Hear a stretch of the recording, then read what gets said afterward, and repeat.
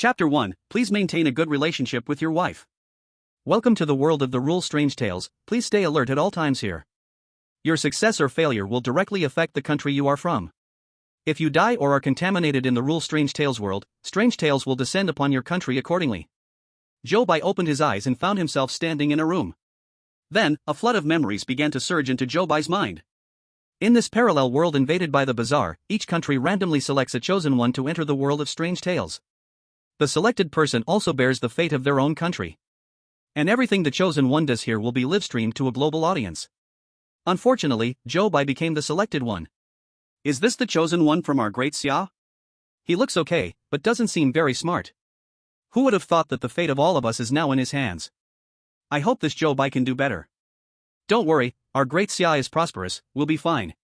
At this moment, Zhou Bai noticed a notebook in his hand. He opened it and saw the contents inside. Home is your warm harbor, but you must follow the rules at home to create a happy and harmonious family atmosphere. Rule A. 1. You live with your wife and parents. But remember, there are only 3 people in your home. 2. Maintain a good relationship with your wife. 3. You can trust your wife, unless she takes off her red hairpin. 4. You are currently sleeping in the study. After midnight, lock the study door tightly. Do not open it, no matter who knocks. 5. You and your wife have no children. If you hear a baby crying in the middle of the night, ignore it. 6. You have a black dog. If it turns white, throw it off the balcony. 7. Remember, you cannot share a bed with your wife. Zhou Bai had been single for 22 years and never imagined he would have to play the role of a husband right away. It was indeed a bit challenging. He frowned as he looked at the rules in the notebook. There were only 7 rules, clearly incomplete. But just these 7 rules were enough to send chills down his spine. In the living room, there were 2 elderly people with white hair, who looked like his parents. They were sitting there watching TV. From the bathroom, the sound of water could be heard. Through the frosted glass door, the shadow of a woman could be seen, most likely his wife. So, counting Zhou Bai himself, there were 4 people in total. Rule number 1, there are only 3 people in your home. Who exactly were his family members, and who was it? Zhou Bai fell into deep thought. When the rules were first announced, expert analysis teams from each country began discussing and pondering these rules. It's just the beginning, there's too little information. Right now, we can only see that the second and third rules have conflicting parts. Based on the current 7 rules, it's hard to determine their authenticity. Each country has 3 chances for clues. We hope Zhou Bai can hold on until we can provide him with more information. But so far, he seems to be quite calm. Other countries' chosen ones have already collapsed just after seeing the rules. In the live broadcast, a seductive female voice came from the bathroom. Honey, can you help me get my pajamas? The audience, who were thinking along with Zhou Bai, felt a chill run down their spines when they heard this voice. We still don't understand the situation with the family members. It might not be a good idea to respond to the request so recklessly. But the rule says to maintain a good relationship with your wife. If you refuse, could that be bad? But rule number 3 also says you can trust your wife. This is a bit contradictory. And now, I don't know if my wife is wearing the red hairpin, it's still risky. Sigh. I wonder what Zhou Bai will choose. I'm so worried.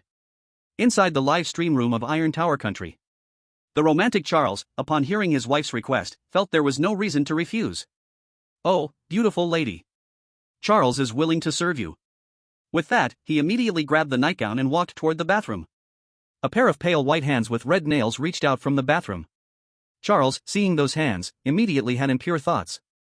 He placed the nightgown into her hands. Unexpectedly, she grabbed him back with her other hand.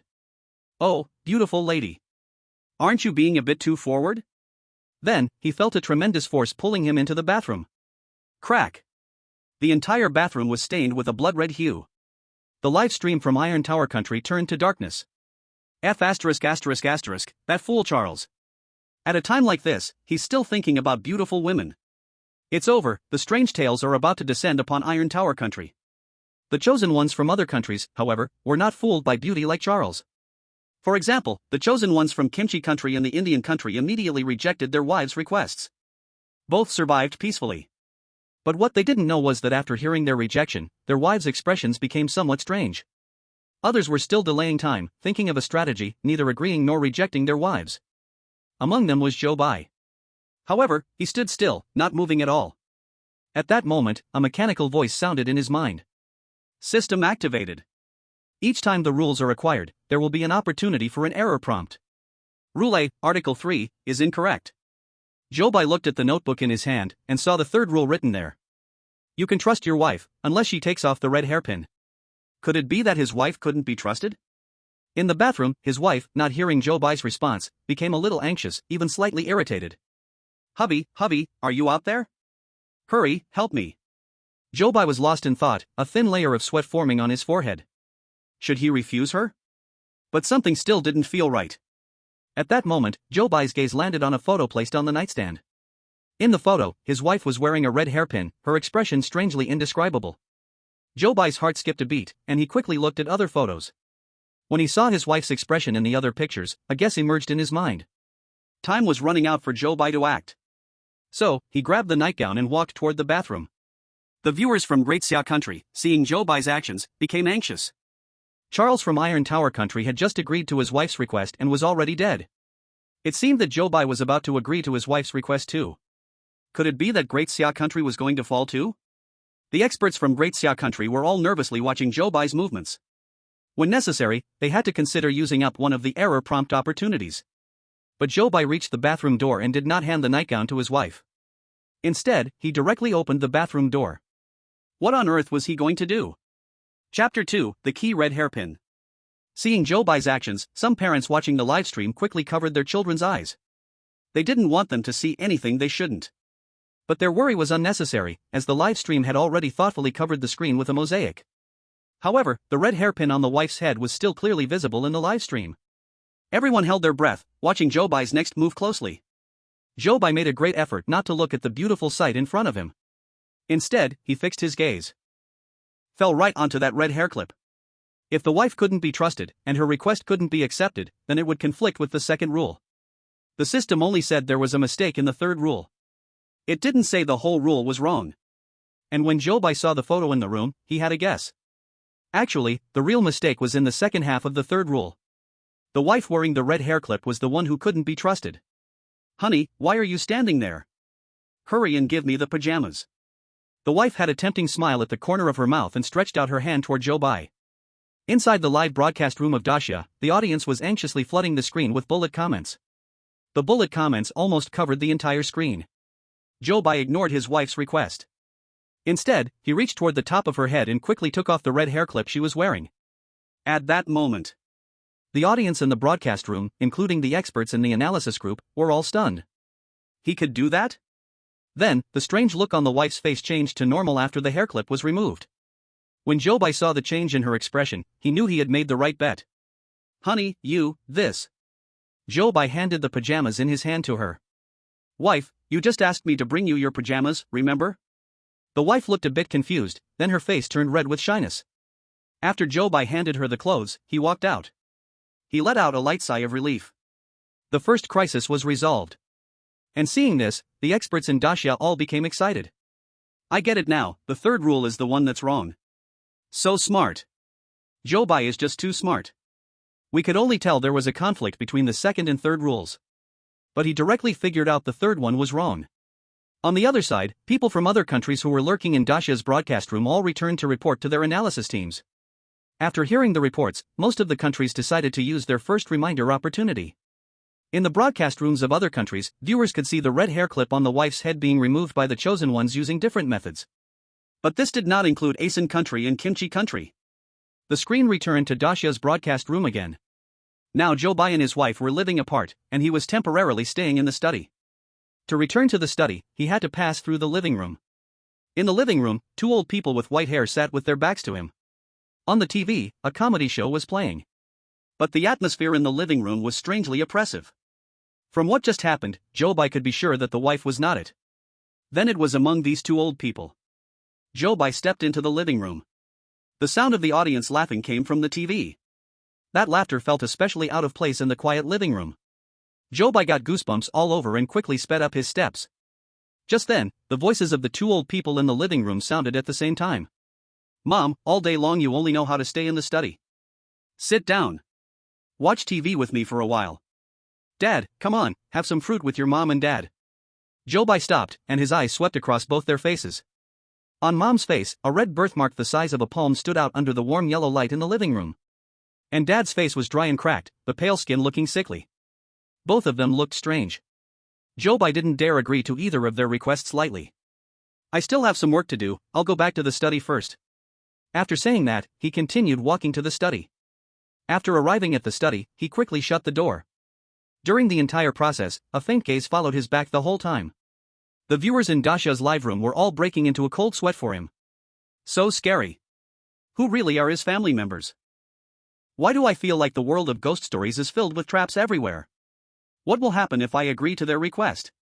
The confusion of the Daxia Kingdom audience was answered by the Monkey Kingdom next door. In the Monkey Kingdom, Ron Kai heard his parents' request, took a piece of fruit from the plate, and then sat down on the sofa. This fruit is not as tasty as the bananas grown in the Monkey Kingdom. He chewed while talking, but halfway through, his eyes suddenly widened, and he could no longer say anything. Greedy Ron Kai, doesn't our country have fruits? Why eat that piece of fruit? Because of that piece of fruit you're eating, our country will face a disaster. It's over, should I swim to Daxia Kingdom tonight? Is it still too late? The Daxia Kingdom audience felt a lingering fear after seeing the fate of the Monkey Kingdom. Zhou Bai returned to the study and first observed his surroundings. The study had a desk, and behind the desk was a row of bookshelves. In the empty space of the room, there was a folding bed. It seemed that this was where Zhou Bai temporarily slept. He opened every drawer in the room and checked them one by one. When he opened the drawer at the very bottom of the bookshelf, he discovered a set of baby clothes inside.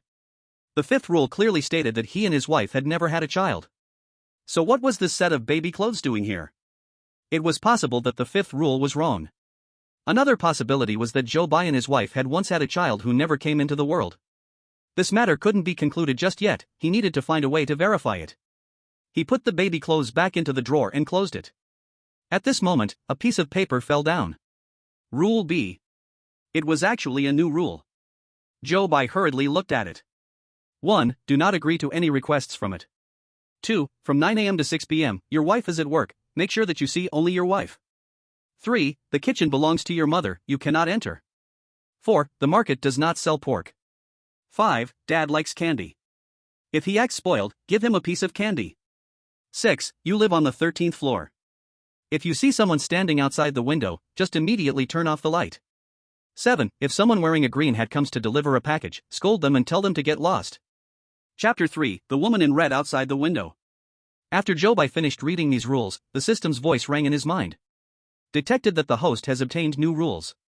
Now, I will highlight one incorrect option for you. Then, Zhou Bai saw that Rule 7 on the paper was highlighted in red. This rule indeed seemed a bit unreasonable. When Zhou Bai read this rule just now, he had some doubts. But what if someone wearing a green hat really comes to deliver a package? What should he do? Ignore them? Zhou Bai shook his head, still not completely sure about his guess. He placed the paper and the notebook he had first gotten together, sat down at the desk, and furrowed his brows in deep thought. Not sure how much time passed, but a knock sounded at the door of the study. Zhou Bai picked up his phone to check the time, 11:35 p.m. It was okay to open the door now. He put the notebook in his hand away, stood up, and walked over to open the door. Standing outside the door was his wife. She was wearing a silk spaghetti strap nightgown, and her curly hair fell loosely around her shoulders. She looked naturally seductive. Honey, I made a bowl of sweet soup for you, try it. Compared to the feeling earlier in the bathroom, this subtle yet powerful sensation had an even greater visual impact on Zhou Bai. Sigh, why did this start with such a scenario? God is really cruel to a single dog. The live audience saw the wife's arrival and their hearts were in their throats. Don't sleep with her. Don't sleep with her. Don't sleep with her. Zhou Bai, chant this rule 3 times in your mind. The demoness, she wants to harm our Zhou Bai brother again. Don't drink it, whatever she gives.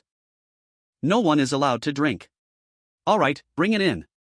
When his wife heard Zhou Bai's words, a smile immediately appeared on her face. The audience, on the other hand, was about to go crazy. Zhou Bai, are you crazy? Zhou Bai, if you want to die, don't drag us all down with you. Zhou Bai, wake up. His wife placed the sweet soup on the desk but stood still, showing no signs of leaving. Zhou Bai looked at her, then glanced at the bowl of sweet soup. He sighed inwardly. He picked up the bowl and took a sip. His wife stared at Zhou Bai, watching for any change in his expression. Zhou Bai took a sip. The death scene that the audience had been expecting did not happen. Zhou Bai looked into his wife's hopeful eyes and said, "It's good." His wife immediately smiled. She lowered her head, her cheeks turning red. "Husband, can you sleep in our room tonight?" Upon hearing this, Zhou Bai immediately raised his guard in his mind. Rejecting her would damage their relationship, breaking the rules. Agreeing to her request, but not being able to sleep together, would also violate the rules. No matter what, it would lead to death. Zhou Bai quickly spun his mind, trying to think of another solution. At that moment, he suddenly remembered the baby clothes in the drawer. A thought flashed rapidly through his mind. There was no other way, he had to take a gamble. Zhou Bai recalled all the movie scenes and novel plots he had seen before, and tried his best to make himself appear loving and sentimental. Wife, I'm doing this for your health. Even if I don't sleep well, it's fine. Unexpectedly, his wife immediately showed a moved expression after hearing Zhou Bai's words. It seemed he had made the right bet. They had indeed had an unborn child. Husband, it's fine. Zhou Bai continued his performance. No, you don't care about your health, but I do. Now, his wife had nothing more to say. Ha ha ha. Where did Zhou Bai learn this acting? It's a bit greasy. But in this deadlock, he managed to think of another solution, really impressive. The wife's expression clearly shows she was moved by Zhou Bai. If it were me, I would have broken down long ago. His wife walked out of the study, and the time was already approaching midnight. Zhou Bai carefully remembered Rule A's fourth provision. After midnight every night, please lock the study door tightly. No matter who knocks, do not open it. He quickly closed and locked the door. After closing the door, he turned around. To his surprise, outside the window, a woman in a red dress was standing. Zhou Bai's heart skipped a beat. Rule B, Clause 6. You live on the 13th floor. If you see someone standing outside the window, just turn off the lights immediately. Zhou Bai quickly put his hand on the switch. Click. The surroundings darkened. But at the same time, Zhou Bai heard the system's voice in his mind. Detected an increase of +20 in your wife's affection for you. You have gained one opportunity to mark an error. As soon as the voice faded, Zhou Bai received a prompt. Rule B, Clause 6, was incorrect. Rule B, Clause 6 was actually wrong? Zhou Bai was stunned in his heart, quickly turning the light back on. Click. Zhou Bai saw a pale face, with a wide bloody mouth, almost about to bite him. As soon as the light turned on, it let out an angry roar. Then, it quickly withdrew back out the window. The audience in the live broadcast room was drenched in cold sweat after witnessing the scene. That was close. Too scary. Oh my god, I almost cried from fear. Clause 6 was wrong? Zhou Bai's reaction was so quick. At that moment, the clock struck midnight. But many countries had already faced disaster before midnight arrived. In the country of Kapil, seeing his wife with a red hairpin, took the sweet soup she handed him with peace of mind. But after drinking the sweet soup, he fell down and never woke up. The country of A was struck by a mysterious tale. That night, the people of A closed their doors tightly. But the sound of a baby crying could still always be heard. The police in the country of Asan were especially busy tonight. In just one night, they actually received many cases of wives murdering their husbands. In the livestream room of Kimchi Country, the chosen one, Nam Myongji, also received sweet soup sent by his wife. And his wife was also wearing a red hair clip. But Nam Myongji was different from Kapil. This time, he seriously rejected his wife again. He did not die like Kapil. The viewers of Kimchi Country all cheered loudly. Amazing, Nam Myongji escaped danger again. Long live Nam Myongji. Nam Myongji is so great. Our great Kimchi Country is the greatest of all. Nam Myongji, keep it up. Soon the whole world will be ours. After Nam Myongji rejected his wife, he was also very proud of himself. But what he and the viewers in the Kimchi Country livestream room didn't know was, after the wife walked out the door, the expression on her face became even more strange than before. Chapter 4, The Market Had No Pork. At night, Zhou Bai lay on the bed. From outside came waves and waves of baby crying sounds. Zhou Bai ignored it and continued lying in bed, trying to fall asleep. Today was the first night in the strange tale world. He got 2 rule cards, but the information was still too little. The most important thing was, up to now, he still hadn't gotten any info on how to clear the game. Stay enough days to clear? Find a certain place to clear? Or follow a certain storyline to clear? Zhou Bai went over every possibility in his mind. Looks like tomorrow's first task is still to get more information. Outside the house, the baby's crying stopped. In its place came waves and waves of knocking on the door. Zhou Bai remembered the rule on the card and still didn't respond. In the strange tale world, it was very important to keep a clear mind. So he must get enough sleep. Not long after, he entered sleep. The viewers in the live stream room were speechless seeing him sleep so calmly. Didn't he hear the sound outside? How can he sleep? Night is the most dangerous time, and Zhou Bai dares to sleep? Look at Pit from Pretty Country, he's still studying the rules. Others are working so hard, how can you just lie flat? Zhou Bai had one good trait, he could accept any situation calmly. Even in such a scary new world, he could still sleep soundly. Until dawn, he heard his wife's voice and then opened his eyes. Husband, get up, I made breakfast for you. He first took out his phone and looked at the time. 9:05. After Zhou Bai saw the time, all his sleepiness disappeared. He didn't answer, and sat up on the bed cautiously. Husband, why don't you answer me, are you still sleeping? She seemed to worry the person inside couldn't hear, so she raised her voice. Husband, are you okay? Don't scare me. Strong knocking sounds came from outside the door. The knocking got louder and louder, and even turned into banging on the door. The viewers seeing this scene all got nervous. Is the person outside really his wife? According to Rule B line 2, she shouldn't be. But what if that rule is wrong? So scary, what will happen if she comes in? In Pretty Country's live stream room, Pitt studied the rules all night and only fell asleep near dawn. His wife came to call him up. He answered in a daze. Then the live stream room of Pretty Country turned into total darkness. The viewers in Great Xia Country came back after watching Pretty Country's stream, glad that Zhou Bai was cautious enough. LOL, Pitt from Pretty Country studied so hard, but it was all useless. Studied all night, died on the first question. I apologize to Zhou Bai for not understanding him last night. The woman's voice outside, and the knocking sounds. It wasn't until an hour later that it finally quieted down. Zhou Bai, hearing no more noise, finally opened the study door. There was no sign of his wife outside. His dad was still sitting on the sofa watching TV, while his mom was busy in the kitchen. Both of them seemed calm, as if they hadn't heard the noises from outside the study. The black dog was lying in the corner, very thin, looking listless. When it saw Zhou Bai come out, it didn't behave like an ordinary dog, wagging its tail to greet him enthusiastically. It was overly quiet, making it seem more like an elderly person. All day long, you just stay in your study. Either sleeping or writing those crappy articles. It's been over a week, and you still don't sleep in your own room. When will I ever get to hold my grandchild? Mom began nagging as soon as she saw Zhou Bai. Hearing these words, Zhou Bai really felt overwhelmed. Sure enough, after getting married, you're immediately pressured to have kids. He wondered why, at his young age, he had to go through all of this. Although his mom was nagging, she still brought Zhou Bai a bowl of plain porridge and several small dishes. At this point, the audience began to get tense again. Don't eat, something feels off with the mother. Yes, yes. Zhou Bai, don't listen to her. She was so eager to push Zhou Bai to sleep with his wife earlier, it feels like a trap. Meanwhile, the experts in the analysis group grew more and more anxious. Both the dad and mom's identities are highly suspicious. Given their current relationship, it's reasonable for the mom to say something like that. Compared to mom, dad's silence seems even stranger. On the live broadcast, Zhou Bai, just as they had expected, sat down at the table and began eating breakfast. Seeing that Zhou Bai was fine, the experts grew more confident in their guesses.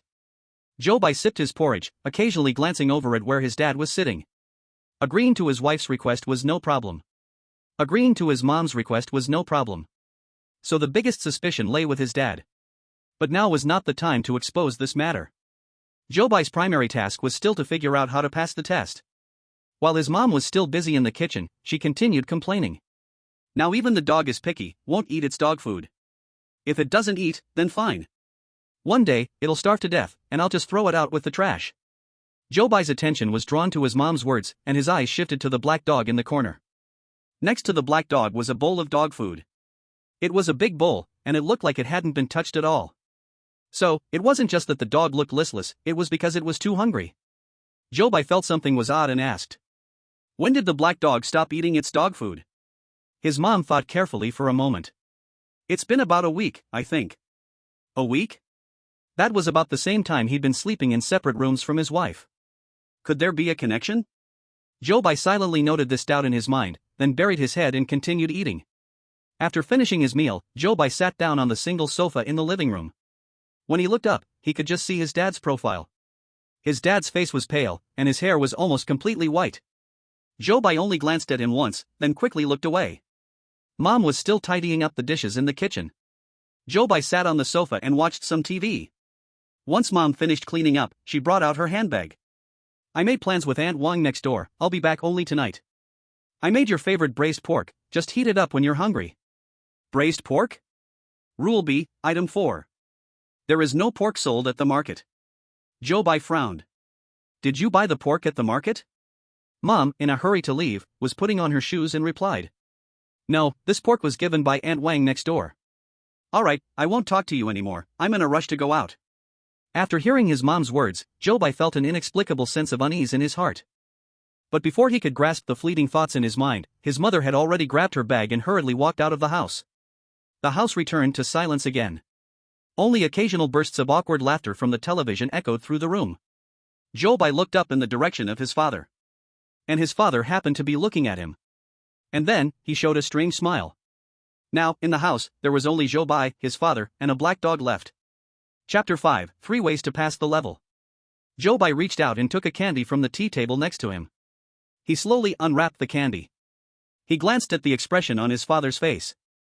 Then, he put the candy into his mouth. His father stopped smiling, turned his head, and continued watching the television. At lunchtime, Zhou Bai got up, walked over to the dining area, and opened the refrigerator. Inside the fridge, there were several dishes already prepared. Zhou Bai ignored the plate of braised pork and casually took out 2 plates of food. The food taken from the fridge was cold. If he wanted to heat it, he would have to go into the kitchen. But the third rule of Rule B said, the kitchen is mom's. You cannot enter. Should Zhou Bai choose to eat the cold food or enter the kitchen to heat it up? 2 hours ago, in Kangaroo Country, Henry only handed the bowl and chopsticks to his mother, and immediately met his death. He even just stretched his hand into the kitchen. The viewers who went to the Kangaroo Country livestream have still not recovered from the sudden death. Eating cold food is better than dying. I don't think Zhou Bai will be that foolish. Such a simple choice, any normal person wouldn't make the wrong choice. Zhou Bai, please be strong, the fate of our Great Xia Nation is in your hands. In the live stream footage, Zhou Bai closed the refrigerator door, then took another plate of food from the table in his hand. Then he walked toward the kitchen. No way? What is he doing? He can't even eat a bite of cold food? He's actually going to the kitchen to heat it. Zhou Bai hasn't forgotten the rule, right? Zhou Bai pushed open the sliding door to the kitchen and stepped inside. He actually walked into the kitchen. The experts watching were shocked by this sudden change. No one expected Zhou Bai to make such a mistake. So they weren't prepared to remind him at all. But now he had already walked in. There was no use in reminding him. Everyone felt gloomy. Could it be that our Great Xia Nation was really going to face the arrival of a strange tale? In the footage, Zhou Bai put the plate into the microwave to heat it. He didn't die. Zhou Bai took the heated dish to the dining table, then took another plate and walked into the kitchen. He still didn't die. Everyone was stunned. Could it be that this rule was wrong? If it was wrong, why did Henry in Kangaroo Country die? When Zhou Bai heated the dishes twice, he deliberately looked around, as if searching for something. After heating the second dish, and as he was about to leave the kitchen, he finally saw some golden words in the corner of the kitchen. He was overjoyed and quickly put down the dish, removing the clutter blocking the corner. Then, the words fully appeared before his eyes. Level completion conditions. 1. SSS level, investigate the truth of what happened at home, gain the trust of key people in the copy, and let them lead you to the safe zone. 2. S level, obtain information about the safe zone and escape there on your own. 3. A level, survive for 30 days at home. When the viewers in the live stream saw these words, they were stunned. Such crucial information, it's actually in the kitchen. Is Zhou Bai just lucky? A blind cat catching a dead rat? I don't believe it. Did Zhou Bai really figure out that the kitchen could be entered through reasoning? And the experts watching were all silent.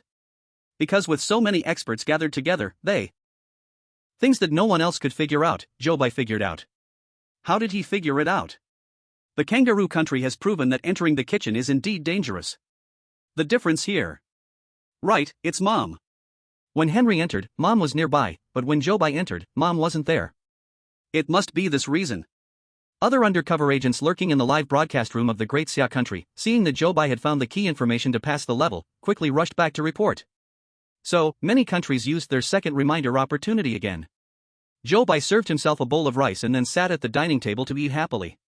Why did Zhou Bai dare to enter the kitchen? Because he deduced that there was a loophole in Rule B, Clause 3. And the key point lies in what his wife said last night. Last night, when his wife brought him sweet soup, she told him that she made it.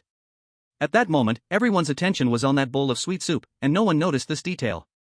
If the kitchen belonged to Mom, then his wife would normally have no chance to use the kitchen. So, this information was wrong, or rather, partially wrong. Every false piece of information hides its internal purpose. Most false information is meant to lead you to death. But this information clearly was not. This information tells you not to go into the kitchen, so it's likely that it doesn't want you to see something in the kitchen. Since it doesn't want you to enter the kitchen, then you should definitely go in. Zhou Bai scooped a spoonful of rice into his mouth, his eyes looking toward the living room. Dad got up from the sofa, moved to another spot, and sat at the dining table, across from Zhou Bai. He rested his cheek on his hand and gave Zhou Bai a smile. His gaunt face was cracked with wrinkles. The scene was as strange as it could be. He didn't say anything, just quietly stared at Zhou Bai. Although it was broad daylight, many viewers watching the livestream still felt a cold chill. Zhou Bai forced himself to remain calm and continued eating. In the corner, the black dog was still lying there. If it weren't for the rise and fall of its belly as it breathed, Zhou Bai would have doubted it had already died. Its dog bowl was full of dog food, but it showed no interest at all. It just drooped its head and curled itself up in the corner. It was so thin, yet it refused to eat. Zhou Bai thought for a moment, then went into the kitchen and grabbed a plate. He served some rice, then poured some of the 2 dishes from in front of him onto the plate. Then he placed the plate in front of the black dog. The black dog was slow to move, but after sniffing the food on the plate, it began to eat with large bites. Zhou Bai stepped back. He sat back down at the dining table to continue eating. Ignoring his dad across from him, he buried his head in his food. His dad stared at Zhou Bai for a while, probably finding it uninteresting, and sat back down on the sofa. So, in the dining room, only one person and one dog were left, quietly eating their food. In this strange world, this scene unexpectedly seemed a bit warm. After finishing the meal, the black dog seemed to regain some strength. It wagged its tail and came to Zhou Bai's side. It bit Zhou Bai's pants and tugged at him several times. When it couldn't pull him, it ran in front of him as if wanting to lead Zhou Bai somewhere. Although Zhou Bai was confused, he still followed behind it. The black dog led Zhou Bai to the door of his parents' room. Zhou Bai stopped there, hesitating whether to go in. In a world of strange tales, randomly entering a place could very well lead to instant death. Seeing that Zhou Bai wouldn't enter, the black dog didn't try to pull him again. Instead, it ran inside by itself. After a while, it came out holding a note in its mouth. Zhou Bai took it and opened it. It was actually Rule C. Chapter 6 Different Colored Pills. Rule C. 1. You need to take the black dog to the pet hospital every afternoon at 5 p.m. until it turns white. 2. If you receive a call from your wife's company, you must ask which department is calling. If the answer is the R&D department, hang up immediately. 3. If you suddenly hear loud knocking on the storage room door, do not open it. 4. Always pay attention to the emotions of your family members. This is the key to maintaining a harmonious family. 5. Be careful of Aunt Wang next door. 6. If your mom goes out with Aunt Wang, when she returns, give her the gray pill from the drawer. 7. When your wife returns from work every day, give her the white pill from the drawer. After Zhou Bai finished reading these 7 rules, the system's voice echoed in his mind. An incorrect option has been marked for you.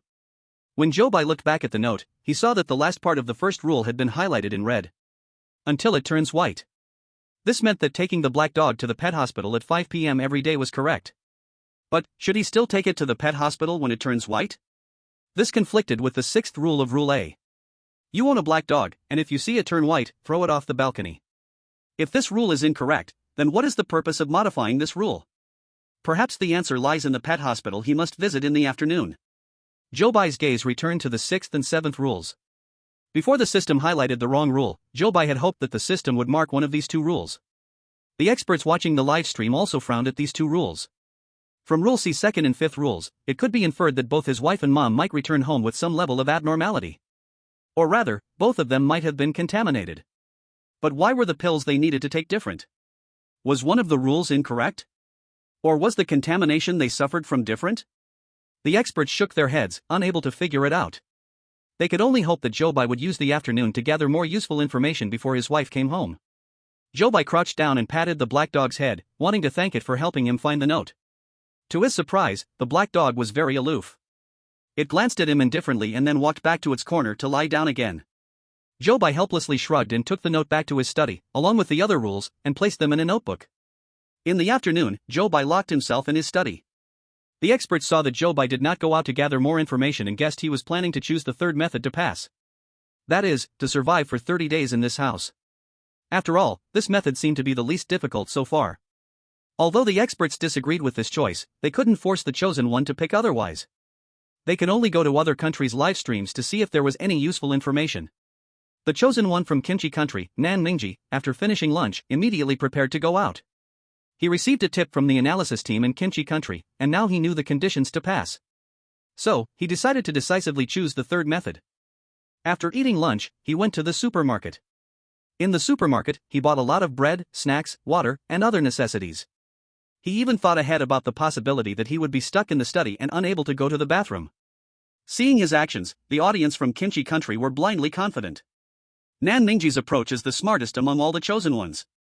The world of creepy tales is so dangerous that no one will be able to pass using the first or second method. In the end, only Nan Ningji will pass. Let them all die, and our great pickle country can take over the entire blue planet. The experts from the Great Xia country shook their heads when they saw the cheerful atmosphere in the pickle country's livestream.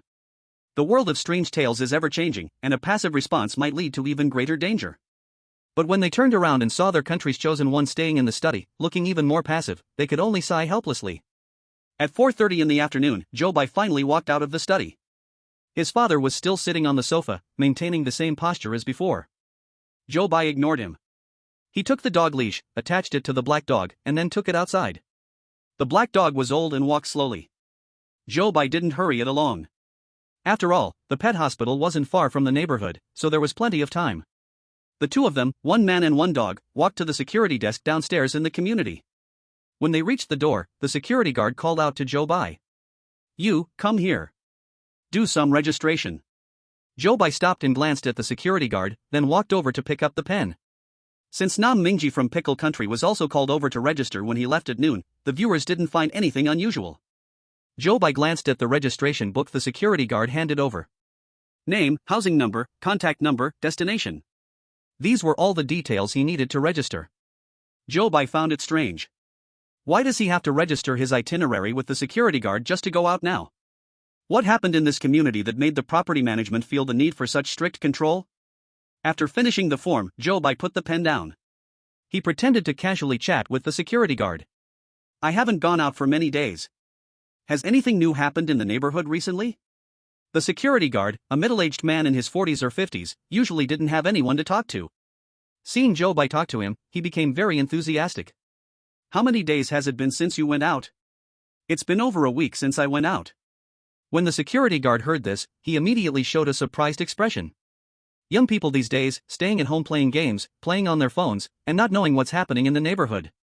"A week ago, a crazy woman came to make trouble in our community, did you know?" Zhou Bai shook his head. The security guard looked at the registration form. "It was in the building where you live." "You didn't know?" "She was quite pretty, wearing a red dress. Her figure, TSK. Too bad her mind wasn't right." "You live in that building, and you didn't know." Sigh, young people these days. Zhou Bai's ears no longer heard the security guard's rambling words. All he could think about were the few key words the guard had said. A week ago. Red dress. Woman. In the building where he lived. At this moment, the woman who appeared outside his window last night flashed in his mind. Could this incident be related to her? Zhou Bai bid farewell to the security guard and turned to leave the security room. But just before he turned around, out of the corner of his eye, he saw a white pill clearly placed in the security guard's open drawer. Zhou Bai froze for a moment. The experts watching the live stream also quickly focused on the screen. Chapter 7, The Pet Hospital is Strange Too. The security guard saw Zhou Bai's gaze fall on his drawer. With a bang, he quickly slammed the drawer shut. The security guard, who had been very friendly, suddenly changed his expression. "If you're going out, just leave quickly." Zhou Bai didn't say anything more, just led the dog out of the security room. All the way, the image of the white pill in the security guard's drawer kept appearing in Zhou Bai's mind. Before long, Zhou Bai and the black dog stopped in front of the pet hospital's door. The glass door of the pet store had a very eye-catching notice posted on it. Pet hospital rules. 1. All staff at the pet hospital wear white clothes. If you see them wearing black clothes, please leave this city immediately. 2. Do not stay in the pet hospital for more than 10 minutes. 3. If you see severely injured animals in the pet hospital, such as a dog with its head cut off, or a cat missing half of its body, do not be afraid. This is normal. 4. You can fully trust the staff here. There are only 4 rules in total. After reading them, Zhou Bai waited for the system's voice to echo in his mind. But after standing at the entrance of the pet hospital for a full 5 minutes, the system's prompt still didn't come. The rules on the notice did not appear in red letters either. Zhou Bai couldn't help but feel a bit confused. Could it be that all 4 of these rules are correct? Or does the system only give prompts for rules at home? The live stream viewers saw Zhou Bai standing outside the pet hospital, hesitating to enter, and they were all worried about him. Haha, is Zhou Bai too scared? This pet hospital looks so eerie, maybe Zhou Bai is afraid. This is so mind-boggling, even pet hospitals have rules. Since Zhou Bai couldn't wait for the system's prompt, and it was almost 5 p.m., he decided to take the dog inside. The temperature inside the pet hospital was noticeably colder than outside. As soon as Zhou Bai stepped inside, he couldn't help but shiver. The doctors and nurses inside all wore white uniforms. They hurriedly moved in and out of an operating room. The operating room door was not closed properly, and through the slightly open door, Zhou Bai could see the scene inside.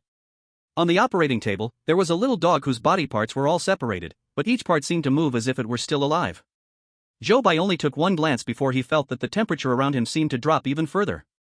"What are you looking at?" A voice suddenly sounded from behind Zhou Bai. Zhou Bai quickly turned around. He saw a doctor in a white coat, wearing black-framed glasses, with a serious face, staring at him. "It seems like everyone is busy, so I was just seeing if anyone was free." The doctor glanced at the black dog at Zhou Bai's feet. "Follow me." Then, he led Zhou Bai to a room. "Pick it up, let me check." Zhou Bai followed the doctor's instructions and placed the black dog on the table in front of the doctor. The doctor carefully examined every hair on the black dog's body before asking Zhou Bai to lift the dog off the table. Then, he took a bottle of medicine from the cabinet, retrieved a black pill, and handed it to Zhou Bai. "Give it to him to eat." Zhou Bai looked at the black pill in his hand, feeling puzzled. Black, gray, white. What do these colors represent? At that moment, the black dog standing next to Zhou Bai became a little restless. It kept grunting and occasionally pulling on the leash. Zhou Bai glanced at the clock hanging on the wall. It was already 5:03 p.m. Zhou Bai clenched the black pill in his hand, and after a moment of hesitation, he squatted down and fed the pill to the black dog. Less than a minute after the pill was swallowed, the black dog became calm again. "Here's the pill for you. The pet hospital might be closed tomorrow. When the time comes, just give it to him yourself." Zhou Bai took the pill the doctor handed him and nodded. Then, he left the pet hospital with the black dog. When they arrived home, his father was still sitting on the couch. Seeing Zhou Bai enter, his father turned his head, tugged the corner of his mouth into a smile, then turned back to watch TV. The viewers watching the live stream were once again scared out of their wits. "Oh my god, what is his dad trying to do? If he wants to kill him, just do it already." Suddenly pulling this, I almost lost my soul. I admire Zhou Bai for still being able to remain calm. Zhou Bai wasn't actually that brave. But in this strange world of eerie tales, danger lurks at all times. If you're not careful, you might lose yourself and your country along with it. They all suffered misfortune. Although he was an ordinary person, when the country needed him, he would give his all. So, even though he wasn't very brave, he forced himself to stay calm and clear-headed.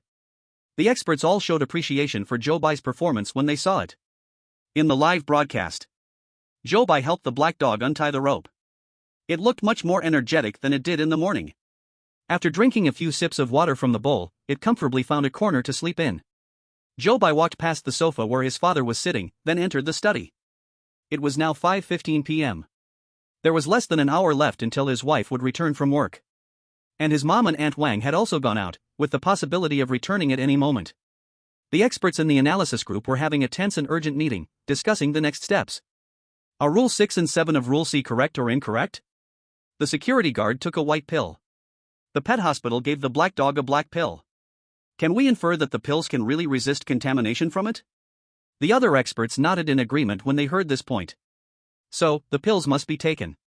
But which pill should be taken? It could also intentionally mix up their pills. The experts then began discussing this new hypothesis. What's the difference between the pills of different colors? It could be that they treat different sources of contamination, or perhaps different levels of contamination. When thinking about whether it would do this, we should first consider its motive. Mixing up the pills they need to take, making them go crazy, and then killing Zhou Bai? Some experts nodded, feeling that this theory made sense. But other experts disagreed with this point. The meeting was once again filled with intense discussion. Time passed second by second. Soon, it was 6:20 p.m. Click, click. The sound of high heels clicking on the floor came from outside the door. Then, the sound of keys turning in the lock followed. Click. The experts, still deep in their discussion, all fell silent when they heard this sound. It was his wife returning. Chapter 8, The Difference Between Different Medications. And they still hadn't come to a conclusion. The Great Xia Kingdom was the only country that had never used a hint opportunity. Zhou Bai was now facing a very dangerous choice. So, the experts decided to use one hint opportunity. They sent Zhou Bai the conclusion of taking the medicine is a must and their guess about the pill colors. Zhou Bai was originally sitting in the study when the mechanical voice in his mind sounded. Then he received a series of voice reminders from the Great Xia Kingdom's analysis group. Zhou Bai got up and opened the study door. He walked over to greet his wife while processing the information in his mind. His father, who had been sitting on the sofa, was no longer there. He had probably returned to his own room. His wife was wearing a professional outfit. She stood by the door, one hand on the doorframe and the other taking off her high heels. Her eyes looked dull, and her face appeared paler than it had the night before. Zhou Bai poured her a glass of water, then opened the drawer. When reaching for the medicine bottles, he hesitated for a moment between the two bottles. The experts all held their breath, staring at his actions. In the end, Zhou Bai picked up the white bottle. Thud, thud, thud. Watching Zhou Bai hand the white pill to his wife, the experts could hear their own hearts pounding nervously. His wife took the pill and drank the water Zhou Bai handed her. Then she smiled. "Thank you, hubby." Zhou Bai took the glass from her hand. "Take it to the kitchen, rinse it clean, then put it back in place." Waited for a while, nothing abnormal happened. The experts finally let out a slight sigh of relief. "It seems we were right. This kid, Zhou Bai, really has some luck on his side. No wonder he's the chosen one of the Great Xia country." Since Zhou Bai entered the world of ghost stories, he had been performing excellently. So, the Great Xia livestream became a key focus for countries worldwide. Seeing Zhou Bai once again smoothly overcoming the crisis, those who had been lurking in the Great Xia livestream quickly copied the answers and left. Thus, almost all the remaining countries had already used up all three of their hint opportunities. Inside the Great Xia livestream, the wife went back to the room and changed into a set of home clothes, then took a few dishes made by her mother from the fridge and went to heat them up in the kitchen. Zhou Bai stood beside her, double-checking that each dish she took did not contain any pork before he felt at ease. Dinner was eaten by Zhou Bai and his wife together. Before eating, Zhou Bai also first divided a portion of the food for the black dog. The black dog loved the food Zhou Bai gave it and ate happily. After dinner, Zhou Bai and his wife watched some TV. The father was still alone in his room. The mother didn't come in until nearly 11 o'clock. But the viewers in the livestream were all shocked when they saw the mother walk in. Because on top of her head, a pair of pig ears had grown. "Mom, you're back." The wife didn't react in any special way, as if it was a completely normal thing. Zhou Bai was initially startled by the appearance of his mother, but seeing his wife's reaction made his hair stand on end. "Are there any normal people left in this family?" The mother looked exhausted, her expression blank. The wife went over to take the shopping bag from her hands. Zhou Bai forced himself to calm down. He tried to act as natural as his wife did. He stood up from the sofa, following his wife, and opened the drawer where the medicine was kept. The experts were once again nervously watching Zhou Bai's actions. This time, Zhou Bai didn't hesitate and directly picked up the gray medicine bottle. Different colored pills were for different levels of contamination. The darker the color, the more severe the contamination. So, his wife had the mildest, his mother second, and the black dog was the worst. After the mother swallowed the gray pill, the blank expression on her face eased slightly.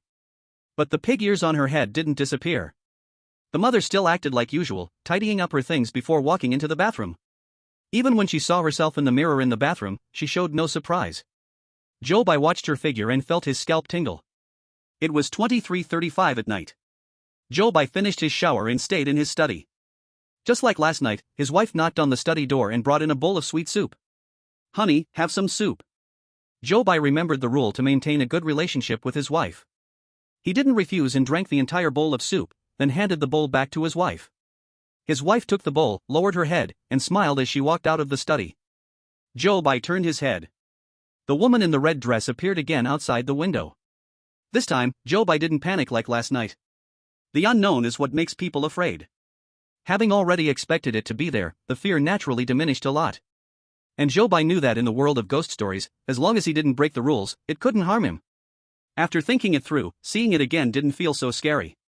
Zhou Bai even grew bolder and started to size up it. He wondered if the woman in red the security guard had mentioned was the same at outside the window. A child has a miscarriage, the male owner of this room and his wife sleep in separate rooms, the black dog behaves strangely, and a woman in red causes trouble downstairs in the community. All these events concentrated in a week ago. What is the connection between these events? Zhou Bai always felt that there was one more key piece of information missing that could link all these events together. Rule A, Article 7. Remember, do not sleep with your wife. If the wife is not the source of danger, then where does the danger of sleeping with her come from? Zhou Bai replayed the information and questions he had gathered over the past days in his mind. Unknowingly, the time had already reached midnight 12. Zhou Bai walked to the door and locked it. Outside, the sound of a baby crying rang out, followed by a series of knocks on the door. The viewers watching the livestream felt a chill run down their spines. Zhou Bai turned on the light, lay down on the bed, and fell asleep. The next morning, Zhou Bai woke up to a violent knocking on the door. He picked up the clock and saw it was 9:35 in the morning. Zhou Bai listened carefully and realized the knocking did not come from the study door. He opened the door. The house was unusually quiet today. His wife had already gone to work, and he couldn't find his parents anywhere. Only the black dog huddled in the corner, trembling all over, looking very scared. Zhou Bai followed the direction of the knocking sound. Finally, his footsteps stopped in front of the locked storage room door. Chapter 9, The Secret in the Storage Room. Rule C, Article 3. If there is loud knocking coming from the storage room, do not open it. At this moment, the knocking from the storage room grew even more intense. It seemed like something inside wanted to break free. Zhou Bai took a step back. Suppressing his curiosity, he turned around and walked back to the living room. The black dog was curled up. Zhou Bai walked over, wrapped it in his clothes, and tried to use warmth to help it ward off fear. Then he placed it on the sofa. As soon as the black dog touched the sofa, it laboriously moved its body next to Zhou Bai. It leaned against him, occasionally letting out pitiful little whimpers.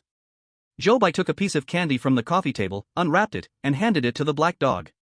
The black dog stuck out its tongue, licked it a few times, and then held the candy in its mouth. At this moment, a mechanical voice echoed in Zhou Bai's mind. Congratulations, host, father's favorability plus 20. You now have one chance to correct a mistake. Father? Although Zhou Bai already had his guess in his heart, when he really received a definite answer from the system, his heart was still stirred with waves of shock. The black dog in front of him was actually his father. Before Zhou Bai could recover from this news, he heard the mechanical voice in his mind continue to speak. Rule C, Article 3, is incorrect. Zhou Bai was just stunned by one shock when another wave of shock hit him. He quickly looked towards the direction of the storage room. Bang, bang, bang. Bang, bang, bang. The knocking from inside the storage room did not cease. Zhou Bai took a deep breath. He stood up and walked to the storage room door, then placed his hand on the doorknob. The viewers in the live stream were once again scared out of their wits. What is Zhou Bai doing? No way? Is he going to open the storage room door? Has he forgotten the rules? Zhou Bai turned the doorknob. To his surprise, the door was not locked. It opened easily. When he opened the door, the knocking sound from inside also stopped. The surroundings returned to silence. Zhou Bai saw that there were not many things in the storage room. On the contrary, the whole storage room was completely empty.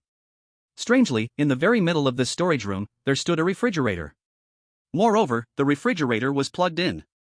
It looked very out of place with the surrounding environment. Zhou Bai unwittingly walked in front of the refrigerator. He reached out and opened the refrigerator door. He took a quick glance. Bang! He swiftly closed the refrigerator door again. Zhou Bai covered his mouth, trying hard not to throw up. Ha! At that moment, someone stood behind Zhou Bai, close to him, gently blowing a breath in his ear. Zhou Bai's whole body broke out in goosebumps. He turned and took a step back. His father's wrinkled face suddenly appeared before him. Zhou Bai stared intently at it. The surroundings were so quiet that Zhou Bai could hear his own pounding heartbeat. A smile appeared on his father's face. He leaned in a little closer toward Zhou Bai. Buzz! The string in Zhou Bai's mind was tightly pulled. But his heart couldn't help but start beating excitedly. He had a premonition. The storyline of this instance was now laid out before his eyes. The audience in the live room was all so tense that they didn't dare to breathe. When did I show a flaw? The night before last. Oh? His father's thin, old face tilted slightly, looking very puzzled. On the first night Zhou Bai entered the world of ghost stories, it had said to him, "Come over and have some fruits with mom and dad." And his mother had said, "Watch some TV with me." The difference was that his father said mom and dad, while his mother said me.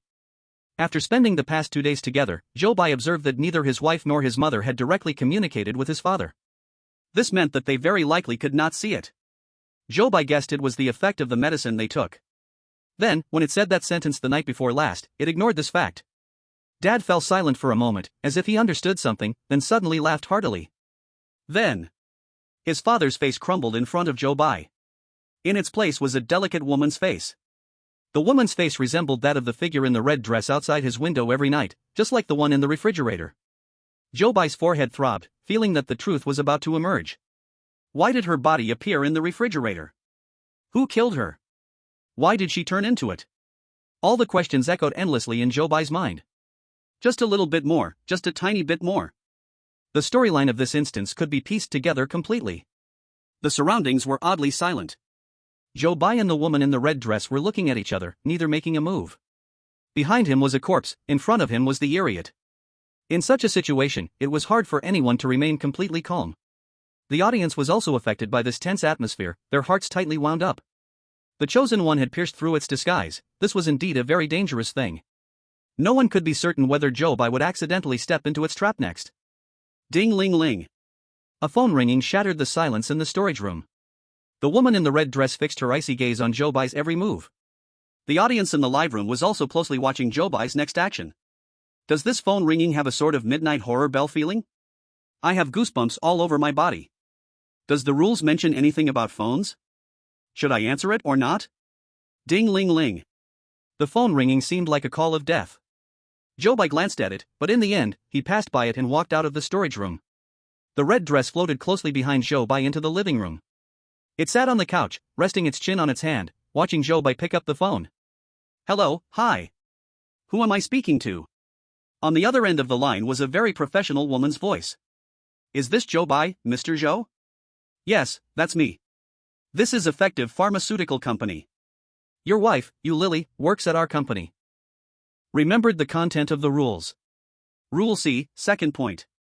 If a call comes from the wife's company, ask which department it is from. If the other party answers it is the R&D department, hang up immediately. He immediately became alert. I'm sorry to interrupt you. May I ask which department you are from in the company? As soon as Zhou Bai's question finished, a crackling sound came from the other end of the phone. There were also several harsh beep-beep sounds. Zhou Bai thought the connection was bad and was about to hang up. But soon the noise disappeared. The professional woman's voice came back. I am from the sales department. Chapter 10, You Caused My Child's Death. Zhou Bai instinctively tightened his grip on the receiver. The other party continued to speak. Our company has received internal news. This city is no longer safe. Staying here will pose a life-threatening danger. Our company will organize the evacuation of all employees. Due to limited resources, each employee can only bring one family member. Your wife has chosen to evacuate with you. Please prepare in advance. Tomorrow at 6 p.m., our company employees will come to pick you up. This news was so sudden. Zhou Bai only knew that after hanging up, his mind was still a mess. The original third way of passing seemed the easiest. But now it seemed not so. If what was just said on the phone was true, then even this whole city could be in danger. Staying at home for 30 days was just waiting to die. Eliminating the third method. The first and second methods both required finding a safe zone. But he didn't know if Good Effective Pharmaceutical Company was that safe zone. Assuming that the wife was the key figure in the whole event. Then Zhou Bai had already gained her trust, and she chose Zhou Bai as her family member to bring. This seemed reasonable. However, Zhou Bai felt that this seemed too straightforward. It felt like something was missing. The woman in the red dress was still sitting on the sofa, staring at Zhou Bai. Fortunately, it also had to follow the rules. Zhou Bai didn't break the rules, so it could only watch and could not really harm him. Although feeling anxious, Zhou Bai still began to examine it. Young. Beautiful. The dress looked very expensive. Why would such a woman die in his home? Zhou Bai shook his head and turned to walk back to the study. In the livestream room of the Great Xia country, the viewers' emotions finally calmed a bit. However, the viewers in Pickled Vegetable Country were not so calm. People from Pickled Vegetable Country returned from other countries' livestreams, knowing that this city was about to face danger. But in their country, the chosen one, Nan Ningji, was still locked inside his study. He hadn't come out for a whole day. Pickled Vegetable Country had already used up its 3 reminder chances. Experts were anxiously pacing, but had no solution at all. They could only pray for a miracle, hoping that Nan Ningji could think of a way to escape the crisis. The time reached 5 o'clock in the afternoon. This was the time Black Dog needed to take medicine.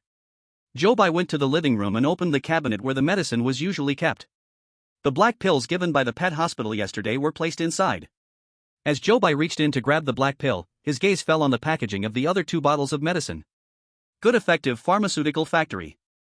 These words appeared on his wife's and mother's medicine bottles. It turned out that the company his wife worked for produced drugs to inhibit pollution. With this connection, their company knowing in advance about the city's danger seemed more reasonable. The experts watching the livestream also thought so. Companies that produce pollution-control drugs generally have official backing. It seems that the company where his wife works. This is the safety zone. As long as Zhou Bai goes tomorrow, he will be able to complete the S-level clearance. With only one day, wanting to understand the storyline of the copy is truly too difficult. SSS level clearance seems to be hopeless. To understand the complete storyline of the copy, one must actively explore. But in the world of rule horror stories, anything you do may face death. An S-level clearance is already the best achievement so far, we cannot be too harsh on Zhou Bai. The experts felt as if victory was assured, and they didn't worry too much about Zhou Bai's clearance. He-Go was already starting to get a bit restless at this moment. Seeing its condition, Zhou Bai hurriedly stopped thinking and fed it the black pill in his hand. After He-Go swallowed the pill, it finally calmed down. Zhou Bai looked at He-Go's appearance, his heart filled with mixed emotions. The one in the red dress was still sitting on the sofa, her eyes never leaving Zhou Bai. Time passed second by second, and soon it was 6:30 in the afternoon. Click, the sound of a key turning echoed. His wife was back. This time, the one in the red dress was still sitting on the sofa, showing no intention of leaving. His wife opened the door. With a dazed look, she was about to bend down to take off her high heels. But then, out of the corner of her eye, she caught sight of the woman sitting on the sofa. Instantly, her gaze sharpened. "Why are you here?" Zhou Bai looked at his wife warily. He knew the effect of the medication on his wife had worn off, so he hurriedly opened the medicine cabinet to take out the white pill. What would happen if his family knew about her existence? Zhou Bai didn't dare to be curious at all about this question. The experts watching the live broadcast in Daxia country also understood the seriousness of this matter. Zhou Bai could go to the safety zone tomorrow. He was about to clear the level, he could not give up at this crucial moment. They all perked up, closely watching the TV screen. At this moment, his wife's emotions were extremely agitated. "My child. It's you. It's you who killed my child." Zhou Bai, holding the pills, suddenly turned to look at the red figure. The storyline of the copy unfolded before Zhou Bai's eyes again. Perhaps having been exposed by Zhou Bai, she no longer pretended. With a forced smile on her face, she just watched in the direction of Zhou Bai's wife. His wife was almost in a rampage mode. With a twisted face, she waved her hands and was about to pounce on her. Zhou Bai hurriedly grabbed his wife's hand. Veins were popping out on his wife's face. Little bumps started to form around her ears, as if something were trying to emerge from her ears. Zhou Bai's heart was pounding wildly. He recalled the pig ears on his mother when she returned. He remembered how his father had already taken on the appearance of He-Go. He felt that if he didn't stop his wife now, she might immediately mutate into another form. Zhou Bai pulled his wife hard with one hand while using the other hand to shove the white pill into his wife's mouth. He covered her mouth until he confirmed that she had swallowed the pill before letting go of his hand. His wife's fierce expression slowly softened. Her strength disappeared, and she collapsed weakly on the ground. The figure in the red dress still lingered in front of her eyes, but her gaze no longer focused on her. "Husband. Why am I sitting on the ground?" Zhou Bai poured a glass of water and handed it to her, comforting her. "Maybe you are just too tired." His wife took the water cup in a daze and nodded blankly. At this moment, Zhou Bai deeply felt the meaning expressed in the fourth rule of Rule C. Always pay attention to your family's emotions, it is the key to maintaining a harmonious family. Chapter 11, Beware of Aunt Wang next door. Before leaving today, Mom also prepared meals for the family in advance. Zhou Bai took all the dishes out of the refrigerator. Except for that plate of braised pork, everything else was sitting all alone in the fridge. "I didn't see Mom all day today. I wonder if she went out with Auntie Wang again." Just thinking of Auntie Wang made Zhou Bai feel a chill all over his body. She was clearly named in the rules as someone you must not trust. After dinner, Zhou Bai took the dishes to the kitchen to wash. At that moment, there was a knock at the door. His wife walked over and opened it. Then voices from outside reached Zhou Bai's ears. "Auntie Wang, it's really such a trouble for you. Come in and sit for a while. I'll help Mom inside." Zhou Bai heard the voices and stopped what he was doing. He walked out of the kitchen. At the door, a slightly chubby woman with curly short hair was standing face to face with his wife. His mom was being supported by his wife. The palm-sized red birthmark on her face covered her right eye, and even the pig-like nose that had just grown had red on it too. It seemed Mom's mutation was getting worse and worse. Zhou Bai looked cautiously at Auntie Wang. But Auntie Wang's attention wasn't on Zhou Bai. Right then, she was staring at the black dog lying in the corner. The black dog had been eating well these past few days, sleeping well too, and looked much better. Its fur was shiny and smooth, and it had gained some weight. It's been a long time since I had dog meat. This sentence suddenly came out of Auntie Wang's mouth, and Zhou Bai felt like all his hairs were standing on end. The black dog seemed to understand what Auntie Wang said too, and curled up tighter into the corner. When Auntie Wang saw that the dog was scared, a smile appeared on her face. Just joking, why take it so seriously? Ah, Auntie Wang is still so good at joking. His wife chatted with her like they were close. It seemed Auntie Wang joked like this often. But Zhou Bai didn't find it funny at all.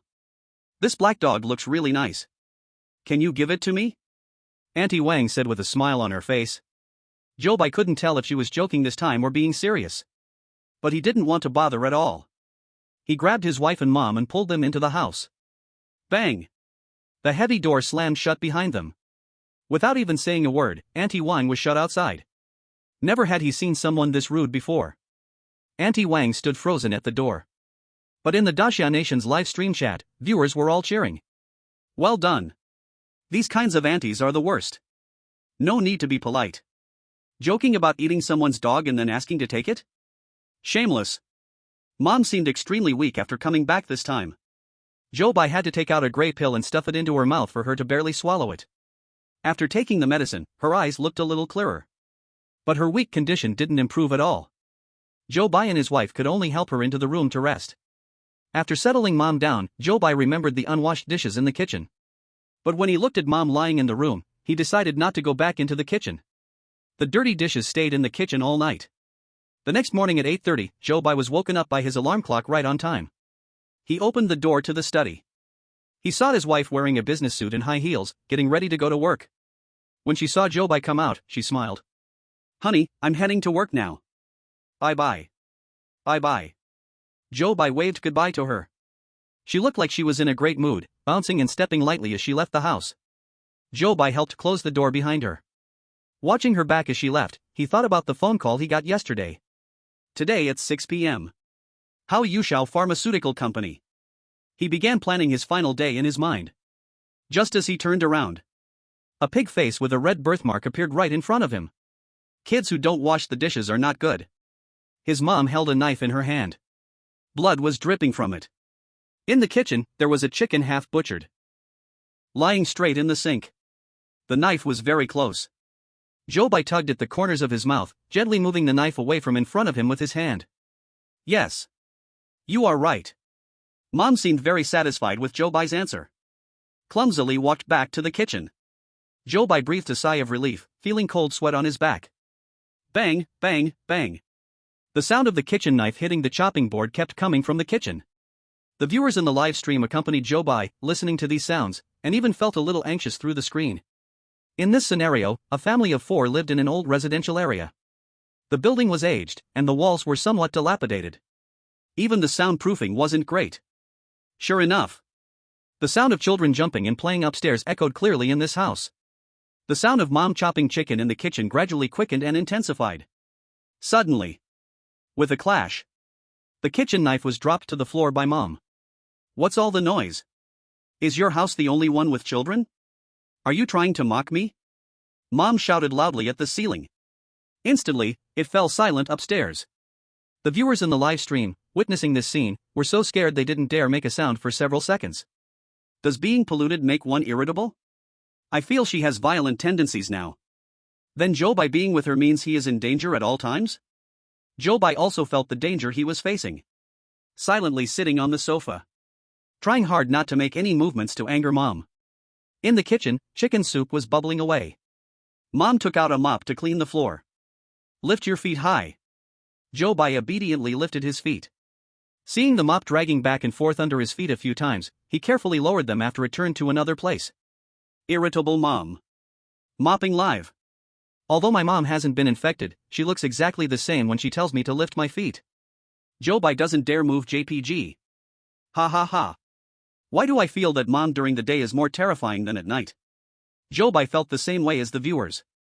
When he woke up in the morning, the mutation on Mom's face had worsened a bit. It seemed it wasn't just because she went out with Aunt Wang that the mutation worsened. And her temper was even more irritable than when she came back every night. Zhou Bai had doubts about this. But one thing Zhou Bai had no doubt about. That is, if he had angered Mom just now, that knife-chopping chicken might have been aimed at him. Trembling through an hour. At 9:30 a.m. There was a knock at the door. Zhou Bai walked over to open the door. Seeing Aunt Wang standing outside with curly short hair, Aunt Wang made a grimace upon seeing Zhou Bai open the door. "Where's your mom?" "I made an appointment with her to go out." Zhou Bai hesitated for a moment but ultimately did not stop Aunt Wang from taking Mom away. If Mom's mutation got worse not because she went out with Aunt Wang, then stopping them from going out together seemed even more dangerous. Seeing Mom follow Aunt Wang out, the viewers in the livestream all let out a sigh of relief. Danger averted. Thanks to Aunt Wang for taking Mom away. Suddenly even Aunt Wang looks pleasing. The noise upstairs should stop. Looking pleasing doesn't mean much. Aunt Wang is the only villain mentioned in the rules. After Mom left, it in a red dress drifted out. The viewers were stunned. Alarms sounded again. Almost forgot about it. This family hasn't had a single peaceful day. Bang, bang, bang. Knocking sounds came from outside the door. Zhou Bai glanced at the woman in the red dress, then walked to the door to check the scene outside through the peephole. A person wearing a green hat was standing outside holding a delivery box. Rule B, Clause 7. If a person wearing a green hat comes to deliver a package, curse at him and tell him to get lost. But Zhou Bai knew this rule was wrong. Zhou Bai placed his hand on the doorknob, hesitating on how to handle this matter. Bang, bang, bang. The knocking outside grew louder, as if urging Zhou Bai to make a quick decision. Not opening the door, after all, carried a lower risk. But Zhou Bai still wanted to take a gamble. Gritting his teeth, he finally turned the knob and swung the door open.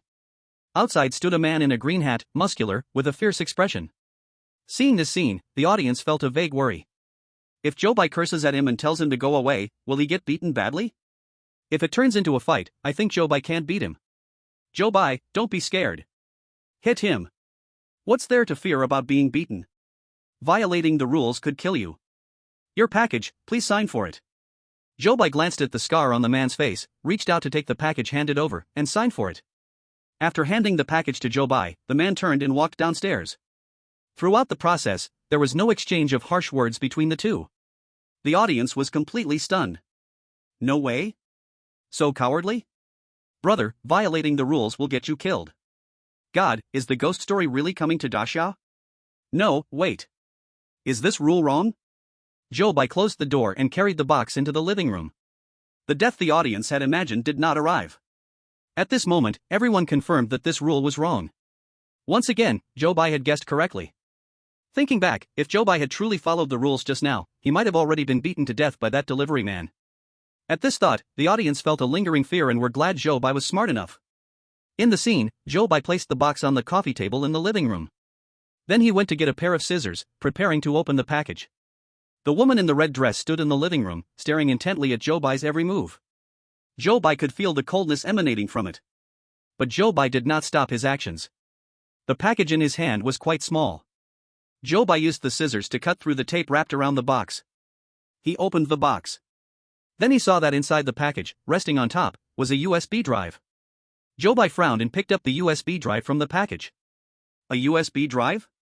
He checked the package and saw the sender's name was written as Sorrowful Person. What kind of name is that? Zhou Bai sensed it was staring intently at the USB drive in his hand. He thought. Something related to it? Zhou Bai's heart skipped a beat. He guessed that the USB drive in his hand must be related to the storyline of this copy. And it did not want Zhou Bai to see it. Thinking of this, Zhou Bai quickly walked into the study and took out his laptop. He plugged the USB drive into the laptop. He opened the folder inside. Then he discovered there were several videos inside. Zhou Bai began watching the first video. As the video appeared on the screen, Zhou Bai felt goosebumps all over his body. Because the person in this footage was actually Zhou Bai. Or rather, it was Zhou Bai in the role he played in the ghost story world. Is this hidden camera footage? Inside this character's home, filled with cameras, secretly recording his every move? Zhou Bai knew that once he entered the game, all his actions would be live-streamed, something he was already aware of. But the footage in the video was recorded before he entered the game. Being secretly filmed like this in real life was such a terrifying thing. Zhou Bai continued to watch. The footage mostly showed Zhou Bai's everyday life at home. There was nothing particularly unusual about it. Just as Zhou Bai was about to open another video, another figure appeared in the footage. A woman with long hair, wearing a dress. Zhou Bai quickly recognized her. She was the one, floating in the living room now, the woman in the red dress. In the video, Zhou Bai had just walked out of his house. The woman in the red dress crawled out of the wardrobe. So when Zhou Bai was at home just now, that woman had been hiding in the wardrobe, spying on him? It was absolutely chilling. Zhou Bai flipped through the delivery box and found a few letters at the bottom. He took out the letters. Each letter had his name written on it. Instantly, his scalp went numb. He tore open the envelopes, reading through the content of each letter.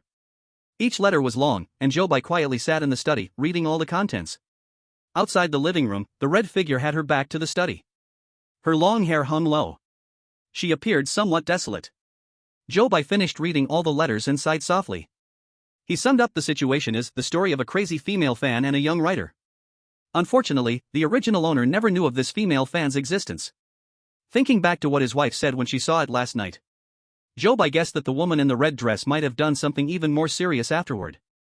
Zhou Bai continued to open other videos from the USB drive. In this video, the woman wore the red dress again and sneaked into Zhou Bai's house. She sneaked into Zhou Bai's study, rummaging through his things. Suddenly, the front door opened, and Dad came home. The woman in the red dress hurriedly searched for a place to hide. But she was still caught by Dad. Dad sternly questioned her, and then the two of them began to struggle in the study. Then Zhou Bai saw Dad accidentally push the woman in the red dress. The woman's head violently struck the corner of Zhou Bai's desk. Blood flowed down the edge of the desk. And the woman in the red dress collapsed on the floor, never moving again. Chapter 13, The Pet Hospital Falls. It turned out that Dad had accidentally killed her. In the video, Dad hurriedly checked her injury. His withered hands trembled as he tried to press down on her wound. But it was useless. Only when he confirmed she was dead did he collapse to the floor. Zhou Bai watched the scene with a complicated feeling. Dad's aging and hunched figure had his back to him. After a long time, Dad finally stood up and struggled to drag her body out of the study. Then he brought a mop and a rag, scrubbing back and forth many times. The video was shot from the study. Zhou Bai couldn't see what happened outside the study. He could only hear what seemed to be the sound of a chainsaw. And the sound of something falling to the floor. Then, Mom's voice appeared in the video. It seemed that Mom was also involved. Zhou Bai didn't know how the woman in the red dress eventually became it.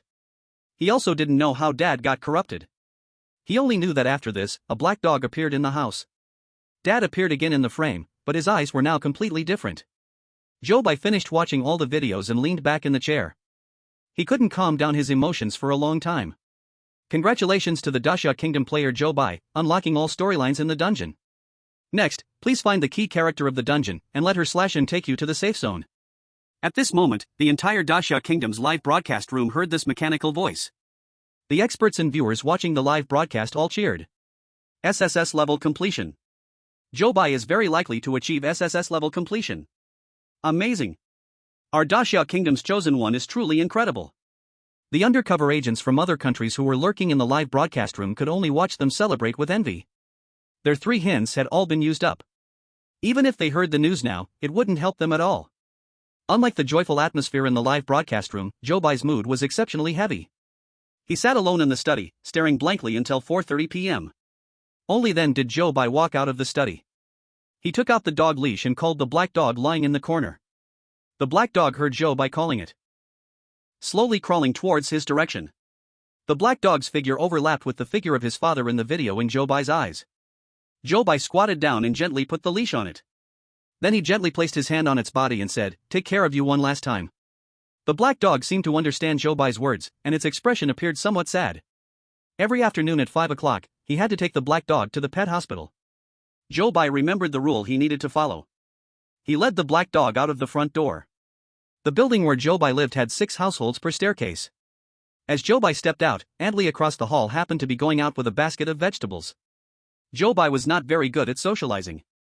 He nodded to greet her and then both of them went down the stairs. Zhou Bai felt like he had overlooked something, but he couldn't remember what it was for a moment. He could only shake his head and continue to lead the black dog toward the pet hospital. At 4:55 in the afternoon, Zhou Bai and the black dog arrived at the door of the pet hospital. The glass door of the pet hospital was tightly shut. The rules of the pet hospital that were supposed to be posted on the door were nowhere to be seen. Zhou Bai felt something was wrong and stood outside looking in. After just one glance, his heart suddenly tightened. Because the people inside were wearing black uniforms. Zhou Bai clearly remembered the first rule that was previously posted on the door of the pet hospital. The staff of the pet hospital wear white clothes. If you see them wearing black clothes, please leave this city immediately. Please leave this city immediately. This matched what the phone call from Good Effective Pharmaceutical Company contained. Danger was truly descending upon this city. Inside the glass door, a doctor turned to look at Zhou Bai. His eyes were unusually blood red. The small dog in his hands was flailing its limbs, struggling constantly.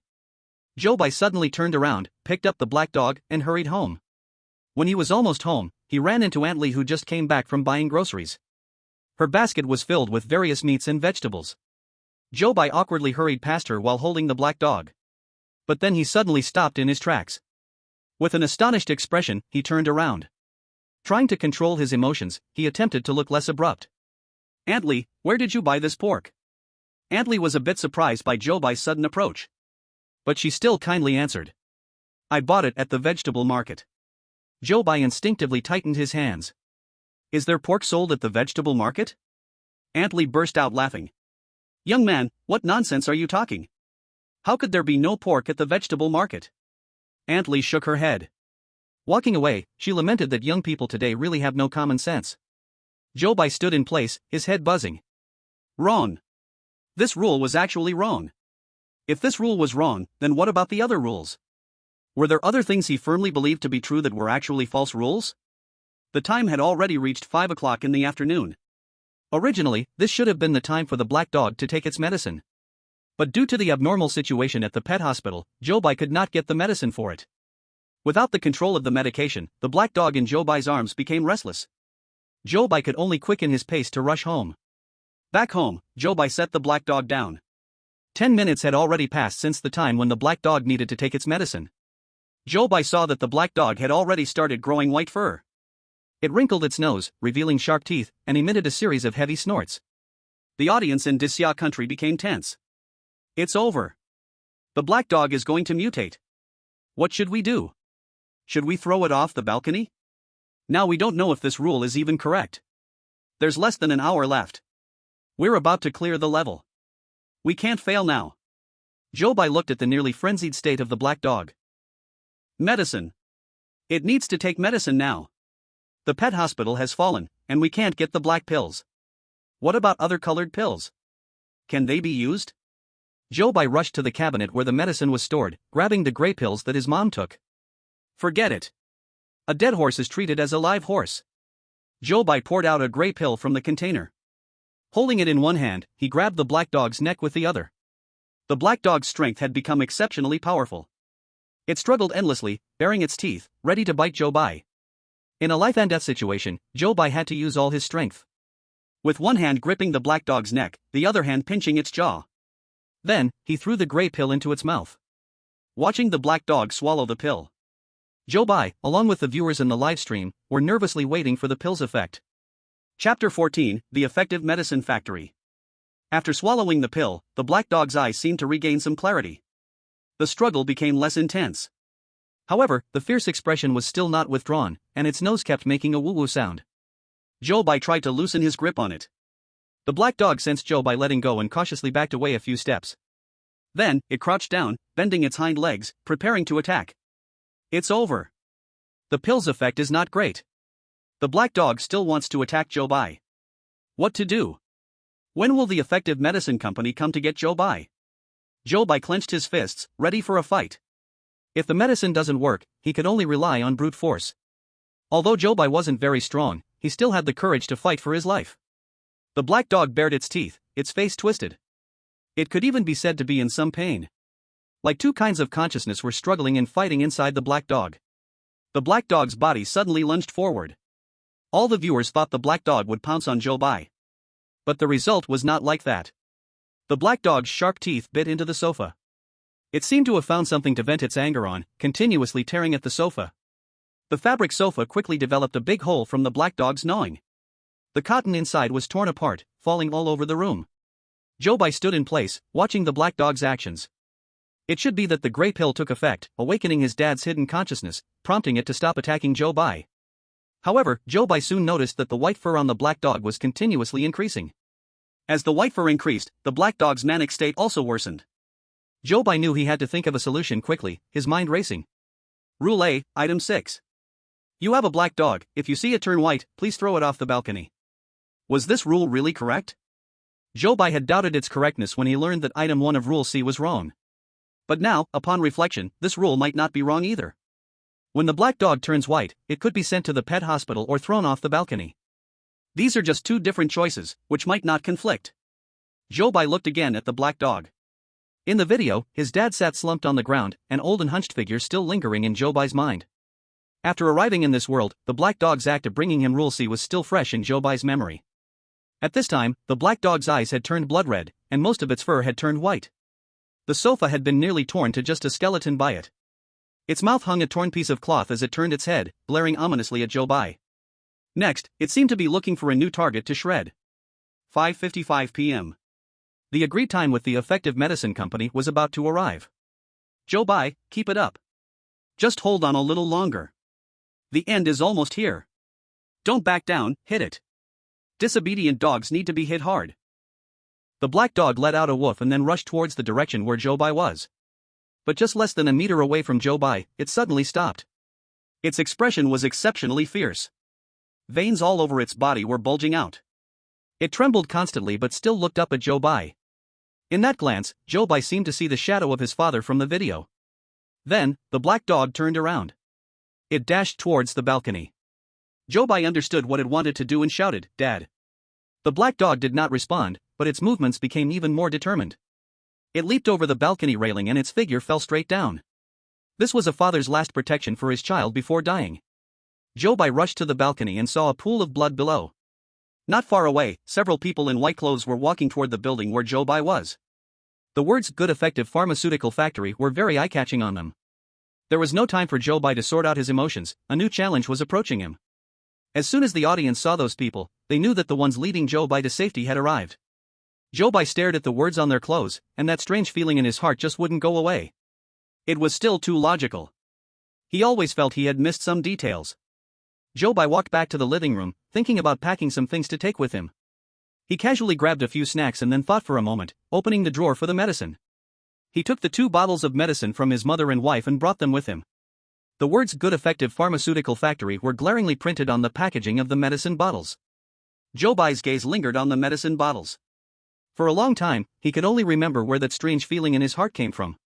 His wife had told him that Good Effective Pharmaceutical Factory and Good Effective Pharmaceutical Company were not in the same place. The factory was responsible for research and production. The company was responsible for sales.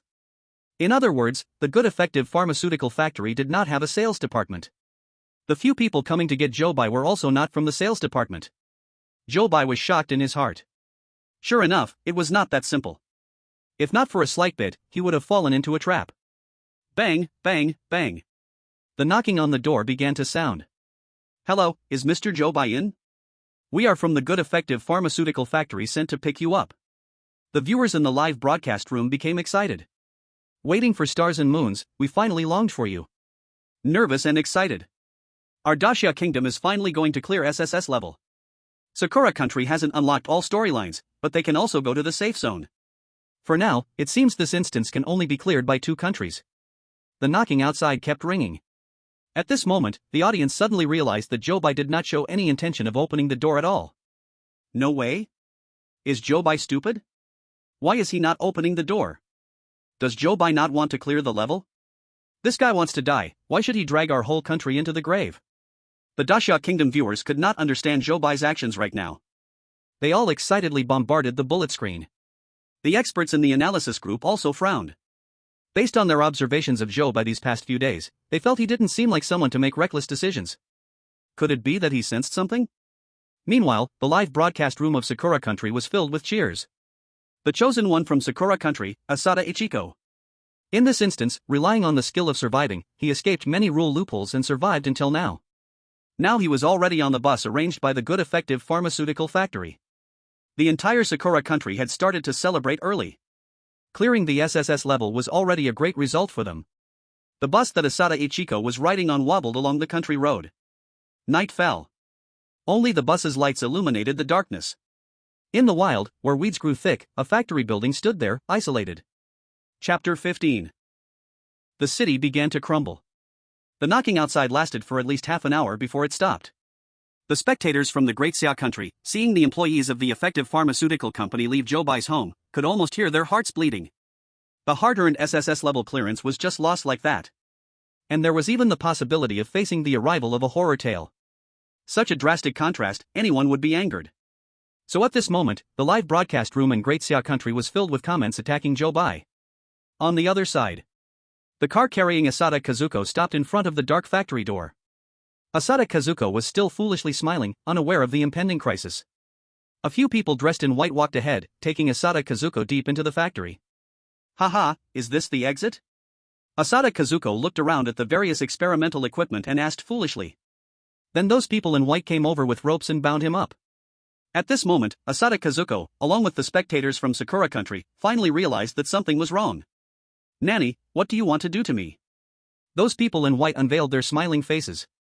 Of course, we're going to conduct experiments. Asada Kazuko struggled desperately, and at this moment he could see clearly that the skin under those people's long sleeves was covered in fur. These people had already mutated. The emotions in the Sakura country live broadcast room fell from the highest point to the lowest valley. Asada Kazuko was dragged into the laboratory, his arms filled with needles. Although the live broadcast room hadn't gone dark yet. For Sakura country, it was more torturous than a blackout. After seeing the misfortune of Sakura country, the spectators from Great Xia country finally realized they had wrongly blamed Zhou Bai. I admit, I was a bit loud just now. My Baigu is still my Baigu. We were shallow. I confess to Zhou Bai, I apologize to Zhou Bai. Baigu. May I still kneel and slide now? The invitation to take refuge from the effective pharmaceutical company was a lie. But the danger facing the city was very real. The crisis had not been resolved. They still had to find the safe zone quickly. Zhou Bai sat on the sofa, replaying all the information he had gathered over the past few days. The first way to clear the game was to find the safe zone, and first, they needed to find the key character of the copy. In fact, since entering the copy, Zhou Bai hadn't interacted with many characters. According to the current character relationships, Zhou Bai listed everyone he had come into contact with for comparison and filtering. Dad, mom, wife, Aunt Wang next door, Sister Lee across the door, the security guard downstairs, the vet doctor, and the delivery man in a green hat. These were all the people Zhou Bai had interacted with in the copy. Who was the key character? At this moment, the experts in the analysis group were also holding a meeting to discuss the same question. The pet shop had fallen, Dad was dead, Mom had mutated severely and was out of her mind, the wife's company was a distraction option. These few people were first eliminated by Zhou Bai. Sister Lee across the door had too little interaction, so she was temporarily excluded. The delivery man in the green hat, though the items he delivered were crucial, his location was unknown. So he was also temporarily put aside. In the end, the possible choices left were only Aunt Wang next door and the security guard downstairs. The names on the paper before Zhou Bai were all crossed off, leaving only these two people. And after intense discussion, the experts eventually set their sights on these two individuals. Zhou Bai looked at the two remaining names on his paper. His gaze fell on Aunt Wang. If someone seemed the least likely, but all clues pointed towards her, perhaps she was the one he was looking for. Zhou Bai sorted through all the information related to Aunt Wang again. Aunt Wang was a person who, from the very beginning, looked very much like a villain. The rules stated to be cautious of her. She brought pork to Mom, but the rule said the market did not sell pork. After Mom went out with her, she changed. This series of events led Zhou Bai to doubt her and stay away from her. But if she was the key figure, then when it altered the rules, guiding the chosen one to avoid her seemed very reasonable.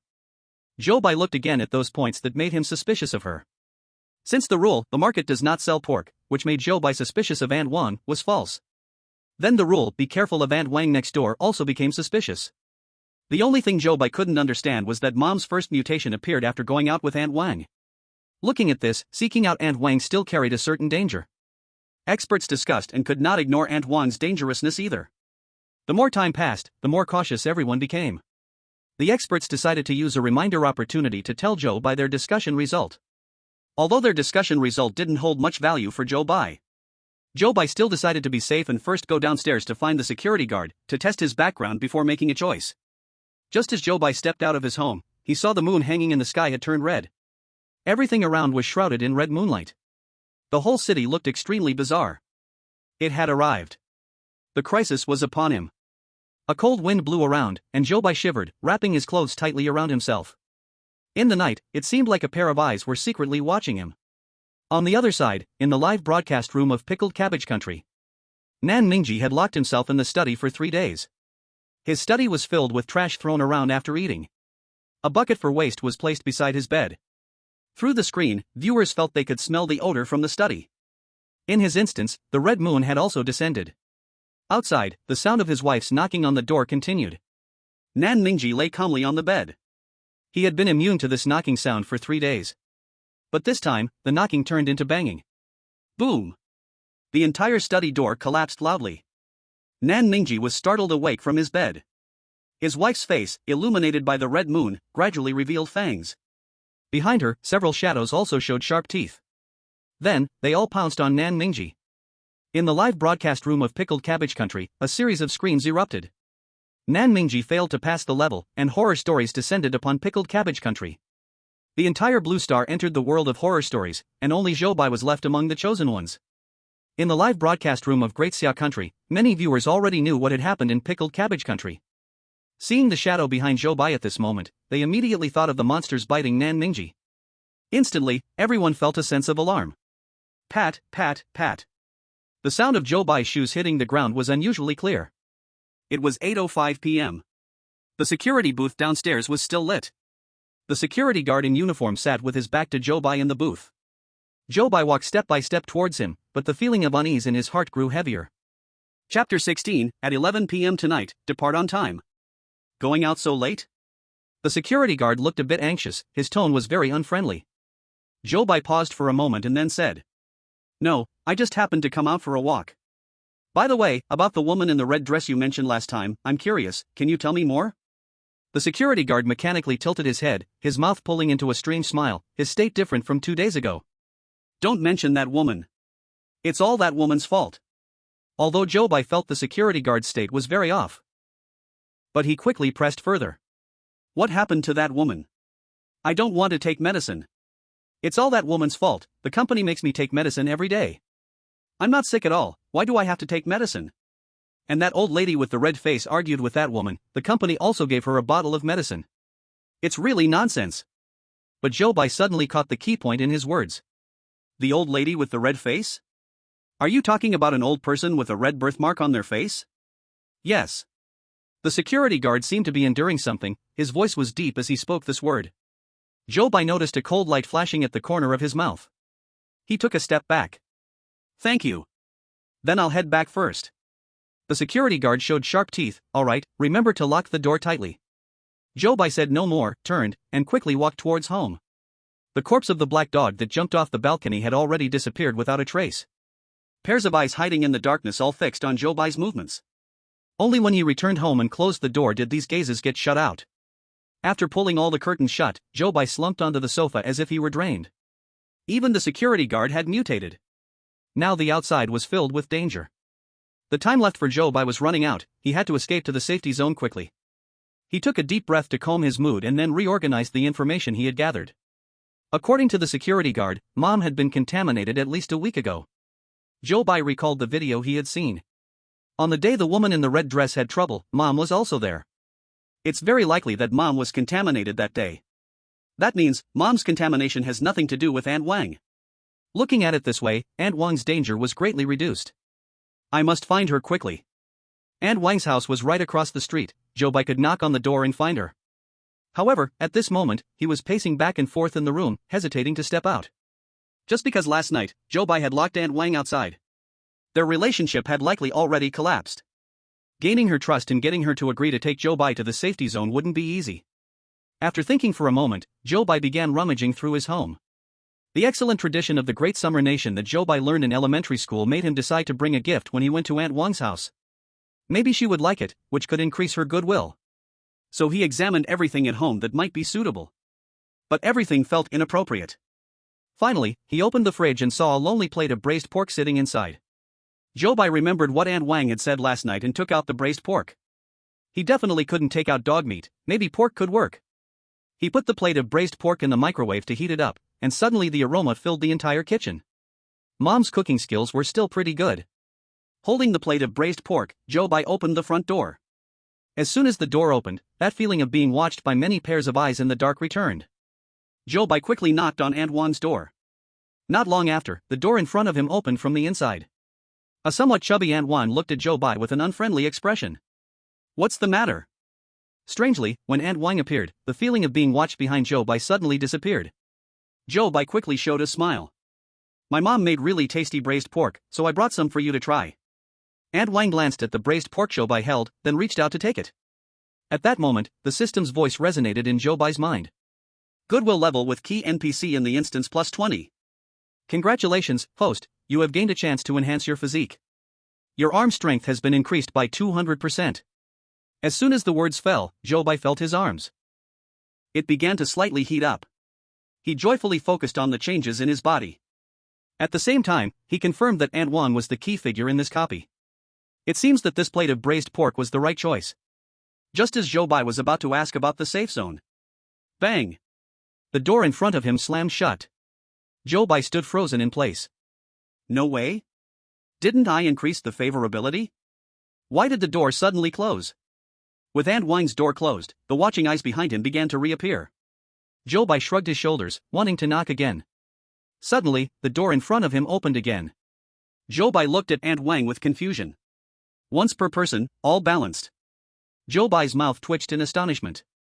This is revenge for locking her out last night? Having been in the wrong first, Zhou Bai could only awkwardly laugh twice. Aunt Wang is really humorous. Come in.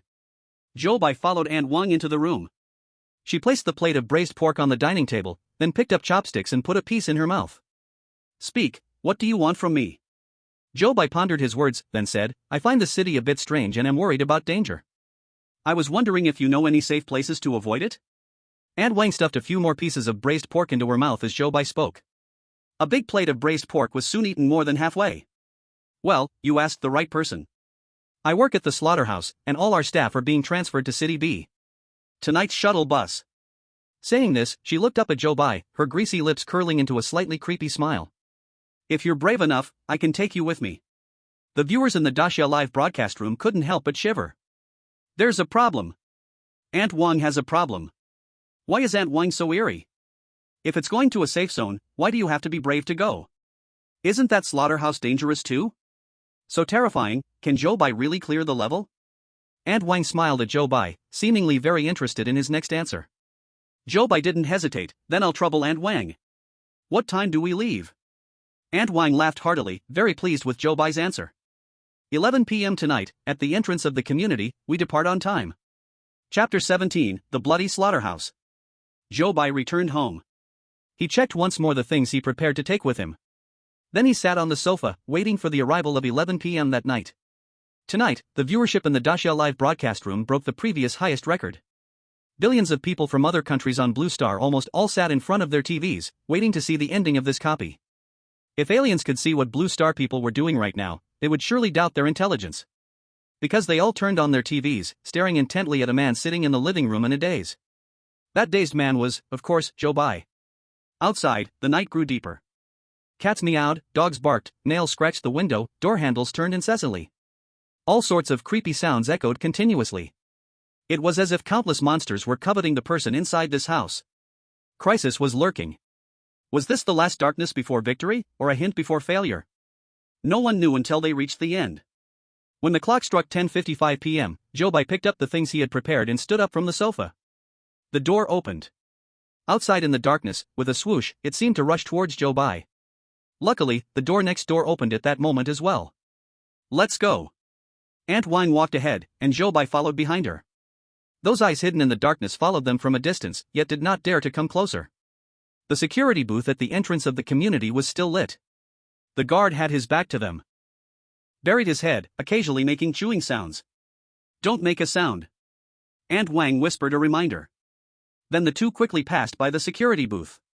Outside the community, a big bus was parked there. A burly man with a scruffy beard was standing at the bus door. When Zhou Bai approached him, he immediately smelled a strong stench of blood. The man didn't say much, stepped aside to let Zhou Bai and Aunt Wang onto the bus, and then closed the bus door. There were many people inside the bus, but they were all unusually silent. Zhou Bai also found it hard to speak. He simply stared out the window, watching the bus leave the community and go further away. The audience in the Great Xia country was closely watching Zhou Bai's movements. The chosen one from the Sakura country had also taken the shuttle bus before, and the outcome was tragic. Because no notification of passing through had been received, everyone dared not relax. Along the way, Zhou Bai saw various strange-looking people on the city streets, chasing, tearing at each other, and screaming. The entire city seemed to suddenly have turned into hell. Although it was in a world of strange tales, Zhou Bai still couldn't help but feel a sense of pity when he saw these scenes. However, none of the people on the bus shared his feelings. They all stared blankly at everything. It was as if these mutated people were no longer their kin. Before long, the bus drove out of the city. The bus shook, making people drowsy. Before he knew it, Zhou Bai closed his eyes. When the sun shone through the window, Zhou Bai opened his eyes, seeing the sign of city be appearing before him. Everything seemed to return to normal. The people walking on the streets were all normal. The bus drove through bustling streets, turned into an alley, and finally stopped in front of a slaughterhouse. Zhou Bai followed the crowd off the bus, and when he stood at the entrance of the slaughterhouse, a mechanical voice echoed in the Great Xia country's live broadcast room. Congratulations to the chosen one Zhou Bai of the Great Xia country for reaching the safe zone and successfully passing through. Rating, SSS level. As soon as the mechanical voice fell, the citizens of the Great Xia country who were watching the live broadcast cheered. It's true. The slaughterhouse in B City is the safe zone. Zhou Bai has passed. Our Great Xia country does not have to suffer the arrival of strange tales. Zhou Bai is the hero of our Great Xia country. Rewards are now being distributed. The overall physical condition of the Great Xia people has collectively improved by 10%. In this world where strange tales have descended, people must constantly face fear. Only with a healthy body can they better resist unexpected occurrences from the outside. When the audience of the Great Xia country heard this news, they felt suddenly more energetic. At this moment, the system began announcing the content of another side quest. Next, enter the Bloody Slaughterhouse side quest. The chosen ones who pass through must continue to participate in the next side quests until failure. Besides the Great Xia country, the Strange Tale game has randomly selected a chosen one from each country. The Bloody Slaughterhouse side quest has been opened, please all chosen ones get ready. The way to pass this side quest. SSS level pass, find and eliminate the pollution source of the slaughterhouse.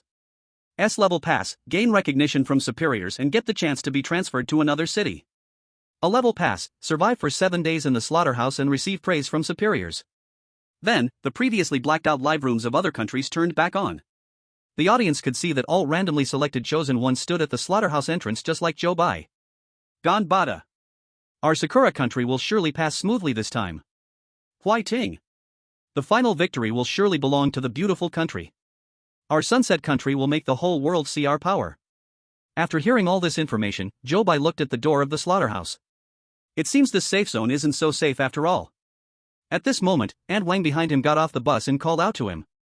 If you want to stay, then come with me. After she finished speaking, she walked into the slaughterhouse. This slaughterhouse is large, but it's somewhat old.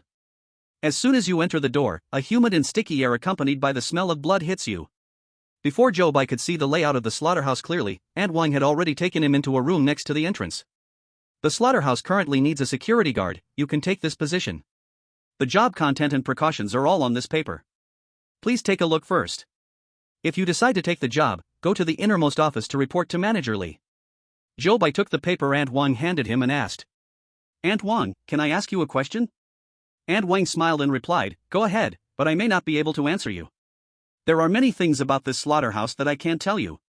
It's not about the slaughterhouse. I want to ask about my mom. Aunt Wang paused for a moment, I can't answer that question either. You just need to know that we don't want to hurt her. Zhou Bai nodded and didn't ask more. Seeing that Zhou Bai had no more questions, Aunt Wang left the room. Zhou Bai looked at the paper in his hand. He saw it written there. Security Work Guidelines. Chapter 18, Workplace Violence? Security Work Guidelines. 1. Please remember, Manager Lu is a good person. 2. All punishments from Manager Lu towards employees are correct. Including but not limited to imprisonment, beating, breaking hands, breaking feet. 3. The slaughterhouse has 16 doors, you need to keep 16 keys. There is no 17th door, nor a red key. 4. Unless allowed by Manager Lu, you cannot enter slaughter room number 8. 5. The slaughterhouse only delivers live pigs once at noon every day, no live pigs will be delivered at other times. If you see them at other times, immediately return to your room and lock the door. 6. The work hours of the slaughterhouse are from midnight to 6 a.m. the next morning. During this time, if you need to enter the slaughter room, please keep your mouth shut. 7. Manager Lu's room is at the innermost part of the slaughterhouse. After sunset, do not approach that place. 8. The slaughter room will be disinfected at 7:30 a.m. every morning. You need to ensure everyone in the slaughter room has left before this time. After Zhou Bai read all the rules, the voice of the system rang in his mind. New rule discovered, marking one incorrect option for the host. Rule 3 of the security guidelines is incorrect. Zhou Bai looked at that rule. The 17th door? It seems this slaughterhouse indeed has a 17th door, but whether there is danger inside is unknown. The first way to clear this level is to find the source of pollution in the slaughterhouse. From the perspective of rules, the 17th door is currently very suspicious. However, clearing it at SSS level requires not only finding the source of pollution but also eliminating it. This level of difficulty is much higher than the last one. As for the other two ways to clear, they are related to Zhou Bai's superior. Zhou Bai's superior is Manager Lu. But just from these rules, Manager Lu also hides many secrets. He doesn't seem like an easy person to get along with. Finding a way to clear it from him probably won't be that simple.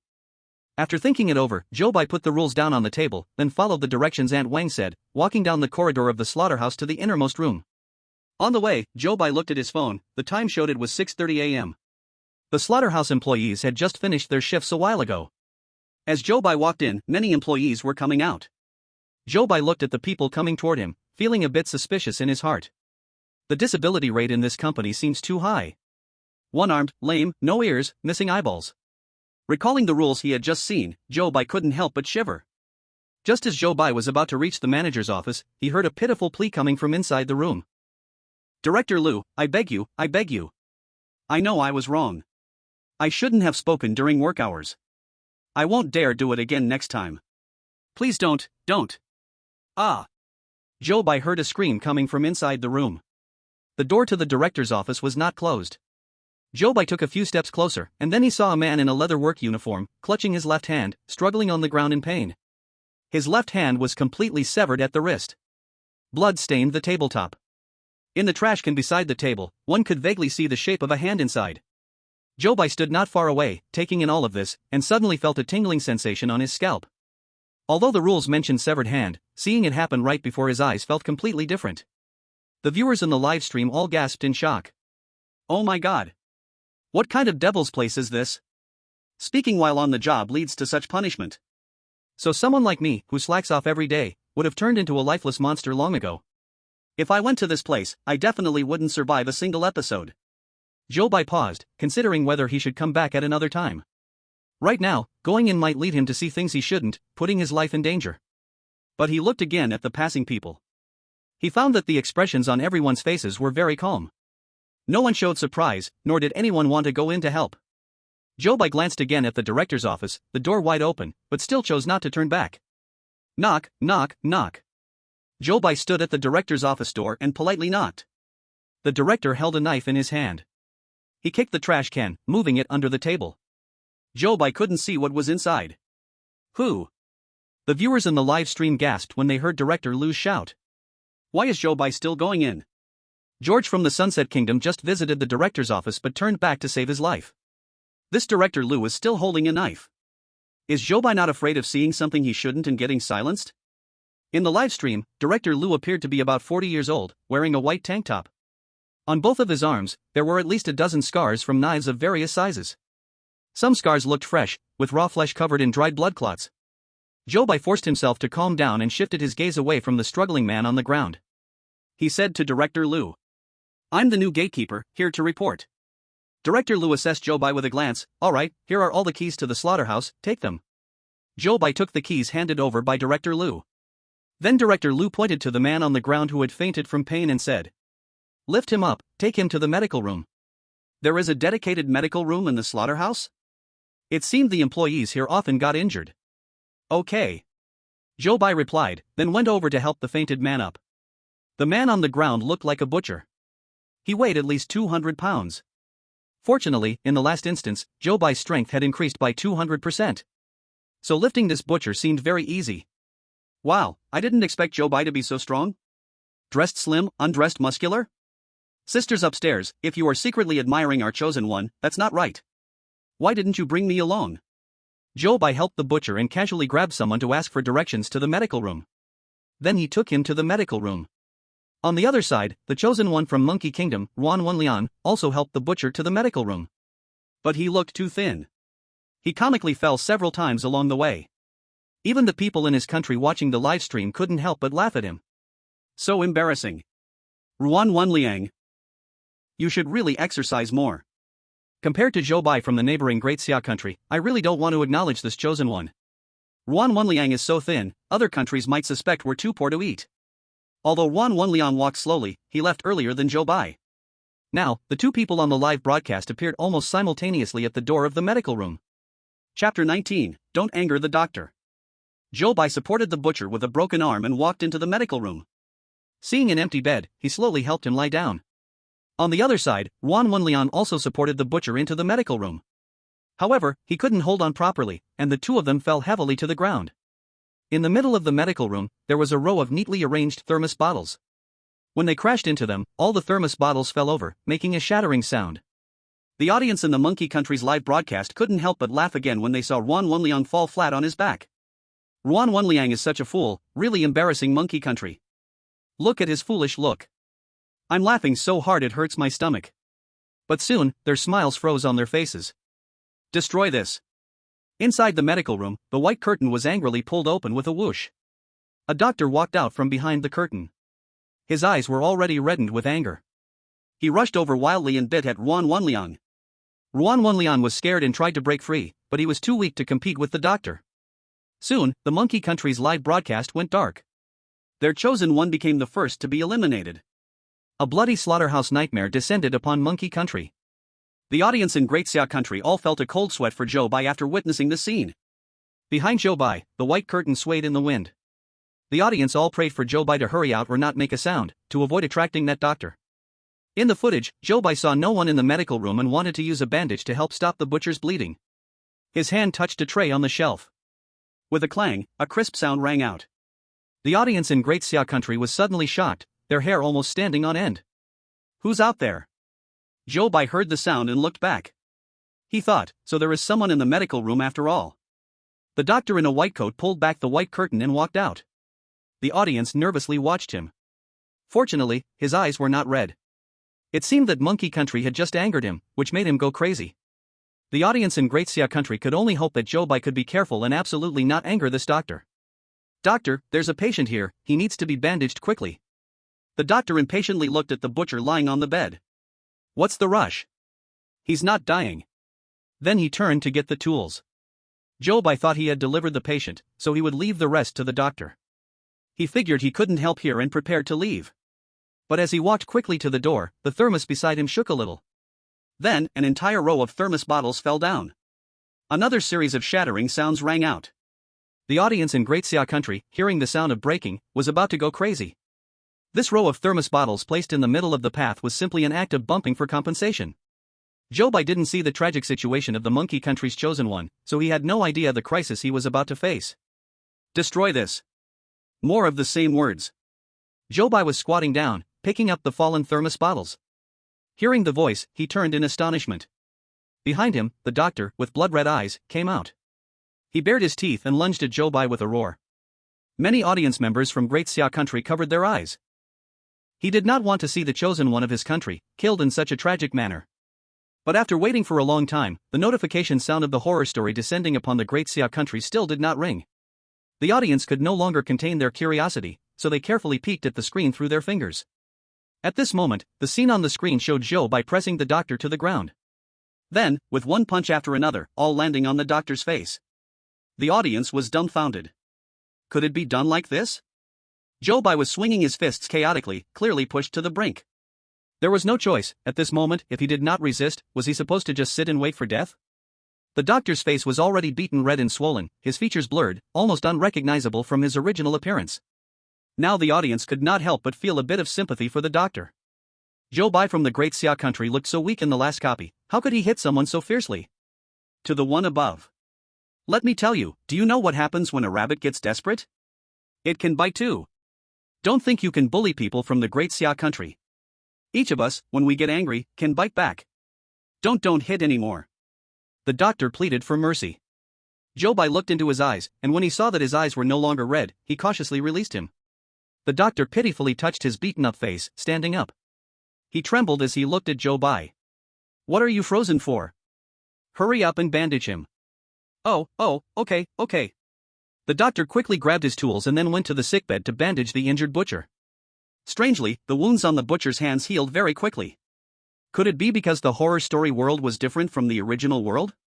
Although Zhou Bai was puzzled, he did not delve into this issue. The doctor casually put some medicine on the butcher and then used gauze to wrap him up. While bandaging, he stole glances at Zhou Bai. "Are you new here?" Zhou Bai shook the keys in his hand. "New security guard." The doctor chuckled awkwardly, his eyes falling on Zhou Bai's now stronger arms due to his increased power. "Heh, you really are suited for this position." Zhou Bai was momentarily speechless. At that moment, from behind the white curtain, there came a weak coughing sound. Cough, cough. At the place covered by the curtain, many instruments could be seen all around. Zhou Bai guessed that it must be prepared specifically for critically ill patients. A small medical room in a slaughterhouse, surprisingly equipped so completely, was indeed a bit unusual. The doctor noticed that Zhou Bai was looking toward the direction of the white curtain. He moved closer to Zhou Bai in a somewhat ingratiating manner and quietly said, "In there is the butcher from slaughterhouse number 8. You'd better keep your distance from them." Zhou Bai remembered that the rules also mentioned the number 8 slaughterhouse. The doctor's reminder should not be mistaken. He thanked the doctor and then walked out of the medical room. Having officially started, he needed to quickly familiarize himself with his job. However, before that, he planned to return to his room first. The guard room in this slaughterhouse was small, but well equipped. Outside there was a toilet, and inside there was a bed, a wardrobe, and a table. After Zhou Bai returned, he opened the drawer, preparing to put the security guard work regulations that he had just placed on the table inside. But he saw an open notebook inside the drawer. It had a few lines of handwriting that was crookedly written. Upon reading the contents, Zhou Bai instantly furrowed his brows. It was also about the rules.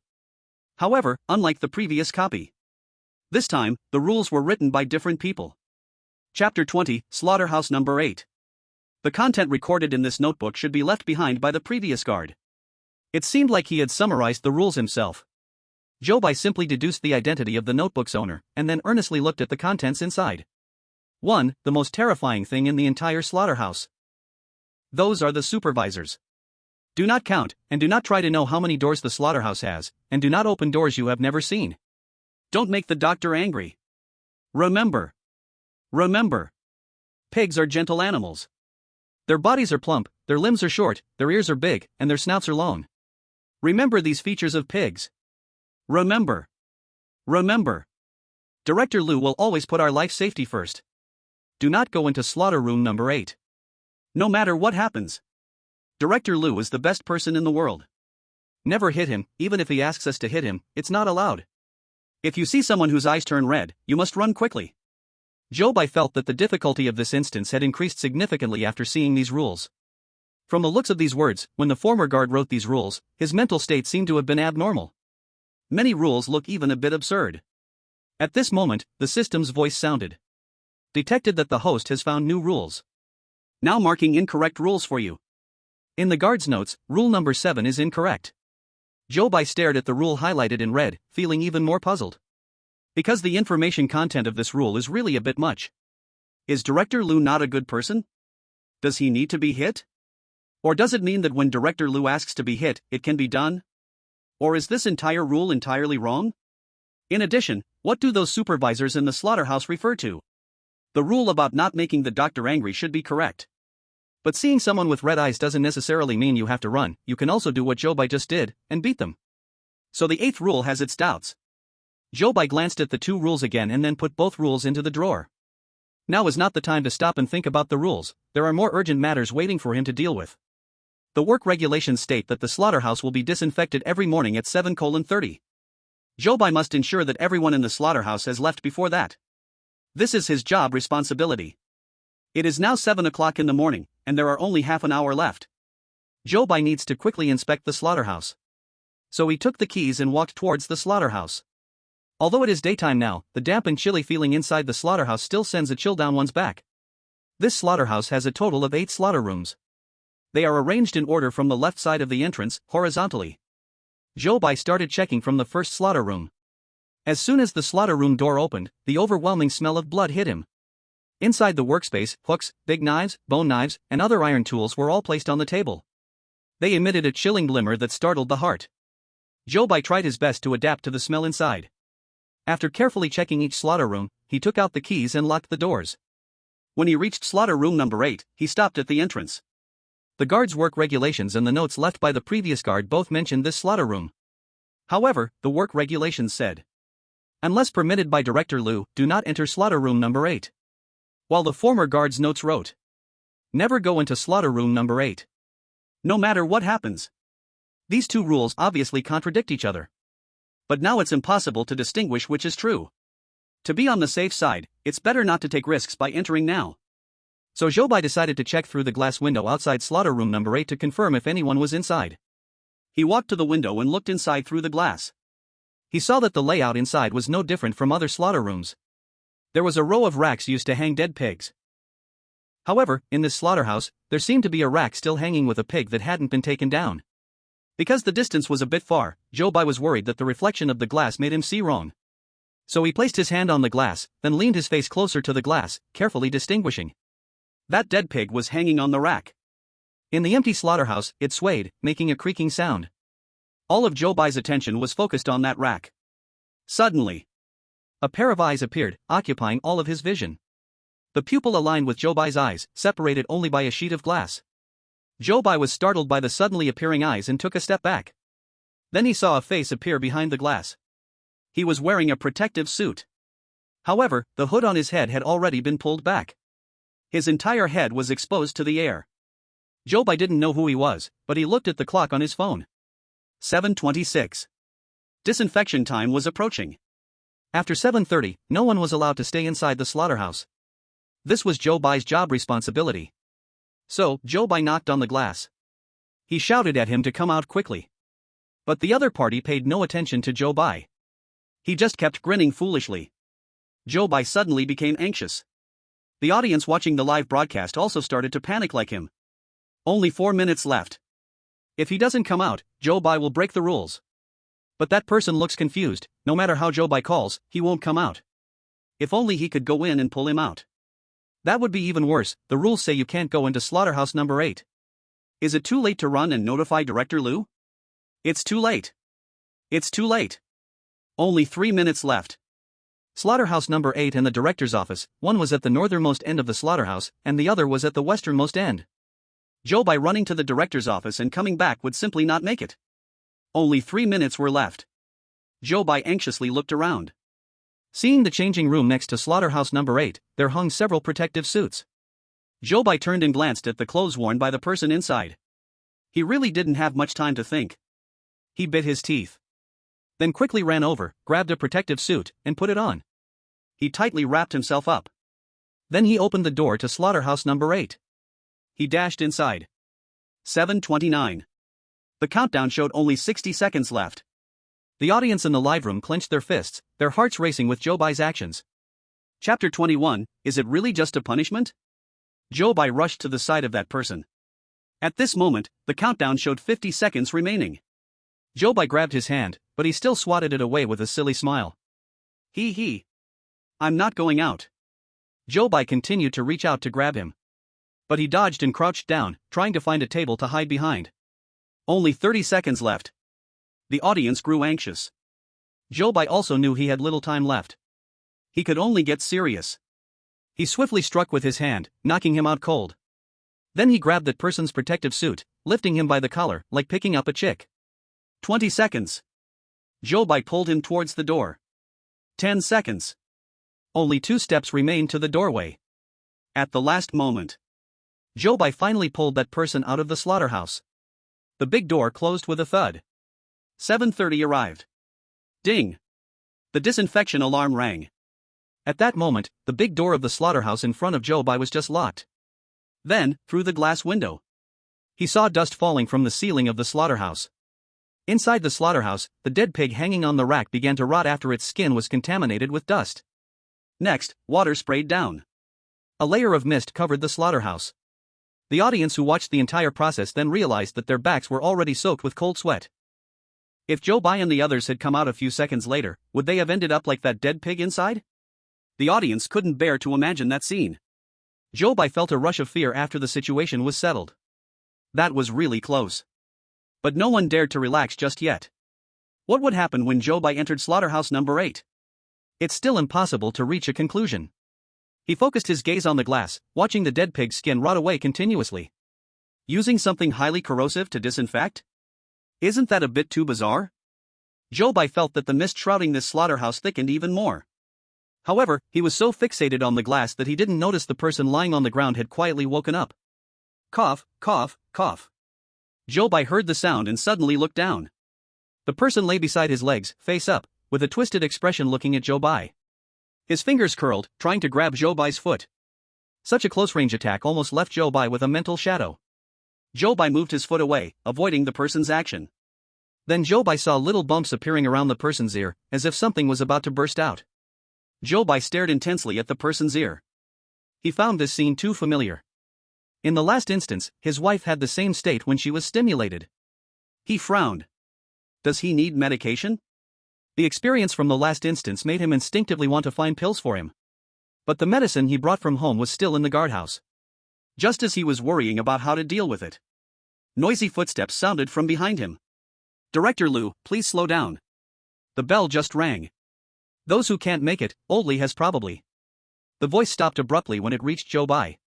Zhou Bai turned his head to look. Director Liu had a dark expression, looking right at him. The audience in the Great Xia Kingdom's livestream felt their hearts jump. It's over. They were discovered sneaking into slaughterhouse number 8. And people from other countries began to gloat. Ha, the chosen one of Great Xia Kingdom entering slaughterhouse number 8 without Director Liu's consent. It seems he's doomed. I want to see if Director Liu will chop off Zhou Bai's hands or feet. Or maybe, just straight up cut his throat. Finally going to see Great Xia Kingdom getting punished. The feeling is just too wonderful.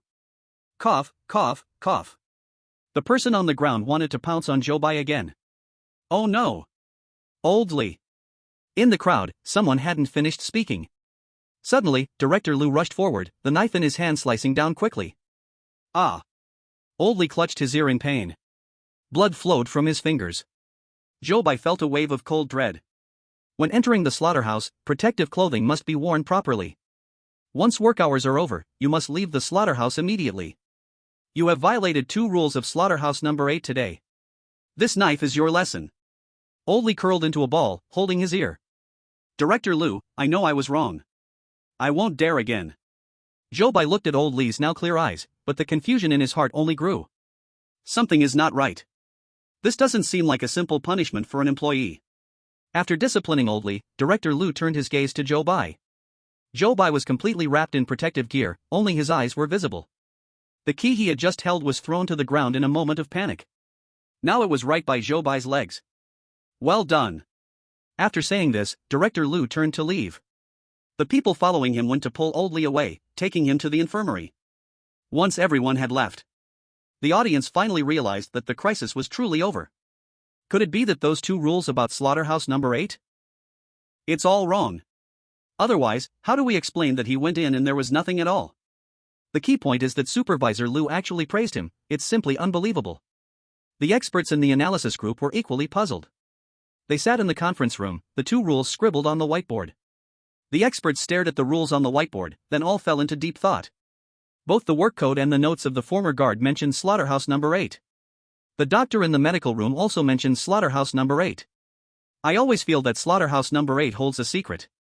If both of these rules are wrong, then it means anyone can come and go from slaughterhouse number 8. But if that's the case, then the unusual feeling about slaughterhouse number 8 is greatly reduced.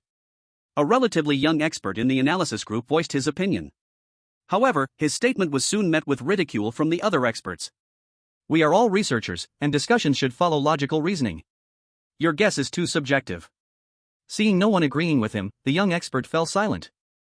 Meanwhile, those foreign spies lurking in the Great Xia livestream immediately returned to report the information they had collected back to their superiors. As a result, most countries came to a conclusion. The 4th rule of the guard's work code, unless given permission by Supervisor Liu, no one may enter slaughterhouse number 8, is wrong. The 6th note from the former guard, never go into slaughterhouse number 8. No matter what happens, is also wrong. However, after the recent incident, the chosen ones who entered the world of strange tales had already been largely weeded out. Leaving behind some fortunate individuals who accidentally escaped, each received a reminder from their countries, coming from the analysis group. Chapter 22, 17 Doors. Zhou Bai saw that the matter had been resolved, so he took off his protective suit, put it back in place, and went back to the gatehouse. He sat down in front of the desk, took out the 2 rules from the drawer. He examined the contents closely. However, his focus was different from that of the experts. At that moment, his eyes fell on the 5th rule in the notes of the former guard. Supervisor Liu will always put our life safety first. This was the rule that flashed through his mind at the moment of life and death. If this rule is correct, then Zhou Bai entering slaughterhouse number 8 just now did not violate the rule. Makes sense. If Old Li had stayed inside the slaughterhouse and was not pulled out, he would definitely have been in danger. Supervisor Liu, who puts the safety of employees first, how could he have disagreed with Zhou Bai entering slaughterhouse number 8 under such circumstances? Thus, if this rule is correct, then Zhou Bai's behavior just now also aligns with the content of the 4th rule of the guard's work code. Having realized this, Zhou Bai felt a deep confusion about Supervisor Liu's series of actions. The Supervisor Liu described in this rule seems to have no connection with the brutal Liu he witnessed. What mystery remains unsolved in this? Zhou Bai shook his head and then looked at the other rules. But due to the lack of usable evidence, it was truly impossible to discern the truth. He could only memorize these rules to avoid forgetting them at crucial moments. In the time that followed, Zhou Bai began his job as a gatekeeper. If he was destined to be a gatekeeper in his old age, then Zhou Bai started at the age of 22. Doesn't this mean he avoided decades of setbacks? Zhou Bai sat there bored, mocking himself in his mind. To be honest, being a gatekeeper is not so easy. Especially in this gatehouse, there are no activities to pass the time. Zhou Bai's phone was an old model, used only for texting, calling, and checking the time. He sat in the gatehouse, feeling utterly bored, until noon at 11 o'clock. Seeing that the slaughterhouse employees had all gone home. Only then did Zhou Bai walk over and lock the big gate. Then he closed his own door and began to sleep. The working hours of the slaughterhouse start at midnight. So during this afternoon, the employees all returned home to sleep, and no one would enter or exit the gate. Zhou Bai lay on the bed and quickly fell into a deep sleep. As the sky gradually darkened, night fell. Zhou Bai slept deeply through this nap. He only woke up at 10 o'clock at night. He got up, washed up simply, and then picked up the bunch of keys, preparing to inspect all the rooms one more time before the slaughterhouse started work. He still started his patrol from the slaughtering area. The slaughtering area was cleaned and disinfected, and there was no smell of blood. From slaughtering room 1 to room 7, Zhou Bai carefully checked each one. When he arrived at the door of slaughtering room 8, he once again stopped in his tracks. Without formal permission from Manager Liu and not wearing protective clothing, he didn't plan to enter. He only looked in from the window, unlocked it for the people coming to work later, and then walked away.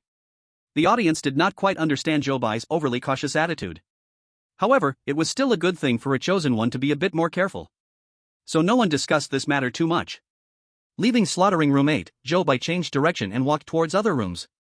From the separating area, to the waiting pigs area, to the cold storage, then to the cafeteria and the medical room. Zhou Bai inspected each one in turn. While walking, he arrived at the northernmost part of the slaughterhouse. Along the way, he vaguely heard painful groans coming from ahead. Zhou Bai thought to himself, he must be nearing the manager's office. Was the manager punishing some employee again, judging by those painful groans? Zhou Bai had doubts but was not curious. The 7th rule of the gatekeeper's code. Manager Liu's office is at the deepest part of the slaughterhouse. Do not approach that place after the sun goes down. Zhou Bai turned around without hesitation and walked in the opposite direction. From the entrance to here, apart from the manager's office, he had already inspected the other 15 rooms. Next, he could go open the big gate and wait for others to come to work. Zhou Bai thought this and leisurely swung the keys in his hand. The iron keys clashed, producing a crisp sound that echoed in the empty hallway. Suddenly, this crisp sound stopped after a muffled thud. Zhou Bai tightened his grip on the keys and stared intently at a red door beside him. He clearly remembered that he hadn't seen this door when he came in earlier. Zhou Bai looked at the bunch of keys in his hand. 16 keys, no mistake about that. When he walked in earlier, each key corresponded to a door. No mistake there. The 3rd rule of the gatekeeper's code. There are 16 doors in the entire slaughterhouse, and you need to manage 16 keys. There is no 17th door, nor is there a red key. The system had already alerted him, this rule was incorrect. So, this must be the 17th door. Zhou Bai stood still, contemplating how to respond. However, at this time, the comments in the live stream had already exploded. A red door? This is too eerie, right? Could this be the 17th door? The 3rd rule of the gatekeeper's code turns out to be wrong. It looks like something that shouldn't be seen. Shouldn't Zhou Bai run away now? But to their disappointment, Zhou Bai not only did not run but walked towards the red door. The experience from the last instance taught Zhou Bai. The more those incorrect rules warn you to avoid touching something, the more likely it is to be the key to breaking through. This door couldn't usually be seen. If he didn't go check it out now, it would be hard to have this chance again in the future. The audience watched as Zhou Bai. He had already walked to the side of the red door. Some timid audience members even turned away, afraid to look at the screen again. Weren't they supposed to be curious? So curious, they wouldn't survive 3 minutes in a horror movie. The viewers had seen Zhou Bai's flashy moves in the previous chapter. This person, when scared, is very scared, when brave, is also quite frightening. Everyone was still trying to figure out his tactics. They could only hope he would continue his previous streak of good luck this time. In the picture, Zhou Bai stood before the red door, turning the doorknob with his hand. The audience broke into a cold sweat again. What courage he had! However, after a few turns, the door did not open. It seemed he still needed to find the key first. Seeing this, the audience's racing hearts barely calmed down. But they didn't relax for long. Soon, they heard a heavy banging sound coming from inside the door. Who's inside? Chapter 23, Is Pain the Key to Suppressing Contamination? Do you want to know who I am? No. You don't want to. If you want to survive here, you want to know the secrets of this slaughterhouse. Upon hearing the voice from inside the door, Zhou Bai felt his scalp tingle. What was said was indeed what Zhou Bai wanted to know the most right now. Could the person inside the door know what others were thinking? Zhou Bai paused, weighing his words and asked, "Can you tell me?" Ha ha ha! The person inside the door burst into laughter. "Yes, I can tell you. But in exchange, you must help me find that red key and let me out of here." Zhou Bai grew wary. This person inside the door did not seem like a good person. So he deliberately asked, "Why should I trust you?" The person inside, facing Zhou Bai's skepticism, did not get angry. "I can pay a small deposit first. If you see a second truck delivering live pigs tonight, you can go take a look. There will be things you want to know." A second truck delivering live pigs? Zhou Bai recalled the 5th rule from the guard's regulations. The slaughterhouse only delivers live pigs at 12 o'clock noon every day. No pigs will be delivered at any other time. If you see them at other times, immediately return to your room and lock the door. Another wrong rule? Or was the person inside trying to lure Zhou Bai into breaking the rules? According to the rules, just seeing a second delivery truck could already be dangerous. Zhou Bai's guard against the person inside increased a few more degrees. Truth and lies were hard to distinguish. Zhou Bai reminded himself to stay vigilant and never be deceived by him. Zhou Bai hesitated, pondering how to respond.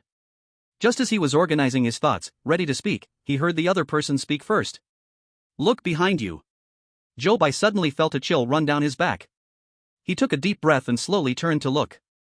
Then, he saw the doctor from the morning in the infirmary, wearing a white coat, quietly standing behind him. Perhaps Zhou Bai had been too engrossed in thinking, failing to hear his footsteps approaching. "What are you doing?" The doctor looked at Zhou Bai with a strange expression, his eyes bloodshot. Zhou Bai immediately noticed his abnormality and frowned. Was he contaminated again? Thinking of this, Zhou Bai put his guard up all over again. "What did you see?" The doctor did not look at Zhou Bai's back but stared intently at Zhou Bai's face. "Why won't you answer me?" "Why?" Zhou Bai knew the doctor was getting angry again. The live stream audience, seeing the doctor's bloodshot eyes, immediately recalled how he had gone crazy that morning. The horrifying fate of the chosen one from the Monkey Nation was still deeply etched in their minds. Seeing the doctor like this, they began to feel frightened. "I can't take it anymore. Otherwise, you can go die." The doctor finished speaking and suddenly lunged at Zhou Bai. The frightened audience covered their eyes in fear. However, just as the doctor was about to touch Zhou Bai raised his fist and struck straight at his face. "Here again? Didn't you already taste the punch this morning?" Zhou Bai looked at the doctor covering his face. The doctor's refined, fair face now had a big bump, and Zhou Bai couldn't help but shake his head. The sound of the punch striking the face was so intense that even the audience behind the screen felt the pain for him. "Ugh, it hurts." The doctor covered his face. After a while, he finally moved his hand away. "It hurts a lot." His lips twitched as he carefully avoided touching the wound with his hands. He looked so pitiful, truly sorrowful. He was completely different from just a moment ago. Zhou Bai looked at him with confusion. After hitting him once in the morning, Zhou Bai had a faint suspicion in his heart. Perhaps the pollution in this scenario needed pain to alleviate it. However, Zhou Bai did not dare to draw a conclusion easily at that time. After seeing the doctor's current state, Zhou Bai became a bit more certain about his suspicion. The doctor had now regained consciousness. Seeing Zhou Bai, his eyes were filled with fear. "Door! Security brother. Why are we seeing each other again? Zhou Bai shook his head helplessly. It's almost time for work. I'll check the rooms first. The doctor nodded blankly. Oh. You're really dedicated, security brother. After speaking, he suddenly seemed to remember something. His face turned anxious. Right. I came out to find someone. Oh no. A critically ill patient has run away. After he finished speaking, he anxiously looked around, running around like a headless fly. Zhou Bai looked back, and the place where the red door was had become an ordinary wall. It seemed that the door he had just seen was just Zhou Bai's illusion. Zhou Bai felt a strange sensation in his heart. I just saw him coming in this direction. How strange. He can't move easily. Where could he have run to? The doctor was still nearby Zhou Bai. Zhou Bai glanced at him and asked, Who are you looking for? What are their characteristics? Characteristics. The doctor stammered, seeming a bit troubled by the question. Right, the number 8 slaughterhouse. Just go further, and it's right there. He most likely went there. Suddenly, the doctor thought of this possibility and hurried towards the number 8 slaughterhouse. Zhou Bai followed behind him and started running too. Just as they were nearing the number 8 slaughterhouse, Zhou Bai saw a shadow on the ground not far away. It looked like some animal was crawling on the ground. Master Ma, I finally found you. The doctor shouted towards that shadow. Zhou Bai was instantly stunned. Was that crawling shadow resembling an animal the critically ill patient they were looking for? Zhou Bai's heart lifted completely. He followed the doctor's footsteps, moving closer to the shadow. Finally, when the shadow crawled into the light, Zhou Bai and the viewers in the live broadcast could finally see the person's appearance. They all gasped in shock. They saw that Master Ma's face had an empty eye socket. And he only had one palm left among his limbs to support his crawling. He was just a few steps away from crawling to the entrance of the number 8 slaughterhouse. The doctor went over, grabbed his hand, and then carried him. Master Ma, you can't work right now. Hurry back with me. Master Ma desperately tried to struggle. No. It's almost 12 o'clock. It's time for work soon. Let go of me, I have to go to work. The doctor was used to this by now. He carried him and walked towards the medical room. Zhou Bai watched their departing figures, and his doubts about the slaughterhouse grew stronger. However, just as he was about to turn and leave, he saw a paper slip fall to the ground. Zhou Bai walked over and picked up the note. His gaze fell on the large characters at the beginning of the note. He couldn't help but furrow his brow again. He didn't expect that this note contained new rules. Chapter 24, The Appearance of the Red Key. Work Guidelines for Slaughterhouse Number 8. 1. When entering Slaughterhouse Number 8, be sure to wear protective clothing. 2. Please remember, you are doing a great job. Your work is of great significance to all humanity. 3. In Slaughterhouse Number 8, what needs to be slaughtered is not just pigs. For, if the animal under your knife cries, please spare it until tomorrow. 5. You will often see the 17th door. Please remember, it is your illusion, and do not believe anything it says. 6. If you feel mentally confused, do not take medicine. Pain is the best way to help you stay awake. 7. Do not communicate with the supervisors. 8. Absolutely do not open the 17th door. After Zhou Bai finished reading these 8 rules, the system's voice echoed in his mind. New rules discovered, marking one incorrect option for the host. Rule 5 of Slaughterhouse Number 8 is incorrect. Zhou Bai looked at the 5th rule. Another rule about the 17th door was judged to be incorrect by the system. It seems that the 17th door is crucial in this instance. Could it be that behind the 17th door lies the source of contamination in the slaughterhouse? Zhou Bai unconsciously speculated about this possibility. Then, he looked at the 6th rule. The rule mentioned that pain can help the infected become clear-headed, which matches Zhou Bai's previous speculation. But why can't he take medicine? In the last instance, didn't those who were contaminated take medicine? Or is it that taking medicine cannot suppress the contamination? Zhou Bai recalled his mother's gray pills. He remembered how every time she came back after going out, there would be changes on her face. It's very possible that the pills really couldn't help her suppress the contamination. After pondering, Zhou Bai put away the new rules. The experts watching the live broadcast quickly copied the 3rd rule Zhou Bai obtained onto the whiteboard. Then they began to analyze the 3 rules. Zhou Bai returned to the doorroom, placed the new rule with the other 2 rules, and closed the drawer. It was almost midnight. At the slaughterhouse entrance, some employees had already arrived early, waiting at the door. Zhou Bai took the key and walked over to unlock the big door. Then he sat back down in the doorroom, watching the employees come in for work one by one. At exactly 12 o'clock, a truck loaded with live pigs drove over. Zhou Bai went over and pulled open the big door completely. The truck slowly backed in and then stopped at the entrance of the pig storage area. Several movers quickly went over to help. What was brought down were all ordinary live pigs. Zhou Bai stood aside and watched the whole process without noticing any abnormalities. After all the pigs were unloaded and the truck drove away, he returned to his seat in the room. Through the window, he looked at the silver-white moon in the sky. From time to time, he could hear the mournful cries of pigs being slaughtered. After waiting all night, he did not see another truck delivering pigs. Zhou Bai even began to doubt his analysis of the rules. Could it be that what the person inside the door said was false? Was the red door he saw just an illusion? No, according to the system's prompt, the 17th door should truly exist. However, there must be something Zhou Bai had overlooked. Zhou Bai took out the 3 rules, laid them on the table, and stared for a long time. But he still had no clue. He rubbed his slightly swollen head. In the long, dark night, he still had plenty of time to think. Time passed second by second. Slowly, light began to shine from the horizon. Finally, it was 6 a.m., the end of the work shift at the slaughterhouse. One by one, people started to come out of the slaughter room. The processed meat was either put into the freezer or had been taken away by vehicles in the middle of the night. When most people had left, Zhou Bai, as usual, walked in to inspect the slaughter room. He walked past each slaughter room one by one. Every door was wide open. The smell of blood hit Zhou Bai hard, making him feel a bit nauseous. When he reached room 8, he found that it hadn't been in operation last night. It was still clean inside, everything was in its original place. The door room was a distance away from the slaughter room. Zhou Bai had stayed in the door room last night and hadn't left his post. So he didn't know the situation in the slaughter room. He couldn't help but connect this inactive room 8 with the second truck that hadn't arrived last night to deliver live pigs. If the second truck for live pigs didn't come, room 8 wouldn't operate? Although there was no factual basis, Zhou Bai still boldly made this assumption. If he observed for a few more nights, he might find an answer. Since he couldn't reach a conclusion, Zhou Bai had to set this guess aside and continue his work.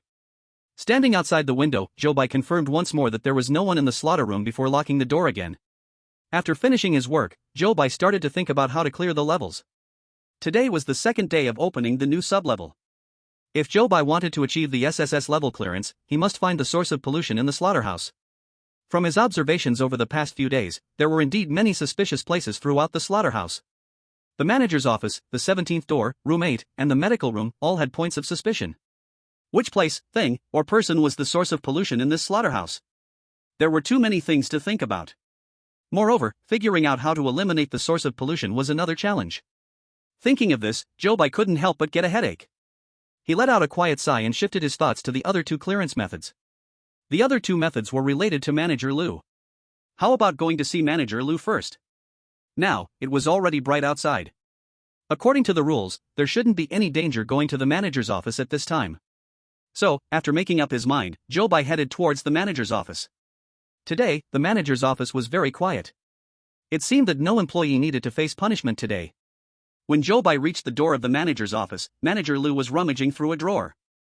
Seeing Zhou Bai approach, he quickly closed the drawer. But sharp-eyed Zhou Bai still caught a glimpse of a red key lying inside. Although he was startled, he still maintained his composure. He forced a smile, trying to come off as a sincere newcomer seeking advice. Manager, yesterday was my first day on the job, and I'm not sure if I did well, so I wanted to come and ask you if there's anything I need to improve. Chapter 25, It's not easy being a corporate slave. Although Zhou Bai tried his best to appear sincere, he was only 22 and had just stepped into society not long ago. When it came to playing the role of a corporate slave, he still couldn't grasp the essence. In comparison, the chosen one, Ishida Jiro, well versed in the ways of corporate life, truly made a good subordinate. He also arrived at the manager's office and respectfully bowed at a 90-degree angle to Manager Liu. Respected Manager Liu, I am very honored to work for you. I wonder if you are satisfied with my work yesterday. Although Manager Liu's face today didn't look very good. Facing Ishida Jiro's thoughtful courtesy, he still forced a smile. Since you're here, let's report on your work situation from yesterday. Director Liu stretched out his hand and rubbed his eye sockets. Ishida Jiro immediately stood straight and began to report his work from yesterday respectfully. Report to Director Liu, yesterday I guarded the gate. A total of 56 employees came in, 54 employees left. The remaining 2 stayed in the medical room last night. I just confirmed that they stayed in the medical room all night and did not leave. Director Liu nodded, seeming very satisfied with his report. Encouraged, Ishida Jiro continued reporting with even more excitement. Yesterday I also inspected the entire slaughterhouse. The slaughterhouse has a total of 17 rooms and 17 doors. After the employees finished their shifts, I carefully checked every door, all were locked, ensuring that all assets are safe. That is my work from yesterday, please give me your instructions, Director Liu. After finishing his report, Ishida Jiro still stood straight. He felt very satisfied with his performance and waited for Director Liu's comments. Director Liu looked at him and said, "Very good. I think we should give you a different job. You no longer need to be the gatekeeper, go report to slaughtering room 8 tonight." Upon hearing Director Liu say this, Ishida Jiro felt he was promoted and happily bowed 90 degrees to Director Liu. The audience in Sakura country also cheered with excitement. An S-level pass requires winning Director Liu's favor and being assigned to work in another city. The audience in Sakura country felt that Director Liu's transfer order for Ishida Jiro was a good signal. Slaughtering room 8 is clearly an important department in this slaughterhouse. Being transferred there must be due to Director Liu's recognition. First, a transfer to an important department, then as an excellent employee of the slaughterhouse, a transfer to another city, and next comes the S-level pass. The audience in Sakura country could not help but start dreaming beautiful dreams. Now let's look at Zhou Bai from Great Xia country. Even the audience from Great Xia country felt embarrassed for him when hearing his conversation with Director Liu. He had been in the director's office for a full 15 minutes. But in those 15 minutes, he had rambled for a long time without getting to the point. Director Liu was clearly starting to become impatient. "So you're saying that the protective clothing in slaughtering room 8 needs to be changed regularly, or else it smells very bad?" Zhou Bai nodded, "It really smells bad." The viewers in the live stream sighed helplessly again. "You were brought in to work, not to be a fool." Director Liu fiercely picked up a pen and slammed it down on the paper. "Good, good. I have recorded your suggestions today. Is there anything else?" The viewers could fully sense his gritted teeth and the force with which he was about to pierce the paper with his pen. Zhou Bai shook his head. "No more." Director Liu said, "Then you can leave." Zhou Bai replied with an "Oh," glancing slightly at the new wound on the director's arm. Then he turned and left the director's office. The audience in Great Xia country felt a bit of regret for Zhou Bai leaving like this. Hasn't Zhou Bai ever been a working person? How can he suggest such things to his boss on his second day? Look at how the chosen one from Sakura country knows how to be a good subordinate. I felt so embarrassed that my toes were almost digging a 3-bedroom apartment. Why not let our experts teach Zhou Bai some social experience? However, the audience in Great Xia country did not know that after Zhou Bai left, Director Liu took a form out of his drawer. Next to Zhou Bai's name, he drew a check mark and then put the form back in its place. Of course, Zhou Bai did not know this either. Zhou Bai came out of the main office and returned to the gatehouse. At 11 o'clock in the morning, he closed the big door and then locked his own room. In this copy, because of work reasons, everyone's schedule needs to be flipped upside down day and night. Some chosen ones find it hard to adapt to sleeping during the day and can't fall asleep even during their rest time. Zhou Bai adapted very well. As soon as the door was closed and he covered himself with the quilt, he immediately fell into a sleep state. His adaptability made the audience a bit envious. Speaking of which, who wouldn't want to have a superpower to fall asleep instantly? Those who suffer from insomnia are truly too envious. Zhou Bai had a good sleep. At 10 o'clock in the evening, he was woken up on time by his alarm clock. Stretching lazily, he felt energetic as he picked up his keys, ready to start his work. The slaughterhouse was quiet at night. No lights were on around him. Everywhere Zhou Bai went, he had to fumble in the dark to turn on the lights. Thus, as Zhou Bai patrolled from room to room, the entire slaughterhouse also became bright, one place after another, following his footsteps. Just as he was about to reach the main office, Zhou Bai heard muffled moans coming from inside. He recalled seeing a new wound on Director Liu's arm during the day. He couldn't help but frown. Could it be that they were punishing employees? Tomorrow, if he goes to the main office and sees whether there are new wounds on his arm, he would probably find out the answer. Zhou Bai kept the rules in mind and turned back.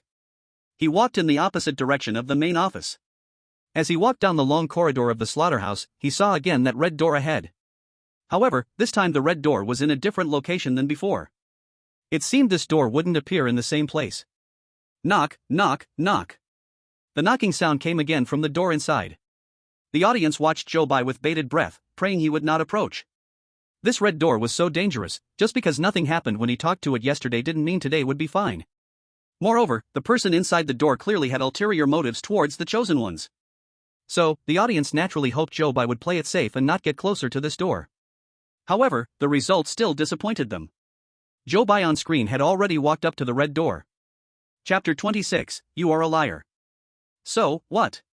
Are you thinking about making a deal with me? The person inside the door meant this by knowing that the one who came was Zhou Bai, and he specifically came to wait for him. Zhou Bai raised his eyebrows, no longer feeling the nervousness he had when he first saw the door yesterday. Of course not. What you said is completely false. What's false? How is that possible? The person inside clearly became a bit agitated. Zhou Bai subtly twitched the corner of his mouth. Didn't you tell me to check for the second truck transporting live pigs? There simply is no second truck. No second truck transporting live pigs last night? How is that possible? Could it be that during this time I was locked inside, the inner world had some slowdown and erosion? The person inside spoke the last part of his sentence in a somewhat quieter voice, as if he was mumbling to himself. However, Zhou Bai still caught what he said and picked up important information from his words. Inner world? Could this be the source of the slaughterhouse's pollution? It was then that the person inside realized he had let something slip, hurriedly denying, "I don't know what you're talking about." However, his hurried denial raised Zhou Bai's suspicion even more. Zhou Bai smiled, pretending to want to leave. "Oh, there's nothing to say with a liar, I'll go back now."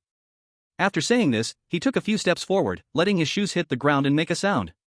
This was Zhou Bai's trick when bargaining with others. As long as he pretended to leave, the boss would definitely call him back. Seeing Zhou Bai's footsteps moving away, the person inside the door suddenly more anxious. "What do you mean by scammer? I'm not. Don't leave yet. I can't be wronged like this. Stop, I can tell you something else." Zhou Bai smiled and turned back, his bargaining skills indeed very effective. "What is it?" The person inside sighed softly. "If you want to know about the number 8 slaughterhouse, you can ask those supervisors. They know the number 8 slaughterhouse the best." Upon hearing the word supervisor, Zhou Bai immediately became alert. He had seen the term supervisor in both sets of rules. But he still didn't understand what this term meant and had not received any information related to it. However, the contents concerning supervisors in those two sets of rules were not friendly at all. The first note from the former gatekeeper. The most terrifying thing in the whole slaughterhouse is those supervisors.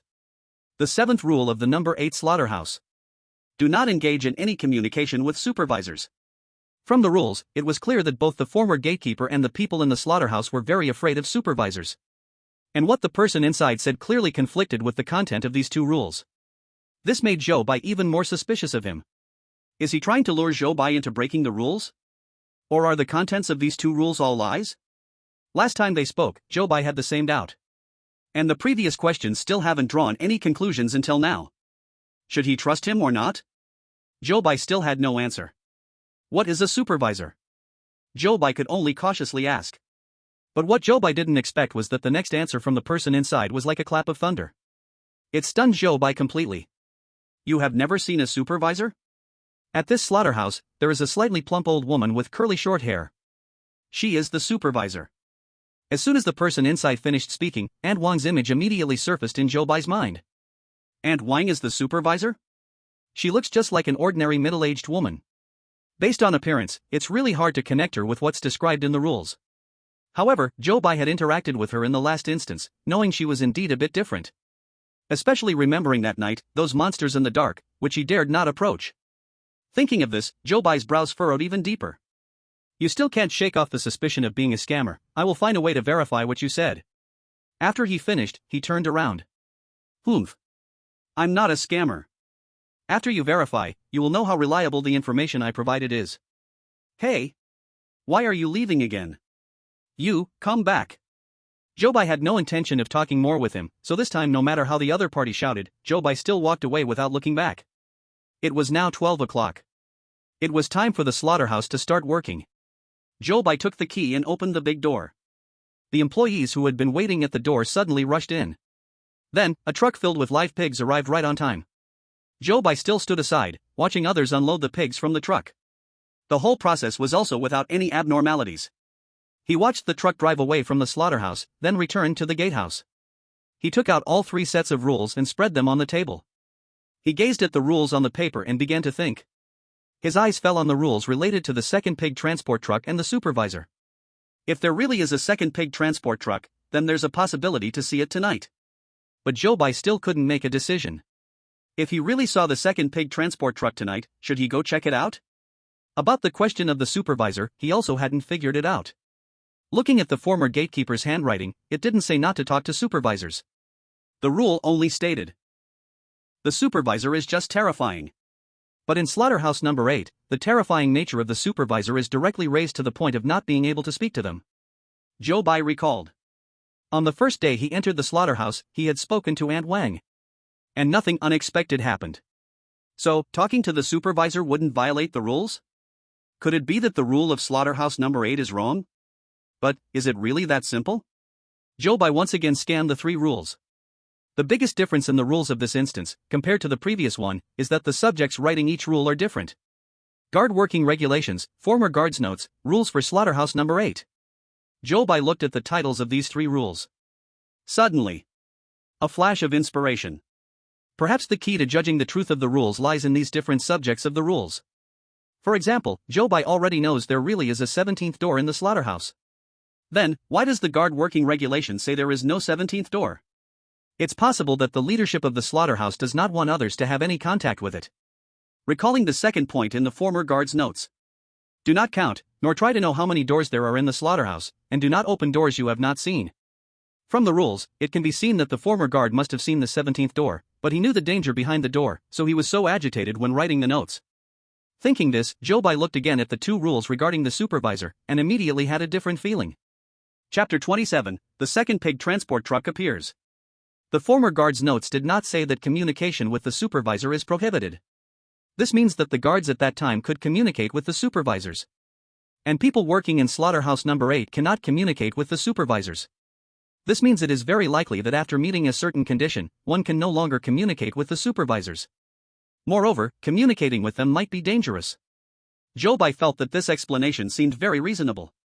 Perhaps this is the key to solving the bloody slaughterhouse instance. Just as Zhou Bai was still immersed in the joy of discovering a new way to solve the problem, he suddenly looked up and saw a truck driving in not far away.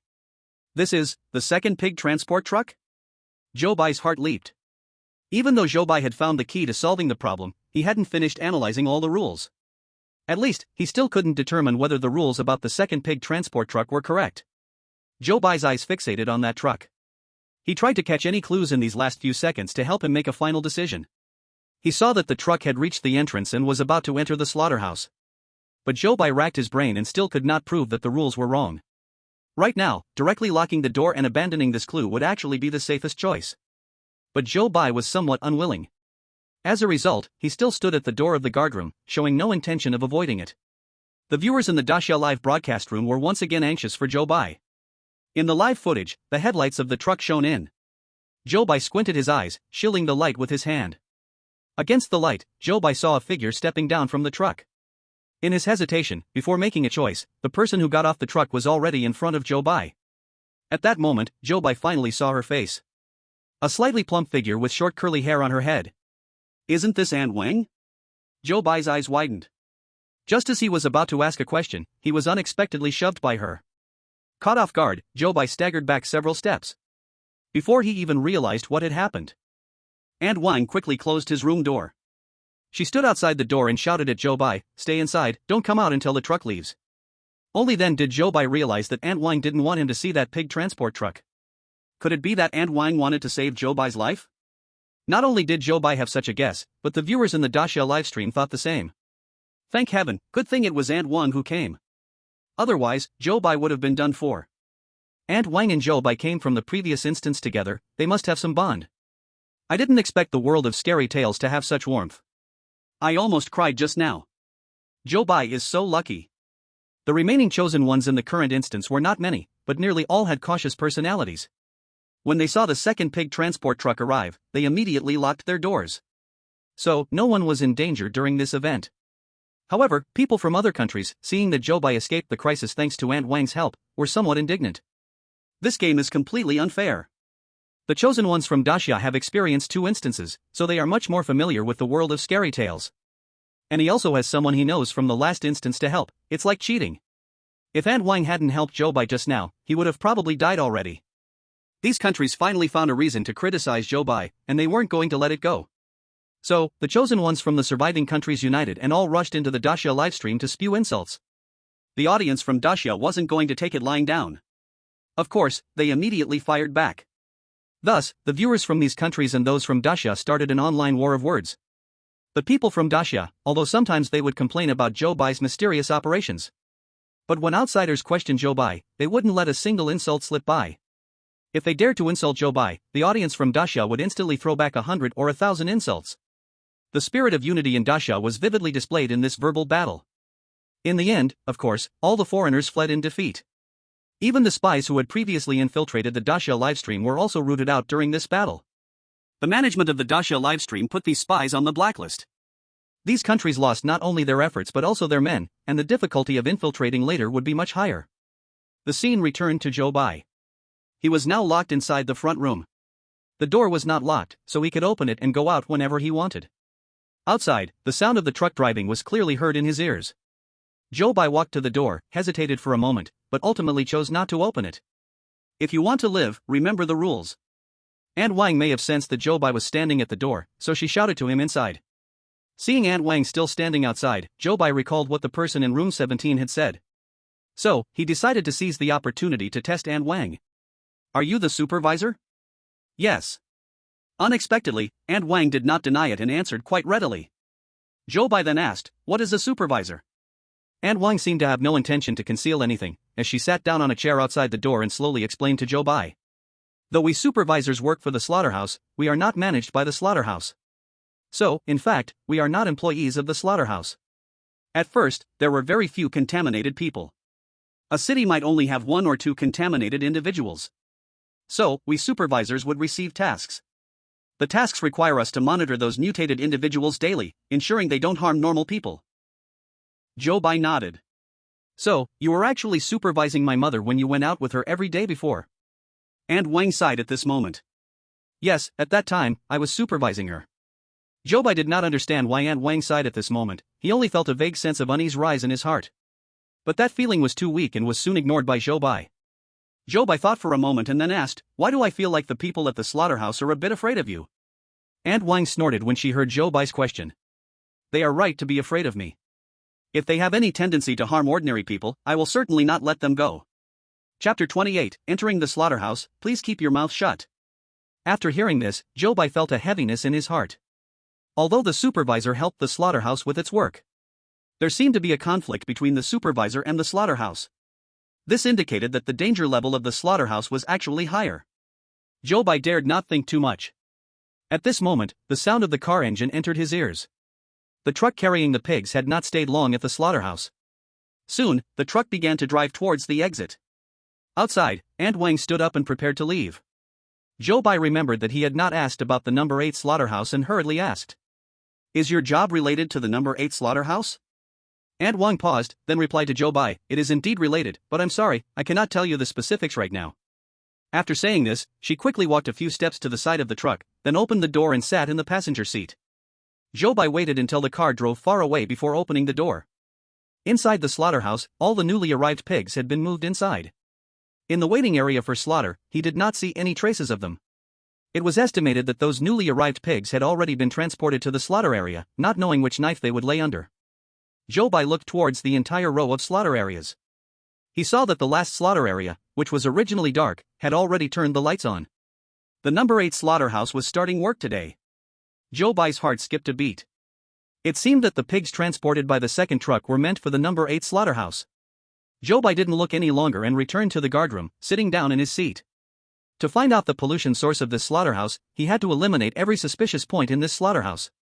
As it stood, this pig transport truck raised a lot of doubts. How could he know the secrets of the second pig transport truck without breaking the rules? Zhou Bai looked again at the 3 rules on the desk. He began to rethink.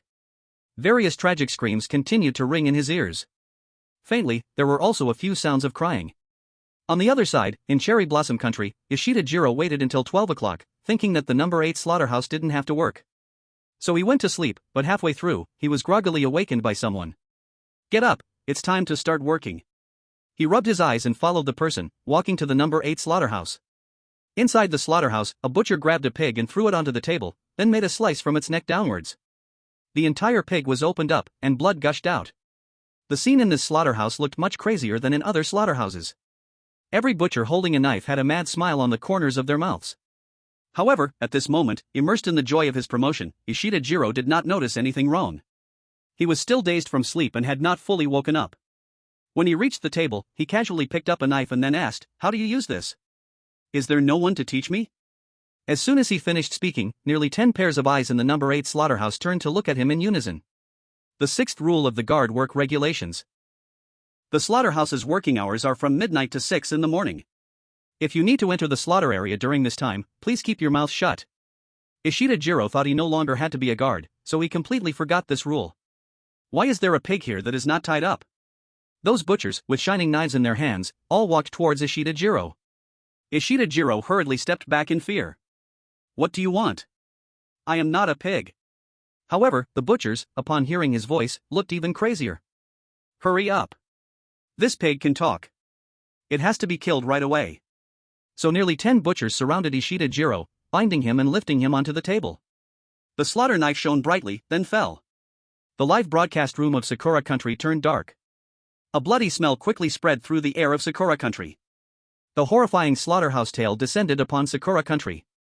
This idiot Ishida Jiro, we clearly had a chance to achieve S rank. Why was he so careless? We are finished in Sakura Country. Ah. This is terrifying, my dad actually brought a slaughter knife. Zhou Bai sat by those 3 sheets of paper for a whole night. When dawn broke, he finally yawned. At 6 in the morning, the slaughterhouse ended work on time. Many butchers, with blood still on their hands, walked out without cleaning up. Zhou Bai looked at them through the window of the guardhouse. He felt that each of their expressions was cold and lifeless. Like puppets walking on the road. Zhou Bai shivered. He remembered what Aunt Wang said last night. They are right to be afraid of me. If they show any tendency to harm ordinary people, I will certainly not let them go. The image of the doctor, with red eyes, lunging toward him flashed in Zhou Bai's mind. Those contaminated by this instance have indeed become more aggressive. But why is this happening? Is the level of pollution in this world getting worse? Or is the source of pollution in this slaughterhouse more severe than the previous instance? Zhou Bai shifted his gaze away from these people. After all the slaughterhouse staff had returned, Zhou Bai picked up the keys and started his patrol. He still carefully checked the condition of each room. When he reached slaughter room number 8, he stopped, standing outside the window and seeing it filled with bloodstains. It seemed that slaughter room number 8 would only operate when the second pig transport truck arrived. Zhou Bai stood by the window of slaughter room number 8, finding it no different from other slaughter rooms. After checking and confirming that there was no one inside, he prepared to walk towards the manager's office. If SSS rank is too difficult, then S rank and A rank must also be fought for. Just as Zhou Bai was about to leave, noises came from the changing room behind him. A sense of ominous foreboding rose in his heart. Like in a horror movie, at this moment, something scary would surely appear inside. However, Zhou Bai still steeled himself and walked over. Inside the changing room, a row of white protective suits hung up. Many were just taken off. In the cramped space, the mixed stench of blood and sweat filled the air. Zhou Bai pushed aside the row of protective suits, and then saw Manager Lu squatting on the ground, gnawing on a piece of raw pig meat held in his hands. The viewers in the live broadcast room felt their scalps tingle upon seeing this scene. That's disgusting. Is Manager Lu about to mutate? If even Manager Lu mutates, how can this instance be cleared? Zhou Bai also felt his scalp tingle as he watched the scene before him. Manager Lu also noticed someone entering the changing room, looking up at Zhou Bai. There was a moment of shock. Zhou Bai unconsciously frowned. Not right. There was not a hint of red in his eyes. Director Lu had not mutated. But after reaching this conclusion, Zhou Bai felt everything became even more terrifying. His behavior looked even more horrifying. Director Lu still held that piece of pork in his hand, without saying a word, his eyes fixed on Zhou Bai. Zhou Bai finally managed to calm himself down. He forced a smile and said, Director Lu, I didn't know you were here, I was just about to look for you. Director Lu looked at Zhou Bai, still holding that piece of pork, then passed by a row of clothing racks and walked towards Zhou Bai. The viewers watching the live stream all held their breath at this scene, feeling tense. With Director Lu in this state, the audience worried that Zhou Bai might be in danger. However, Director Lu just calmly walked next to Zhou Bai. He said to him, You looking for me? Alright, let's go back to my office. After saying this, Director Lu walked out of the changing room. Zhou Bai followed behind him, his gaze falling on his arm. He noticed that Director Lu's already scarred arm had a new wound today. But this wound looked deeper and longer than any scar he had on his arm before. Zhou Bai's clenched fists involuntarily tightened. Director Lu's level of contamination seemed to worsen every day. He wondered if one day, as this contamination increased day by day, he would uncontrollably start to go mad. Zhou Bai didn't dare to imagine what that scene would be like. Maybe by that time, not just Director Lu, but everyone in the slaughterhouse would start to act violently. Even if Zhou Bai's strength had increased by 200% by then, it would probably be very hard to escape. No wonder the A-grade clearance only required survival in the slaughterhouse for 7 days. It was very likely that no matter which way the chosen ones went, they only had 7 days. Today was the 4th day since Zhou Bai entered the slaughterhouse. If his guess was correct, then more than half of the time for him to clear the level had already passed. Thinking of this, he looked back at Director Liu. He saw that Director Liu, not wearing protective clothing, reached for the door of slaughterhouse number 8, looking like he was about to open it. Zhou Bai was instantly stunned. Could it be that the rules of this slaughterhouse did not apply to Director Liu? But Zhou Bai felt that this possibility was unlikely. While he was puzzled, he saw Director Liu turning the doorknob while saying to him, "Let's talk in my office." At this moment, Zhou Bai finally understood what was happening. He quickly took a few steps forward, catching the door before Director Liu could open it. "Director Liu, your office is over there." Director Liu stared blankly at the door of slaughterhouse number 8. Frowning deeply. It wasn't until he saw the sign at the door that he suddenly realized. Then, with his greasy hand, he knocked on his own head. "Oh, I really was confused. Right. My office is over there." Zhou Bai saw that the few remaining strands of hair on Director Liu's head, already sparse to begin with, looked even fewer with the grease on them. Director Liu walked ahead, and Zhou Bai followed behind him, watching the few greasy hairs sway up and down with his steps. Such an ordinary scene appeared unusually strange under today's circumstances. Zhou Bai closely followed behind Director Liu. Since it was already after work hours, he saw no other employees along the way. Zhou Bai and Director Liu traversed most of the slaughterhouse and finally arrived at the office door. Director Liu opened the door and walked in, waving for Zhou Bai to come in. His office looked much messier than usual. On the desk were some scattered files and forms. On the floor behind the desk, a bloody knife lay there. The audience of the Great Xia Kingdom, as soon as they saw that knife, immediately gasped in cold air. Director Liu sat at the front of the table. That piece of raw pork was thrown onto the table with a loud snap. Zhou Bai glanced at the greasy documents. He saw an evaluation form with the words Zhou Bai written on it, perfectly pressed under the pork. Zhou Bai's pupils suddenly contracted. To obtain the A-level clearance, one needed to survive for 7 days in the slaughterhouse while also receiving a good evaluation from Director Liu. If he chose the A-level clearance, this paper was the key for Zhou Bai to pass. Of course, the audience in the Great Xia live broadcast room also noticed that evaluation form. "That's the evaluation form. Quick, check if there's a score for Zhou Bai." Such an important thing, and Director Liu actually put it under a piece of raw pork. In fact, this instance is so dangerous, getting an A-level clearance is already quite good. In the live broadcast, Director Liu sat in a chair and asked Zhou Bai, "How was your work yesterday?" "Everything went smoothly, it was all routine work with no sudden events that needed my attention." After listening, Director Liu nodded. Remember to patrol both morning and evening. Especially at 11 p.m., the patrol before the employees start their shift is particularly important. Director Liu calmly instructed Zhou Bai about his work. It sounded just like a normal conversation between a boss and a subordinate. But hearing his words, Zhou Bai broke into a cold sweat. The working hours in the slaughterhouse were clearly from midnight to 6 a.m. the next day. Why did it change to starting at 11 p.m. when it came from Director Liu's mouth? Did the rules change? Or was Director Liu confused? For a moment, Zhou Bai even started to doubt his memory of the rules. After finishing his words, Director Liu picked up the piece of raw pork and took a bite. His hands became covered in grease. Then he casually wiped his hand on the evaluation form with Zhou Bai's name on it and threw it into the trash can. The audience in the Great Xia live broadcast room felt a sharp pain in their hearts upon seeing this. Such a crucial clearance item was so recklessly discarded by Director Liu? Anyone would feel heartbroken watching this. Zhou Bai was equally concerned about that evaluation form. His gaze closely followed that paper, heading towards the trash can. He saw a palm standing oddly in the trash can. He suddenly remembered his first day entering this instance. He had come to the director's office and saw a butcher whose hand had been chopped off. That butcher's severed hand had also been thrown into this trash can. But this hand in the trash seemed a bit strange. It didn't look like a human hand, but rather, an odd shape between a pig's hoof and a human hand. Chapter 30, Methods to Suppress Pollution. A vision of his mother with 2 pig ears on her head floated into Zhou Bai's mind. He trembled and took a step back. "What's wrong?" Director Liu asked. Zhou Bai quickly shifted his gaze away from the trash can. He concealed, "I just remembered there are still several rooms I forgot to patrol." Fortunately, Director Liu was not in his right mind and did not notice Zhou Bai's abnormality. "Then go quickly." Zhou Bai received Director Liu's approval and turned to leave the director's office. He quickened his pace towards the medical room. While walking, he reorganized his thoughts. If what Director Liu cut off was a mutated body part of the butcher, then his actions were not merely punishing employees, but helping them suppress pollution. To find out if this was the case, Zhou Bai had to go to the medical room and see that injured butcher with his own eyes. Zhou Bai quickly arrived at the medical room door and pushed the big door open. The doctor stood in front of the medicine cabinet, holding the medicine bottle. Seeing Zhou Bai walk in, he was so scared that he almost dropped the bottle. Doorman brother, why are you here? The doctor already had a psychological shadow about Zhou Bai. Zhou Bai ignored him and turned his gaze to the person lying on the hospital bed. The butcher was sitting with his legs crossed, leaning against the hospital bed, his uninjured hand browsing through a newspaper. Zhou Bai quickly walked a few steps to his side, his eyes landing on the injured hand. Who are you? What are you doing standing here? Get away, don't block my view of the newspaper.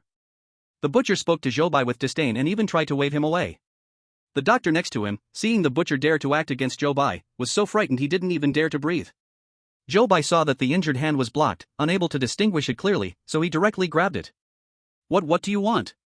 Someone suddenly barged in and grabbed his hand. The butcher was so angry he wanted to shake it off. However, he felt the strength in the other's hand was incredibly strong, and he couldn't move his whole hand at all.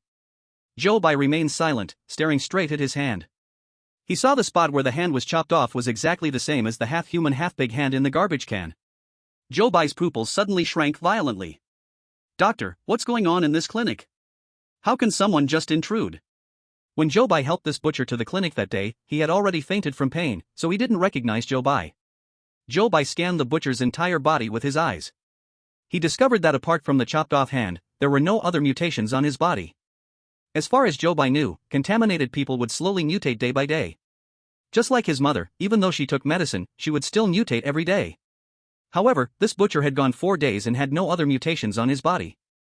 This meant that directly chopping off the mutated part could indeed prevent the body from continuing to mutate. This was the real reason why Manager Liu punished the employees. No wonder the disability rate in this slaughterhouse was so high. The butcher lying on the hospital bed was getting anxious under Zhou Bai's gaze. But he couldn't break free from the hand. He was a 200-pound hefty man, and he had never felt so suffocated in his life. Zhou Bai got his answer and then released his hand, casually finding a reason to brush it off. You were injured that day, and I brought you to the clinic. I just wanted to see how your wound was healing.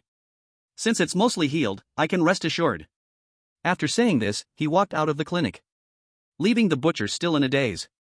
After Zhou Bai returned, he locked the main door and went back to the gatehouse. He closed the room door and took out 3 notes from the drawer that had the rules written on them.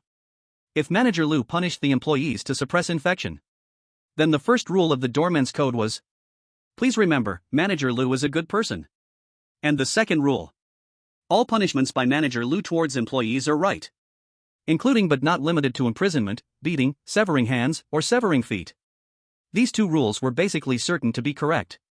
However, Zhou Bai's gaze then fell on the 7th rule of these rules. Manager Liu's room is at the innermost part of the slaughterhouse. After sunset, do not approach that place. But what was this rule about? It seemed to partially conflict with the first rule. What would happen after sunset in the manager's room? Zhou Bai remembered the muffled moans heard while patrolling near the manager's room every night, and the new wounds that appeared on Manager Liu's arm every day. These details should all be related to this rule. Manager Liu was a good person, but that didn't mean he wasn't a dangerous one. It could also be said, his danger should come with additional conditions. Both S and a grade passes require the help of Director Liu. But seeing the current state of Director Liu today, it's likely that his mind has long been troubled. Relying on him to pass the test, the risk factor and difficulty level will not be low. After much thought, Zhou Bai decided to focus on finding the source of the contamination. Although it might carry even higher risks, Zhou Bai felt there was still a chance to give it a shot. With this in mind, Zhou Bai took out a pen and wrote down several places he thought were related to the source of contamination, drawing circles around them. Slaughterhouse number 8, the Red Door, and the director's office. After finishing, he heavily circled Slaughterhouse number 8 several more times. Slaughterhouse number 8 and the second pig transport truck were critical points Zhou Bai wanted to understand. But many rules imposed limitations on Zhou Bai. How could he avoid all the rules and still achieve his goals? Zhou Bai picked up the pen and kept sketching on paper. After filling several sheets of paper on the table, he finally stopped. He looked carefully at what he wrote on the paper, checked it again, and then contentedly stored it away. Then he lay on the bed and fell asleep. At 10 p.m., Zhou Bai was woken up on time by the alarm clock. He picked up his keys and started patrolling the rooms one by one. The slaughterhouse was very quiet, just like any other day. He jingled the keys as he walked until he arrived at the medical room. The butcher lying on the sickbed flinched as Zhou Bai entered. He seemed afraid of what Zhou Bai might do to his hand. The doctor also had a face full of fear. This butcher had been rude to Zhou Bai in the morning. How had he become so afraid of him after just one afternoon? Zhou Bai reasonably suspected that it was this doctor who, after Zhou Bai left, had educated him about some matters. What do you want to do again? Chapter 31, Work begins at 11 p.m. Zhou Bai jingled the keys in his hand. Guard. Patrolling the rooms and just came to take a look. Since the doctor stayed in the medical room 24 hours a day, Zhou Bai hadn't come by the medical room during his previous patrols. Realizing that he was still lacking knowledge about the medical room today, Zhou Bai decided to come check it out. In the sick room, the doctor continued to lower his head, pretending to be busy with his own things, secretly hoping Zhou Bai would ignore his presence. The butcher closed his mouth, lying on the sickbed and occasionally stealing glances at Zhou Bai. Zhou Bai paid no attention to their strange reactions and began to look around. The medical room wasn't large, with 4 sickbeds outside. Besides the butcher with the severed hand, there was another patient lying in the corner. Next to his sickbed sat a wheelchair. He must have hurt his foot. Zhou Bai's gaze shifted away from him and walked over to the medicine cabinet. The medicine cabinet had only some common medications for treating injuries. Besides that, he couldn't find any canisters of medicine to suppress contamination. He continued further inside. When he reached the white curtain, he heard a series of painful groans from behind it. The doctor also noticed the situation behind the curtain. He quickly stopped his work and ran to the white curtain. Then the white curtain suddenly started to shake violently. Let me go. Hurry and let me out. Zhou Bai could feel that the person inside was fighting fiercely with the doctor. Don't move, you can't go out. The white curtain was tugged, revealing it halfway. Zhou Bai saw the doctor pick up a rope, trying to tie up the patient who was left with only one hand. The doctor pressed down on the patient's shoulder with one hand, while struggling to bind him with the rope with the other.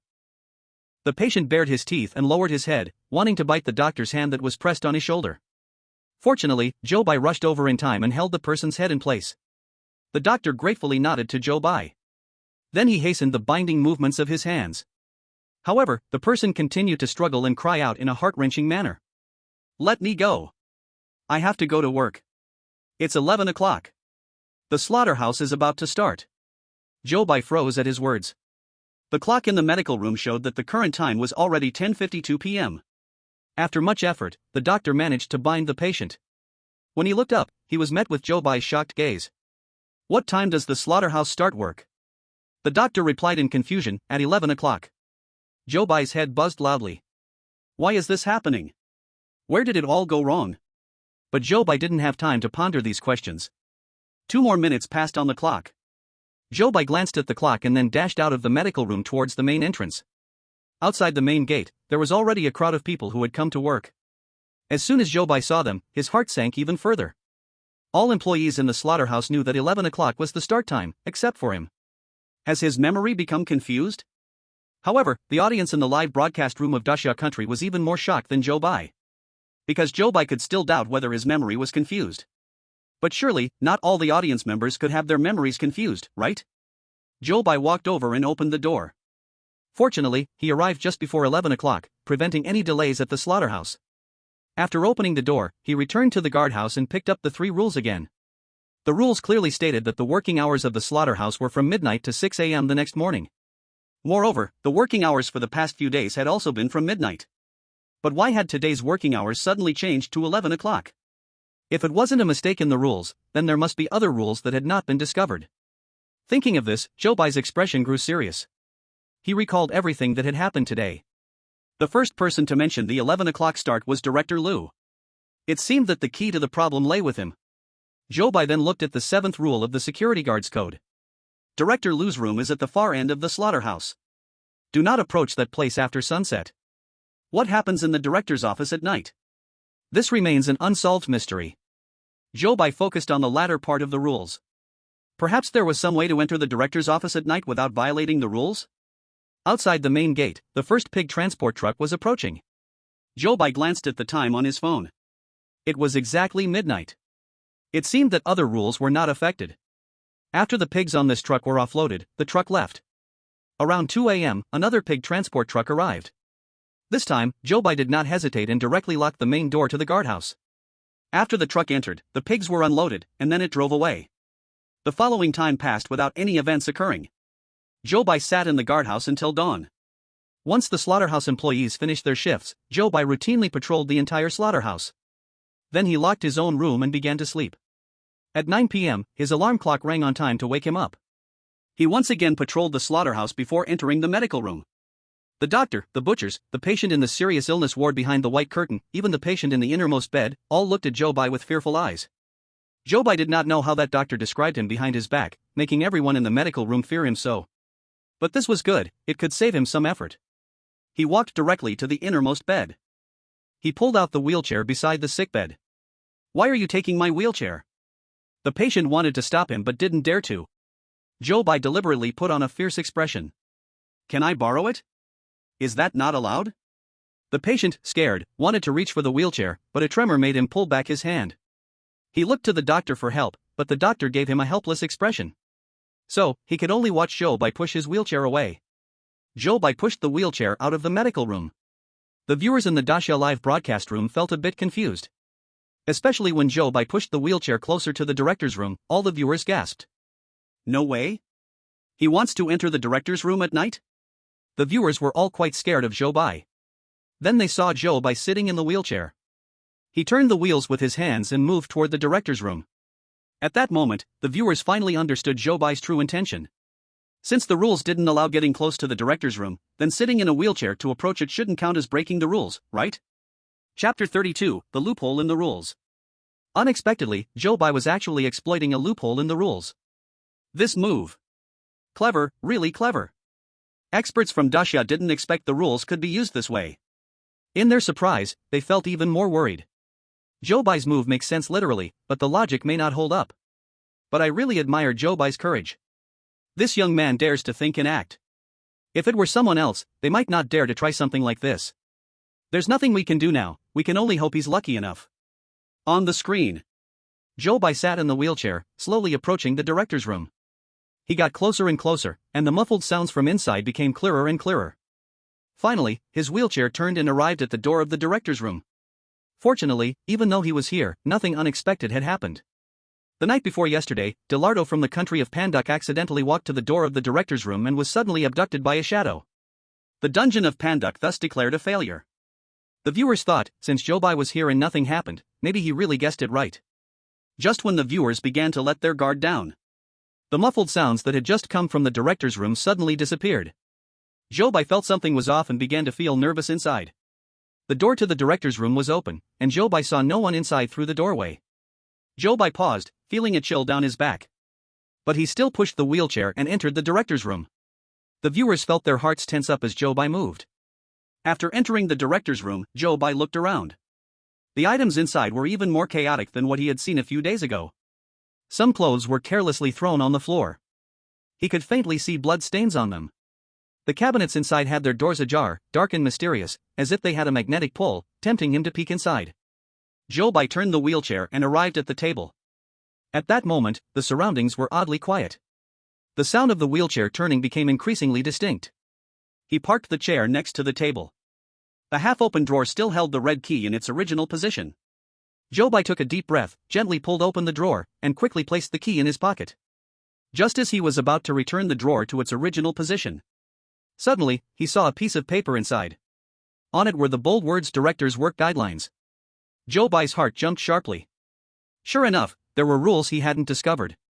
He swiftly took out the paper, didn't have time to read it, folded it quickly and put it in his pocket as well. After doing all this, Zhou Bai intended to go back.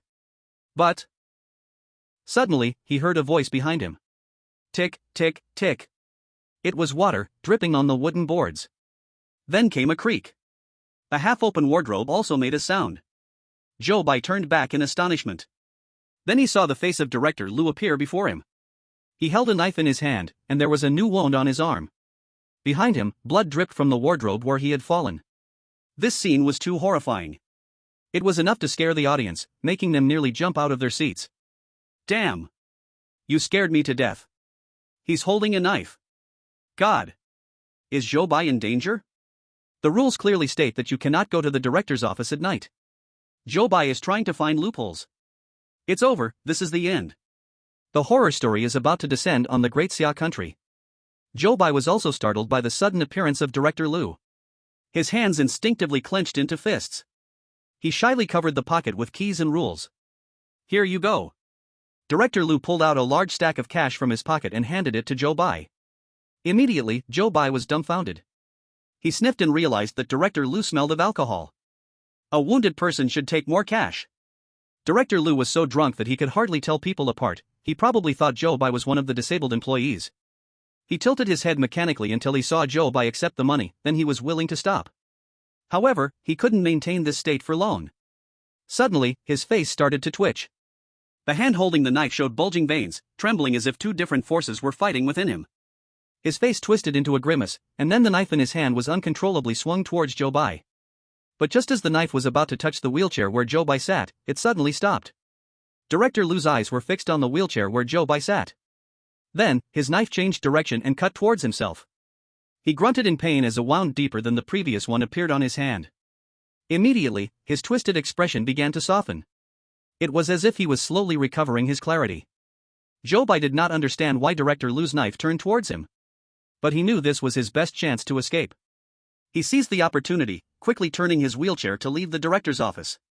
All the way, he heard Director Liu's pained grunts coming from behind him. Zhou Bai felt his scalp tingle and sped up, quickly leaving the director's office. When he reached near the infirmary, he finally stood up from the wheelchair. Breathing a sigh of relief, he returned the wheelchair to the infirmary. On the way back to the gatekeeper's house, the red door appeared again. As Zhou Bai passed by the red door, the person inside kept trying to talk to him. Hey! New gatekeeper. Did you just come from the director's office? Did you go to get me the red key? Hey! Why aren't you speaking? Do you still want to eliminate the pollution source here? When Zhou Bai heard this, he finally stopped in his tracks. His fingers tightened around the red key in his pocket. Suddenly, it became extremely hot. However, the touch of the paper with the rules also reached Zhou Bai's hands. He instantly felt a bit clearer. Before figuring out the situation, he couldn't be easily swayed by it. Zhou Bai ignored the person behind the door's calls and quickened his pace back to the gatekeeper's house. He opened the main door, watching employees come in one after another for work. Until no one moved in front of him, he took out the key and the rules hidden in his pocket. He first examined the red key carefully. The red key seemed to be no different from the other keys. Only the metal material, painted with red paint, makes it look like it emanates a strange aura. Zhou Bai found a piece of paper, wrapped the key, and then carefully placed it in the drawer. Next, he adjusted his breathing and then opened the new rules. Chapter 33, White Beard and Black Beard. Director's Work Guidelines. 1. You can arrange anything in the entire slaughterhouse, including but not limited to working hours, position changes, and the life and death of personnel. 2. Please be kind to the injured employees, no matter what they have done, no matter how high their salary and welfare demands, please meet them. 3. If you catch someone from the White Beard organization, please lock them inside the red door. They are very dangerous and can destroy the entire slaughterhouse. 4. If the pigs in slaughter room number 8 can talk, don't be afraid, just kill them immediately. 5. You need to feel pain every day, this can keep you awake. 6. The slaughterhouse is the most important. If someone threatens the existence of the slaughterhouse, you can end their life. 7. You can cooperate with the supervisor of Blackbeard, but you also need to guard against them, as they may threaten the slaughterhouse. 8. Please remember your duties and follow the rules, otherwise, you will be wiped out. After Zhou Bai finished reading the contents on the paper, the system's voice also rang in his mind. Detected that the host has obtained new rules, now marking a wrong rule for you. The 5th rule of the director's work guidelines is incorrect. Zhou Bai looked at this rule but frowned. Pain can make people awake, he had seen the effect on the doctor and Director Liu. Now the system says this rule is false. This made Zhou Bai feel confused. Perhaps the true error of this rule should be that pain can make people awake, but it cannot keep them awake forever. It is very likely that continuously suppressing pollution in this way will make things worse. Zhou Bai recalled Director Liu's current situation and thought of the critically ill patient behind the white curtain, whose mental state was somewhat abnormal. He felt that his guess was likely correct. Then, he looked at the first rule on the paper. You can arrange anything in the entire slaughterhouse, including but not limited to working hours, position changes, and the life and death of personnel. It seemed that this rule was the reason for the change in the working hours of the slaughterhouse. Next, his gaze fell on the second rule. Please be kind to the injured employees, no matter what they have done, no matter how high their salary and welfare demands, please meet them. Seeing this rule, Zhou Bai felt very fortunate that when he just entered the director's room, he chose to go in on a wheelchair. Also, thanks to Director Lu's unclear mind, he mistook him for an injured employee. Zhou Bai put the stack of cash that Director Lu had just given him on the table and shook his head helplessly. If he had chosen a small cart, he might not have escaped this danger so easily. Then, Zhou Bai looked at the other rules. In this new set of rules, there were also pieces of information he had never encountered before. Black beard and white beard? What kind of organization is this? Looking at it this way, An Wang might know information about the people inside the door. He could ask her later. And this sixth rule? Zhou Bai hesitated for a moment. Then he opened the drawer and took out the previous gatekeeper's notes from inside. He placed the fifth rule from this page next to this rule. Director Lu will always put our life safety first. The slaughterhouse is the most important. If someone threatens the existence of the slaughterhouse, you can end their life. These two rules clearly contradict each other. The experts in front of the TV screen were impressed to see Zhou Bai put these two rules together. Our chosen one is quite smart. He spotted the conflict between this rule and the sixth rule so quickly. But which one is really true? From my experience, the likelihood of the site manager's code of conduct being correct should be greater. It's more reasonable for capitalists to prioritize their interests. At this moment, Zhou Bai was thinking in a completely different direction than the experts. The fifth rule from the previous gatekeeper's notes had already been verified as correct during previous events. So, this sixth rule might be wrong. However, it was also possible that Manager Lu might violate the rules. Zhou Bai's expression grew heavy. The time reached 12 o'clock. The first pig transport truck drove in. Zhou Bai put the rules into the drawer, gazing out the window, watching the whole process of the live pigs being unloaded from the truck. Then, the time reached 2 o'clock. The second pig transport truck came driving in from afar. It was now the sixth day since starting this side quest. Zhou Bai had little time left. Tonight, he must uncover the secrets of this pig transport truck and the number 8 slaughterhouse. Thinking of this, Zhou Bai's heart inexplicably tightened, yet he forced himself to calm down. He saw the headlights of the vehicle shining down, and An Wang's figure walked over from the passenger seat. He quickly locked the door. He stood by the door, hearing footsteps that seemed to pass right by him. Zhou Bai hurriedly called out to her loudly. An Wang. The footsteps paused for a moment, then moved closer to his position, stopping by the door. You little brat, what do you want now? Zhou Bai was short on time and didn't beat around the bush, directly asking, An Wang, do you know about the White Beard organization? An Wang stood outside the door, and hearing Zhou Bai's question, she clearly froze for a moment. I know. We were originally part of the same organization. But the two leaders had different ways of handling some issues, so we split into two organizations. Although our methods of dealing with problems are different, our goals and missions are still the same. After hearing An Wang's words, Zhou Bai's heart already had an answer to something. His gaze turned to the drawer, where the red key lay inside. The pig transport truck didn't stay long before starting up and leaving. After bidding farewell to An Wang, he heard the sound of the vehicle driving away. He stood by the door for a while longer, then walked over and put the red key from the drawer into his pocket. Then he opened the door. He took a glance toward the slaughterhouse, leaving the lights and door open as if someone was still inside. Taking advantage of the night, he lowered his head and quickly walked toward the number 8 slaughterhouse. Based on the experience Zhou Bai had accumulated over the past few days as the gatekeeper, from 2 to 3:30, no one would come to the main gate. After 3:30, some vehicles would come to collect the pig meat. So, Zhou Bai only had an hour and a half to act. Chapter 34, Found the Source of Pollution. He quickly arrived near the number 8 slaughterhouse and sneaked into the changing room. Originally, the protective clothing in the changing room was matched according to the number of people. However, because Zhou Bai raised objections to Manager Lu a few days ago, a batch of new protective clothing was sent to the changing room. At this moment, there was still a row of old protective suits hanging inside the changing room. Zhou Bai picked one up, put it on, covering his entire face tightly. Then he ran toward the manager's office. When they saw Zhou Bai wearing the protective suit, the audience who had previously mocked him for not understanding the ways of the corporate world finally realized. Cow, still Brother Bai's cow. It turns out I was superficial. Please, Brother Bai, accept my knees. On the road, Zhou Bai casually pulled a small cart. When he reached near the venue manager's office, he stood on the cart, using his feet to push it forward.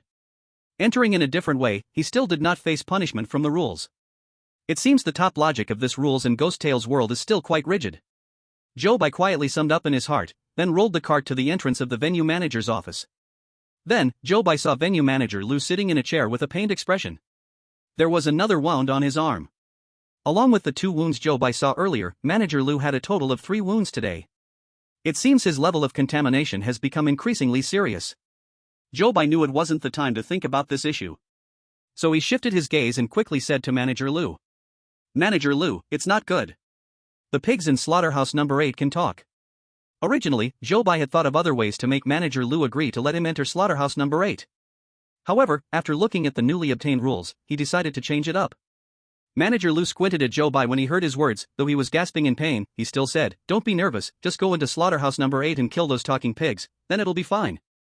Zhou Bai received Manager Lu's permission and immediately turned to roll the cart away. Then, he rushed towards slaughterhouse number 8.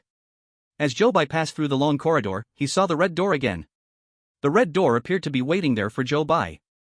As he passed by, a person inside the door called out to him. "Hey! Door guard brother! Hey! Big brother! Don't run so fast! I can feel you have the key, are you here to open the door for me?"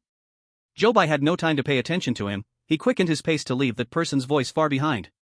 Although Zhou Bai had the red key on him, he didn't plan to open the door for him now. It was just an extra safeguard, just in case. Finally, Zhou Bai reached near slaughterhouse number 8. To make himself appear more normal, he started slowing down as he approached his destination. Viewers in the Daxia Kingdom livestream had already been startled by Zhou Bai many times, but seeing his series of actions still made their hearts race. Especially recently, Scov from Demao country was suddenly torn to death by the rampaging butchers. So, Zhou Bai became the only survivor in this instance. Except for the Daxia Kingdom, all other countries suffered the arrival of ghost tales. So, although they saw Zhou Bai was well prepared, when he was about to enter slaughterhouse number 8, the viewers still felt anxious for him. On the livestream, Zhou Bai had already opened the door to slaughterhouse number 8 and quickly slipped inside.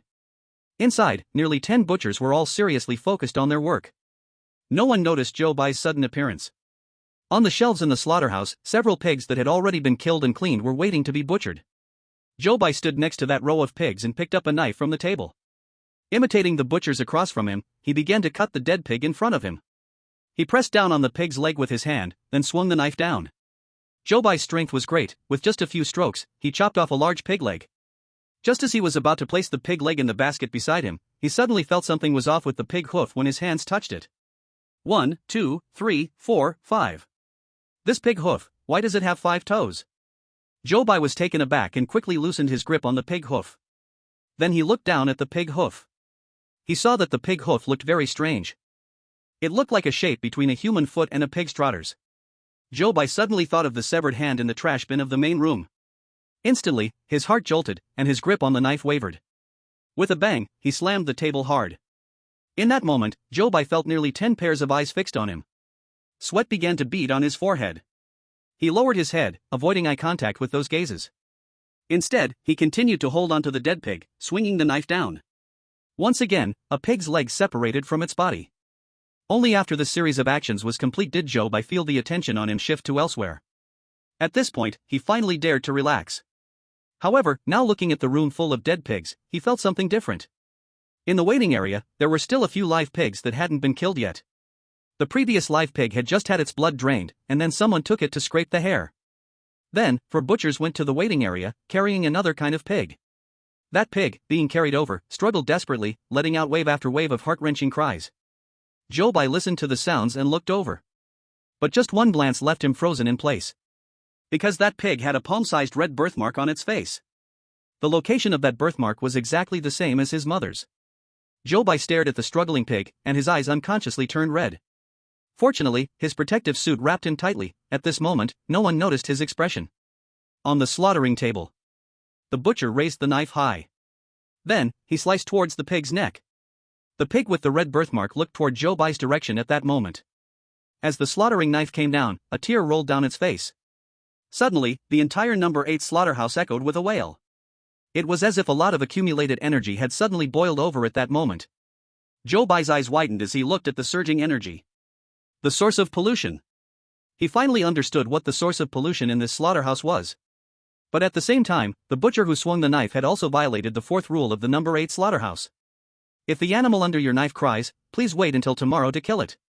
Caught up in this whirlpool, Zhou Bai was also about to face danger. Chapter 35, The Chaos Brought by the Source of Pollution. The butcher holding the knife suddenly inflated. The protective suit that wrapped around him began to tear apart as his body expanded uncontrollably. Then, Zhou Bai saw the butcher's exposed body begin to mutate into a gigantic monster with a pig's head and human body. The other butchers looked at him with excitement on their faces. They were even so excited that their eyes turned red.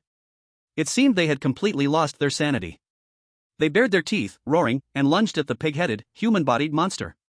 In the number 8 slaughterhouse, the surging energy kept crying out. These cries were clearer and much stronger than what he had heard outside before. Zhou Bai could feel tiny particles emerging from his skin just by listening to these sounds. Zhou Bai was shocked. He knew that the energy gathered from these cries was the source of pollution in this slaughterhouse. This was the accumulated resentment that gathered after those beings were slaughtered in this slaughterhouse. It was precisely these accumulations of resentment, day after day, night after night, influencing everyone in the slaughterhouse, that caused their pollution. As Zhou Bai thought about this, he felt a deeper understanding of how this slaughterhouse had become what it was today. Just then, a mechanical voice sounded in the live broadcast room of the Great Xia Kingdom. Congratulations to the chosen one of the Great Xia Kingdom, Zhou Bai, for finding the source of pollution in the bloody slaughterhouse. Hearing this voice, the audience of the Great Xia Kingdom was stunned, then immediately erupted in cheers. Zhou Bai has indeed not let us down. He really found the source of pollution. I never expected Zhou Bai was about to clear the level again. Our Great Xia Kingdom is about to achieve SSS level clearance again. Zhou Bai, you are my god. However, the audience did not celebrate for long. Another sentence from that mechanical voice directly plunged them into despair. Warning! Warning! The source of pollution has spread. The rate of pollution in the entire slaughterhouse has accelerated. Next, you must eliminate the source of pollution within 5 hours, otherwise, the level clearance will fail. Because of the earlier incident, although it helped Zhou Bai find the source of pollution, it also made his situation even more dangerous. The audience in the Great Xia live broadcast room was all worried again. We are just one step away from SSS level clearance. Zhou Bai must hold on. At this moment, Zhou Bai also heard the mechanical announcement in his mind. He knew that the time left for him was running out. In slaughterhouse number 8, a frenzy of biting was currently taking place. Those butchers had all gone mad. Like pigs, and like dogs. They were on the ground, surrounding that half-human, half-pig monster, biting into it. Zhou Bai felt the emerging particles on his body. A faint ominous feeling stirred in his heart. Taking advantage of the others not noticing him, he quietly ran to the door, then quickly opened it and went outside. He took out a key and locked the door of slaughterhouse number 8 from the inside. This way, at least he could ensure that those already gone mad inside wouldn't randomly come out to attack others. Then, he took off his protective suit. His skin was once again exposed to the air. However, at this moment, some sharp-eyed viewers noticed that a small patch of fuzz had already grown on the back of Zhou Bai's hand. Zhou Bai turned around and took a look at the current situation in the slaughterhouse through the window. Then, he reached into his pocket, quietly clenching the red key inside. Up to now, he had not come across any information that could directly indicate how to eliminate the source of pollution. So, to find a solution within 5 hours, he actually had no confidence. The source of pollution in the slaughterhouse was caused by their method of dealing with the mutants. In other words, this pollution stemmed from the actions of the slaughterhouse itself. Fundamentally, the slaughterhouse and Zhou Bai's goals were in conflict. And among all the rules, Zhou Bai could only think of the person locked inside as having a direct conflict of interest with the slaughterhouse. He was the one whom the rules repeatedly warned to be careful of. And the system's repeated hints about rule errors were also focused on rules related to him. Therefore, holding that red key, Zhou Bai sped up his steps toward the direction of the recently seen red door. The sounds of biting from slaughterhouse number 8 did not affect the normal operation of the other slaughterhouses. Along the way, Zhou Bai saw an orderly working state. If it weren't for the bloody scene he had just witnessed, Zhou Bai would even suspect that tonight was just an ordinary night. He quickly arrived at the spot where he had seen the red door. But the place had now turned into an ordinary wall, with no trace of that red door at all. Zhou Bai hurriedly began to search nearby. This red door had always appeared and disappeared mysteriously. Every time it appeared, it was always headed straight for Zhou Bai. Now, Zhou Bai had to find it himself, but suddenly felt at a loss for where to start. Zhou Bai had no better options and could only search every corner of the slaughterhouse carefully, but he did not see any trace of the red door. He felt that something was not quite right. The previous times he had encountered the red door, the people inside had been very enthusiastic. Moreover, Zhou Bai could feel that the person had the ability to control where the door appeared. This time, Zhou Bai intended to let him out, but he vanished. This was somewhat out of logic. Avoiding him? Or did he not have the ability to appear now? Regardless of which reason it was, neither was a good omen. Time unknowingly reached 3:30. Outside the gate, the headlights of a truck shone inside. Hey! Gatekeeper. Come help me open this gate for loading. Zhou Bai saw the driver in the driver's seat shouting at him. He can only walk a few steps quickly to help him open the gate for the truck to pass, and then guide the truck to the correct position. One after another, trucks kept coming in and out, leaving Zhou Bai with no way to escape. The audience watching the live broadcast became anxious for Zhou Bai. Why are there so many trucks today? If Zhou Bai can't find a way to eliminate the pollution source, he will fail to pass. There really isn't much time left. It's making me anxious. Can't they just ignore these trucks? It might not be possible. If there's chaos here at the gate, someone should quickly find out Zhou Bai's abnormality. Finally, the trucks stopped coming only when the sky began to brighten slightly. Zhou Bai checked the time on his phone. It was already 5:15. He had less than 3 hours left. At that moment, a commotion arose inside the slaughterhouse. Chapter 36, It was you who did it, right? Zhou Bai's heart skipped a beat, guessing that someone had discovered what was happening in slaughterhouse number 8. However, when Zhou Bai looked towards the direction of the commotion, he saw Director Lu walking through the crowd, leading a group of people toward Zhou Bai's door. Zhou Bai felt somewhat puzzled. Director Lu rarely appeared at this time, and bringing so many people here was surely not a good sign. Zhou Bai watched them approaching and hid his fluffy hand behind his back. As they got closer, Zhou Bai could see the serious expression on Director Lu's face. However, judging by his eyes and the way he walked, he should have regained his clarity. Soon, they arrived in front of Zhou Bai. They surrounded Zhou Bai, and the posture looked very much like they were coming to demand justice. Zhou Bai's hidden hand couldn't help but clench into a fist. He scanned the crowd, estimating how likely he would be to escape if a conflict truly arose. No wonder Zhou Bai felt guilty. After all, the things he had done that night could not be known to them. Director Lu said with a cold face. I have a red key missing from my drawer. Zhou Bai immediately tightened his fist upon hearing this. He still had that red key in his pocket. If Director Lu asked to search him, he could probably find the key immediately. However, no matter how turbulent his heart was, Zhou Bai still remained composed on the surface. How could it have gone missing?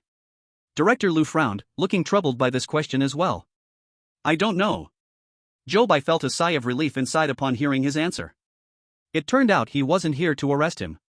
Director Lu seemed dissatisfied with Zhou Bai's reaction. Thus, his expression became even more serious. As the gatekeeper, you have to take responsibility when the property of the slaughterhouse is lost. It is your job's failure. Do you realize your mistakes at work? Zhou Bai nodded hastily after hearing this.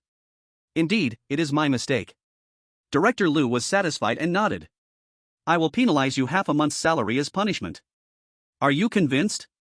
I am convinced. Of course, I am convinced. I will go help you search the entire slaughterhouse. I will definitely find the key. Zhou Bai wanted to use the excuse of looking for the key to boldly search the entire slaughterhouse again. Unexpectedly, Director Lu said, no need to look. I will never use that key again. Besides, I am already prepared for this. Even if someone gets hold of that red key, it will be useless. Zhou Bai was stunned upon hearing this. He finally understood why he couldn't find the red door earlier. It turns out Director Lu was already prepared. No wonder such an important key was carelessly left in the drawer. It seemed finding that red door would now be very difficult. Thinking of this, Zhou Bai felt that learning how to eliminate the pollution source through the people inside the door seemed to have become very slim. In the Great Xia live broadcast room, the atmosphere also became unusually heavy. The audience understood Director Lu's words and realized that the red door would be hard to find. Less than 3 hours were left. Zhou Bai wanted to find a way to eliminate the pollution source in such a short time. It was really too difficult. Many audience members no longer dared to have high hopes for passing through, some even started preparing for the arrival of strange tales. The audience did not dare to hope, but Zhou Bai, as the chosen one of Great Xia, could not give up so easily. Since this path was not viable, he would find another one. Until the last second, the story had not yet concluded. Zhou Bai recalled all the information he had obtained in his mind. The White Beard Organization and the Black Beard Organization had intricate ties with the slaughterhouse. And both had some conflicts of interest with the slaughterhouse. Especially the White Beard Organization, the conflict was even more obvious. Through both of these organizations, one could possibly learn how to eliminate the pollution source. However, since he couldn't find the red door, it would be too late to look for Ant Wang now. These two organizations could only be temporarily excluded. Besides, there was one more person who might know how to eliminate the pollution source. Zhou Bai thought of this and focused his gaze on Director Lu. He held the highest authority in the slaughterhouse, so he should be the one who knows the most secrets. But how could he get information from him? Moreover, eliminating the pollution source might cause damage to the entire slaughterhouse. It was nearly impossible to make Director Lu do something harmful to the slaughterhouse. Just when Zhou Bai was about to dismiss this idea in his mind, he saw a worker running over from slaughtering room number 8, panic-stricken. Zhou Bai knew that the abnormal situation at slaughtering room number 8 had really been discovered. Sure enough, the worker hurriedly ran to Director Liu. Breathless, he pointed towards the slaughtering room and said, "Director Liu, something's wrong. Something has happened in slaughtering room number 8. All the butchers inside have gone crazy." Upon hearing his words, Director Liu's face darkened. He led a group of people towards slaughtering room number 8. Zhou Bai followed along. When they entered slaughtering room number 8, everyone gasped in shock. There was a large pool of blood on the floor. The butchers had blood in their teeth, and there were various mutations on different parts of their bodies. They were pressing against the windows, continuously banging on the glass, directed at the people outside. The people outside were frightened by this scene. Not a single person spoke up at that moment. Director Liu's entire face was dark and gloomy. Everyone just looked at his expression, knowing the seriousness of the situation. He approached the window and gazed inside. When he saw the swirling energy inside the slaughterhouse, Zhou Bai clearly heard him mutter the words pollution source. Zhou Bai immediately looked over at him. It turned out he really knew. Zhou Bai quickly thought in his mind about how to find an opportunity to probe for information. Director Liu walked to the front of the door of slaughterhouse number 8. He turned the doorknob with his hand. By the looks of it, he wanted to open the door and go inside. However, his action quickly came to a halt. Because the doorknob couldn't turn at all. He was stunned and turned his head, then looked at Zhou Bai with murderous intent. The door was locked from the outside. "You're the one who did it, right?" When the others heard Director Liu say this, they all looked toward Zhou Bai. Zhou Bai felt as if he was in the wild, being stared at by a pack of hungry wolves. In the next second, he could be devoured alive at any moment. Chapter 37, Director Liu's Choice. Countless thoughts flashed through Zhou Bai's mind in that instant. Besides Director Liu himself, only Zhou Bai had the key to the slaughterhouse. It was impossible to deny it. But did he really want to admit it? If he really confessed, he feared that as soon as he finished speaking, he would be dealt with by them. Not admitting was not an option, but a direct denial wouldn't work either. Zhou Bai suddenly found himself in a difficult situation. Director Liu's gaze was sharp and fixed on Zhou Bai. Zhou Bai had to respond, saying, "It was me who locked it. If we let them out, all of us will be in danger." He neither denied nor directly confirmed it. The employees standing near Director Liu, upon hearing that they might be in danger, all changed their expressions. Their eyes looking at Zhou Bai lost some hostility. But Director Liu was not so easily fooled. "When did you discover that something was wrong with slaughterhouse number 8? "Around 3:15. Zhou Bai answered honestly. Upon hearing this, Director Liu's face darkened even more. He looked at the state of the butchers inside the slaughterhouse, realizing they must have been exposed to the pollution source for at least over 3 hours to mutate to this extent. So, Zhou Bai was not lying. However, that did not eliminate his suspicion. "Since you discovered it 3 hours ago, why didn't you come to report to me? I was just about to tell you when you arrived. My work rule states that I cannot disturb you after sunset. I waited for dawn with great difficulty." Zhou Bai's reasoning wasn't foolproof, but it was somewhat reasonable. After all, anyone would prioritize their life. After listening, Director Liu said nothing more to Zhou Bai but looked seriously at the inside of slaughterhouse number 8. After thinking for a moment, Zhou Bai decided to walk up beside Director Liu and whispered, "Director Liu, what should we do now? It's almost 7:30, and the slaughterhouse needs to be disinfected soon." Director Liu thought of this as well. If the pollution source inside could not be resolved, then all the butchers in slaughterhouse number 8 would be in life-threatening danger. There was just 1 hour left until the slaughterhouse needed disinfection. And there were less than 2 hours left for Zhou Bai to pass the checkpoint. Inside slaughterhouse number 8, those already going mad were continually banging on the glass. Although the glass in the slaughterhouse was extremely tough. Under such fierce pounding, it was starting to show signs of cracking. Director Liu frowned tightly, as if grappling with a difficult decision in his mind. "Director Liu, please think of a way. The situation is very urgent, we need to eliminate the pollution source quickly." Seeing that Director Liu seemed to waver. "They can be saved. The slaughterhouse will be destroyed." His veins bulged. The wounds on his hands looked terrifying. But he still struggled to stay awake. Zhou Bai knew that the corruption he had suffered from would soon start to affect his mind again. He quickly asked, "Who is he? Where is he?" Director Liu painfully grabbed his own hair, pulling several strands out. "It's useless. Even if you know, it won't help." Zhou Bai knew time was running out and continued to press him. "Why is it useless? Only by eliminating the source of pollution can we save them."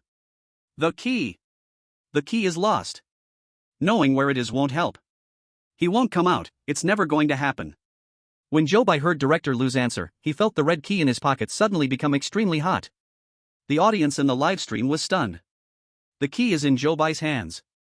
If he tells Director Lu, he will probably be treated as a thief. If the key isn't taken out, Director Lu won't reveal the location of the red door. Moreover, letting the person behind the door out would pose a danger to the slaughterhouse. Although Director Lu is hesitant right now, he can't possibly agree to this. Rule 3 of the Director's Work Code. If you capture anyone from the White Beard organization, please lock them inside the red door. They are very dangerous and could destroy the entire slaughterhouse. Rule 8. Please remember your duties and follow the rules, otherwise, you will be erased. Directors who break the rules will be erased. No one in the audience believed that Director Lu would break the rules to save those few people in Chamber 8. The live stream in Daxia also gathered many viewers from other countries. They saw Zhou Bai's current plight and all began to mock him. Ah, Zhou Bai is digging his own grave. This is killing me, who would have thought Daxia would fall like this? Finally, we won't see Zhou Bai in the next chapter. So happy. However, these foreign comments were quickly countered by viewers from Daxia. The live stream management swiftly blacklisted all these suspicious IDs. The camera returned to Zhou Bai. At this moment, he hesitated for a bit but eventually took out the key from his pocket. The audience was shocked and stared wide-eyed at Zhou Bai's action. Damn! He actually self-destructed. Some viewers were even a bit afraid to watch what happens next. But Zhou Bai looked unusually calm. The former guard's notebook, Rule 5. Director Lu will always put our life safety first. Zhou Bai had verified this rule to be true. So, he bet that Director Lu would temporarily overlook this matter for their common goal. He spread the red key in his hand and placed it in front of Director Lu. When Director Lu saw the red key appear in Zhou Bai's hand, he immediately understood what was happening. His angry expression almost turned monstrous. You stole this key. After saying that, he reached out to grab the key. But Zhou Bai instantly took a step back and pocketed the key. Take me to find that red door. I will open that door. Director Lu suddenly burst into a laugh, as if he had heard some absurd joke. Do you think I would take a thief to get what he wants to steal? Seeing Director Lu laugh, Zhou Bai remained unflustered. Every second we argue here consumes their lives. My goal is simple. I just want to eliminate the source of pollution. The butchers are the only ones with a chance to survive. Time is running out. Look, their mutations are becoming more and more severe. Zhou Bai finished speaking and pointed at the butchers leaning against the glass window. Lu Changjiang instantly stopped smiling. Chapter 38, Successfully Eliminate the Pollution Source. Following Zhou Bai's gaze, he also looked at the butchers. Those butchers had mutated very seriously, but some of their original appearance could still be recognized. Lu Changjiang took one glance, then turned his head back. Let's go. Hurry up. Don't waste time. After he finished speaking, he quickened his pace towards the location of the office. Zhou Bai knew there was hope and hurriedly followed him. The two quickly arrived at the office. Inside the office, apart from the bloodstains left from last night, it now looked very messy. The drawers and wardrobes were all turned upside down. These were probably messed up by Lu Changjiang when he was looking for the keys just now. Lu Changjiang stepped on the chaotic floor and kicked away the clutter with his feet. Then he walked to his wardrobe. Come and help me push it open. Lu Changjiang approached the wardrobe and motioned for Zhou Bai to help. Zhou Bai went over and together with Lu Changjiang, they pushed the wardrobe open. Then, he saw that behind the wardrobe, there was actually a hollow space. Inside, there was a dark hole. Looking inside, he could see a stone staircase extending downward. Lu Changjiang handed a protective suit to Zhou Bai. After they both put on the protective suits, they walked down the staircase. At the bottom of the staircase was a small space. The floor of this space was surprisingly piled high with various half-human, half-pig limbs and facial features. Zhou Bai, as well as the audience in the livestream, glanced at this scene and almost vomited. You, Lu, you filthy bastard. Just keep working hard for that bunch of fools. If the underworld successfully invades, it must be thanks to your lot of idiots. I can't believe you locked me up here. Despicable. Shameless. As soon as Zhou Bai stepped into this space, he heard someone inside cursing. However, when Zhou Bai reached the bottom, the person seemed to recognize him. Oh. Security brother. You're here too. Are you here to let me out? Lu Changjiang brought Zhou Bai to the red door and said. He's right here, let him out. The person inside the door was in disbelief. Lu, are you crazy? You actually want to let me out? Ha, do you even know the consequences of letting me out? Zhou Bai's hand paused with the key, but he still turned the lock. Click. As the key turned, the red door slowly opened. The viewers in the live stream held their breath, waiting for the person inside to appear on screen. Then, they saw a monster with a pointed mouth, covered in feathers, but with a human-like body step out. Everyone was shocked and gasped cold air. No way. The one released from the door is also a monster. Zhou Bai did not expect this change either. Looking at the half-human, half-bird monster, his eyes were filled with vigilance. The monster stretched. Ah, finally out. Then, it pulled out a red gun. Pointing at the half-human, half-pig limbs on the ground, it began to shoot wildly. Immediately, these limbs all burst into flames. The viewers in the live stream widened their eyes. Wow, this monster is kind of fierce. But, are they friend or foe? Lu Chongjiang looked at these burning limbs, his face full of pain. He couldn't bear to destroy these limbs, which was why they were kept here. But now, they were burned down by this birdman. How could that not be heartbreaking? And the birdman completely ignored his pained expression. He then turned to Zhou Bai. Brother Gatekeeper, thank you. As a reward, here, take this. With that, he threw a round pill into Zhou Bai's hand. He then looked at Lu Chongjiang. As for you, someone who is about to die, there's no need to waste the medicine. With that, he walked up the stairs. Brother Gatekeeper, let's go. We need to eliminate the source of pollution. Zhou Bai put the pill away and quickly followed. The three of them soon arrived at the entrance of slaughterhouse number 8. The glass windows had already been cracked from repeated pounding. If they were any later, those mutated people might have broken through. The birdman stood at the door of slaughterhouse number 8, handing his red gun to Zhou Bai. This is how we eliminate the source of pollution. I will need your help in a moment. Zhou Bai took the gun and nodded. He still had his protective suit on. He took out the key and unlocked the door. Then, one person and one monster quickly rushed inside. In an instant, all the butchers pounced on them. Fortunately, the birdman, with incredible speed, drew them toward himself. Zhou Bai seized the opportunity, holding the gun, and squeezed the trigger at the energy that was darting around. A series of screams filled the air. Then, the energy fluctuations in the slaughterhouse calmed down. Zhou Bai let out a sigh of relief. He looked at the birdman. At this moment, the birdman had already stuffed pills into the butchers' mouths. After taking the pills, they all calmed down. At that moment, a mechanical voice echoed from the Daxia live broadcast room. Congratulations to Zhou Bai for successfully eliminating the source of pollution and passing the level. Rating, SSS level. Upon hearing this, the viewers in Daxia were all moved to tears. I'm so touched. Zhou Bai's challenge was incredibly difficult. Another SSS level clearance. Zhou Bai is truly amazing. Zhou Bai. Daxia is lucky to have you. Now, rewards are being distributed. All citizens of Daxia will have their wisdom increased by 20%. As soon as the mechanical voice finished, the people of Daxia felt a light, refreshing sensation across their minds. When they began to think again, everything felt much lighter. Oh my god. I now find my math problems ridiculously simple. Family, I need to go. I think I've had a new breakthrough in my plan. I've broken through. Thanks to Zhou Bai, our laboratory was stuck at a bottleneck, but now we finally have a new breakthrough. The Daxia live broadcast room erupted in cheers. Occasionally, there were some sour comments from foreigners, but fewer and fewer people were willing to argue with them. After all, in the eyes of the people of Daxia, these people were simply too low in intelligence. Don't argue with fools. Then, the mechanical voice began to announce the next challenge. Next, enter the looping train instance. As a reward for Daxia's consecutive 2 clearances, this instance will be a special Daxia-only welfare dungeon. Clearance rewards will be generous. Other countries may not participate. As soon as this announcement was made, other countries immediately became displeased. Chapter 39, The Looping Train. After these 2 instances, the national strength of Daxia had noticeably grown. No new monsters had descended, and the citizens could finally focus on developing the economy. Along with the rewards from these 2 instances, the overall quality of the citizens improved, and their wallets were filled. Now, various industries within the country were thriving. In contrast, other countries were struggling with the new monsters that had arrived. This time, Zhou Bai got another opportunity for a welfare dungeon, and of course, the major powers on Blue Star couldn't accept this. They united to throw mud at Daxia. But as the saying goes, strength is the only hard truth. After the Great Xia Kingdom simply responded, they no longer paid attention. In the face of absolute power, the shouts and roars of the defeated have never been cared about.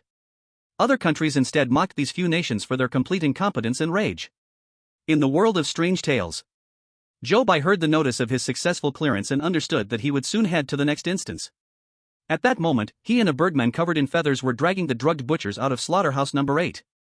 Once they pulled the people out, the disinfection alarm rang out in the slaughterhouse. Director Liu visibly breathed a sigh of relief upon seeing the 10 butchers safely rescued. But at that moment, a black hole suddenly appeared beneath his feet. Nearly 10 hands reached out from the black hole, grabbing his feet and dragging him down. The entire process took less than 5 seconds. Zhou Bai happened to be nearby and instinctively wanted to reach out and grab him, but it was too late. Others had no time to react, and he had already disappeared without a trace. The birdman looked at the spot where Director Liu vanished, then glanced toward the slaughterhouse. In the end, he said nothing, only sighed. This slaughterhouse, it seemed, would likely cease to exist thereafter. The bloody slaughterhouse instance officially came to an end. Then, Zhou Bai felt everything around him suddenly shake violently. Then everything went dark. When he opened his eyes again, he found himself on a shaking train. The looping train instance has opened, please prepare, chosen one. This train will loop 5 times, with each loop passing through 4 stations. Because each station is unnamed, passengers often end up getting off at the wrong stop. To clear this instance, we need to ensure that all passengers on this train can get off at the correct station. After receiving all the information, Zhou Bai began to observe his surroundings. He found himself sitting in a window seat. Next to him was another seat, but it was currently empty. Including Zhou Bai, there were only 5 passengers in the entire carriage. Zhou Bai took a simple glance and found nothing unusual. However, when he looked toward the front of the carriage, he felt something was strange. In the corner, there was a person in a uniform, facing the wall, standing still. It didn't look human, but more like a mannequin in a mall display. Zhou Bai knew that the world of strange tales was filled with dangers everywhere. The urgency was to first find the rules. So he just took one look at that person and wanted to shift his gaze elsewhere. But at that moment, Zhou Bai felt as if his whole body had suddenly frozen. He wanted to look away, but it was impossible. He could only stare unblinkingly in the direction of that person. Then he heard a strange sound coming from that person, a cluck, cluck, cluck. Next, the person slowly turned their head. A face with the corners of its mouth split to the roots of the ears appeared before Zhou Bai's eyes. Zhou Bai's eyes instantly widened. A sense of crisis engulfed his whole body in an instant. That person smiled with a wide mouth, looking extraordinarily frightening. Then, with incredible speed, they suddenly appeared right in front of Zhou Bai. Their mouth opened wide, as if they were about to turn Zhou Bai into their meal. Just when all the viewers thought this instance was about to end right at the start for Zhou Bai, they heard a sound. Surprise! The attendant laughed as they took off their headpiece, revealing an extraordinarily pale, ordinary man's face. At this moment, the audience finally understood. It turned out that the terrifying scene just now was merely the attendant's prank. Everyone let out a sigh of relief. After the stewardess took off the mask from Zhou Bai, the feeling of being frozen in place also disappeared. The stewardess saw Zhou Bai's eyes widened in shock and burst into laughter. Haha. It seemed she was very satisfied with her performance just now. But soon, she quickly composed herself and showed a professional smile of a stewardess. The speed at which she changed her expression left Zhou Bai a bit speechless. The stewardess respectfully took a booklet from a stack in her hands. She handed it to Zhou Bai with both hands. Dear passenger, welcome aboard this train. I am Stewardess Xiao Lei, and I am very happy to serve you. This is our brochure, feel free to look at it when you're bored. I am here in this carriage, if you need anything, you can call me at any time. After the prank, Xiao Lei immediately returned to her professional stewardess persona. After handing the brochure to Zhou Bai, she continued on to distribute brochures to other passengers. Zhou Bai glanced at her back but still felt something was off about her. However, he quickly redirected his attention back. He picked up the brochure and started to flip through it quickly. The most important task now was to find the train rules. So, he couldn't miss any place where rules might appear. The front of the brochure contained some very normal promotional content. Halfway through, Zhou Bai finally discovered a folded note tucked inside the brochure. He hurriedly pulled out the note and opened it. It turned out to be filled with rules. Rules A for riding the looping train. 1. When you see Xiao Lei in the stewardess uniform on the train, do not be scared by her appearance. Sometimes Xiao Lei likes to play pranks, but she means no harm. 2. If you see a passenger sitting next to Xiao Lei with their eyes closed and asleep, you just need to look away. 3. There are vendors on the train selling local specialties. The items might look a bit strange, but don't worry, you can buy them with complete peace of mind. 4. This train sometimes emits strange smells, but don't worry, just ask the train to provide perfume service to solve it. Chapter 40, Don't buy local specialties. 5. Do not accept any extra services offered on the train. 6. Xiao Lei often complains that there are too many passengers on the train, even if you see only a few people in the carriage. 7. This train only has one carriage. Please stay inside the carriage and do not try to look for other carriages. 8. If other passengers stare into your eyes, please do not make eye contact with them, especially not for more than 10 seconds. After Zhou Bai read these rules, the system's voice echoed in his mind. New rule discovered, marking one incorrect option for the host. Rule A3 of the looping train is incorrect. Zhou Bai looked at the rule marked as incorrect. Selling local specialties? Does that mean I shouldn't buy their specialties? In his mind, Zhou Bai offered a rough judgment on this incorrect rule. The first rule matched Xiao Lei's behavior perfectly. However, there was one strange point. Xiao Lei indeed had a very normal face, but the rule said not to be scared by her appearance. What connection could there be?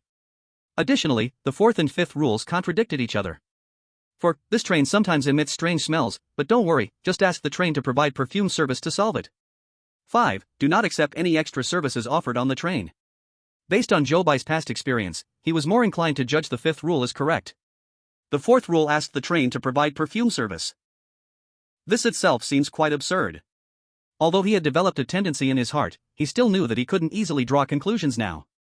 He needed to find more evidence first. Just when Zhou Bai was still pondering these rules, he suddenly heard a vendor's call from behind him. Rat, cockroach, little ant, earthworm, centipede, big python. Hey! This grandpa, please move your feet. Zhou Bai turned to look in the direction of the voice. He saw a woman who looked like a middle-aged lady, pushing a cart, walking forward while shouting. Hey! This grandpa, please move your feet. Even though there was no one blocking in the aisle of the cart, she insisted on shouting this. This reminded Zhou Bai of the sixth rule. Xiao Lei often complains that there are too many passengers in the train, even if you see that there are actually only a few people in the car. Thinking of this, Zhou Bai instantly felt that the empty seat beside him seemed to be exuding a chill. Every time the vendor lady passed a passenger, she would energetically promote the specialties from her cart. Do you want to buy some train specialties? Little friend, do you like big cockroaches? Look at this big cockroach, I just caught it on the floor of the car. I guarantee it's absolutely fresh. If you don't like cockroaches, you can also check out the big python. This python just ran in from the grass outside. The first one she asked was a little boy, about 6 or 7 years old, sitting in the last row. He was holding a soccer ball, pulled a coin out of his pocket, and handed it to the vendor lady. Then he reached into her cart and grabbed a big python with his bare hands. The little boy held the python, pulling it like a rope, and laughed happily with a kiki sound. But soon, he suddenly started to cry loudly, "Stinky python, you actually dared to bite me. I want your head to be my soccer ball." After saying that, he grasped the python's head, easily twisting it off. He held the python's head and started to laugh kiki again. However, the back of his hand that had been bitten by the python had already turned into a large area of black. Experts from the Great Xia country all gasped when they saw this scene. They began to doubt the rule about the vendor. The third rule must be wrong. Zhou Bai cannot buy anything from that vendor. The animals in that cart are very aggressive, it's too dangerous to have them nearby. The little boy was bitten by the python. Look, that female passenger, just now that group of ants also crawled all over her arm. If the rule is wrong, Zhou Bai should be fine if he just refuses to make a purchase, right? But just as the experts finished speaking, they saw a man holding a cat in his arms refuse the vendor's promotion. Then that vendor immediately took a knife from her cart. In one stroke, the man's head rolled down. The cat in the man's arms was so frightened that all its fur stood on end. It meowed once and then jumped up to hide on the shelf. The experts, seeing this scene, broke out in a cold sweat all over. They felt an immense sense of relief. Fortunately, they hadn't rushed to give Zhou Bai bad advice just now, otherwise, they would have been slapped in the face. Although they gained information through that man's death, the time left for Zhou Bai to think of a countermeasure was already very limited. The seat Zhou Bai was sitting in was only 2 rows away from the man who had just died. The vendor lady was pushing her cart, and the next stop would be right in front of him. He could not buy her things. He also could not refuse to buy her things. Again, a dilemma was in front of Zhou Bai. Zhou Bai frowned tightly. The audience from the Great Xia country also clenched their fists for him. Just as the vendor lady was about to walk in front of Zhou Bai, the audience saw him suddenly get up from his seat. Without even looking at the vendor lady, he left his spot. He walked straight to the back row and changed his seat. The audience was stunned. The vendor lady was equally frozen in place, dazed for several seconds. However, the lady ultimately did not turn back, but continued pushing her cart forward. The experts from the Great Xia country saw the scene and laughed heartily, applauding in surprise. Ha ha ha! Why didn't I think of this method? I'm getting old. It's the young people who have the good ideas. Merchants cannot easily change their sales routes. Zhou Bai's solution can be considered a new approach. Actually, if Zhou Bai had just pretended to go to the restroom earlier, he might have also escaped a disaster. However, this expert's unintentional comment caught the attention of others to the restroom on the train. Since Zhou Bai entered this scenario, the train's restroom had been kept closed. This made the experts inevitably begin to speculate about the situation inside. At that moment, a flushing sound came from the restroom. Then the door was pushed open from the inside. Zhou Bai heard footsteps coming closer from behind him, finally stopping beside him. A woman's voice said to him, "Please move aside, you're in my seat." Zhou Bai could feel a chill rising all around him as the woman approached. Chapter 41, Brother, play ball with me. Zhou Bai looked up at her. What he saw was a girl with delicate features and short hair. But now, in early autumn, she was shivering with cold, tightly wrapped in a blanket. Zhou Bai thought this person was strange but did not react too much. He tucked his feet back, making room for her. Then the girl walked in and sat down in the spot to Zhou Bai's right. Zhou Bai didn't expect that someone would be beside him in the seat he chose casually, and he suddenly felt a bit awkward. But now changing seats again would seem too deliberate. Zhou Bai thought back and forth and ultimately decided to brace himself and not move. However, Zhou Bai soon regretted this decision. Because the girl sitting next to him had turned her head and was staring directly at the direction Zhou Bai was facing since she sat down. Zhou Bai felt a little anxious under her gaze. But he still kept his gaze forward, controlling himself not to look back at her. Because of Rule A, Article 8. If other passengers stare into your eyes, please do not make eye contact with them, especially do not maintain eye contact for more than 10 seconds. Zhou Bai felt his right side becoming a bit stiff. Although he didn't know what he would see if he turned his head, he still decided to be cautious. The attendant, Xiao Lei, finished distributing brochures and returned to his previous corner to stand. As he passed by Zhou Bai noticed a strange dividing line on his neck. Immediately, a chill ran down his spine. When you see Xiao Lei in a uniform on the train, don't be scared by his appearance. On this rule, Zhou Bai vaguely developed a new suspicion. He shifted his gaze to the other people on the train. The requirement to complete this level was to help all passengers on the train find the correct station to disembark. So, understanding their information was the first thing Zhou Bai needed to do. The girl beside him was still oddly staring at him. Zhou Bai dared not look back, so he had to focus on the other passengers. He looked to his left front. In that spot sat a woman in a long white dress with long hair. Just when the vendor passed by, she bought a bottle of ants. Unexpectedly, as soon as she got it, the bottle suddenly shattered. Ants crawled all over her hands that were holding the bottle, and she barely managed to clean off all the ants from her hands. But her hand had already swollen to twice its size. She scratched at the itch in pain, leaving bloody marks all over her hand. Zhou Bai's pupils shrank, and he stared fixedly at the woman's hand. He saw bumps beginning to pop up on her hand, and then, those bumps started bursting open, with strands of hair growing out from them. She mutated. The things sold by the vendor could make people mutate. And the mutation was happening so fast. The people in the train carriage didn't show much surprise. Maybe they had lived in the strange tale world for so long that they were already used to things like this. But the viewers in the Great Xia country's livestream room were also scared that they got goosebumps all over. After Zhou Bai saw this scene, his face turned heavy, and he lowered his head to look at the back of his hand. Hair had grown out there too. After the bloody slaughterhouse instance ended, he was immediately sent into this train. Then he encountered one thing after another, and until now he hadn't had the time to take that pill. Luckily, his pollution level wasn't deep, so the mutation was slow. But still, he had to find a chance to take the pill as soon as possible. Thinking of this, he decided to change to another seat. There were not many people on this train, and the conductor didn't object to Zhou Bai changing seats. Just as Zhou Bai was picking out a new seat for himself, he heard a little boy sitting behind him let out a burst of laughter. Fun, so fun. Zhou Bai remembered the little boy had just twisted off the head of a giant python with his bare hands. He thought to himself that this boy was not simple, and was the aggressive type. He silently told himself to sit a bit farther from him. But things always go the opposite of what you want. After laughing, the little boy jumped down from his seat. Then he bounced over to Zhou Bai's side. "Big brother, can you play ball with me?" Lei loves playing ball the most. He tugged at Zhou Bai's clothes, with his chubby face and big watery eyes looking as cute as a little angel. But Zhou Bai knew very clearly in his heart. This little boy was definitely not a little angel. The snake head he had twisted off had somehow turned into a small ball. Zhou Bai looked at that ball, and his eyes dimmed. That ball still had the pattern of the giant python on it. When Zhou Bai saw that, his scalp went a bit numb. He shook his head at the little boy. "Lei, big brother doesn't know how to play ball.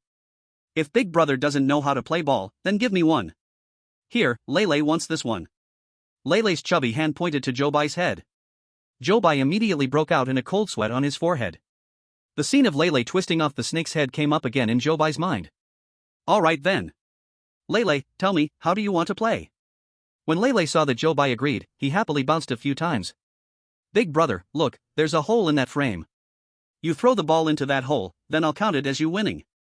Zhou Bai took the ball from Lele's hand and felt it was especially hot to the touch, but he still nodded in agreement. Alright. But, if Big Brother can't throw it in, you still have to give me a ball, okay?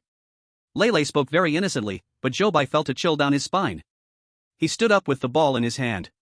At this moment, he felt several gazes in the train carriage fall on him at the same time. He had no mind to find out where those gazes came from. He focused all his attention on the ball in his hand. If he missed this throw, his head might just be given away as the ball. Zhou Bai took a deep breath and raised the ball in his hand above his head. Fingers slightly spread, gripping the ball, he then used the strength of his wrist to gently throw the ball out. The hole on the shelf was not too far from him, and the ball was very light. So Zhou Bai did not use too much strength to toss the ball. However, even so, when the ball landed on the shelf, it still made a dull thud. Meow. The black cat hiding on the shelf was startled by the sound. After letting out a cry, it jumped down from the shelf, not knowing where to hide next. The ball also shook a few times before falling off the shelf. Chapter 42, The Nameless Platform. Wow! Big Brother is so amazing. The ball steadily fell from the broken hole and rolled to the ground. Lele happily walked over and picked up the ball from the ground. At this moment, Zhou Bai heard the system's voice in his mind. Detected Lele's affection for you +20. Now you gain one chance to mark an error. Rule, clause 4, is incorrect. Zhou Bai recalled this clause in his mind. This train sometimes emits strange smells, but don't worry, you just need to ask the train for perfume service to solve it. It seemed, just as he guessed before, this clause was indeed wrong. He couldn't accept any additional services provided by the train. It must be that there was something wrong with this train itself. Just then, a gust of wind blew from the back of the carriage. A foul smell also wafted from the back. That smell was like rotten meat left out for several days. Lele covered his nose. Yuck, it smells terrible. Zhou Bai used the brochure in his hand to fan some air. Bear with it, it won't smell soon. Lele nodded. Before long, the stench indeed disappeared. Then Zhou Bai felt a small hand holding his. Big Brother, come here, sit with Lele. Saying this, he pulled Zhou Bai to sit beside him. The girl who originally sat next to Zhou Bai wanted to look back at them. But Lele glared at her, and she shrank her neck, wrapping herself in the blanket and turning her head back. Lele held the small ball with a python pattern in his hand, and on his seat, there was a ball the size of a head. Under the seat where Zhou Bai was sitting, the corpse of the python still lay on the ground. Lele didn't care about it at all, happily swinging his feet while sitting in his chair. Zhou Bai noticed that Lele's hand, which had just been bitten by the python, had turned pitch black. However, compared to the terrifying mutation of the girl in a white dress, Lele's wound was much milder in comparison. Besides the large area of blackness, there were no other symptoms, and Lele seemed to be completely fine. Zhou Bai couldn't help but feel a bit puzzled. Could it be that not all special products sold by vendors lead to mutation? Or was it that this little boy's constitution was different from others? For these two questions, Zhou Bai could not draw a conclusion yet. He sat in his seat, leaning forward to look ahead. Now all the passengers in the carriage, only 2 people sat at the very front, from whom Zhou Bai hadn't received any information. From Zhou Bai's current position, he could only see that their hair was white, and they seemed quite old. They were cuddled together, seemingly very affectionate. It could be guessed that they were an old couple. Besides that, there was no other information. Seeing no other gains, Zhou Bai shifted his gaze to another place. Just when his eyes swept to the corner where Xiao Lei was, he was suddenly startled. Because a person was now sitting beside him, resting with their eyes closed. Rule, clause 2. If you see a passenger sitting next to Xiao Lei, close your eyes and sleep.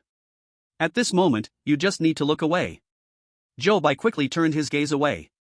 The short-haired girl sitting in front of them also looked in the same direction as Zhou Bai. She muttered under her breath, "What bad luck." Then she also looked away. Zhou Bai noticed her reaction and felt a hint of confusion.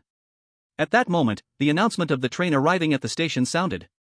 The train is about to arrive at platform 1, please prepare to disembark if you need to get off. The announcement did not provide the name of the station. The passengers in the carriage suddenly became a bit restless. Hey, which station is platform 1? Is there a mistake? Why not tell us the name? What if I get off at the wrong station? However, no matter how much the passengers complained, the train still stopped at the platform. The doors opened, and a large notice board was prominently displayed. The announcements sounded again. The train has arrived at the station. Please passengers, use the rules on the notice board to determine your disembarkation point.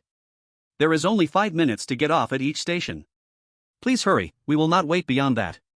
As soon as the announcement ended, everyone's gaze turned towards the notice board. There were 2 lines written on the board. 1. This station has 2 exits. Passengers must enter through the left door. If you only see one door, please do not get off at this station. 2. If you feel that your presence may cause trouble to those around you, then you will be very welcome here. After reading the rules, Zhou Bai looked towards the station exit and indeed saw 2 large doors standing there. While he was pondering the meaning behind these rules, he heard Lei beside him say, "There's only one door. This should not be the place I need to go." Zhou Bai's body paused. It seemed that different people really see things differently. But what could be the reason for these differences? Zhou Bai still couldn't figure it out. At this moment, the elderly couple sitting in the front row helped each other to stand up from their seats. Only then did Zhou Bai notice they each had one empty pant leg. Each of them leaned on a cane, slowly walking towards the door. "Old man, this should be our destination. Ah, we always cause trouble for our son. I hope we will be welcomed here." After saying this, they walked out of the train and headed towards the left door. The rest of the passengers showed no intention to get off at this station. So the doors closed, and the train continued to move forward. Zhou Bai recalled the 2 rules he had just seen at platform 1. He then remembered the state of the elderly couple. They walked towards the left door, which meant they should fit the first rule. Moreover, they had disabilities and would usually cause trouble for their son, also fitting the second rule. Could it be that without Zhou Bai's intervention, these 2 passengers simply got it right? Zhou Bai shook his head, still not daring to jump to conclusions so easily. Soon, the train arrived at the second station. The train's announcement sounded once again. After arriving, the doors opened, and a large notice board stood there as well. The rules for Station 2. 1. This station has 2 exits. Passengers must enter through the right door. If you only see one door, please do not get off at this station. 2. We believe that all suffering will become the past. Zhou Bai looked at the first rule of Station 2. Except for the different direction of the exit, this rule was almost the same as the first rule at Station 1. As for the second rule, Zhou Bai found it a bit difficult to understand. Because it is written too vaguely. Whose life hasn't experienced some pain? A prick from a needle hurts, and a cut from a knife also hurts. This makes it hard to distinguish clearly. Zhou Bai looked at the 2 exit doors outside the car, but heard Lei beside him say again, "Sai, there's only one door again." Zhou Bai knew that what he saw was different from what Lei saw. At this moment, the long-haired woman in the white dress stood up. Her 2 hands had mutated into 2 cat paws. On the cat paws, there were still the wounds she had just scratched out herself. The blood on the wounds had not yet dried, causing the cat fur on the back of her hands to stick together. Just by looking at her cat paws, Zhou Bai could imagine the pain she had just endured. Then, he saw her walk out toward the door. The car door closed again, and through the window, Zhou Bai saw her slowly walk toward the right exit. Then, the train continued to move forward. On the surface, the woman in the white dress seemed to comply with the rules of station number 2. However, how could the copies in the world of strange tales be so easily passed? Zhou Bai dared not hold on to a feeling of good luck. He still carefully thought about the problem. He just didn't know if there were any hidden rules that had not been discovered yet. This copy has a total of 5 cycles, and they are still in the first. So Zhou Bai did not interfere with the choices of other passengers, but rather tried to gather more information. Not long after, the train arrived at station number 3. Zhou Bai looked at the announcement board at the door. It also wrote 2 rules. 1. No matter how unique you are, we can accept you. 2. Joining us requires a rigorous review, please be fully mentally prepared. Zhou Bai frowned as he looked at these 2 rules. The rules of this station were completely different from the previous 2. Moreover, this did not seem like the rules of a station, but rather very much like an organization's recruitment propaganda. At this time, the short-haired girl sitting in front of Zhou Bai took a deep breath after reading the 2 rules. She looked determinedly toward the door. It seemed like she was silently encouraging herself before standing up from her seat. She wrapped her quilt tightly and walked toward the door. Lei, who sat beside Zhou Bai, appeared a bit gloomy. Mom said I'm just a normal child, nothing different about me. So this station doesn't fit me either. It's so annoying, which station should I get off at? Hearing Lei say she was a normal child, Zhou Bai struggled to control his expression. What normal child can break the head of a giant python with bare hands? Who would believe that if said aloud? However, Zhou Bai didn't intend to expose a mother's kind lie, choosing instead to remain silent for now. As the short-haired girl exited the train, the door closed again. Thus, only Zhou Bai and Lei remained as passengers in the entire carriage. The attendant, Xiao Lei, was still standing in the corner of the carriage. The person next to him, who had their eyes closed and was sleeping, Zhou Bai would catch sight of occasionally, but he always quickly shifted his gaze away. The train continued to move forward. Seeing fewer and fewer people in the carriage, Lei began to worry about not finding her destination. She was afraid that by the last stop, she still wouldn't meet the requirements. The emotional state seemed a bit low along the way. Unlike the previous times, the fourth station seemed very far from the first three stations. The train traveled for more than 2 hours before arriving at station number 4. As soon as the train stopped, Lei anxiously looked toward the door. At the entrance, the announcement board also displayed 2 rules. 1. If during your trip, you see the attendant beside you, there is a person sleeping with their eyes closed, please do not get off the train at this station. Don't be afraid, everything you are going through is just a dream. Once you come here, you will never have nightmares again. Zhou Bai looked at the first rule and thought of the person next to Xiao Lei. Sure enough, not everyone can see it. Lei happily jumped down from the chair after reading the 2 rules. Great! I will never have nightmares again. This place must be my destination. Brother, will you get off with me?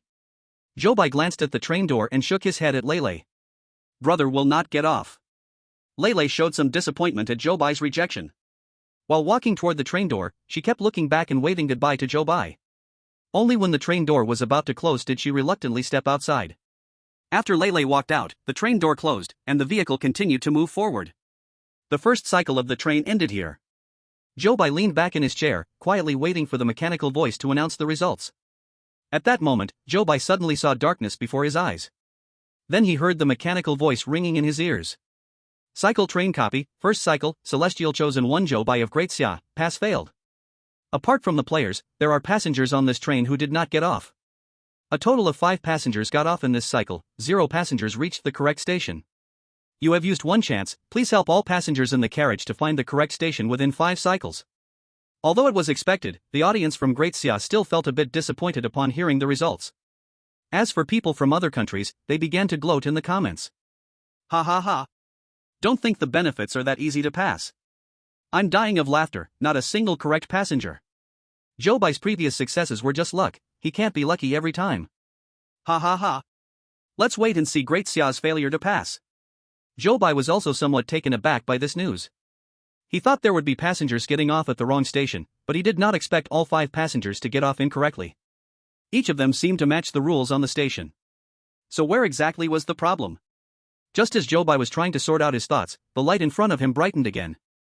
Zhou Bai still held the brochure in his hand. However, he had returned to his original position.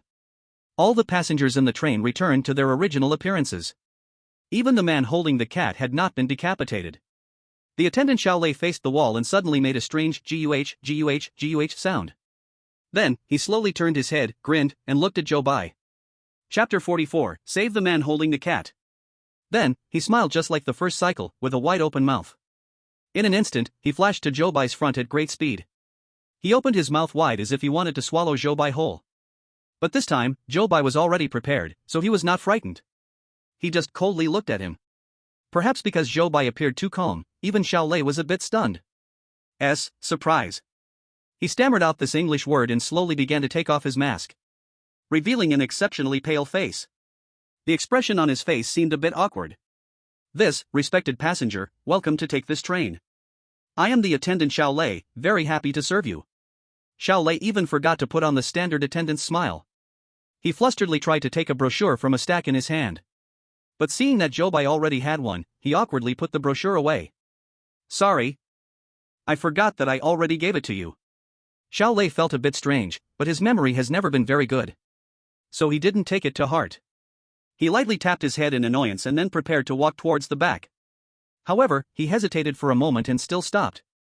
Dear passenger, if you want to take a break, you can switch to the back seat. That seat is empty now, and sitting there will be a bit more comfortable. Zhou Bai looked in the direction of his finger and saw he was pointing to a single seat at the very back of the carriage. The space next to that seat was very large, and it was quite far from the front row, making it indeed more comfortable to sit. Zhou Bai didn't understand why Xiao Lei suddenly wanted to be nice to him. Maybe he just doesn't like seeing others with scared expressions? But no matter what, Zhou Bai still seriously said thank you to him. No, no problem. Xiao Lei replied somewhat shyly before continuing to walk towards the back with the booklet in his hand. Zhou Bai looked at the brochure in his hand, feeling puzzled.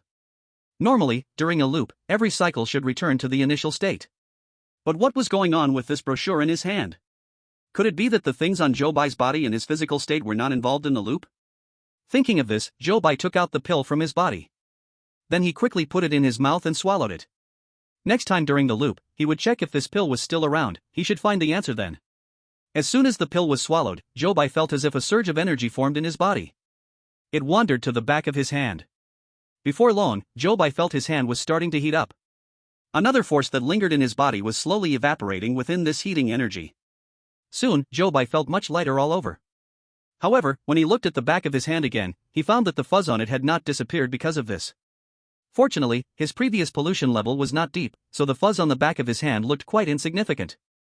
And this little fuzz did not affect Zhou Bai's appearance at all. So he didn't take it to heart. At that moment, the merchant's voice also rang out. Little mice, cockroaches, and tiny ants, earthworms, centipedes, and big pythons. Hey! Sir, please move your feet. Hearing this voice, Zhou Bai immediately became alert. Would you like to buy some train's special products? Little friend, do you like big cockroaches? Look at this big cockroach, I just caught it on the train floor. Guaranteed absolutely fresh. If you don't like cockroaches, you can also take a look at the big python. This python ran in from the grass outside. The merchant lady pushing the cart was still saying the exact same words as in the previous loop. Zhou Bai turned his head and saw Lei was handing a coin to that merchant. Then he also took out a big python from the cart. Seeing this, Zhou Bai immediately looked towards the man holding the cat. If he died again this time, then there would still be passengers on this train who did not get off. This meant that it would still be impossible to clear the level. Zhou Bai had to think of a way to stop him. But now, the time left for Zhou Bai to respond was already running short. The merchant had already pushed the cart next to the woman in the white dress. Next would be that man holding the cat. Zhou Bai didn't have time to think more, he could only hurriedly stand up from his seat. He took advantage of the woman in the white dress being busy choosing things in the cart to walk over to the man. Zhou Bai bent down and quietly said to him, if you don't want to buy her things, hurry and change to the back seat, don't directly refuse her, there's a knife in her car. After saying that, regardless of the man's reaction, he walked straight to the single seat in the back row. Lei still got bitten by the python, its head turning into the small ball in his hand. The ant jar in the white dress woman's hand suddenly shattered, and the ants immediately crawled all over her hands. The vendor pushing the cart continued walking forward, heading right next to the man holding a cat. The audience's hearts were in their throats. Zhou Bai actually did not have confidence, not knowing whether the other party would accept his opinion. But he could only try his best. Fortunately, as the cart approached the man's seat, Zhou Bai saw him carefully lift the cat in his arms and walk to the back row, finding a seat to sit down. Seeing this, Zhou Bai leaned back against his chair and let out a long sigh of relief. He saved a passenger's life, which could be seen as a step toward victory. Next, he should think about the proper drop-off points for these passengers. Zhou Bai recalled the information he had obtained. However, in the last cycle, everyone's choices for getting off seemed to align perfectly with their own situations. No matter how he matched these passengers with the corresponding station rules, he felt something was missing. He thought there should be more rules that had not been discovered. So far, he had only found Rule A, which meant there should at least be Rule B. Thus, he began to search around him. Fortunately, after searching just 2 places, he felt something in the mesh beside the seat and pulled out a piece of paper. Upon opening it, to his surprise, the content of the paper was, Cycle Train Boarding Rule B. Zhou Bai couldn't help but feel lucky. But then he thought again, he must have changed to this position because little Lei wanted to help him find this rule. Chapter 45, 2 Correct Conditions for Arriving at the Station. Cycle Train Rule B. 1. Please believe that everything we do is to deliver passengers to their destinations. 2. Security at each station is very strict. So, when exiting the station, be sure to understand the station rules clearly, otherwise, you might be expelled back. 3. If an alarm goes off after a passenger exits, please refrain from making any noise. 4. If you are expelled back to the train, don't panic, you can choose another drop-off station again. 5. When there are few passengers, it is allowed to change seats in the train. But the number of seat changes must not exceed 2 times. 6. The small animals in the train are very timid, please do not scare them, especially when their eyes turn red. 7. Uncle Lee, who sells specialties, has difficulty walking. 8. If conflicts occur among passengers in the train, please ring the silver bell placed in the first row to request help from the attendants. But this does not apply when the bell turns red. After reading these 8 rules, the system's voice echoed in Zhou Bai's mind. Host has discovered a new rule. Now marking a false rule for the host. Rule B, Clause 4, is incorrect. Zhou Bai looked at that incorrect rule. Would passengers be expelled for entering the wrong station? This seemed a bit strange. In the first cycle, all 5 passengers got off at the wrong station, but there was no alarm, and they were not expelled. Or is it that, in addition to getting off at the wrong station, other conditions must also be met to be expelled? Zhou Bai felt that this guess was likely correct. However, since this rule was false, then being expelled back to the train probably meant they could no longer choose another drop-off station. Next, Zhou Bai looked at the first clause of Rule B. Please believe. Everything we do is to send the passengers to their destination. His fingers gently tapped on this rule. After a while, he summarized 2 conditions in his heart for determining if passengers reached the correct station. The first condition is that the rules of the station need to be satisfied. The second condition is that the disembarkation station must be the destination in the passenger's heart. Zhou Bai now understood the rules of 4 stations, and next, he needed to know each passenger's destination to possibly pass. Thinking of this, Zhou Bai's gaze fell on the elderly couple sitting in the front row. If nothing unexpected happened, they would still disembark at Station 1. Zhou Bai had to stop them from getting off before Station 1 arrived. But which station was their true destination? Zhou Bai recalled the rules of the 4 stations. The first rule of Station 1, Station 2, and Station 4 should all be used to distinguish whether passengers are contaminated. During his last cycle, he hadn't taken the pill, so he himself was a contaminated person.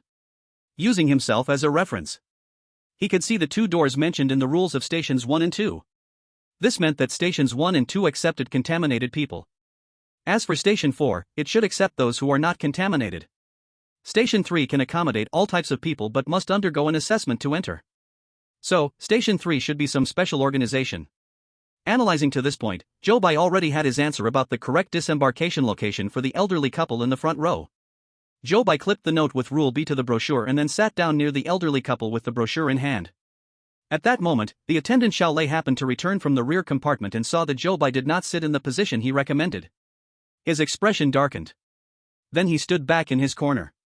Although Zhou Bai noticed his expression, he did not let this small episode affect his plan. He showed a friendly smile and turned to the elderly couple, saying, "Grandpa and Grandma, where are you planning to go?" Because he looked like a good kid, when the elderly couple saw him smile, they immediately had a good impression of this young man. "We are planning to visit our son's workplace to see him. We haven't seen him for more than a year, and we miss him a lot." After hearing this, Zhou Bai continued to ask, "Your son must be quite busy. Which workplace does he work at?" "He works at the slaughterhouse in City C." When Zhou Bai heard this name, his heart jumped. No wonder Rule 2 of Station 2 is written that way. Zhou Bai thought of the disabled employees in the slaughterhouse in City B and couldn't help but sigh internally. If the slaughterhouse had no pollution sources, cutting off the mutated parts could indeed prevent further mutations, making it possible to uphold Rule 2. But he didn't know if any accidents had happened at the slaughterhouse in City C. Zhou Bai knew he was overthinking and quickly pulled his thoughts back to the main subject.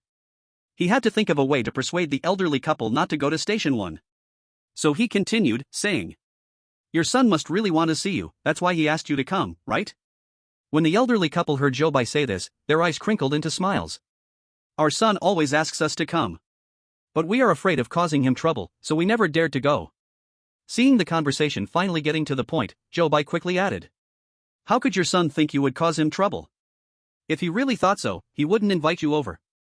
After hearing this, the elderly couple seemed to be touched. But the old lady's hand reached towards the empty pant leg, her expression still filled with worry. But my leg." Zhou Bai comforted her, "These are the pains you've experienced, but they have all become the past. Your family won't despise you for the wounds you've suffered." Hearing this, both elderly people seemed to ponder, falling silent. Zhou Bai racked his brain to come up with these 2 sentences of heartfelt encouragement. After he finished speaking, he felt a shiver run through him. However, it seemed like the effect was not bad so far. At least the 2 elderly people seemed to have understood him. Before long, the train arrived at Station 1. Zhou Bai, seeing the door open, nervously awaited the decision of the 2 elders. The 2 elderly people leaned closer to the door, carefully examining the 2 lines of text on the notice board. "Old man, do you think this station is where we're supposed to go?" The old man hesitated a bit. "I see that the station has 2 doors, so it should be correct. But, this Rule 2 I also have some doubts." Chapter 46, The Fool Who Doesn't Recognize Goods. The old lady also looked at Rule 2. Then, she suddenly shook her head firmly. Old man, this isn't the right station. Let's not get off. Our son might already be waiting for us at the exit. The old lady tugged at the old man's sleeve. The old man nodded in agreement. Then they both sat back down in their seats. Seeing them return to their seats, a weight lifted from Zhou Bai's heart. The remaining passengers also showed no desire to get off at this station. 5 minutes quickly passed. The doors closed, and the train started moving again, heading towards Station 2. Zhou Bai reflected on the order of passengers getting off last time, thinking about what he needed to do next. His idea was very simple. Since all the passengers had gotten off at the wrong station last time, this time, he would find a way to let everyone get off at a different station. This way, even if they still couldn't pass the checkpoint, they could at least gather more information. So he turned his head and looked at the woman in the white dress. Last time, she had gotten off at the second station. The next target he wanted to stop was her. At this moment, her hands had mutated into 2 cat paws. Her face showed an expression of extreme pain as she continually scratched at the skin on the back of her hands with her cat paws. Seeing her like this, Zhou Bai recalled that he still had some pills in his pocket from the first chapter. The good effect pills produced by the pharmaceutical factory, although they couldn't cure the pollution, could at least relieve the pain. So, Zhou Bai took out a gray pill bottle, retrieved a gray pill from inside, and walked over to the woman in the white dress. He held out the pill in front of her. This is for you. If you take it, it won't hurt so much. The woman in the white dress looked at the pill in Zhou Bai's hand, hesitating, but didn't reach out to take it. In her eyes, there was a hint of wariness. What is this? How do I know you're not trying to harm me? Zhou Bai didn't know how to convince her and helplessly replied, what benefit would it be for me to harm you? However, just as Zhou Bai finished speaking, a hand reached out from behind him. The hand radiated coldness. It snatched the pill from Zhou Bai's hand. He quickly turned around to look. Then, he saw a short-haired girl wrapped in a blanket had already tossed the gray pill into her mouth. Ha ha ha, you foolish one who doesn't recognize goods. Since you don't want it, I'll take it. The short-haired girl provocatively laughed at the woman in the white dress. The train cabin immediately fell into chaos. The man sitting not far away quickly covered his cat with his hands, afraid that the flames of battle here would scare it. Lele, sitting behind the short-haired girl, jumped onto her seat with excitement when she saw someone fighting, happily clapping and shouting. Wow! Someone is fighting. It's fun, really fun. The short-haired girl's neck had 3 scratch marks on it. The woman in the white dress was shivering from the cold. The 2 people wrestled together, fighting fiercely, unable to let go. Zhou Bai did not expect that his little gray pill would actually cause 2 women in the carriage to fight. He recalled Rule B, Clause 8. If conflict occurs among passengers on the train, please ring the silver bell placed in the first row to request help from the staff. However, this does not include when the bell turns red. So, Zhou Bai looked towards the first row. On the table in that row, sure enough, there was a silver bell. He quickly ran over, picked up the bell, and shook it a few times. Ding, ding, ding. The crisp sound of the bell echoed eerily in the noisy train. Hearing the bell ring, Xiaolei, facing the wall, suddenly seemed like a store mannequin being awakened. He turned around mechanically and walked to the middle of the 2 girls. With one hand grabbing each of their necks, he pulled them apart with ease. If you fight again, I'll throw you both out of the train. His tone was cold and haunting, completely different from when he was distributing pamphlets. The 2 girls shuddered upon hearing Xiaolei's voice. They no longer dared to continue fighting. The short-haired girl stood up and wrapped herself tightly with a blanket. The woman in the white dress quietly returned to her seat. Zhou Bai took out another gray pill from his pocket and handed it to the woman in the white dress. This time, the woman in the white dress said nothing more. After receiving the pill, she tilted her head back and swallowed it. Where are you planning to get off? Zhou Bai seized the opportunity to quickly ask the question he wanted to know. After taking the pill, the woman's hands no longer itched, and her expression softened a lot. Having received Zhou Bai's kindness, she felt compelled to respond. I'm going to City D, my husband works there. Zhou Bai got the answer he wanted and said no more, heading straight back to his original seat. According to the rules, he had already switched seats twice, so he couldn't change again. Not long after Zhou Bai sat down, the train arrived at the second station. The 2 elderly people in the front row peered out as the train door opened. When they saw the second rule on the announcement board, both old folks reached for their empty pant legs. The announcement board read, "We believe that all suffering will become the past." Seeing this, a light instantly sparked in their eyes. Old man, this must be our stop. Our son may be waiting for us outside. Let's go. We need to quickly find him. After saying that, they picked up their walking sticks and supported themselves to stand up. Though it was a struggle, they walked firmly toward the exit on the right. Zhou Bai felt truly relieved only after he saw them reach the exit. Then, he turned to look at the woman in the white dress.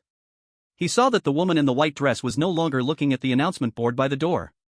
Frowning, she stared outside the window, seemingly impatiently waiting for the train to start moving again. No one else got off the train, and the doors closed. Then the train headed toward the third station. Only 2 stations left. But now, there were still 4 passengers left in the train, and 1 cat that hadn't gotten off. This task seemed a bit large. The short-haired girl couldn't be allowed to get off at the 3rd station.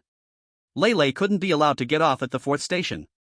In other words, in this short time, Zhou Bai needed to stop the short-haired girl from getting off while also persuading Lei. The key is, Zhou Bai no longer had the chance to change seats. In such a situation, he had to accomplish these 2 things at the same time. This difficulty was not ordinary at all. But fortunately, Zhou Bai was not a person who feared difficulty. He stood up from his seat, walked over to Lei's side, and said, "Little friend, do you want to play ball with your brother?" Chapter 47, Is Zhou Bai a bad guy? Lei hugged the ball tightly in his hands, then turned his head away, not even glancing at Zhou Bai. "Humph. I don't want to play ball with you. You're a bad person." As soon as Zhou Bai heard this, he was stunned. How could this script be so different from what he imagined? The little friend who used to sweetly call him brother actually turned her back on him? How could brother be a bad person? Zhou Bai did not have much experience in coaxing children and gave a shy smile. But his words made him sound even more like a bad person. Lei turned his entire body towards the window in rejection, so Zhou Bai could only see his back. Mom said that anyone who takes those pills is a bad person. You, and the 2 sisters in front, are all bad people. This child's mother really put in a lot of thought. Zhou Bai did not expect that Lei rejected him because he had just taken out a pill. He felt somewhat helpless. The 2 girls sitting in front of Lei, upon hearing themselves labeled as bad people, turned their heads to look over as well. The girl in the white dress met the gaze of the short-haired girl and huffed before turning back around. The short-haired girl smirked, seemingly very pleased with her bad person title. Zhou Bai's plan fell through, and standing there, he was a bit at a loss with this little boy in front of him. Just then, the train's announcement sounded, indicating it was about to arrive at station number 3. The train is about to arrive at station number 3. Passengers who need to get off should prepare in advance. Upon hearing this, the passengers in the carriage sat up straight. Seeing that time was running out, Zhou Bai shifted his focus to the short-haired girl. This girl was exuding coldness and was still wrapped in a blanket. Even during the scuffle earlier, the blanket had not been pulled off her at all. Zhou Bai knew she was a tough nut to crack, but time was urgent, so he had no choice but to push forward. "Don't get off, this station is not your destination." The short-haired girl shot Zhou Bai a glare. "How do you know this is not my destination? I haven't even seen the sign yet." Zhou Bai did not know how to explain it to her, so he continued, "Trust me, this station is really not your destination." At that moment, the train slowed to a stop, and the sign at the train door appeared before the passengers' eyes. Ignoring Zhou Bai's obstruction, the short-haired girl took a few quick steps to look at the content on the sign. After reading it, she burst out laughing. "Ha ha, who are you trying to fool? This is clearly my destination." Zhou Bai still did not give up and stretched out his hand to block her. "Did you see the rules above? This station has assessments. If you can't pass the assessment, you cannot enter."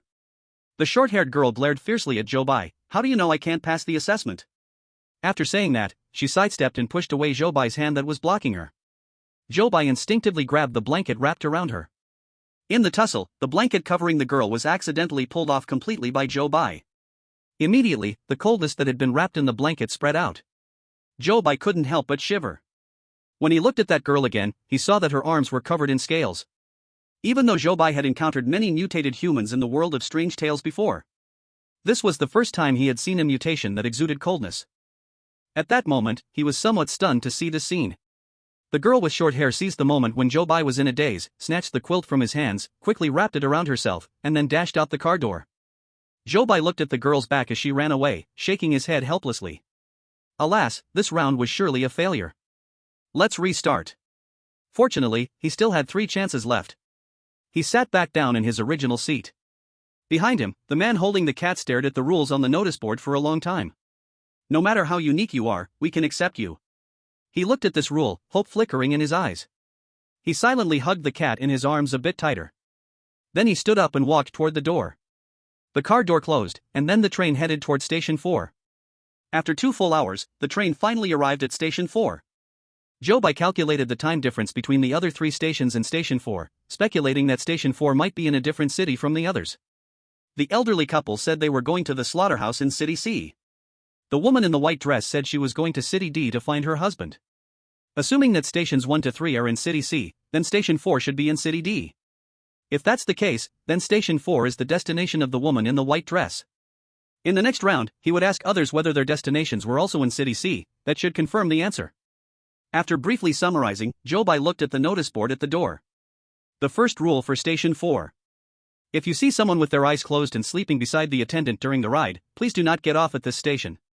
In this cycle, Zhou Bai had not seen anyone beside the attendant.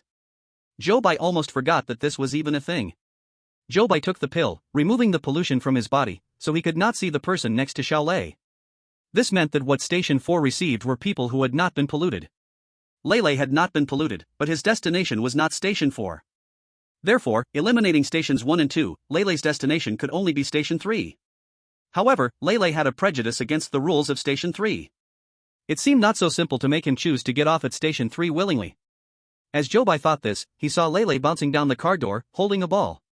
The woman in the white dress also followed closely, reaching the station door. But at that moment, a piercing alarm sound rang throughout the entire Station 4. Zhou Bai's heart skipped a beat. The second rule of Rule B. The security at each station is very strict. So when exiting the station, be sure to clearly see the station rules, otherwise you risk being expelled back. He stared intently at the situation inside the station. He saw the woman in white and Lei standing in place, looking around in a panic. Suddenly, several dark figures surged around the station. With the emergence of the shadows, the previously empty train began to emit various bizarre laughter. Zhou Bai's hair stood on end. The third rule of Rule B. If an alarm sounds after a passenger exits the station, please do not make any noise. Zhou Bai recalled this rule in his mind. Thus, no matter what sounds came from around him, he kept his mouth shut, not allowing himself to make a single sound. Chapter 48, The Mask Beneath the Mask. Those dark figures in Station 4 surged up, completely surrounding the woman in the white dress. The eyes of the woman in white were filled with terror. She wanted to struggle, but it was all in vain. Then, she was lifted up and thrown back onto the train. The strange laughter within the carriage reached a peak at that moment. The door closed after the woman in white was thrown inside. Lei held the ball and stood on the platform, and with a wow, he began to cry. The train continued to move forward. Zhou Bai looked through the window and saw Lei's figure gradually disappearing from his sight. The laughter inside the train slowly returned to silence. The second cycle of the train thus came to an end. Zhou Bai sat in his seat, the world in front of him dimmed, and then the mechanical voice sounded again. The train cycle copy, second cycle, chosen one of the Great Xia Kingdom, Zhou Bai, failed to clear. Besides the players, there are still passengers on this train who haven't gotten off. A total of 6 passengers got off this cycle, and 2 passengers reached the correct station. You have used 2 chances, please help all passengers in the carriage find the correct stop within 5 cycles. Although somewhat disappointed, at least 2 passengers reached the correct station. That can be considered progress. Zhou Bai comforted himself in his heart. Then, the world in front of him brightened up again. The third cycle began, and he was still holding the brochure, sitting back in the initial seat. He quickly opened the brochure and indeed saw 2 notes outlining the rules inside. He then felt his pocket, and the pill was indeed gone. After confirming these 2 things, he could be sure that the items on him and his physical condition would not participate in the cycle. However, this also meant that any harm he suffered here was real. It would not be restored due to participating in the cycle. Thinking of this, Zhou Bai understood that he needed to be more cautious in his future actions. Next, he looked around. Suddenly, he found that the elderly couple sitting in the front row was gone. Zhou Bai looked back in confusion. Except for the elderly couple, everyone else remained in their original state. Zhou Bai was delighted to discover this change. It seemed that those 2 elderly people were the 2 passengers who got off correctly in the last round. In other words, station number 2 could indeed reach the slaughterhouse in City C. Moreover, passengers who had gotten off correctly would no longer participate in the cycle. This was indeed good news. This way, the difficulty was at least halved. Only then did Zhou Bai deeply understand the meaning of Rule B, the first point. Please believe that everything we do is to ensure that passengers reach their destinations. He lowered his head to examine the 2 rule notes in his hands, thinking about what he would do next. In the corner at the front of the train, Xiao Lei turned his head around again. However, this time Zhou Bai was looking at the rules with his head down, and actually missed his close face attack. Xiao Lei grinned, maintaining the action of biting towards Zhou Bai. Zhou Bai seriously looked at the notes in his hand, until he felt the light above his head was blocked, and then he lifted his head. Then Xiao Lei's strange face enlarged in front of Zhou Bai's eyes. Zhou Bai calmly closed the brochure and waved the cover in front of him. Then he said, "Attendant, are you here to give me the brochure?" "You don't need to give it, I already have one." Zhou Bai's tone was very casual. It sounded like he completely regarded Xiao Lei as a normal attendant. Xiao Lei was stunned. This time he even forgot to say the greeting for attendants. Instead, he slowly took off his mask. How did you know I was an attendant?" Zhou Bai pointed to the uniform he was wearing. The expression on his face seemed to suggest that the question he asked was very strange. Only then did Xiao Lei realize, oh. Although he revealed a normal human face, he still cautiously asked, "If I look like the mask, would you still only see me as an ordinary attendant?" When Zhou Bai heard him ask this, he thought of the strange edge on his neck, and a guess arose in his mind. Actually, this ordinary face he has now is also a mask. Thinking of this, Zhou Bai said to him, "Of course." Hearing Zhou Bai say this, Xiao Lei's eyes burst with light in an instant. "Dear passenger, if you want to take a break, you can move to the seat in the back. That spot is empty now, and it will be more comfortable to sit there." Xiao Lei continued to say the same thing as in the previous loop, but this time his steps towards the back became lighter. Not long after he left, the vendor's shouting voice came from behind. "Mice, cockroaches, little ants, earthworms, centipedes, and big pythons. Hey! Sir, please tuck your feet away." Zhou Bai quickly turned his head and saw the vendor trying to sell things to Lei. Without hesitation, he quickly stood up and walked over to the man holding the cat. As in the last loop, he bent down and whispered to him, "If you don't want to buy her stuff, quickly move to the back row, don't directly refuse her, she has a knife in her car." After saying this, he quickly arrived next to the woman in the white dress. In the last loop, the woman in the white dress was thrown back into the car by the shadow. Zhou Bai speculated it was because she was contaminated inside the train, which made her not meet the requirements for Station 4. And because Zhou Bai had given her a pill, it allowed her to temporarily not see the person beside Xiao Lei. So she must have thought she met the rules for the fourth station. Then, in order to help her enter the fourth station this time, he had to stop her from buying the vendor's specialty. Therefore, Zhou Bai reminded her, "Don't buy the vendor's things, and don't refuse her. Quickly move to the back row to sit." However, Zhou Bai did not expect that the woman in the white dress would look at him as if he were insane. Crazy. After saying this, she moved to the window seat, putting distance between herself and Zhou Bai. This woman was still as cautious as in the last loop. Zhou Bai sighed helplessly. His gaze swept over to where Lei was. He saw Lei had already handed a coin to the vendor and then grabbed the python.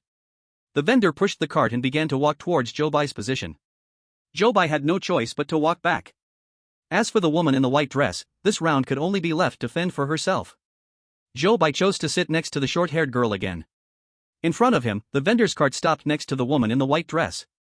The woman in the white dress, just like in the previous loops, bought a bottle of ants. Then, behind Zhou Bai, he heard Lei's cries. "Stinky python, how dare you bite me? I will use your head as my ball." The python's head was torn off by Lei just like before. The bottle of ants in the hands of the woman in the white dress also burst open. The man holding the cat listened to Zhou Bai's advice and changed his position. At this point, things hadn't changed much compared to the last loop. Until Zhou Bai heard the voice of the short-haired girl beside him. "Please make way, that spot inside is my seat." When Zhou Bai heard this voice, he felt the air around him suddenly become cold. Chapter 49, was it really just delivering a pill? Zhou Bai pulled his feet back and made space for her. Then the short-haired girl walked in and sat down in the seat to Zhou Bai's right. Everything was the same as during the first loop. However, the expected gaze did not fall on Zhou Bai this time. Although Zhou Bai no longer felt that eerie sensation, he felt a bit puzzled. He turned to look at the short-haired girl. He saw the girl beside him pulling the blanket even tighter around herself. She glanced at Zhou Bai. Then he turned his head. He did not look directly at Zhou Bai like the first loop. Instead, he showed a bit of disdain for the unexpected guest beside him. Zhou Bai just glanced and turned back. However, the doubts in his heart lingered for a long time. What went wrong? Why was it different from the first loop? Zhou Bai recalled every action he had taken since the loop began. After pondering for a while, he suddenly realized. It was that pill. Zhou Bai thought of her seizing the gray pill in the last loop. In the first loop, Zhou Bai's pill was in his pocket and not sealed. So, when she stared at him that way, she must have sensed the pill's presence and harbored ill intentions. Understanding the reason made him feel much calmer while sitting in this seat. The woman in the white dress sitting to Zhou Bai's left was once again suffering from ant bites because she didn't follow Zhou Bai's advice.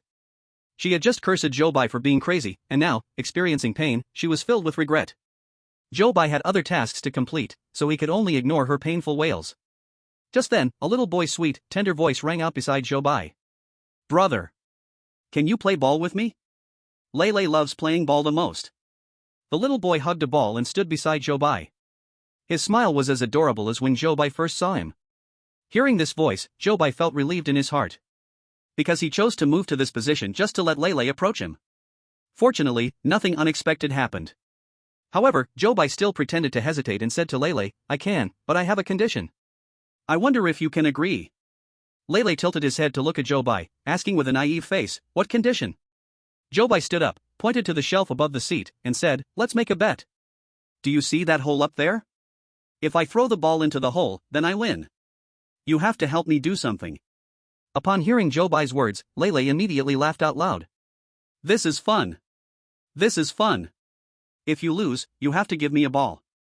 Look, I want that one." Lei pointed to Zhou Bai's head.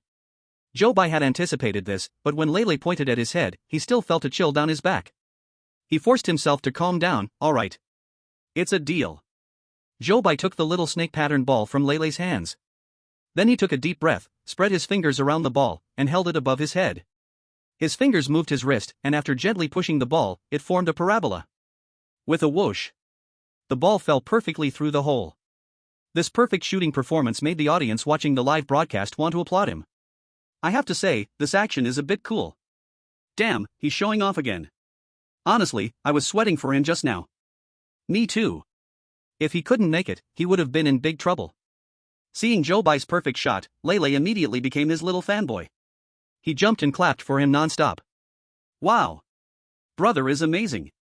Zhou Bai smiled, bent down to pick up the ball, and handed it to Lei. Lei took the ball with his eyes full of joy. "Brother, come here, sit with Lei." He still pulled Zhou Bai to sit next to him. Once they sat down together, Lei began to ask about his bet. "What do you want Lei to help you with?" "As long as Lei can do it, I will try my best to help," Zhou Bai tentatively asked. "Lei, if brother directly lets you get off at a certain station, would you agree?" Lei heard this and pouted with grievance. "This won't do. If I get off at the wrong station, I might never see mom again. Brother, think of another one. Besides this, brother can ask Lei to do anything."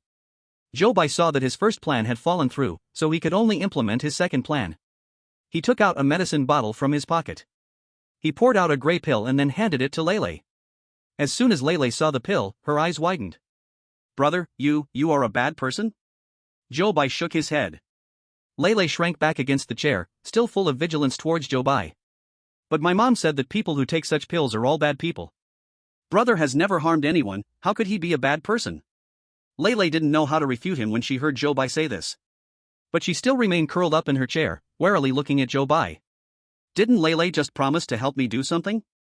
As long as you help me give this pill to that sister over there, it will count as completing this task." The audience in the Daxia Country live broadcast room was very puzzled by Zhou Bai's behavior. After finally getting a promise from the little monster, he actually uses it in this way. Has Zhou Bai gotten water in his brain? Can't he deliver the pill himself? And that woman never appreciates it, why be so nice to her again? There's no need, really no need. Lei followed Zhou Bai's gaze and looked at the woman in the white dress sitting in front to the left. She saw that many places on the back of the woman's hand had already been scratched raw. The entire person looked extremely painful. After Lei looked, she frowned. "That sister looks very uncomfortable." Zhou Bai nodded. "Yes, this pill can make her feel better." Lei hesitated to take the gray pill from his hand, and anxiously asked again. "Really just delivering a pill is enough?" Zhou Bai smiled and nodded. "Yes. Just delivering a pill is enough." Lei's small hand held the pill, reluctantly jumped down from her seat, and then walked to the woman in the white dress. She opened her hand and handed the pill over. "Sister, this pill is for you." As soon as he finished speaking, the short-haired woman's hand reached out from behind him. In the next second, she was about to steal the pill from his hand. Chapter 50, Conflict Escalates. Lei noticed someone approaching behind her warily, quickly clasped her hands together, and tightly gripped the pill in her hand. Therefore, the short-haired girl missed her chance. Lei turned to look at the girl and asked her with a childish voice, "Are you a bad person? You want to steal my things?" But the short-haired girl was staring intensely at the hand that Lei was holding the pill with. Her face was full of a desperate, crazy expression. Unwilling to give up on not getting the pill, she reached out and grabbed Lele's hand. Her hand was icy cold. A thin layer of frost instantly covered Lele's clothes where she was grabbed. Lele was just a little child, suddenly grabbed by a stranger, and she cried out wow. Zhou Bai saw that the situation was not good and hurriedly wanted to help. But in the next second, he saw the short-haired girl's head being turned 180 degrees behind her by Lele. Only the back of her head was left facing them. Zhou Bai had just stepped forward halfway and stopped in midair. Lele wiped her tears and, seeing the short-haired girl now in this state, began to laugh lightly. N. The short-haired girl tried to turn her head back but got stuck halfway and couldn't move. Angry, she struggled repeatedly, but it looked just like a wind-up wooden puppet toy. Then, Zhou Bai saw scaly patches rapidly spreading across her body. Fish scales covered her neck, covered her hands, making her look no longer like her original self. At the same time, the whole carriage was also covered with a thin layer of frost. It made people shiver involuntarily. This girl's mutation seemed different from others that Zhou Bai had come into contact with. No wonder she had always wanted to go to Station 3. Zhou Bai saw her change and knew things were not looking good. He anticipated a conflict would occur, but he did not expect it to be much more severe than he had imagined. Moreover, what happened next made him feel vaguely that there might be no end to it. Meow. The black cat, affected by the cold, curled up into the man's arms. Zhou Bai was drawn by the sound and looked over, only to see the black cat's eyes had turned bright red. Rule B, Article 6. The small animals inside the train are very timid, please do not scare them, especially when their eyes turn red. Zhou Bai recalled the content of the rule and suddenly realized the seriousness of the situation. According to his plan, he had to push the conflict to the peak by the time the train arrived at the first station. Because the short-haired girl's destination was Station 3, but Station 3 refused to accept her. So, Zhou Bai could only find a way to make her voluntarily change her drop-off location. However, the unexpected situation that arose now could directly ruin his plan. Looking at the state of that cat, it seemed ready to explode at any moment. This made Zhou Bai hesitant to act rashly. Lily, don't be afraid. The man quickly hugged his cat tightly, using his clothes to cover it. Zhou Bai looked at the bell placed in the first row of the carriage. If the original plan didn't work, then he could only play it safe. If necessary, he would need to ring the bell at the first instance. That way, at least others could still get off the train smoothly. But when he saw the bell, he was startled. Because the silver bell that was there had now turned red. Rule B, Article 8. If a conflict occurs among the passengers in the train, please ring the silver bell in the first row to request help from the staff. But this does not include when the bell has turned red. Disaster. This was a huge mess. There was no way to retreat. Although the short-haired girl had almost lost her sanity to contamination, she still felt a natural fear when facing Lele. If it weren't for being tempted by that pill just earlier, she probably wouldn't have dared to take action against Lele at all. She stood still, afraid to move any further. She simply stretched out her hand covered in fish scales and frost towards Lele, saying, "Give me the pill." Lele hid her hand behind her back. No. The two were locked in a standstill, and the atmosphere suddenly became thick. At this moment, the announcement in the carriage rang out. The train is about to arrive at Platform 1, please passengers who need to get off prepare in advance. Zhou Bai watched as the train slowly pulled into the station. He thought to himself that the plan was likely to fail. But at that moment, the short-haired girl's gaze suddenly fell on the red bell in the front row. Zhou Bai also noticed the change in her movement. He instantly thought it was bad. Sure enough, the next second, he saw the short-haired girl sprinting towards the position of the bell. Zhou Bai did not know what would happen after ringing the bell. He also didn't know why the short-haired girl suddenly wanted to grab that bell. But he knew he had to stop her now. So, he also dashed toward the front row of the carriage. As the short-haired girl's hand was about to seize the red bell, Zhou Bai had already grabbed her hands before she could. In that instant, Zhou Bai felt like he had grasped 2 blocks of cold ice. 2 hands instantly froze to a slight shade of purple. The short-haired girl saw Zhou Bai's reaction and burst into laughter. Then, she effortlessly broke free from Zhou Bai's stiff hands. Next, she was about to reach for the bell on the table. At that moment, her hands were firmly grasped by a small hand. Lele's clothes were already covered in frost, but his hands were completely unaffected.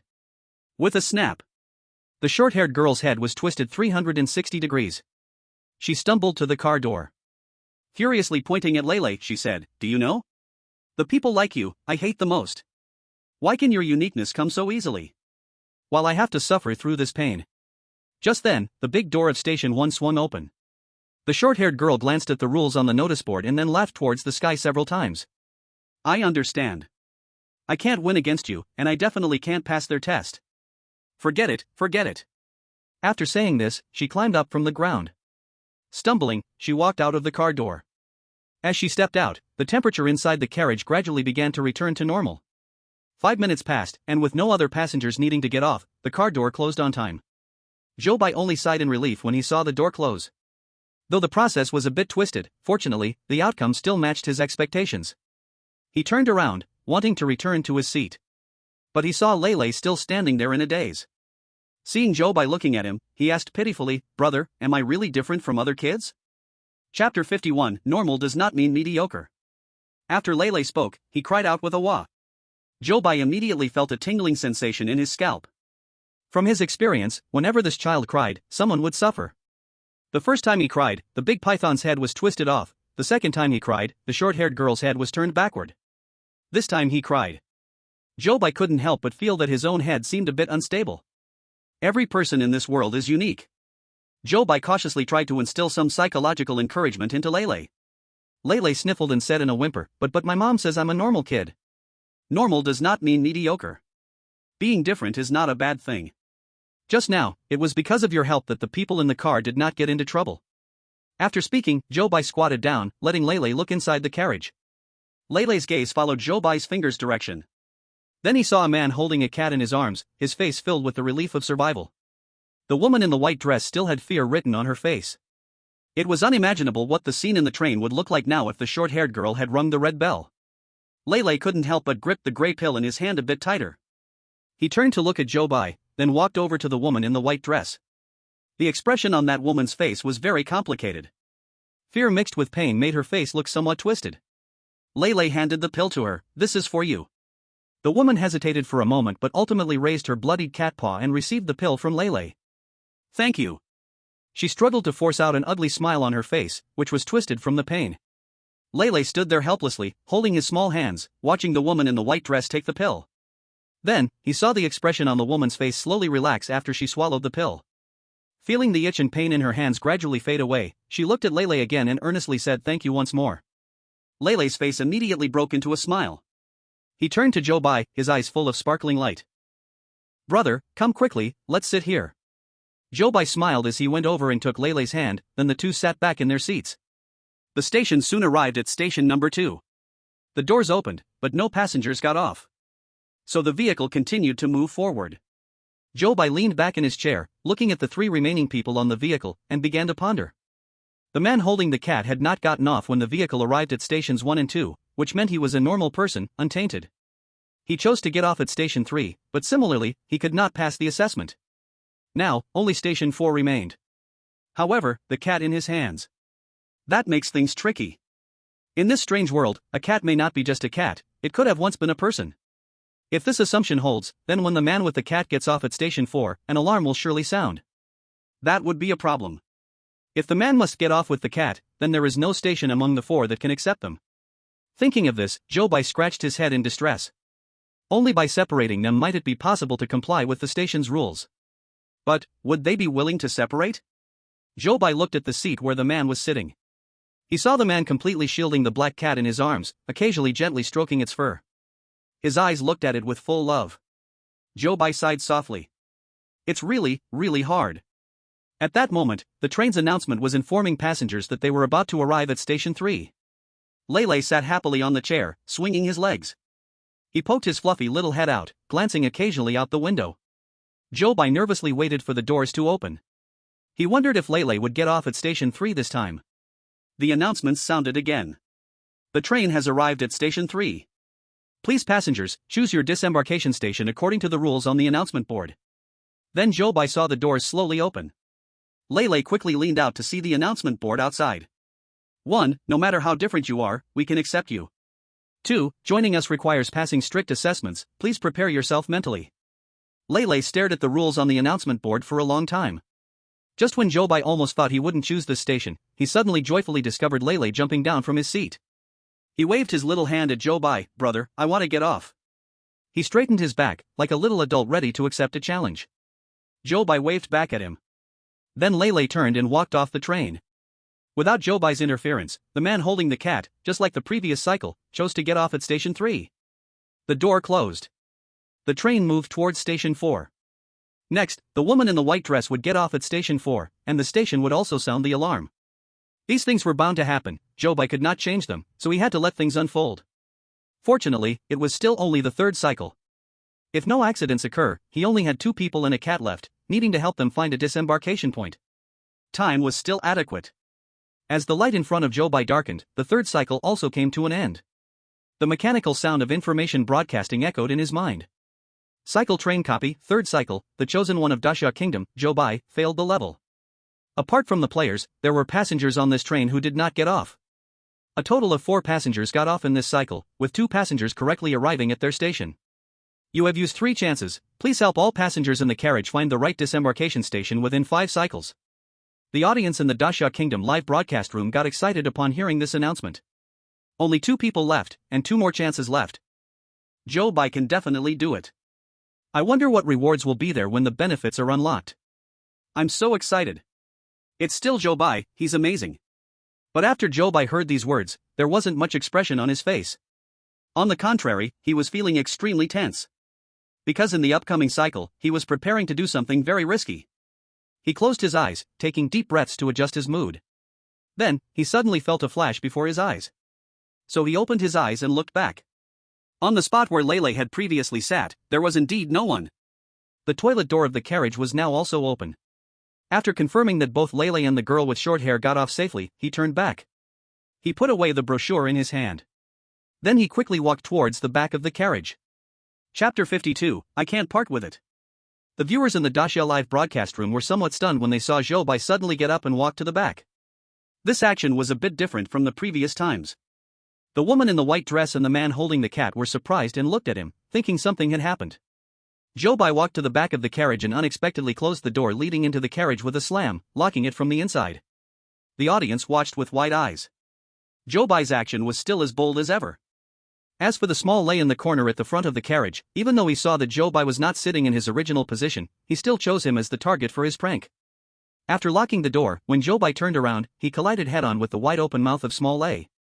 No matter how many times the audience in the live broadcast room had seen small Lei's appearance, they would still be startled by his sudden arrival. But Zhou Bai was different. He was not afraid at all, and even felt a bit angry. This was the 4th time he had been pranked by small Lei. Experiencing the same prank 4 times in a highly tense state made his already stretched nerves snap instantly. Mr. Attendant, this prank is not scary at all. Please don't play this game again, okay? Seeing Zhou Bai's dark face, small Lei immediately became flustered. He quietly took off his mask. Not saying a word, he stood there with his head down like a child who had done something wrong. Then, there came the sound of the carriage door turning. Rats, cockroaches, little ants, earthworms, centipedes, big pythons. Hey! Sir, please move your feet. Even though the vendorante had not yet come in, her calling voice had already come through. She was on the other side of the door, trying hard to turn the doorknob but couldn't get the carriage door open at all. Small Lei looked up blankly at the locked door and then felt Zhou Bai's sharp gaze on him, quickly lowering his head again. You're not going to help her open the door, are you? Small Lei quickly shook his head several times and then turned around to stand back in his corner. Seeing that the vendorante's crisis was resolved exceptionally smoothly, Zhou Bai finally relaxed a bit. Then he turned around and walked to the man holding the cat, finding a place to sit down. The woman in the white dress was not contaminated this time, so he thought he could ignore her and still get off the train smoothly at Station 4. So now Zhou Bai's only target left was the man in front of him and the cat in his arms. He had to persuade him to get off the train without the cat. But how could he convince him? Zhou Bai actually wasn't very sure. He had barely sat down when the man defensively held his cat close. Zhou Bai sighed, feeling that this task had become even more difficult. But he still steeled himself and said, "Its name is Lily, right?" The man was surprised and looked at Zhou Bai when he heard the question. How do you know? He hadn't spoken since getting into the car. There was no way he could know the cat's name. What if I told you we are stuck in a loop, would you believe me? I heard you call it Lily in the last loop. The man didn't show the surprise Zhou Bai expected, but he looked at him with caution. Locked inside that door is the vendor of this train. In the first loop, she tried to sell you something, you refused her, and then she cut off your head. At that moment, your cat got scared and hid on the shelf above. The man held his cat a little tighter as if he was already in that scene, feeling a sense of dread. Zhou Bai continued, in the second and third loops, I made you change positions, so you escaped a disaster. Thank you. Although what Zhou Bai said would sound absurd to an average person, the man took it seriously and thanked him. Zhou Bai paused for a moment but quickly continued, this train will pass 4 stations. Each station has no name, and you must choose your exit based on the rules. If you choose the right station to get off, you won't have to go through the loop again. You've chosen station 3 every time, but each time it was the wrong choice, so you're still in the loop. So, you came to tell me the correct station to get off? Zhou Bai nodded, but then quickly shook his head. I came to tell you that you must separate from your cat when you get off.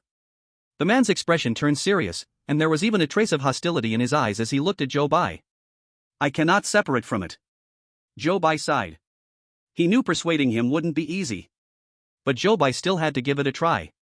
Lily wasn't a cat before, right? The man's expression grew even more alert when he heard Zhou Bai ask this. Seeing his expression, Zhou Bai knew he was right. So he continued, Stations 1 and 2 take in contaminated people. Station 4 takes in people who are not contaminated. That means, to get off safely, you must separate. The man's gaze dimmed at Zhou Bai's words. He gently stroked the cat in his arms and asked in a hoarse voice, Why should I believe you? I can tell you the rules of each station. We're about to arrive at Station 1, and you can compare it to the rules above to see if what I say is true. As soon as Zhou Bai finished saying this, the train's announcement rang out. The train is about to arrive at Station 1, please prepare to get off if you need to. The announcement didn't mention the station's name. The man looked at Zhou Bai in shock. There are 2 rules at Station 1. Zhou Bai recited the rules of Station 1 word for word. As he finished, the train came to a stop. The man eagerly looked at the notice board by the train door. He saw that the rules written there matched exactly what Zhou Bai had recited. After reading, he slumped back into his seat as if he had lost all strength. Seeing him like this, Zhou Bai felt a bit sorry for him but had to continue. Let it off at Station 1. Here, it will be safe. Station 2 is a slaughterhouse, if it gets off there, it might not survive. Zhou Bai reached out to help him send the black cat outside. But at that moment, the man suddenly stepped back and used his elbow to push Zhou Bai away. No, no. I absolutely cannot separate from it. As he said this, Zhou Bai saw a look on his face that was. He saw a glimpse of a sorrowful smile. Chapter 53, Are there any passengers left? 5 minutes of disembarking time, half the time has already passed. However, Zhou Bai still hasn't persuaded the man to part with his cat. Could it be that this cycle is doomed to fail again? At that moment, Zhou Bai was astonished to hear the man say to him, I believe you. Then, in the next second, he saw the man glide his hand across the black cat's teeth. Meow. The black cat was startled by his action and let out a cry, its fur standing on end. The man quickly reached out to soothe it. After a long while, the black cat curled back into his arms. Zhou Bai stared at the man's hand in surprise, his eyes fixed on the wound on the man's hand. His cut hand was quickly sprouting tiny little particles. Then those particles continually expanded, as if something was about to break free from them. The man frowned in pain, but a smile appeared at the corners of his mouth. Now, we can be together forever. Zhou Bai looked at his actions in disbelief. He never expected that someone would choose such a way to solve the problem. The man stood up, holding the black cat. He slightly bowed his head to thank Zhou Bai and then walked toward the door. As they moved toward the left exit of station number 1, the train door closed. Zhou Bai watched their departing figures, still stunned from the shock just moments ago. The train slowly moved forward. Zhou Bai leaned back against the seat, his eyes gazing out the window. The original 7 passengers on the train had each reached their destinations. As long as nothing unexpected happened, he just needed to wait for the arrival of station number 4 to end the cycle. From that moment on, he didn't have to do anything, just quietly wait for the result to be announced. He stared blankly into the distance. Since entering the world of strange tales, this was one of the rare moments he could catch his breath. However, at this time, the audience in the Daxia Kingdom live room was excitedly waiting for the results to be announced. Finally, the train arrived at station number 4. There were no unexpected events, and the woman in the white dress smoothly walked out of the train door. Moreover, no alarms sounded in the station. Seeing her safely exiting the station, the audience in Daxia Kingdom could no longer contain their excitement and began to celebrate early in the live room. That's amazing. Another chapter completed. Zhou Bai did this chapter superbly. I can't wait to see what the rewards are. Zhou Bai is incredible, clearing the cycle ahead of time. However, compared to the lively scene of comments flooding the live screen, the train inside felt much quieter. The train doors closed, and it moved forward again. The entire train was left with only Zhou Bai sitting in his seat. Then, the screen gradually darkened. The audience in the live room then heard the mechanical voice of the information broadcast. Looping train chapter, 4th loop, Daxia Kingdom's chosen one Zhou Bai, clearance failed. Zhou Bai, who had been leaning back in his chair, instantly sat up straight upon hearing this news. Clearance failed? No, what went wrong? Aside from the players, there are still passengers on this train who haven't disembarked. When Zhou Bai heard the next statement, he felt a chill run down his entire back. There are still passengers who haven't disembarked? But there was clearly only him left as a passenger on the train. Who hasn't disembarked? In the previous cycles, there had been this announcement. However, he never thought much about this problem each time. In the first cycle, he thought the passenger who hadn't disembarked was just the man who had his head chopped off and his cat. In the second and third cycles, Zhou Bai thought there were no passengers getting off, only the woman in the white dress who had been expelled back. Now he realized that was not the case. It turned out that every time the train looped, there were other passengers who did not get off. He had never thought that, apart from the few people he saw, there were actually other passengers on the train. In this cycle, a total of 3 passengers got off, and all 3 arrived at the correct station. You have used up 4 opportunities. Please help all passengers in the carriage find the correct stopping point within 5 cycles. Fortunately, not all the news he received was bad. The good news was that all 3 passengers who got off in the 4th cycle arrived at the correct station. But the bad news was that there were still passengers in the carriage who had not gotten off, and he only had 1 opportunity left. However, at this moment, he did not even know where the passengers who had not gotten off were or how many there were. He struggled to adjust his breathing, trying to calm himself down. In the most dangerous times, one must remain calm. The lights in front of him began to light up again.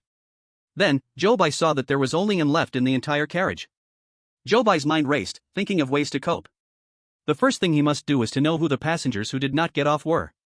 Now, there was only him left in the train, but in this scenario, his identity was defined as a player, and during several broadcasts, he was excluded, so he did not need to get off.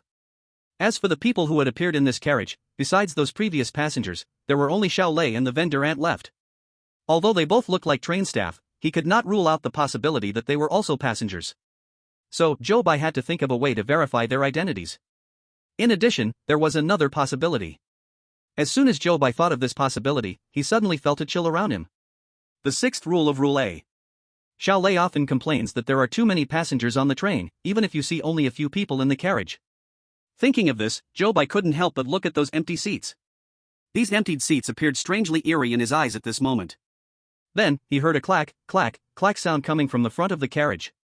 As soon as he heard that sound, Zhou Bai knew that Xiao Lei was definitely turning slowly back from the corner. So Zhou Bai quickly raised his eyes to look at where he was. He looked up and down at him, trying to see some clues from him. Xiao Lei grinned, turned around, and then met Zhou Bai's probing gaze. He was taken aback at first. Then, just like a few times before, he sped up and instantly appeared in front of Zhou Bai.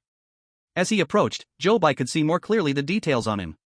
His gaze swept over Xiao Lei's uniform, along the collar, and landed on the obvious boundary line on Xiao Lei's neck. He frowned, feeling there were indeed many doubts about Xiao Lei. Could it be that Xiao Lei is the passenger who did not get off? However, Xiao Lei at this moment was already feeling somewhat creeped out by Zhou Bai's intense gaze.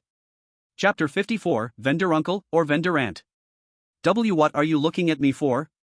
Xiao Lei took a step back. He felt that this passenger in front of him was simply terrifying. Especially since Zhou Bai was smiling at him. Seeing Xiao Lei retreat, Zhou Bai stood up and took a step toward him. What do you want to do? It had always been Xiao Lei scaring others, he never expected to be scared back by a passenger today. What do I want to do? He. Of course, I want to lift your mask. Xiao Lei was so frightened he fell to the ground. Meanwhile, Zhou Bai moved directly forward and placed his hand on Xiao Lei's mask. The audience in the Daxia National live broadcast room saw this scene. Completely stunned state. Is Zhou Bai crazy this week? Does he think he can't pass the level and is just giving up? I seriously suspect that Zhou Bai is taking revenge on Xiao Lei for the times he bullied him. Does Zhou Bai want to take off Xiao Lei's mask? Isn't this just asking for death? Wow, this is the first time I've seen a chosen one being this arrogant in a horror story world. I don't know why, but I actually feel a bit sorry for Xiao Lei. At this moment in the live broadcast, the first layer of mask on Xiao Lei's head had already been torn off by Zhou Bai. Under the mask, a regular human face was revealed. Zhou Bai casually threw away the cracked mask and reached out for Xiao Lei's neck again. No way. This mask cannot be torn off. Zhou Bai didn't care about that at all and directly grabbed the edge of the mask. Then he forcefully pulled the mask open. Ah! Xiao Lei covered his face. But Zhou Bai could still see that this was a face more bloody and violent than the cracked mask. No wonder Xiao Lei felt inferior because of it. Is this it? Zhou Bai deliberately made his tone sound full of disdain. Xiao Lei was stunned for several seconds, then slowly dared to remove his hand covering his face in disbelief.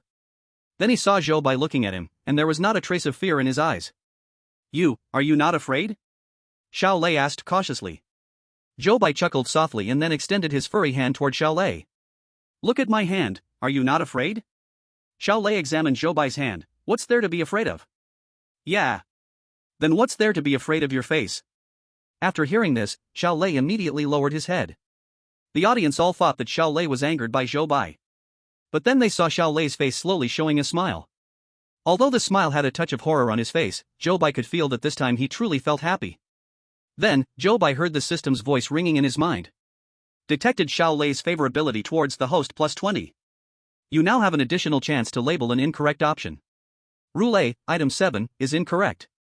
Zhou Bai searched for information about this rule in his mind. This train only has one compartment. Please stay inside the compartment, do not try to look for other compartments. When he recalled the content of this rule, he was completely shocked. Isn't there only one compartment? If there isn't only one compartment, then this mistake is rather serious. Zhou Bai quickly looked toward the back of the compartment. There was no other exit at the front of the compartment. To reach another one, he could only go from here. Thinking of this, Zhou Bai wanted to head towards the back compartment. At that moment, the cart filled with special products appeared in front of him. Immediately followed by the vendor auntie's shouting voice. Little mice, cockroaches, little ants, earthworms, centipedes, big pythons. Hey! Sir, please move your feet. Hearing this voice, the audience in the live broadcast broke out in cold sweat. The auntie is back. Zhou Bai had just been focused on tearing off Xiao Lei's mask and didn't have time to lock the compartment door. He missed the best chance to stop her from coming in. Now in the entire compartment, there was only Zhou Bai left as a passenger. It might already be useless to change positions in this situation. Zhou Bai also realized this problem, and his expression suddenly became serious. At this moment, the vendor auntie also noticed Zhou Bai. She pushed the cart directly towards Zhou Bai. The audience was so nervous that their palms were sweating. Do you want to buy some special products? Look at this bottle of fresh earthworms. If they crawled on you, they would definitely look very cute. This was the first time during so many loops that the vendor auntie spoke to Zhou Bai. Everyone held their breath, waiting for Zhou Bai's response. Zhou Bai glanced at the vendor lady, then pointed behind her and said, I need to use the restroom. Then, under the shocked gaze of the vendor lady, he walked into the restroom and closed the door.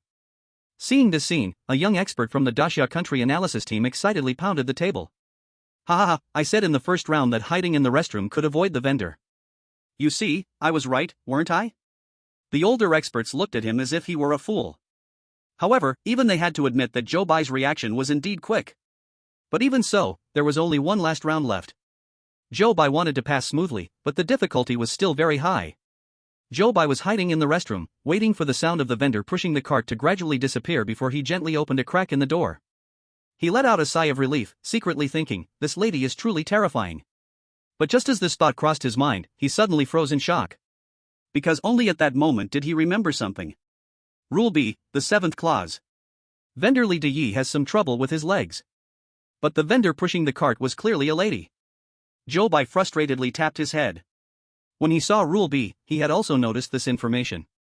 But at that time, he was focused on other passengers. The vendor was just a dangerous factor to him. Whether it was a man or woman, an old lady, or an old man, it didn't matter much for him to complete the task. So he subconsciously overlooked it. Until now, when he realized that there were still passengers on the train who had not gotten off, he finally understood how important this rule was. The station was about to arrive. He needed to quickly verify the identity of this lady. Zhou Bai gently opened the restroom door. Then, he suddenly smelled a terrible stench coming from the back of the carriage. The smell was like a piece of raw meat that had rotted for many days. Zhou Bai frowned and suddenly felt a tightness in his heart. Chapter 55, The Corpse in the Abandoned Carriage. Thinking of the rule he just recalled, Zhou Bai's heart couldn't help but thump wildly. He opened the restroom door and walked down the corridor on the left side of the train. Following the direction of the stench until he reached a tightly locked door, he finally stopped. The stench had become exceptionally strong here. Zhou Bai couldn't help but cover his nose. He was sure that the stench was coming from inside this door. However, he didn't have the key. Zhou Bai leaned closer to the door crack to look inside. Inside were rows of empty seats. Clearly, the other side of the door was another carriage. In this strange world of tales, even the structure of the train wasn't quite the same as in the real world. Zhou Bai murmured to himself and then took a step back. Just as he was about to turn around, he found his back bumping into something. It felt like crashing into a mannequin displayed in a store. A creaking sound came from behind him. Zhou Bai quickly turned around. And then saw a face with a crack appear right before him. "What are you doing?" Xiao Lei's suddenly appearing face in the dark corridor looked even scarier. The audience watching this scene immediately broke out in a cold sweat.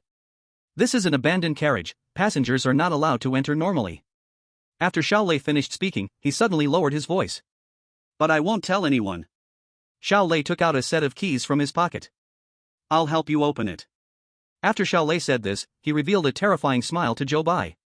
This smile nearly broke through the screen for the viewers in the live broadcast. "Oh my, it's too scary." Zhou Bai still looked at the key in Xiao Lei's hand warily. Xiao Lei suddenly being so eager to help indeed made it hard not to arouse suspicion. In this strange world, it was better to be cautious. Xiao Lei saw that Zhou Bai still had doubts, so he hurriedly put the key into the door lock. Click sounds. The door to the carriage just swung open easily like that. After opening the door, Xiao Lei smiled brightly at Zhou Bai. He looked like a good dog waiting for praise after doing a good deed. The audience looked at this, all a bit dumbfounded. This door opened way too easily, right? Zhou Bai was taken aback for a moment, but was soon overwhelmed by a foul smell, and quickly covered his nose. As the door opened, the scene inside the carriage came into view for Zhou Bai. He saw that every seat in the carriage looked somewhat worn out. Xiao Lei was right, this carriage must have been abandoned for a long time. But looking inside, he noticed a foot sticking out into the aisle from under the front row of seats. Zhou Bai's heart skipped a beat upon seeing this. He wanted to turn around to see Xiao Lei's reaction, but when he looked back, he found that Xiao Lei had already left. Zhou Bai looked at the position of that foot. Internal conflict raged within him, but he ultimately walked into the carriage. He took one step at a time towards the position of that foot. Then, he finally saw clearly that under the seat lay a corpse that had long since died. And the foul smell he had been smelling was coming from this corpse. The viewers in the livestream couldn't help but gag upon seeing the condition of the old man's death. Zhou Bai also held back his reaction, carefully examining the corpse. When his gaze landed on the corpse's leg, it was as if a lightning bolt struck his brain. Rule B, Item 7. Uncle Li, a vendor, has difficulty walking. Indeed, there was an elderly man with poor legs on the train. This meant that the one lying here was the real vendor on the train. And that old lady was actually a fake vendor. It's very likely she was originally a passenger. After coming to this conclusion, Zhou Bai's mind began to race. Since she was a passenger, she had to get off the train. But now the problem was, at which station should she get off? To know at which station she should get off, he had to first confirm whether she was contaminated. Zhou Bai recalled the state of that old lady and didn't remember her having any mutations. But to be cautious, he couldn't jump to conclusions yet. He had to meet her again. Thinking this, Zhou Bai walked out from the carriage. The current issue was to find that old lady first. While hiding in the restroom, he listened to the sounds and remembered that the old lady, pushing a cart, had gone down the right aisle. So, he followed the right aisle all the way to the end. Unfortunately, he didn't see the old lady along the way. How strange. If he continued in this direction, it would lead to a dead end, with no other exit at all. Had the old lady just vanished? A chill rose in Zhou Bai's heart. There was no choice, he could only retrace his steps back to the original carriage. Just as he stepped into the carriage, he saw the old lady standing in the same spot, smiling at Zhou Bai. Zhou Bai paused his steps. The viewers in the live stream also felt their hearts racing. Oh no, this old lady seemed to be waiting for Zhou Bai. "Young man, why did you take so long in the restroom?" Zhou Bai awkwardly smiled, "I might have eaten something bad." After saying this, he suddenly glanced up and down at the old lady. But when his gaze skimmed over her waist, his heart suddenly skipped a beat. There were several layers around her waist, but the shape was quite strange. It didn't look like a middle-aged person's belly from gaining weight. It looked more like it was tied with several loops of rope. Zhou Bai's pupils dilated sharply, and he had a faint suspicion in his heart. The vendor old lady waved to Zhou Bai. "Have you finished in the restroom? Can I come to buy Auntie's special products? Today, the whole vehicle has only you as a passenger, and Auntie hasn't opened yet. Come over and take a look at Auntie's special products." Zhou Bai walked to the cart, pretending to pick some special products from the cart, but the corner of his eye often glanced at the place where the auntie hid her knife. "How is it? Have you found something you like? Why not take a look at this big python? Let this python hide around your neck and slowly constrict. Ah, how cool would that look? The vendor ant grabbed the big python from the cart and handed it to Zhou Bai. The python flicked its tongue, opened its mouth, revealing sharp teeth. As if in the next moment, it would bite Zhou Bai's neck.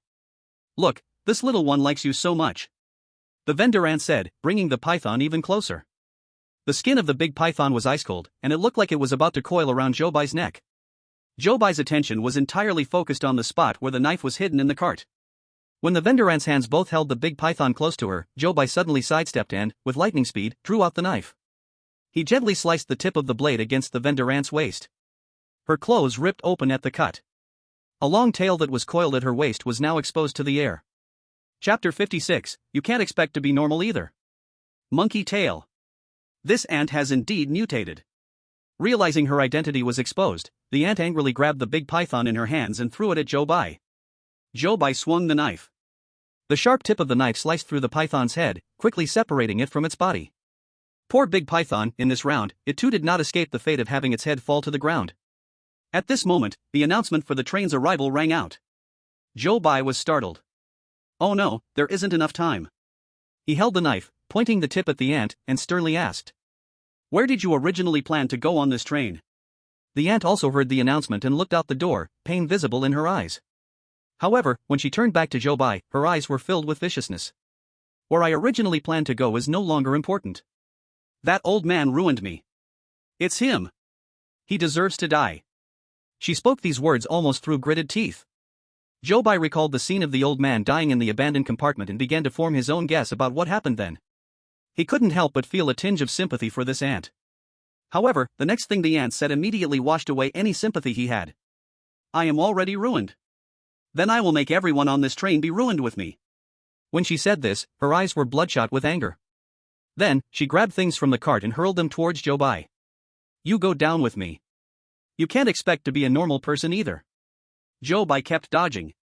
But those jars and bottles shattered before him. Then, ants and worms from the bottles crawled onto his body. "Ah!" Zhou Bai let out a tragic scream. Even though he quickly shook off these insects, he could not avoid being bitten several times. The audience in the Daxia Kingdom's live broadcast room saw the scene and felt their hearts sink. It's over. Zhou Bai was bitten. He was contaminated, and he would soon mutate. How could he still clear the level like this? At this moment, Zhou Bai's face was contorted in pain. Although his hands trembled slightly, he still held onto the knife tightly. He had not given up. He was still trying hard for Daxia Kingdom to clear the level. Seeing this scene, tears welled up in the audience's eyes. Zhou Bai stepped on the ground, crushing the insects crawling there, then walked step by step towards the ant. The ant was immediately frightened by Zhou Bai, stepping back repeatedly. You're crazy, you're going to go crazy too soon." Yes, when Zhou Bai goes mad, it's much worse than this ant's madness. He tightly gripped the knife, enduring the fierce pain in his body, gritting his teeth, and shouted at the ant. "Tell me. Which station are you getting off at?" The ant shuddered in fear. Stumbling backward, she was almost near the train door, then she lost her balance and fell out of the train. However, just at that moment, the 5-minute exit time had just ended. The door to Station 1 closed just as the ant collided with it. So the ant crashed straight into the door. Seeing the door close, Zhou Bai's heart sank. He knew this meant that the hope of passage was already cut in half. But he was not prepared to give up yet. Since that's the case, then let's take a gamble. No matter what, he had to throw her off at Station 2. Zhou Bai's skin, bitten by those ants and bugs, was starting to break out in bumps. Pain, itch, burning. These sensations were continuously eroding Zhou Bai's sanity. Since entering this creepy world, it was Zhou Bai's first time, deeply feeling what it was like to be contaminated. He looked at the ant curled up by the door, then trembled as he took a gray pill from his pocket. He quickly swallowed the pill, barely alleviating the pain. The ant leaned against the door, occasionally glancing towards Zhou Bai. Seeing Zhou Bai taking the pill, she seized the moment and suddenly lunged forward. The knife Zhou Bai had taken was very close to her, she only needed to lean slightly to touch it. But fortunately, Zhou Bai reacted quickly. He immediately grasped the knife in his hand and swung it back swiftly. The tail behind the ant fell off.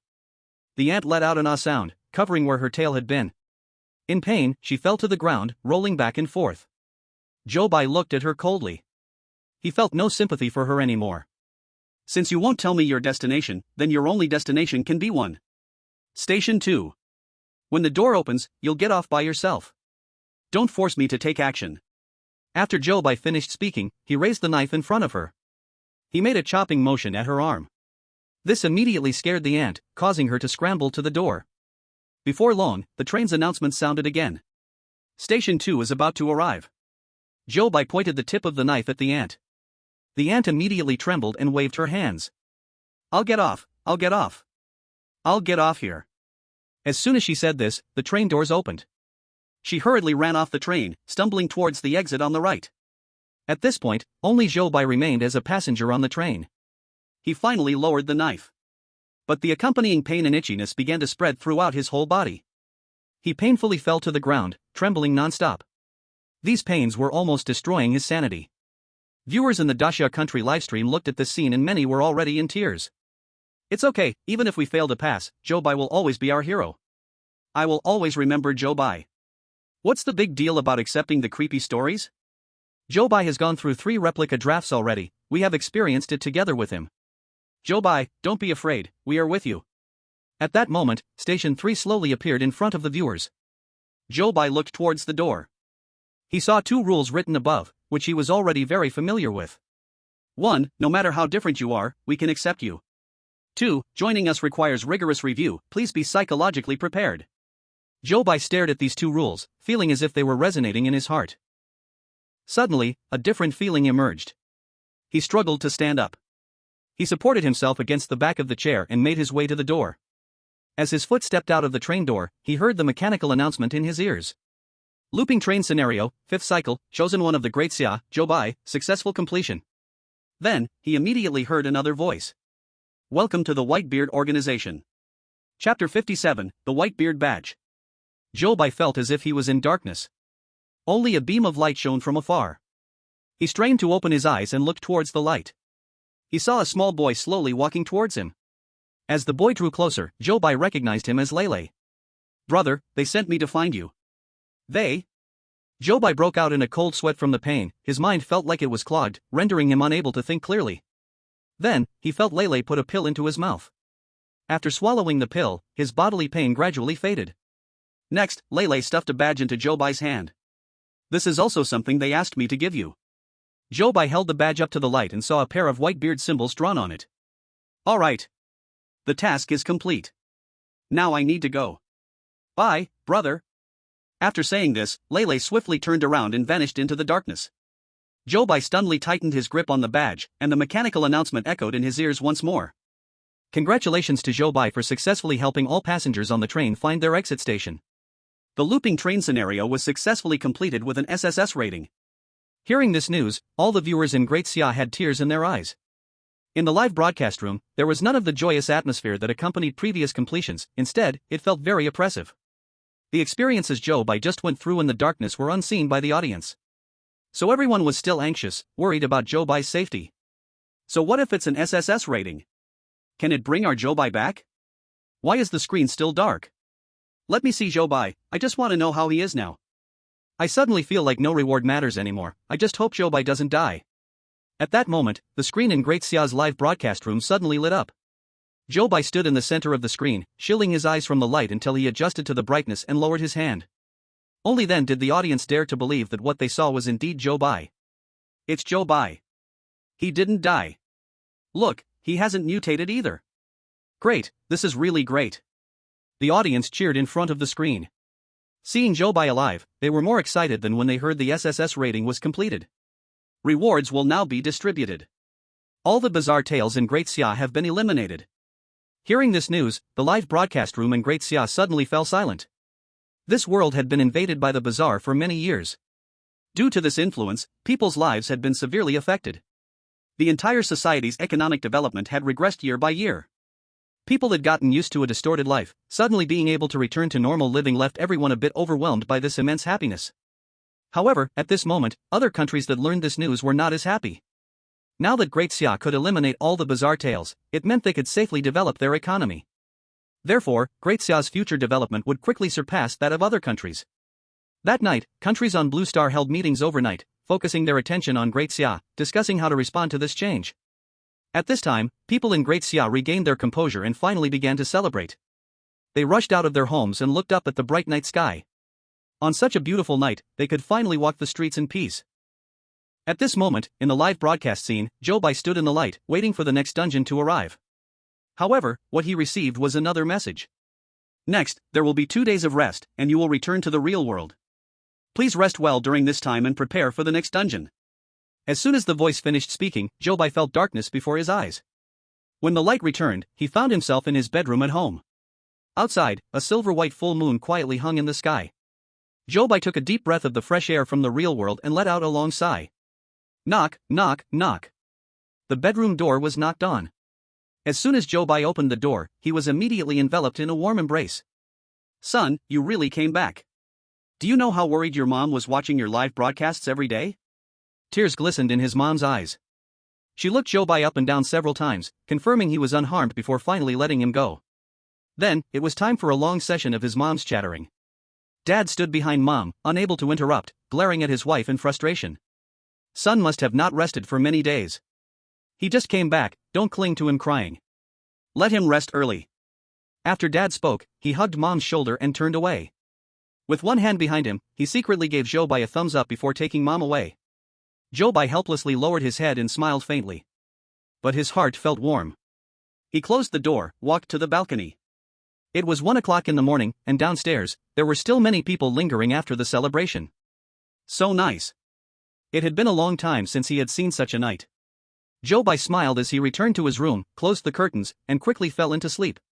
He slept very deeply during this nap. Only around 11:30 a.m. did he wake up to the sound of rain outside. A delicious scent lingered in the air. Mom was simmering soup in the kitchen.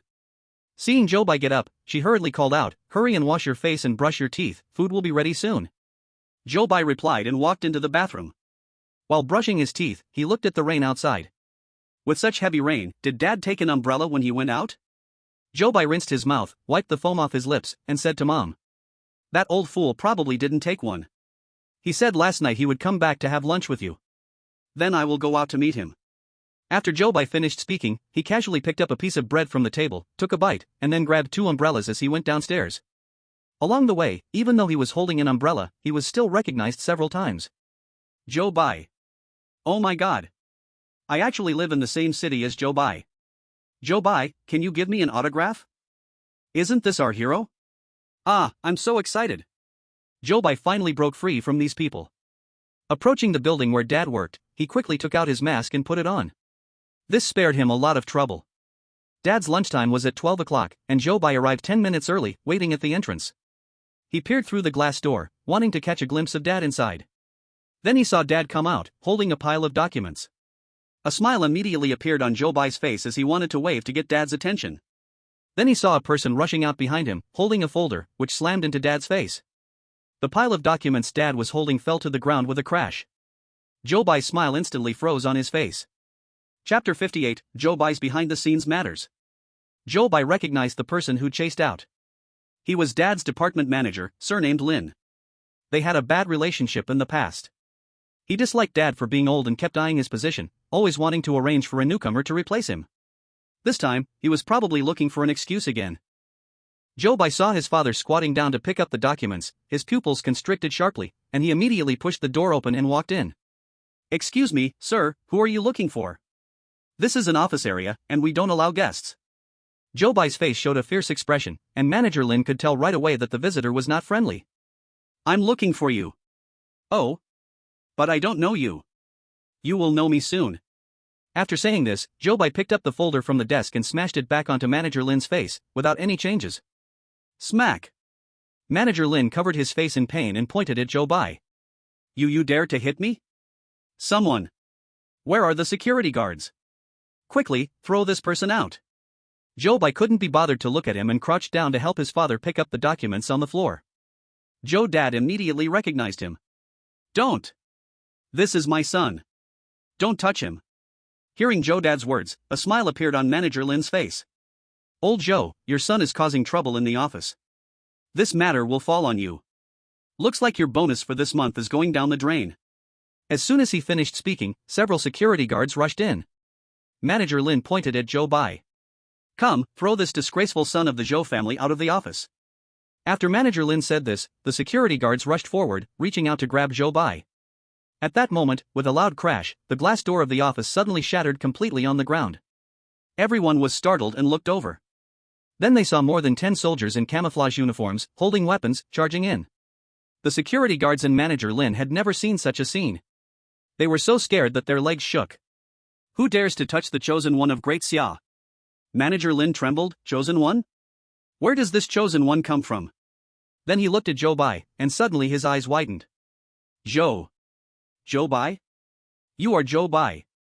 He looked closely into Zhou Bai's eyes and felt they were somewhat familiar. Zhou Dad had never boasted outside that Zhou Bai was his son, so Manager Lin didn't know this. At that moment, Manager Lin wished he could slap himself twice. Just now he had said Zhou Bai was the disgrace of the Zhou family. How did he dare to say that out loud? He wanted to walk in front of Zhou Bai to say a few words, but was immediately pushed away by several soldiers. Mr. Zhou Bai, the highest leader of the Great Xia Analysis Group wants to see you, please come with us. Zhou Bai nodded in response. It was normal for the highest leader of the Great Xia Analysis Group to want to see him since he had become the chosen one, bound to the fate of Great Xia. He looked at his father. The soldiers immediately made it clear, rest assured, your parents are being protected around the clock. Even if you didn't take action just now, we would have sent soldiers to protect your father. Hearing this, Manager Lin felt a chill down his back. Zhou Bai then nodded. Dad, take this umbrella. Wait for me at home, I will come back to have dinner with you soon. After finishing his words to his dad, Zhou Bai followed the soldiers out. He was quickly brought to a meeting room. The old man sitting at the head of the conference table stood up quickly when he saw Zhou Bai walk in. Mr. Zhou Bai, thank you for your efforts for Great Xia. Everyone else in the meeting room also stood up. In their eyes, there was admiration, gratitude, and sympathy. All the chosen ones selected must continuously accept challenge missions until they fail, and no one knows how many missions exist in the Strange Talk world. Since the strange invasion began, no chosen one has survived to the end. So, the young man before them was not only a hero of Great Xia but also a person who had been prematurely declared dead. It's nothing, any citizen of Great Xia who is chosen. Everyone will work as hard as me. Zhou Bai said lightly. Although he is only 22 years old, he has experienced many life and death crises in the world of weird tales, allowing him to remain calm amidst honor and disgrace. The old man looked at him and nodded in appreciation. You have now become the focus of attention from various forces abroad. But you don't have to worry, we have increased our personnel to secretly protect your parents. As for their future lives, you can also rest assured, the country will be responsible all the way. In the world of weird tales, you can fight with all your might. It seems they called Zhou Bai this time to arrange his affairs in advance, allowing him to travel at ease. Though it seems a bit cruel to think this way, Zhou Bai had to admit this was the best arrangement the country could offer. Thank you, but I will not let my parents lose their son, nor will I let the Great Xia Nation fail. In the conference room, upon hearing Zhou Bai's words, no one believed he could achieve it. But no one had the heart to undermine his confidence. Good, good. A young person should have such ambition. When Zhou Bai walked out of the conference room, he held an 8-digit bank card in his hand. This was handed to him by the old man after he left the conference room. Zhou Bai did not refuse and accepted it calmly. When he got home, hot dishes were just served on the table. I saw you walking over from this balcony and immediately had your mother heat the food. Am I smart? Zhou Bai looked at his father's mischievous look and shook his head helplessly. Smart, really smart. At this time, his mother had already served a bowl of soup for everyone. What are you two still whispering about? Hurry up and eat. Old man Zhou, I'm talking to you, stop bothering your son. His father shrugged. Zhou Bai smiled and then obediently sat down at the dining table. The short 2-day break quickly passed. Soon, it was time to say goodbye. Zhou Bai took the bank card and stuffed it into his mother's hand. His mother turned around, secretly wiped away a tear, then immediately forced a smile. His father patted Zhou Bai's shoulder. Go, I will take good care of your mother. Zhou Bai nodded, then closed his bedroom door. He lay on the bed and closed his eyes. Not long after, the mechanical voice sounded once again. Welcome to the world of weird tales. The copy you are entering is called the Horror Tavern. Please prepare yourself and stay alert at all times. Chapter 59, The Horror Tavern Copy Opens. The Horror Tavern copy has been opened, all chosen ones please prepare. Ways to clear this instance. SSS level clear, obtain a blue pistol and ensure the tavern survives. S level clear, obtain a blue pistol. A level clear, enter the Horror Tavern 7 times and survive. After the information broadcast ended, live rooms from other countries on Blue Star lit up simultaneously. Hundreds of newly chosen ones stood on a street, just like Zhou Bai. The sky hung a full moon. In front of them was a dilapidated 2-story tavern. Our Asan country will definitely achieve victory this time. The beautiful country is a great power of Blue Star, there is no difficulty we cannot overcome. Oh, this time it's the tavern copy. Will there be pretty girls inside? Our Iron Tower country's chosen ones are lucky this time. These chosen ones stood in front of the tavern and simultaneously noticed the rules posted at the tavern's entrance. Horror Tavern Customer Rules.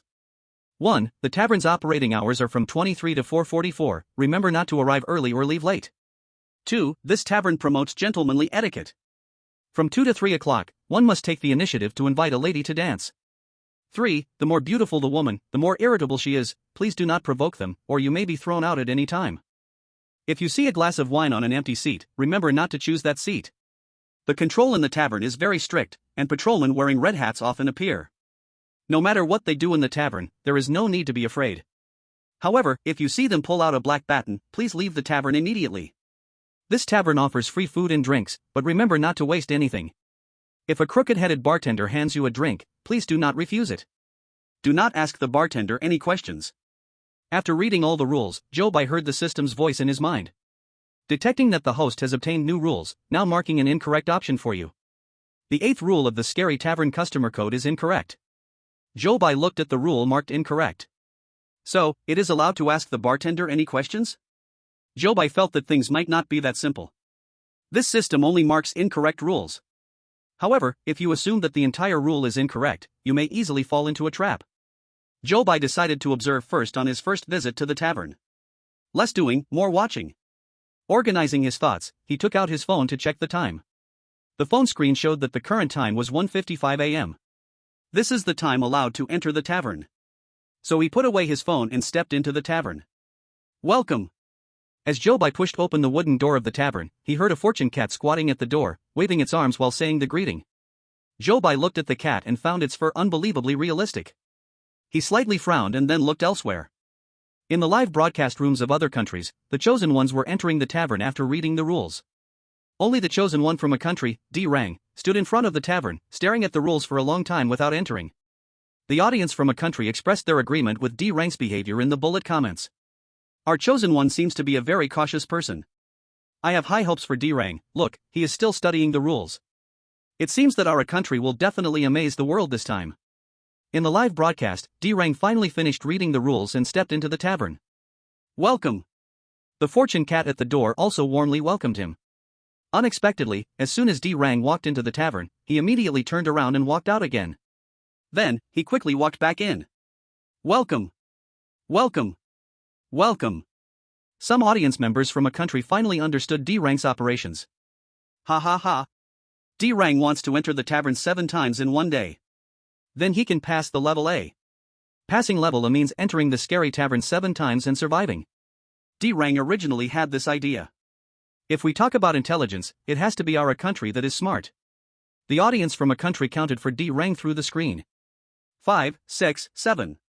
7 times reached. D Rang proudly stood at the door of the tavern.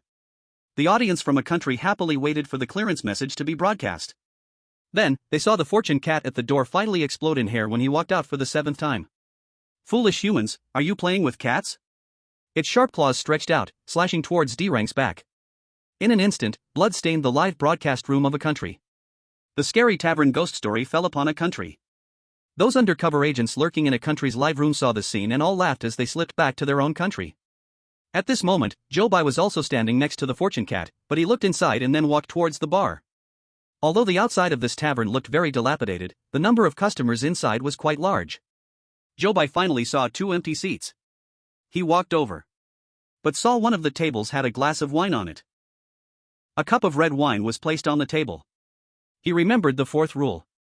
If you see an empty seat with a cup of wine on it, make sure not to choose that seat. So, he chose to sit at the empty seat next to it. Hey, buddy. There are many beauties in this tavern. A furry hand reached out in front of Zhou Bai. Shaking the glass filled with green liquid, he tilted his head back and drank it in one go. Zhou Bai looked at him. This person had 6 long, horizontal beards on his face, and 2 furry hands like cat paws. After looking at him, Zhou Bai was momentarily stunned. A mutated person. Then he looked at the other customers in the tavern. At this moment, he finally realized the peculiarity of this tavern. The tavern was noisy, and everyone had joyful smiles on their faces. But if you looked closely, You would notice the well-dressed gentleman, the shirtless bearded strongman, the beautiful lady with cat ears, and the empty seats with wine cups, all harmoniously existing in the same space. Zhou Bai silently classified these customers in his mind. Mutants, normal people, and it. All appeared in this tavern at the same time. At this moment, in front of the bar, the slouched bartender rang a bell placed in front of him. Ding! Ding! Ding! Now it is gentleman time in this tavern. Please, the gentleman present, stand up and invite a lady to dance with you. Zhou Bai looked down at his phone screen. It was exactly 2 o'clock in the morning. Chapter 60, the aesthetic sense here is a bit strange. At this moment, the viewers in front of the screen also realized the oddity in the tavern. In the world of strange tales, inviting a stranger to dance is no blessing. A slight misstep could lead to a deadly outcome. Zhou Bai also realized this, so his expression became serious. As soon as the bartender finished speaking, all the gentlemen in the tavern stood up. Zhou Bai remained seated and did not rush to act, but observed the actions of others. Quickly, those gentlemen swarmed out, looking for their dance partners. Sitting by the tavern window, a girl with a fish head, occupying 2 seats, immediately became the most popular invitation target. In no time, 5 or 6 boys surrounded her. And beside Zhou Bai, a girl with a pale face, as thin as a skeleton, also had 2 or 3 boys around her.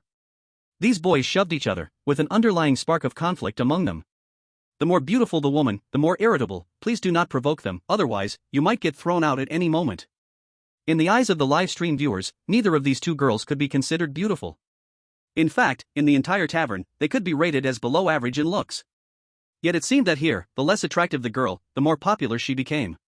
The viewers speculated that their behavior was influenced by this rule. Zhou Bai's gaze skipped over the girls surrounded by suitors and landed directly on a neglected dark corner. Then, the viewers finally saw Zhou Bai stand up from his seat and walk towards that corner. The girl sitting in the corner had a pair of rabbit ears on her head. Her head was lowered, and her ears drooped behind her head. Zhou Bai approached her and extended his hand in front of her. "Excuse me, may I invite you to dance?" The moment the girl heard these words, her ears instantly perked up. Then she turned to look at Zhou Bai. At that moment, the viewers in the live stream of Great Xia country finally got a clear look at her appearance. Wow! She is so beautiful. Calling her a fairy sister wouldn't be an exaggeration. Oh no, has Zhou Bai fallen for her beauty? Did he forget the rules? Oh my god, did Zhou Bai really end up falling for a pretty face in the end? Zhou Bai, what were you thinking? The audience from the Great Xia kingdom pounded their chests and stamped their feet, feeling a deep regret over Zhou Bai's choice. In contrast, the chosen ones from other countries seemed to make much more sensible decisions.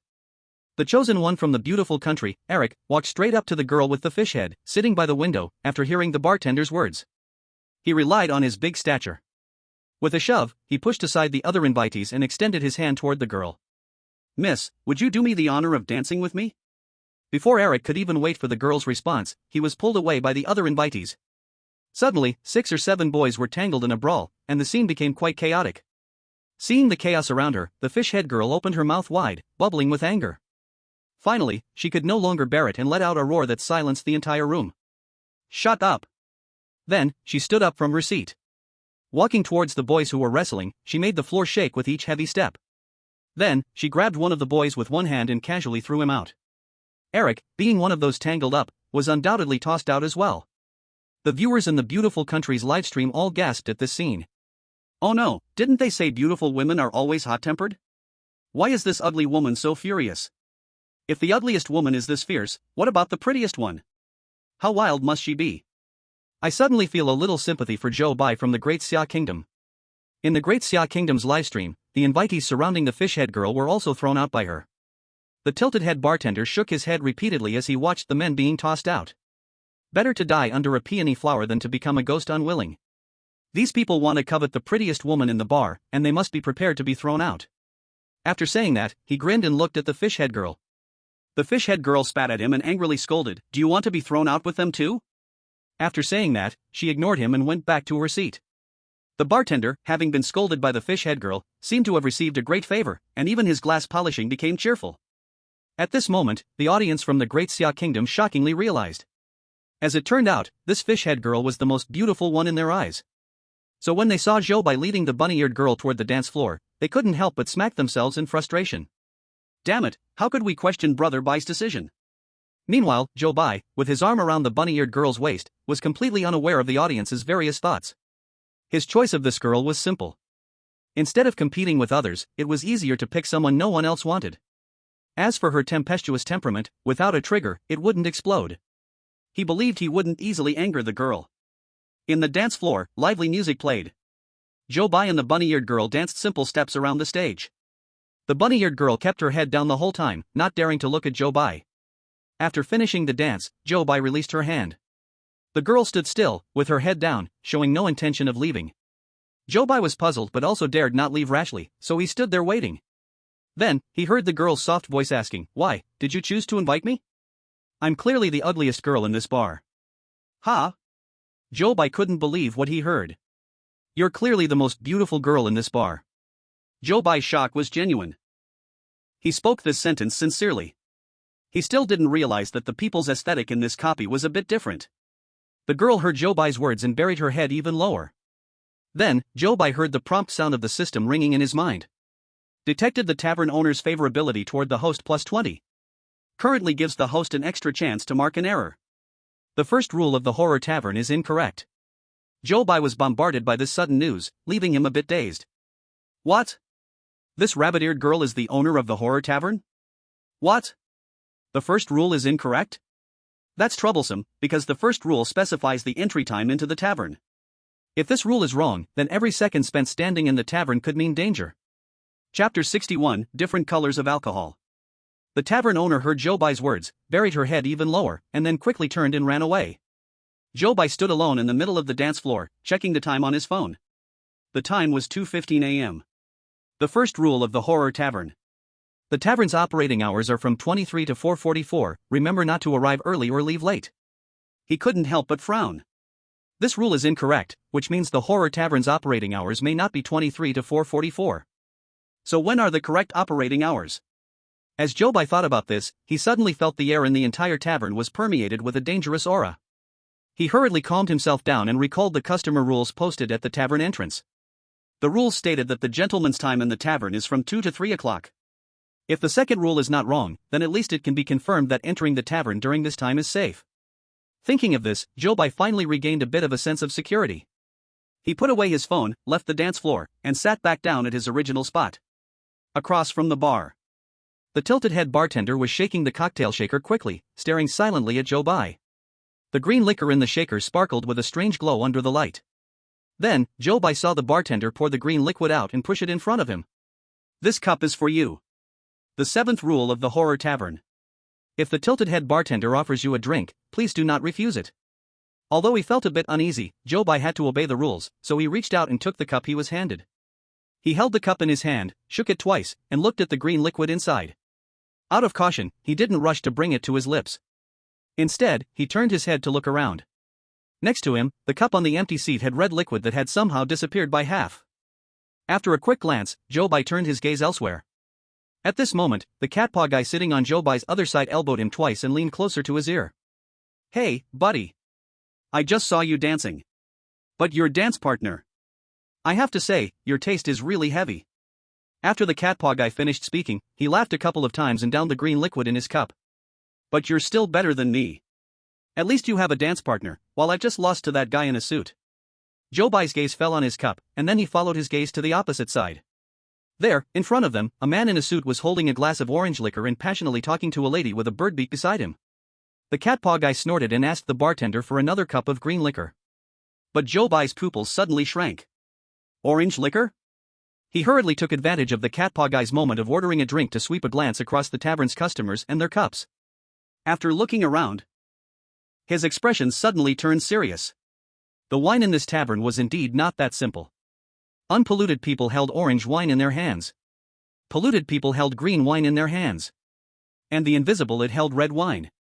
As for why he had a glass of green wine in his hand, Zhou Bai thought of this and became more vigilant of the tilted-head bartender. He still tilted his head, busy serving drinks to other customers, but occasionally glanced over at Zhou Bai. It seemed that if Zhou Bai didn't drink the glass of wine in front of him, he would keep watching him. The sixth rule of the terrifying tavern's customer code. This tavern provides free food and drinks, but remember not to waste them. In other words, if Zhou Bai didn't drink this glass of wine, he would be violating the sixth rule. Zhou Bai suddenly felt that the glass of wine in his hand became scalding hot. What should he do? The audience in the Daxia live broadcast room also noticed Zhou Bai's predicament. Some sharp-eyed viewers also saw the pattern of the wine and started to worry for Zhou Bai. Holding this green wine was neither drinking nor not drinking. All the viewers waited nervously for Zhou Bai's response. At this moment, the catpaw man next to Zhou Bai, heartbroken, vented all his frustration on alcohol. He quickly drank the wine he just got in one go. Then he waved at the bartender, intending to get another drink. Zhou Bai hurriedly stopped him. "Dude! You are already drunk, you can't drink anymore." The catpaw man pushed his hand away. "No, I want to drink more. I just broke up, and you won't let me drink. It makes me so angry. Do you not consider me a brother?" Zhou Bai didn't even know how he ended up with a brother for no reason. But he saw the opportunity and pushed the glass of wine in his hand toward the catpaw man. Okay. Let's drink. I'll have a drink with you. Bartender, get me a glass of wine, make it orange." The catpaw man smiled with satisfaction as he took the glass Zhou Bai offered him. "That's more like it. Good brother." The bartender took a glass of orange wine and looked at Zhou Bai with a complicated expression. Zhou Bai took the glass, toasted with the catpaw man, and then drank it down. The spicy taste surged straight to his head. The catpaw man downed another glass, then grabbed a cockroach that crawled by on the table and swallowed it whole. Zhou Bai wrinkled his brow in disgust. He turned his head away, picked up his phone, and checked the time again. The screen displayed the time, 2:35 a.m. He didn't dare to stay in the tavern too long. Planning to be safe, he needed to leave the tavern before 3 a.m. There was not much time left, he had to gather more useful information quickly. The catpaw man was drunkenly sobbing over the table. Zhou Bai glanced over helplessly and stood up from his seat. He walked deeper into the tavern. Along the way, a waiter holding a tray weaved between the seats. From his appearance, he seemed to be the most normal employee in the tavern. Zhou Bai stopped him and asked, "Excuse me, where is the restroom?" The waiter paused and looked at Zhou Bai. Suddenly, he opened his mouth. Zhou Bai only saw a black hole with no tongue inside. The audience watching this moment gasped in shock. Though the scene was not particularly terrifying, the suddenness made it somewhat frightening. Ah. Ah ah. Ah ah ah ah ah. The waiter gestured, pointing in a direction for Zhou Bai. Following the direction he indicated, Zhou Bai went inside. However, when he reached the end, he only saw a staircase. The restroom was on the second floor? Zhou Bai thought about this and looked up ahead. He saw a sign next to the stairs pointing upward. The arrow on it was drawn with black ink. Zhou Bai stared at that sign for a moment, staring at it, and then. But soon, the black above started to slowly turn red, and red liquid began to flow out slowly. Chapter 62, The Patroller with the Red Hat. Zhou Bai looked at the liquid flowing down, and his hair stood on end in an instant. "Sir, how did you come here?" A voice came from behind Zhou Bai. Zhou Bai turned around in surprise. He saw the bartender with his neck crooked, expressionless, holding a greasy plate of elbows, standing behind him. "I came to find the bathroom. The waiter told me it was here," Zhou Bai said to the bartender. The bartender's expression was calm, and he showed no surprise at the red liquid flowing from the sign. "The bathroom is broken. You'd better not go up." The bartender coldly dropped this sentence, then walked away with the elbows. Zhou Bai glanced at the stairs again. The atmosphere in the tavern was lively, and although the lights on the second floor were also on, it seemed like a completely different world. Zhou Bai did not take another step forward. He felt that now was not the time to take any risks. He took out his phone again to check the time. It was now 2:42 a.m. He looked around the tavern, but there was no other useful information. He decided to leave the tavern for now. With this thought in mind, Zhou Bai turned back toward the bar. The crooked-necked bartender placed the plate of elbows in front of the fish-head girl with a flattering gesture. The fish-head girl said something to the bartender, then angrily banged on the table. Immediately, all the customers turned their attention to them. Zhou Bai was too far away to hear what they were saying. He only saw the fish-head girl, after banging the table, angrily throw the plate of elbows to the ground. The plate was instantly shattered. The girl's hand was cut by the shards of the plate, leaving a blood mark. The customers around them suddenly looked at them with more intense gazes. Blood drops slowly fell from the wound in the fish-head girl's hand. Zhou Bai looked at her wound, and suddenly his head began to buzz with a sound.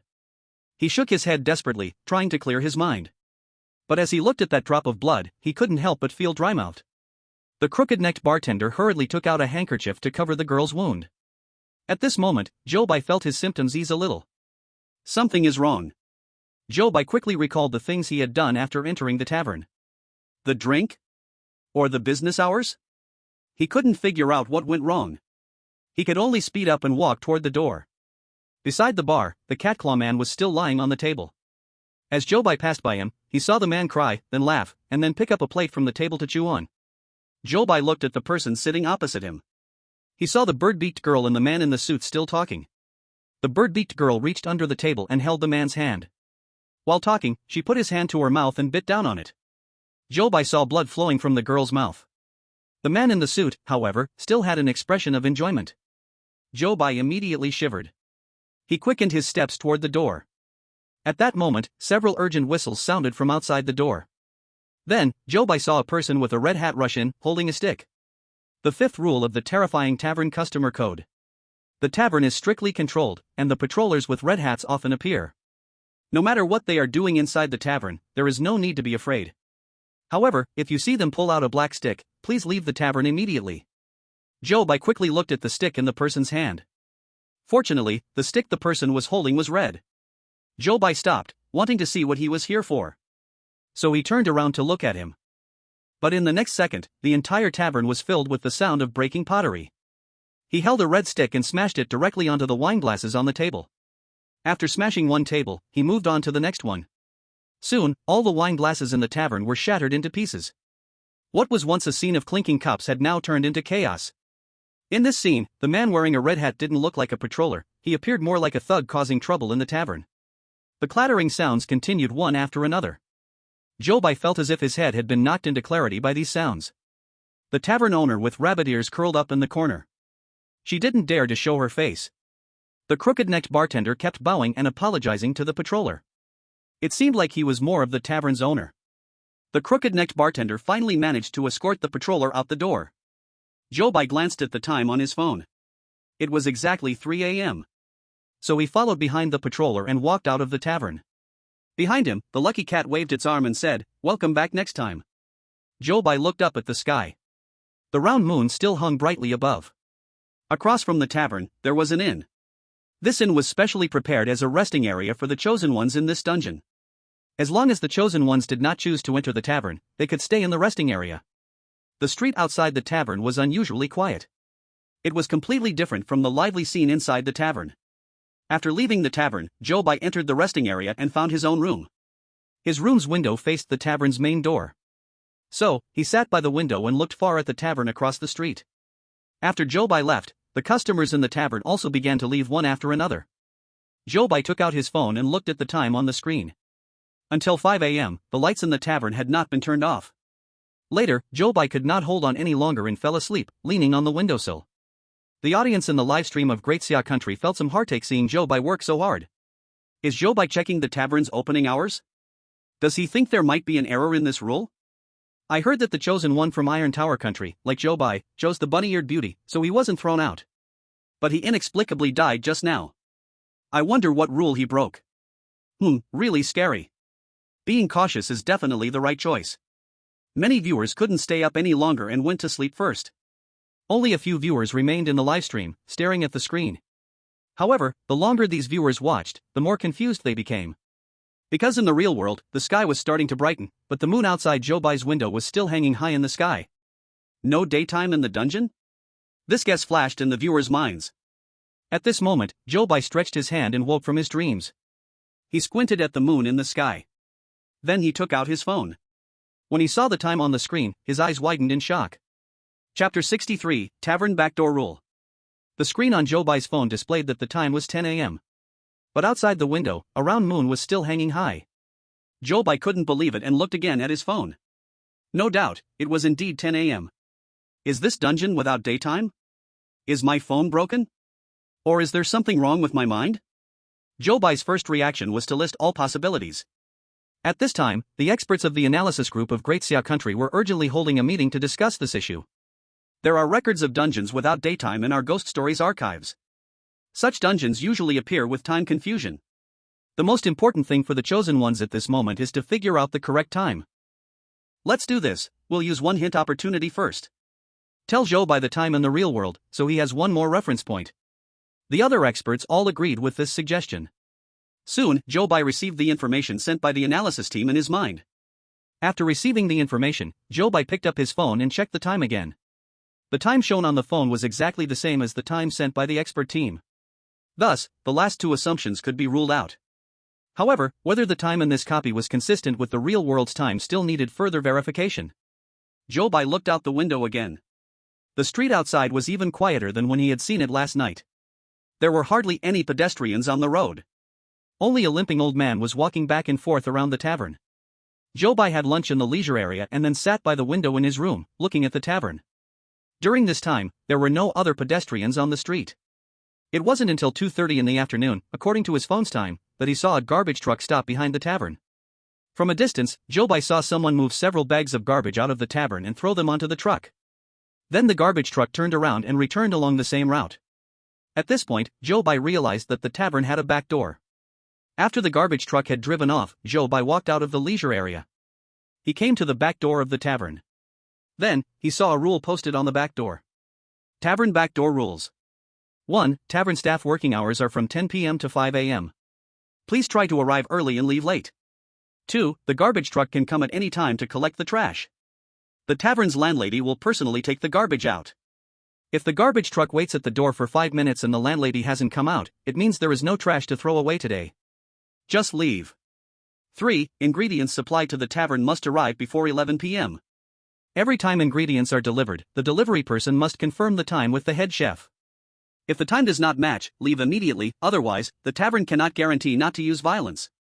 4. Tavern staff must enter through the back door. Everyone must first identify how many fingers the landlady holds up before work. If the answer is wrong, you must rest for a day. 5. There is an old man who keeps wandering outside the tavern. No matter what he says, do not believe him. He's just a madman. 6. When the patrolman wearing a red hat comes in, no one is allowed to leave the tavern, especially when he's holding a black club. 7. The invitation to the second floor is always kept by the bartender. He has the right to distribute the invitations. 8. Please remember, the moon is always round. The sun only exists in myths, you will never see it. After reading all the rules, Zhou Bai heard the system's voice in his mind. Detected that the host has obtained new rules. Now, one incorrect rule will be marked for the host. Rule number 8 of the tavern backdoor rules is incorrect. After hearing the system's information, Zhou Bai looked up at the sky. He felt the moon was unnaturally round. He shrank his neck, wrapped himself up tighter, and then read the rules several more times. After confirming that all the rules were firmly lodged in his mind, he left the back door. On his way back to the leisure area, the limping old man passed right by Zhou Bai. He was muttering to himself. It's 5 p.m. My wife should be getting off work to cook. 5 p.m., 5 p.m. Zhou Bai's heart immediately tightened. 5 o'clock? He quickly grabbed his phone and checked the time. It clearly showed 3 p.m. When he turned his head to look again, the limping old man had already walked off in the opposite direction. Zhou Bai found the scene extremely strange, so he quickened his pace and walked back toward the leisure area. When Zhou Bai's phone screen displayed, it was 11 p.m. This street slowly became lively. Other chosen ones from various countries timed it right and walked through the doors of the horror tavern on time. Zhou Bai, however, was staring at the tavern door, watching the patrons coming and going, frowning in distress. The audience in the Daxia Kingdom's livestream saw Zhou Bai like this and were puzzled. Other chosen ones have entered the tavern, what's Zhou Bai hesitating for? Why do I feel like Zhou Bai is being overly cautious in this instance? He didn't go back to the real world and lose his fighting spirit, did he? The audience was confused, and Zhou Bai was equally perplexed. When the phone showed 2300 hours, the tavern hung out the open sign on time. This was consistent with the first rule of the horror tavern's customer guidelines, which stated the opening time. Could it be that the ending time was wrong? Although Zhou Bai had been keeping an eye on the horror tavern across the road since he returned last night, he still couldn't determine the closing time of the tavern. Thinking of this, Zhou Bai sighed. After realizing the first rule was wrong, he indeed became somewhat timid. This time, the task required finding a blue handgun. Yesterday, Zhou Bai had looked around many places in the tavern's first-floor hall. There were hardly any suitable spots to hide things. So this time, he aimed for the second floor of the tavern. However, how could he obtain an invitation from the crooked-headed bartender? Zhou Bai had not yet thought of a good plan. Therefore, he decided to enter the tavern first and figure it out later. So, Zhou Bai stood up from the chair by the window and walked towards the tavern. Welcome! The lucky cat squatting outside the door warmly welcomed each customer. Zhou Bai walked to the bar and sat in the same seat as last night. The crooked-headed bartender glanced at Zhou Bai. Then he quickly shook his cocktail shaker. Next, he poured out a glass of orange drink and handed it to Zhou Bai. Chapter 64, Tying the Red Thread. Zhou Bai took the drink and placed it in front of himself. Now, he didn't even dare to drink this glass of orange liquid easily. He looked around. Since Zhou Bai arrived early today, there weren't many customers in the tavern. That fish head girl actually came quite early, still sitting alone by the window. From time to time, boys would take their drinks over, wanting to sit beside her. But they were all angrily chased away by her. The crooked-headed bartender silently wiped the glass in his hand. However, his gaze secretly kept landing on the fish head girl. Zhou Bai observed this scene and smiled as he leaned closer to the bartender, asking, "Do you like her?" The bartender immediately panicked and almost dropped the glass in his hand. She's so beautiful, isn't it normal to like her?" Zhou Bai broke into a cold sweat. So it turns out the people in this world had such heavy tastes? He turned to look at the fish head girl.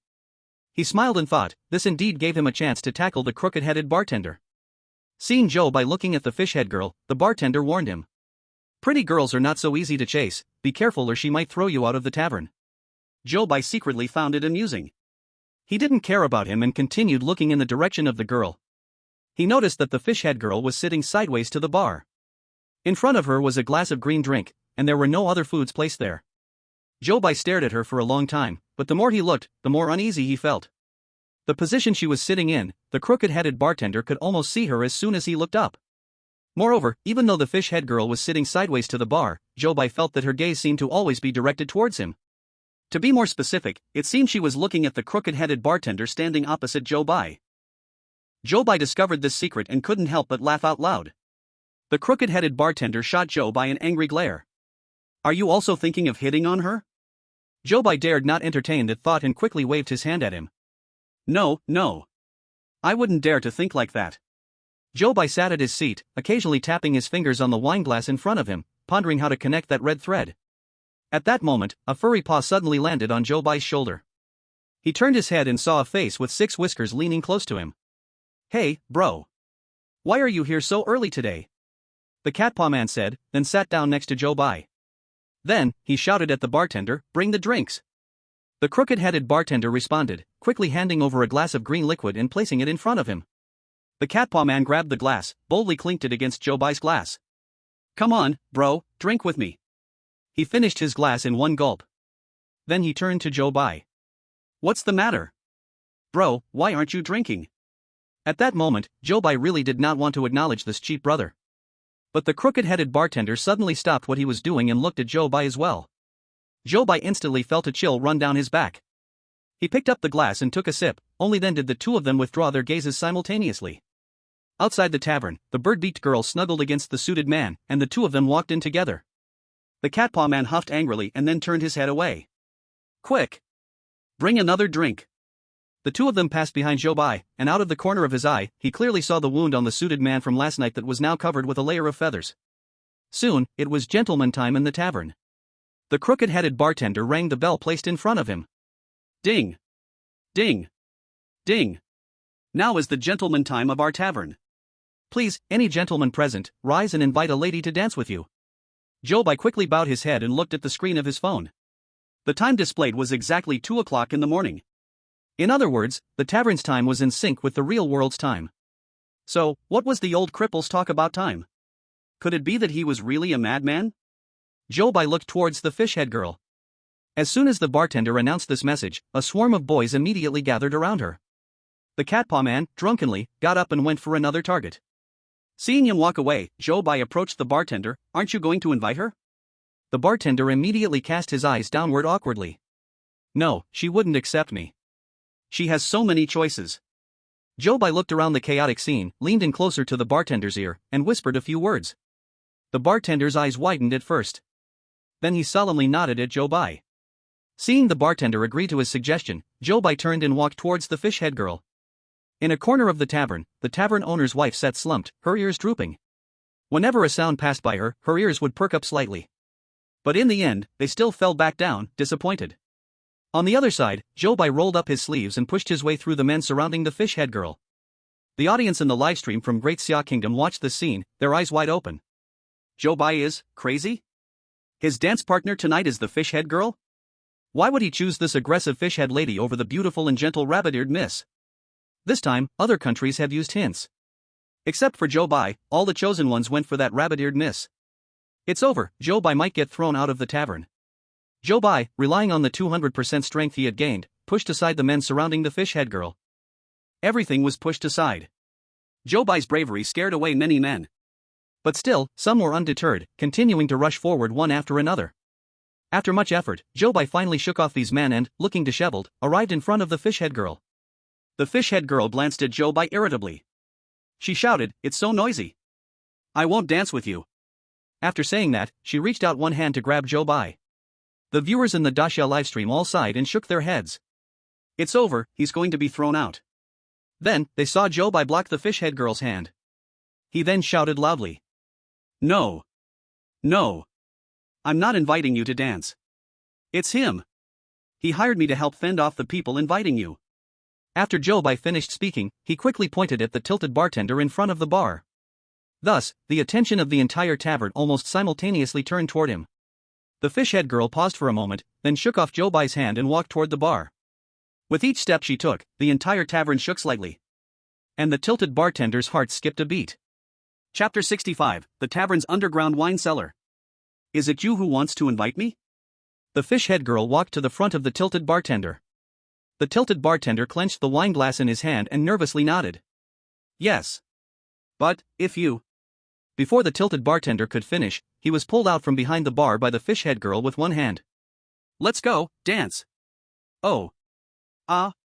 The tilted bartender didn't have time to react before being dragged away by the fish head girl. He anxiously didn't know where to put the wine glass in his hand. Then came the sound of clang, as the wine glass fell behind them. In the center of the dance floor. The fish head girl held the tilted bartender, spinning, then spinning again. The tilted bartender felt dizzy, as if he were in a dream. And the other men around all threw envious and jealous glances at the tilted bartender. Zhou Bai stood by the side of the dance floor, watching their jumping dance steps, calculating when would be a good time to find the tilted bartender to collect his reward. At this moment, he glanced at the time and suddenly realized it was already 2:45 a.m. This meant he had to actively invite a dance partner within 15 minutes to avoid breaking the rules. He turned his head to look around, finding that all the girls at the scene already had their dance partners. This made things a bit tricky. Should he just go in and cut in? Or should he leave? Just as Zhou Bai was worrying about what to do, the tavern owner with rabbit ears walked out from a corner. She lowered her head and silently distanced herself from the crowd. Zhou Bai's eyes suddenly lit up, quickly chasing after her. He saw the owner weave through the crowd, walk to the back of the tavern, then disappear. Zhou Bai followed her, reaching the end, and found himself at the spot where the stairs appeared yesterday. However, the stairs that should lead to the second floor had now vanished. In its place was a staircase extending downwards. The sign was still hanging in its original position. However, it was a black sign, and now it had turned into an arrow pointing down. Zhou Bai stood at the edge of the stairs and looked down. The Daxia livestream camera followed Zhou Bai's perspective, giving a dark scene. Warning of high danger ahead. Folks, I have a feeling our brother Bai is going down. No need to feel, based on my understanding of brother Bai, in such a safe place, he will certainly go down to take a look. Wait, let me wrap myself tightly in my little blanket first. In the livestream, Zhou Bai didn't disappoint the viewers. He hesitated for only 2 seconds on the stairs before heading down. The place where the tavern owner went down must have key information. The task for passing this level is to find a blue pistol. So, Zhou Bai must find a way to search every corner of the tavern. Thus, he walked down the stairs. The further down he went, the less light he could see ahead. When he was about to reach the bottom of the staircase, he noticed a piece of paper stuck to the wall beside him. Zhou Bai leaned close to the paper, using the little light left to carefully make out the contents. Ground, down, wine cellar. Another new rule. Zhou Bai quickly gathered his focus and carefully read the contents above. Underground wine cellar rules. 1. Only the tavern owner can open the wine cellar. 2. The servers must wait at the wine cellar exit before finishing work each day, helping the owner carry the wine to the bar. 3. The people in this town need happiness. Let them drink more wine, and they will find joy. So, do not be stingy with the wine in the cellar. 4. Remember, when taking orange wine, close your left eye. When taking green wine, close your right eye. When taking red wine, close both eyes. 5. Inside the cellar, only one candle provides light. It will never go out. If you see it extinguish, please notify everyone immediately and leave the tavern. 6. The cellar is most afraid of sharp objects. If someone is holding one, please stop them immediately. Otherwise, something terrifying will happen. 7. If you see floating shadows or balloons suspended in the air after entering the cellar, do not be afraid. These are illusions. Once you leave the cellar, everything will return to normal. 8. Please remember, this wine cellar is very important. Please protect it well. After reading all the information, a system prompt echoed in Zhou Bai's mind. Detected that the host has obtained new rules. Now marking one incorrect rule for the host. The third rule of the underground wine cellar is incorrect. Zhou Bai looked at the incorrect rule upon hearing the system prompt. People here need happiness. Let them drink more wine, and they will find joy. So, do not be stingy with the wine in the cellar. Can people not drink more wine? Is drinking not a source of joy? Or is there a need to keep a certain amount of wine stored in the cellar? The information is really not precise. Zhou Bai silently complained in his heart. Recalling the wild behavior of the customers last night, he could at least be sure that the wine in the tavern was definitely problematic. He briefly summarized, then read the posted rules on the wall several times to ensure they were firmly etched in his mind before continuing to move down. When he stepped down the last step, the light from the first floor completely disappeared. Only the candle in the wine cellar remained, providing him with a little light. Aside from that, there was no illumination. He slowly walked in. The wine cellar was airtight, but the candle kept flickering, causing the light to dance in and out before Zhou Bai's eyes. He looked around. First, he needed to determine the position of the tavern owner. So he continued walking further in. The cellar was quite large, almost the same size as the first floor of the tavern. He followed the rows of wine cabinets. Then he saw a figure standing at the end of the wine cabinets, facing the wall. A delicate silhouette with long ears hanging down behind. It was indeed the owner without a doubt. Zhou Bai quickened his pace and came up behind her. The owner noticed someone approaching from behind and said in a faint voice, "Why are you here?" At that moment, the time on his phone showed 2:58 in the morning. Zhou Bai did not forget the purpose for which he had originally pursued her. So he said, "I came to invite you to dance with me." As soon as Zhou Bai's words fell, clatter. Something slipped from the owner's hand. Zhou Bai looked down at the ground. There on the floor lay a sharp pair of scissors. The sixth rule of the underground wine cellar. The cellar is most afraid of sharp objects. If someone is holding one, please stop them immediately. Otherwise, something terrifying will happen. Zhou Bai's pupils suddenly contracted. What exactly did she just want to do? Chapter 66, The Phantom Bubble in the Empty Wine Cellar. The landlady slowly turned her head. What appeared in front of the audience was still that beautiful face. What a pity, such a beautiful face, why is it in a world with twisted aesthetics? I think she's about to get depressed. Wah, the way she looked just now seemed like she wanted to hurt herself. So pitiful, such a beautiful face, why is there no one in her world who appreciates her? I have already started to feel sorry for her. Beauty is justice. In the live broadcast room of the Daxia Kingdom, the screen was filled with comments expressing sympathy for the landlady. But who knows if she would still receive the audience's sympathy without this face? In the live broadcast footage, the landlady turned back and gave Zhou Bai a faint smile. Thank you. But now if we go back, we probably won't make it to dance the last dance. Zhou Bai also nodded in agreement. Anyway, he just wanted to complete a task, he didn't really want to dance. The surroundings fell quiet again. As Zhou Bai pondered how to search the wine cellar discreetly, the candle behind him suddenly shook and then became a bit brighter. The candlelight flickered by, instantly illuminating the landlady's face and a floating balloon above her head. Zhou Bai could not help but look up. That balloon was different from the balloons he usually saw. Zhou Bai felt that describing it as a phantom bubble floating in the air was perhaps more fitting. He remembered the scissors the landlady had just held in her hand. Could it be that she just wanted to pop this bubble? But what did this bubble represent? The landlady noticed Zhou Bai's curious gaze landing on her head. Her expression instantly became unnatural. Then, "I'll step out. You should go out too." The wine cellar in the tavern generally does not serve customers. After the landlady finished speaking, she crouched down. She picked up the scissors from the ground and carefully tucked them into her pocket. Then she gestured for Zhou Bai to come up with her. Other countries' undercover agents hiding in the live broadcast room saw Zhou Bai unlock a new area and quickly went back to report the news. So, most of the chosen ones from various countries knew that they could enter the underground wine cellar through the landlady. Even more chosen ones were eager to try and were planning to find a way to enter the wine cellar as soon as possible. The scene returned to Zhou Bai. Zhou Bai reluctantly glanced back at the wine cellar but ultimately did not refuse the landlady's suggestion. He could only follow her to the first floor hall. At this time, it was already 3:05 in the morning. Zhou Bai scanned around, looking at the patrons seated on the first floor. He saw the catpod man change his spot, sitting next to a girl with 2 wings. The girl flapped her wings but could not reach the wine glass placed on the table. He used his paw to grab the cup on the table and brought it to the girl's lips. With his other paw, he grabbed a worm that crawled across the table and happily put it into his mouth.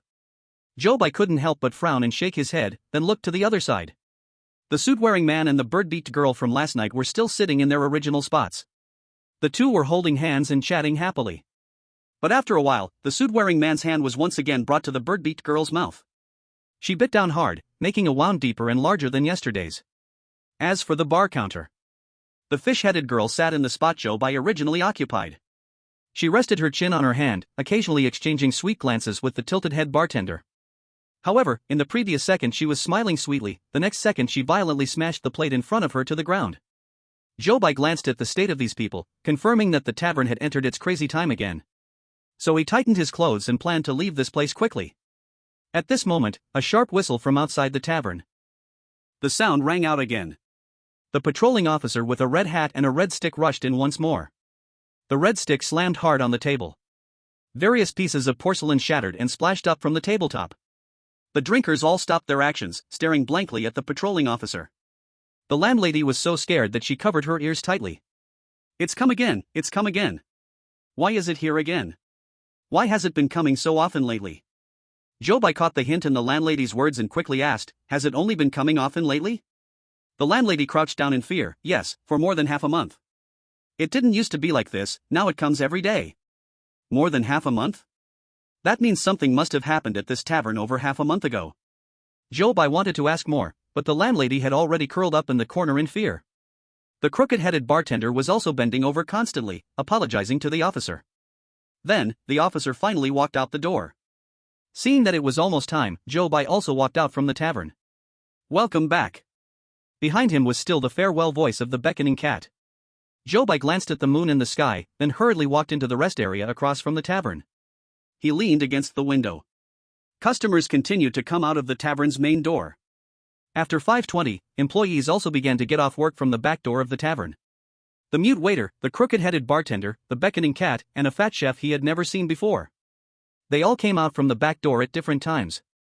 Besides the landlady, all the employees at the tavern had finished work. At that moment, Zhou Bai finally collapsed onto his bed, falling into sleep.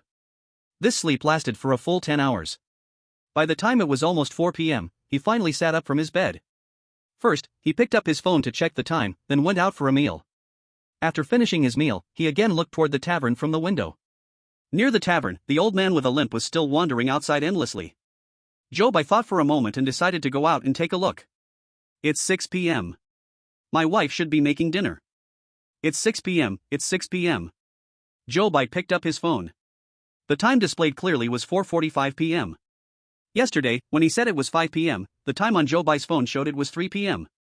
Today, when he said it was 6 p.m., the phone displayed 4:45 p.m. There didn't seem to be any pattern to it. Seeing the old man with a limp looking foolish, Zhou Bai wanted to talk to him, but he only ever repeated that one line. Unable to find out anything, Zhou Bai turned back to his room. He planned to come back tomorrow at the same time to take another look. Zhou Bai waited in the rest area until 11 p.m., then saw the tavern hanging up the open sign. Only then did he slowly cross the street and walk into the tavern. This time, the fish-headed girl had already sat early at the bar, in the spot where Zhou Bai had always sat before. Zhou Bai glanced at her, smiled helplessly, then took a seat by the window. Chapter 67, The Hint Given by the Waiter. Zhou Bai sat by the window, turning to look at the bar. The crooked-headed bartender and the fish-headed girl were chatting joyfully, and Zhou Bai couldn't find a chance to ask for his reward just yet. So, he looked inside the tavern, intending to find the landlady's position, to see if he could gather more information about the underground wine cellar. Just as Zhou Bai was leaning in to look inside, the mute waiter appeared beside him, carrying a plate. He took a glass of orange drink from the plate in his hand and placed it in front of Zhou Bai. Zhou Bai frowned at the drink, just about to find a reason to reject it. But he saw the waiter wave his hand at him. Zhou Bai looked at him with confusion. He saw the waiter sneakily looking around. After confirming that no one was paying attention to him, he quietly placed a note in front of Zhou Bai. After placing it, he pretended to be nonchalant and continued to serve drinks to other customers. This series of actions left Zhou Bai dumbfounded. Secretly passing himself a note? What does he want? Zhou Bai picked up the note in confusion and saw a line of text written in a crooked hand. Drinking more than 3 glasses will cause you cognitive errors. Although the content was brief, the message was explosive. The experts in the analysis group of the Great Xia Kingdom widened their eyes when they saw the note's content. In the world of strange tales, it is rare for NPCs to actively convey information to players. Had Zhou Bai unknowingly triggered something? Or did this waiter have some interests tied to Zhou Bai? The experts recalled that just 2 nights ago, once it got late, the customers in the tavern started acting a bit unusual. The customers' odd behavior made people more inclined to believe the note's content. Today was Zhou Bai's 3rd time entering the horror tavern. In total, he needed to enter the tavern 7 times to clear this dungeon. This meant that the progress of this instance was already nearing half. The chosen ones from other countries had already been eliminated by 50% in their first 2 visits to the tavern. With Zhou Bai's impressive performance in previous dungeons, it was only natural that he became a focal point of attention from other countries. Especially now that he had inexplicably received a note from the waiter, which made other countries green with envy. Among the remaining half of the survivors, only Zhou Bai received the waiter's note. The countries that still had remaining chances to provide hints quickly informed their chosen ones of this news. Therefore, the majority of countries consumed another hint opportunity. In the livestream footage, after Zhou Bai read the content, he put the note away. He was unsure whether this note counted as a rule. There was only one line, and no system notification sounded in his mind. So, the thought that came to his mind was to first verify the accuracy of the note's content. This way, at least he could determine if the mute waiter was an enemy or a friend. At the tavern's entrance, the sound of the welcoming cat came joyfully. Zhou Bai turned to look and saw the cat paw man walking in from the door. He waved at him and shouted, "Hey, brother. Come sit here." The cat paw man, seeing Zhou Bai at a different spot today, showed a puzzled expression. However, when he looked toward the bar, he couldn't help but laugh. The fish head girl occupied 2 seats by herself, taking both the cat paw man and Zhou Bai's original spots. So, he smiled and walked towards Zhou Bai. As he passed the bar, he didn't forget to give the crooked-head bartender a hee-hee mischievous grin. The crooked-head bartender shot him a fierce glare, but he didn't mind. Laughing heartily, he sat down across from Zhou Bai. "Bro, why didn't I see you dancing last night? Didn't you find a girl?" Let me tell you, last night I..." As soon as he sat down, the cat paw man excitedly started sharing his last night's achievements with Zhou Bai. Zhou Bai listened while occasionally glancing out the window, casually grabbing a cockroach that crawled by the window and held it out to the cat paw man. "Ew, that's disgusting. Throw it away, gross." Zhou Bai let go of the cockroach, which immediately fluttered its wings and flew past the cat paw man's face. The cat paw man couldn't help but shiver. Zhou Bai looked at him and asked with a smile, "Don't you like to eat this? It tastes pretty good." The cat paw man immediately showed a look of disgust. "Gross, I didn't expect you to not only have a heavy taste for girls, but also for food." Zhou Bai picked up a napkin from the table, wiped his hands, and smiled, choosing not to continue discussing this with him. The mute waiter walked past them, placed a plate of peanuts and a plate of sunflower seeds on the table. Then, in front of the cat claw man, a glass of green liquor was set down. The cat claw man grabbed the glass and downed it in one gulp. Holding the empty glass, he waved it at the waiter, signaling for a refill, and then picked up a handful of sunflower seeds to crack open. "Brother, I gotta say, you actually got the beautiful woman behind the bar. You even gave up your seat for them. What are you after? That bartender is really bad news. Be careful not to get taken for a ride, you probably don't even know it." The viewers in the Daxia livestream went wild at what the cat claw man said, all nodding their heads in agreement. Exactly. That crooked-headed bartender clearly doesn't have good intentions. Brother Bai, don't let that bartender trick you because that would be terrible. This cat claw man looks like a regular at the tavern. Maybe he knows some inside information? Zhou Bai said yesterday that he struck a deal with the bartender to help him. But now, seeing that he still hasn't received the invitation, the viewers were somewhat anxious. After throwing a subtle jab at the crooked-headed bartender, the cat claw man leaned closer to Zhou Bai. "Next time there's good luck like this, save it for me." Ha. Zhou Bai couldn't help but roll his eyes inwardly. "What are you thinking? Didn't you find a female companion yesterday?" Upon hearing this, the cat claw man immediately became cheerful. Since we're talking about this, I really must tell you." While he spoke, he had already downed another glass of liquor. The peanuts and sunflower seeds on the table were mostly gone. The waiter noticed his empty glass and quickly brought him a third drink. Zhou Bai stared at the liquor on the table. He could hardly register the cat claw man's incessant chatter in his ears. The cat claw man didn't notice the unusual expression on Zhou Bai's face. He picked up the glass and downed it in one go. That was the third glass. Zhou Bai kept reminding himself in his mind. Then he looked at the table. There were not many sunflower seeds and peanuts left. The cat claw man placed his paw on the last peanut, pouted, and then tossed the peanut to the ground. Zhou Bai glanced towards the window and reached out to grab an unfortunate roach that happened to pass by. He handed it to the cat claw man. The cat claw man took it with his hand, saying, "Thanks." Then he tossed it into his mouth and chewed it with delight. Seeing this scene, Zhou Bai felt a chill spread throughout his body. Chapter 68, Don't Go to the Second Floor. The cat claw man's actions were all seen by the viewers. They also noticed that Zhou Bai had intentionally verified the correctness of the note.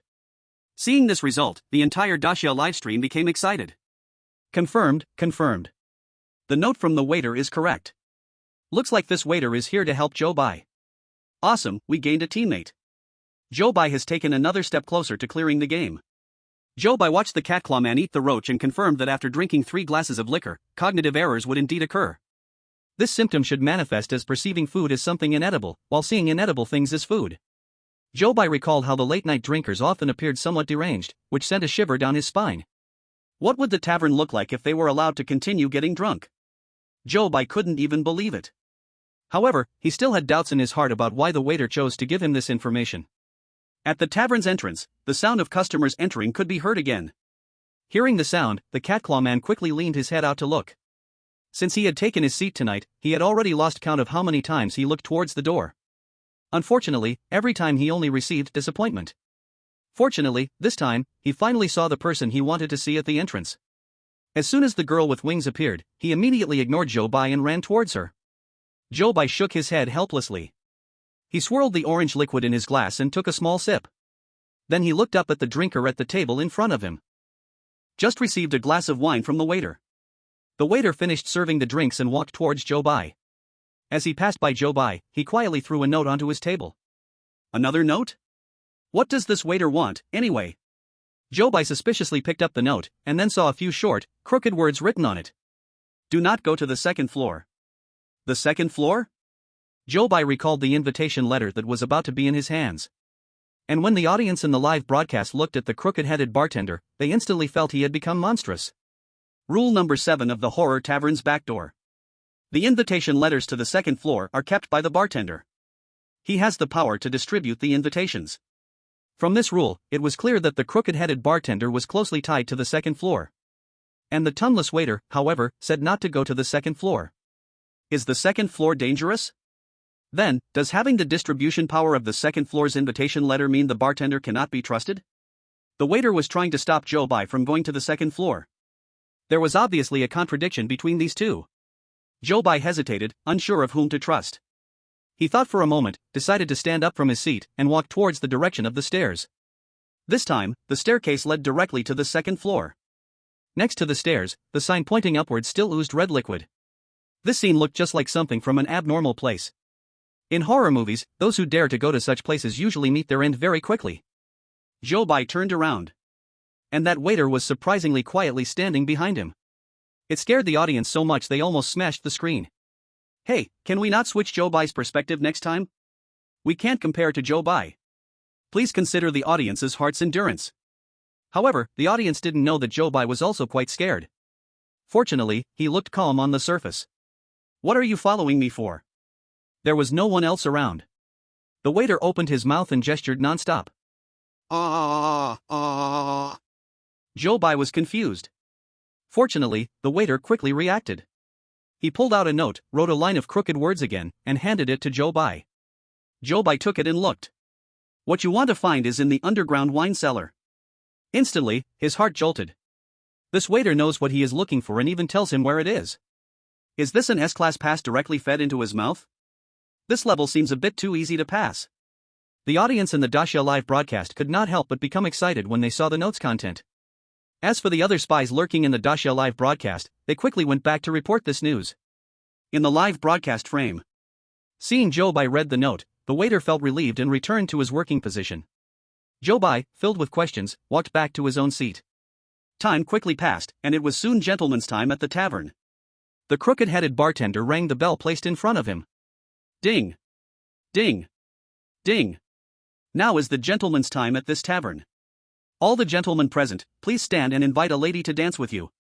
As soon as the crooked-headed bartender finished speaking, boys immediately surrounded the girl with the fish head. Fortunately, the fish head girl was strong enough. With a wave of her hands, the boys around her were knocked down in droves. She looked at the crooked-headed bartender. The crooked-headed bartender subtly made an inviting gesture towards her. Then he was immediately pulled out from behind the bar by her. The two appeared together in the center of the dance floor. Zhou Bai did not stand up to invite a dance partner but instead looked at the dance floor. The crooked-headed bartender nestled against the fish head girl's shoulder. The cat-claw guy hugged the wing girl's waist. The man in the suit had grown more feathers on his hands. Yet still with a face full of intoxication, he danced gracefully with the girl with the bird beak. Zhou Bai looked at the couples in the dance floor, lost in his own thoughts, so he didn't invite his dance partner right away. The tavern owner, with rabbit ears, was still hiding in the corner as usual. Not a single boy in the crowd went over to invite her to dance. On the dance floor, a song ended. The couples inside stepped out of the dance floor for a moment to rest, waiting for the second song to begin. At that moment, Zhou Bai walked toward the corner where the tavern owner was, intending to invite her to dance to the second piece. If possible, he also wanted to persuade her to take him to the underground wine cellar to find that blue pistol. On the other side, the tilted-head bartender, after sending the fish-headed girl back to her seat, also walked toward Zhou Bai. Just as Zhou Bai was about to reach the tavern owner, he was stopped by the tilted-head bartender. Zhou Bai looked back at him in confusion. "I am here to fulfill a promise." The tilted-head bartender took out an invitation letter from his pocket and handed it to Zhou Bai. "Thank you for letting me know that she actually likes me too. This is the deal we made last time. I brought it for you." Zhou Bai looked at the invitation letter with gold edges being presented to him. He felt the golden light on it seemed particularly dazzling at this moment. Chapter 69, The Flashing Red Stick. Zhou Bai hesitated for a moment, but eventually took the invitation letter handed to him by the tilted-head bartender. Second floor invitation. Entry time, every night at 10:30.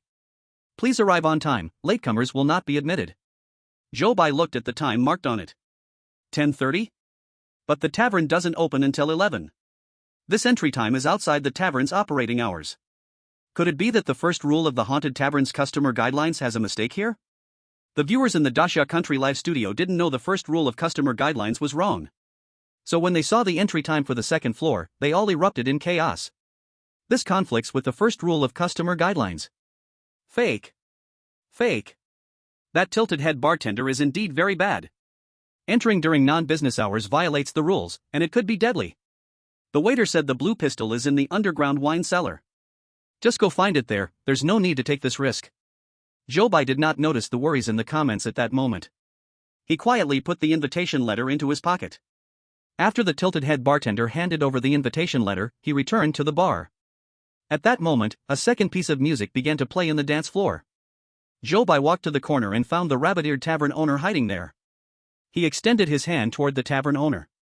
The rabbit-eared tavern owner glanced up at Zhou Bai, but her gaze fell on the corner of the invitation letter peeking out of his pocket. "Are you going to the second floor?" Zhou Bai nodded. "It might be a bit dangerous." The tavern owner lowered her head again, speaking calmly. Zhou Bai's heart jumped at her words. The live studio viewers became even more worried. Even the tavern owner says the second floor might be dangerous. That second floor is definitely dangerous. That tilted-head bartender is indeed very bad. Humph. Be wary of fire and theft, and especially that tilted-head bartender. Zhou Bai paused and continued to ask, "What kind of danger will there be?" The tavern owner shook her head, not planning to answer Zhou Bai's question further. Zhou Bai sighed softly. Not easily revealing an answer is a basic operation for a game NPC. It seems the answer still needs to be sought by himself. The music began to rise. Zhou Bai didn't continue this topic but took the tavern owner's hand and walked to the edge of the dance floor. Inside the dance floor, there were couples cuddling together. This pair of unfamiliar dance partners looked a bit out of place. The tavern owner kept her head down, all her movements timid and shrinking. Only daring to stand at the edge of the dance floor, not even approaching the center stage. Don't be afraid of others' gazes. Look, even though I dance badly, I will keep my head held high. Zhou Bai said this and deliberately lifted his head high. This made the boss lady laugh with a pu-chi. Then Zhou Bai suddenly yanked hard, pulling her into the center of the stage. The boss lady looked up at Zhou Bai in shock. Yes, just like that. Let's raise our heads together. Zhou Bai said in an exaggerated tone. The boss lady finally relaxed a bit at his words, and a smile appeared on her face. That's right, you dance very well. When the boss lady heard Zhou Bai's praise, a slight glimmer flashed in her eyes. The music gradually entered the chorus. the boss lady gradually forgot the gazes of others. She stepped delicately in the center of the dance floor, swinging her arms, looking confident. Even familiar faces were a bit dazzled. The Claude man stood by the dance floor, watching the boss lady dance, somewhat dazed. The girl next to him, furious, swatted him on the back of the head with her wing. The pain almost brought tears to the Claude man's eyes. He could only pitifully withdraw his gaze. As the song ended, the lights in the dance floor brightened from dim. The boss lady seemed to have a beautiful dream in this song. When the lights turned on, the dream awakened, and instinctively, she covered her face. At this moment, a sharp whistle sounded outside the tavern. Zhou Bai frowned and looked towards the door. The patroller's whistle? Zhou Bai instinctively looked at the time displayed on his phone screen. 2:15. Arriving more than 40 minutes earlier than yesterday. Zhou Bai faintly felt something was wrong. As the whistle echoed, the music and conversations in the tavern suddenly stopped. The tavern became very quiet.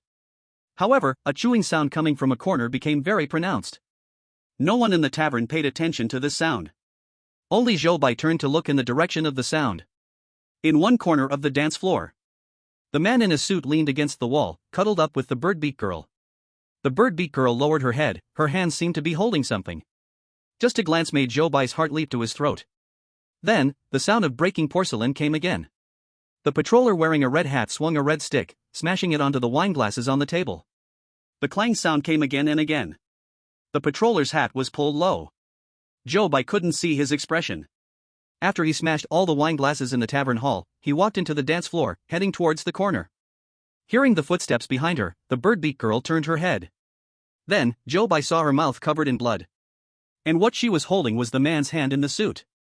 The patroller raised the red stick and then swung it down heavily. It smashed right on the man in the suit's head. After being hit, the man's eyes gradually regained a bit of clarity. However, Zhou Bai saw that the red stick in the patroller's hand flickered after hitting the man in the suit. It was like a glow stick flashing before it was about to run out of power. The fifth rule of the Horror Tavern Customer Code. The control in the tavern is very strict, and patrollers wearing red hats often appear. Whatever they do in the tavern, there is no need to fear. However, if you see them take out a black stick, please leave the tavern immediately. Zhou Bai's heart tightened. If the red stick turned black, what kind of scene would develop in this tavern? Zhou Bai believed he definitely did not want to see. The bird-beak girl stood there in a daze, with a piece of meat hanging from the corner of her mouth. The man in the suit felt no pain at all. Still standing there in a daze. The crooked-headed bartender came over to bow and apologize according to the procedure. The bunny-eared landlady had somehow already hidden in the corner. And the silent waiter, holding a tray, showed no sign of any change in expression. Zhou Bai waited until the patrolling staff left before stepping out of the tavern. The lucky cat at the door, seeing Zhou Bai come out, turned its eyes towards his pocket. "Welcome back." Zhou Bai walked out the door, and the big door closed behind him. The lucky cat looked at his back and finally showed a smile for the first time. Chapter 70, Playing Games with the Cat. Zhou Bai stepped out of the tavern and looked up at the sky. The moon in the sky was still as round as ever, hanging in the same place. It looked just like an unchanging painting. At that moment, Zhou Bai felt that the scenery in front of him was very surreal. He shook his head to keep himself awake and then quickly walked back to the resting area. Leaning against the window, he watched the people coming in and out of the tavern opposite. It was only when all the tavern staff left through the back door that he lay down in bed to sleep. He slept for a full 10 hours again. When it was close to 4 in the afternoon, Zhou Bai woke up to the sound of his alarm ringing. He turned off the alarm, sat up from the bed, and then went outside to eat. After lunch, he looked out the window towards the tavern again. Near the tavern, the old man with a limp was still wandering around outside just like 2 days ago. Zhou Bai picked up his phone, checked the time, and then walked over to him. "It's 7 o'clock. My old lady should come out to walk with me now." "It's 7 o'clock, 7 o'clock." Zhou Bai's phone showed that the current time was 4:45 in the afternoon. Just like the time when Zhou Bai came yesterday. Zhou Bai specially chose this time to verify his time pattern. However, his time was his own, and Zhou Bai's time was Zhou Bai's time, seemingly having no connection at all. 5, 6, 7. Zhou Bai silently recited all the things the limping old man had said. Suddenly, a strange feeling arose. This old man didn't seem like he was telling the time, but rather like he was counting down. Every day Zhou Bai passed by, he added 1 hour. But what did this time actually mean? Zhou Bai still could not come to a conclusion. He could only walk back to the resting area with questions in his mind. By 10:25 in the evening, Zhou Bai stood outside the haunted tavern's door with the invitation letter in hand. The audience in the live broadcast room of the Great Xia country immediately raised alarms when they saw Zhou Bai appear at the tavern door at this time. He's going to the second floor. Zhou Bai is actually going to the second floor. No way. Bro Bai, can we not be so brave? To be honest, Bro Bai, I'm a bit scared. I'm feeling cowardly. How about we come back later? I think coming back later is good too. For example, let's come back in half an hour. The audience of the Great Xia country, having experienced so many life and death moments with Zhou Bai, were now no longer simply criticizing his decision. More was worry and tension. Zhou Bai knew that coming here was a bit risky, but it wasn't just brainless bravery. The landlady just said the second floor was a bit dangerous, but she never said it was off limits. In this strange world of ghost stories, a bit of danger didn't mean it wasn't relatively safe, right? The waiter actively came over to provide information, which was already suspicious. Zhou Bai hadn't raised his favorability with him, so why would he show kindness out of nowhere? Moreover, his direction was very clear. He gave Zhou Bai a piece of easily verifiable accurate information. Then he also gave two very hard to verify pieces of information. If Zhou Bai wanted to verify, he would likely be led by the nose. It's better to just stick to his own rhythm. And his initial plan was to get the invitation letter from the crooked-headed bartender. Then he entered the second floor of the tavern. In front of Zhou Bai, the tavern's big door was tightly shut. The open sign had not yet been hung out. The audience all held their breaths, nervously waiting for Zhou Bai's next move. At 10:30 at night, Zhou Bai pushed open the tavern's big door on time.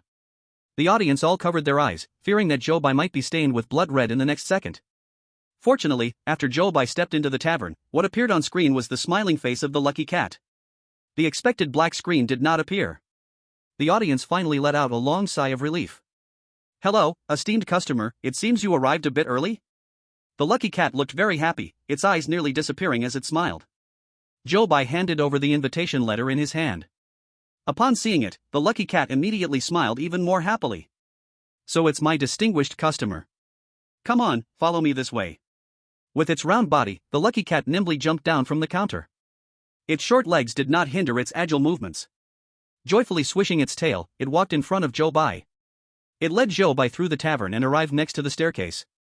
Next to the staircase, there were already a lot of bottles lined up. A server was picking up several bottles from the ground, preparing to carry them to the bar. Lifting his head, he happened to see Zhou Bai and the lucky cat walking toward him, and his expression instantly darkened. Zhou Bai only glanced at him before shifting his gaze. He focused on the staircase in front of him. He saw that the staircase had now turned towards the second floor. The sign hanging on the wall was not leaking red liquid, only black lines outlining a pattern pointing upwards. The lucky cat extended its little short legs and stepped onto the old wooden stairs. Zhou Bai followed closely behind and also stepped onto the stairs. Zhou Bai originally thought that the second floor of the tavern would be another reception area.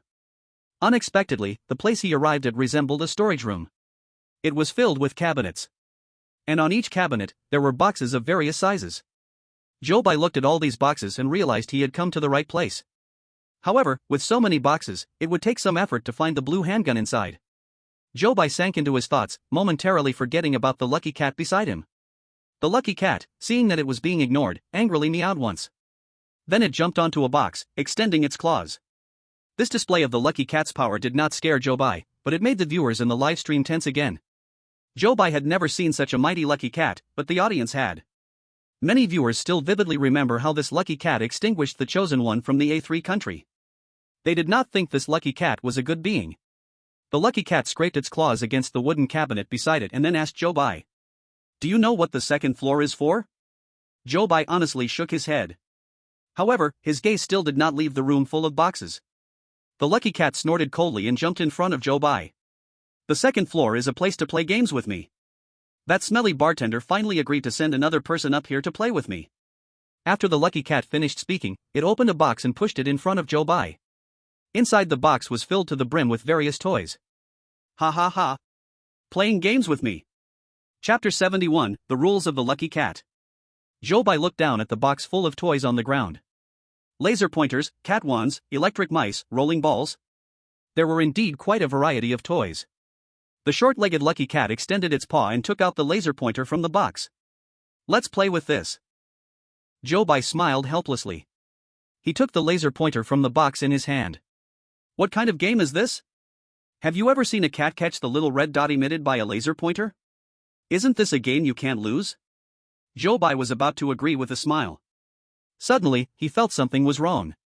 When does this game end? It feels like a trap. He looked at the lucky cat. He saw it posing with a fierce expression. But Zhou Bai still caught its hidden expectation in its eyes. I need to think. After Zhou Bai finished speaking, he lowered his head to fiddle with the laser pointer. He pretended to be thinking about the lucky cat's proposal. Then his eyes scanned the surroundings again. At that moment, he discovered that there was also a rule posted on the wall behind him. Second floor rules. 1. Cats also have work to do. So, don't play with it too long. Please leave the second floor before 11 p.m. 2. The cat has a bad temper. Do not refuse it, do not make requests, and do not bargain with it. 3. If the cat is in a good mood, everything is negotiable. After reading the 3 rules on the wall, Zhou Bai finally realized. It turns out this lucky cat's trap is buried here. This game seems like a guaranteed win for him. But if the lucky cat can't catch the little red dot, the game must continue. Winning or losing is not the point at all. The point is, if the game doesn't end, it will violate the rules. Moreover, this cat has a rather bad temper. Zhou Bai had no way to question its game rules. He also had no way to refuse it. The system notification sound did not ring in Zhou Bai's mind. It seems that these 3 rules are all correct. There are only half an hour left. He must make this cat happy to proactively end the game within the half hour. While Zhou Bai was still thinking, the cat was getting a bit impatient. Are we going to start the game? Zhou Bai pressed the switch of the laser pointer and said to the lucky cat, start. Then, the little red dot appeared on the ground. The lucky cat excitedly raised its tail. Its 2 chubby paws pounced toward the little red dot. Zhou Bai immediately turned the direction, making the little red dot appear on the wall. The lucky cat lay against the wall, trying to jump up with its hind legs. But it fell on its bottom to the ground. The audience in the Great Xia Kingdom saw this and immediately had a deadpan expression. Why does this cat seem a bit brainless? It really isn't very smart. If Zhou Bai tires it out, will it actively end the game? This time, Zhou Bai and the audience were thinking the same thing. He sped up the laser pointer's directional changes. The lucky cat followed the moving little red dot, also speeding up. One moment it ran east, the next west, then jumped up, then down. Even Zhou Bai's hand was getting sore, but the cat still showed no intention of ending. The cat's tail was held high, and its eyes were filled with excitement. 20 minutes had passed, wasn't it tired? The lucky cat was certainly not tired and smiled as it said, meow. Fun. Fun. Zhou Bai looked at the happy cat and wished he could punch it on the forehead. But he couldn't. He told himself to stay rational. Less than 10 minutes were left, and he needed to end this game quickly. Zhou Bai used the laser pointer to tease this cat by changing positions. Meanwhile, he moved around, checking out the items on the second floor. At that moment, he saw a crumpled plastic bag under a cabinet. Instantly, Zhou Bai's eyes lit up. Taking advantage of the lucky cat flying towards the little red dot, he quickly squatted down and picked up the plastic bag. The audience in the Great Xia Kingdom, seeing Zhou Bai's actions, were all puzzled. Then, they saw Zhou Bai open the plastic bag, hold it in his hand, and squat down to put the plastic bag in front of the lucky cat. Seeing Zhou Bai's actions, those who had cats at home finally understood. Ha ha ha. Zhou Bai understands cats. Just tell me, has he ever raised a cat? I guess this lucky cat can't resist the charm of a plastic bag. But, this is a cat from the world of ghost stories. Maybe it doesn't like it? In the picture, the lucky cat stopped its action of chasing the little red dot, looking at the plastic bag in Zhou Bai's hand. Then, it crawled into the bag. It curled up and lay inside the bag. Seeing the timing was right, Zhou Bai quickly lifted the bag and walked downstairs. The lucky cat didn't notice anything wrong, still lost in the rustling sound of the plastic bag. Indeed, not very smart. Zhou Bai placed the plastic bag on the counter on the first floor. The lucky cat had just been in its playground, and when the bag opened, it found itself back at its workstation. It was so angry that it wanted to stretch out its claws. Hey, now we're on the first floor. Zhou Bai laughed and put its claws back down. The lucky cat glanced to the side. Seeing the tilted head bartender and the bunny-eared female boss both looking at it, it could only lower its head, obediently retracting its claws. Zhou Bai looked at the lucky cat's dejected expression. He leaned closer and said, I can come back to play with you tomorrow. The lucky cat heard this and instantly looked eagerly at Zhou Bai. Zhou Bai continued, but you have to let me take any gift from the box on the second floor.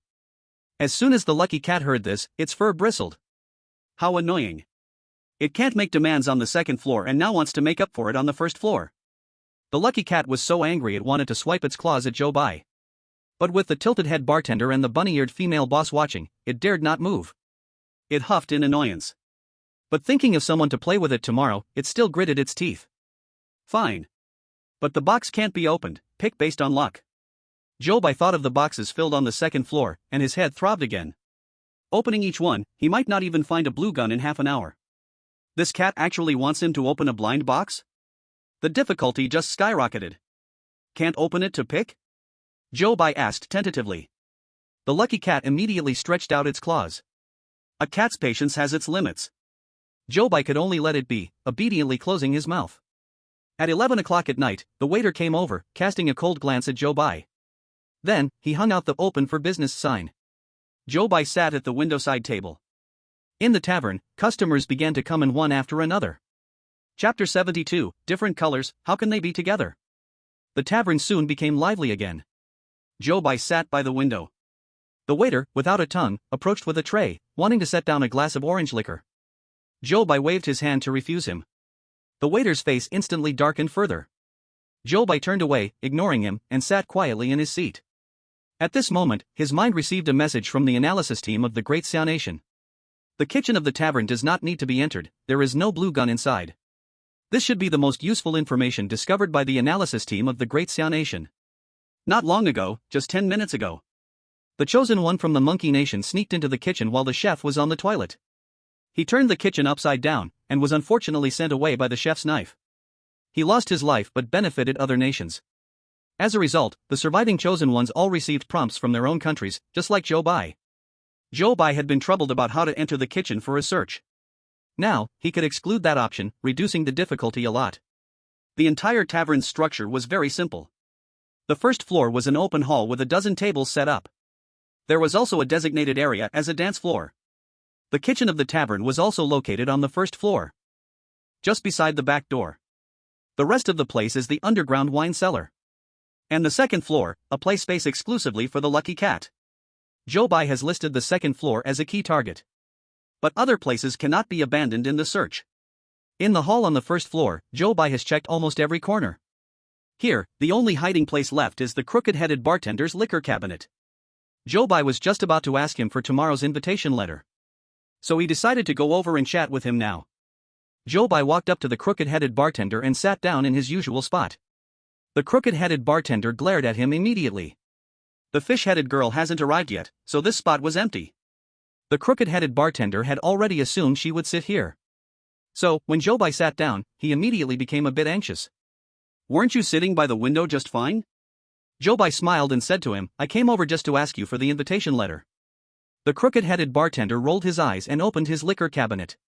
Zhou Bai peered inside. It was filled with bottles, and in the gaps between the bottles, a few invitation letters were carelessly stuck.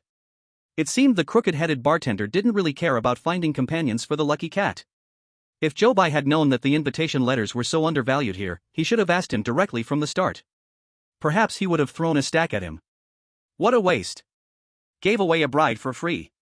The crooked-headed bartender tossed an invitation letter in front of Zhou Bai.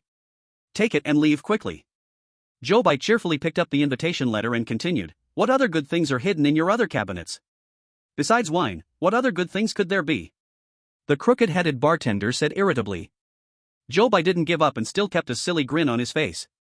Ever since he helped the crooked-headed bartender chase after the fish-headed girl, Zhou Bai's confidence had risen a lot in front of him.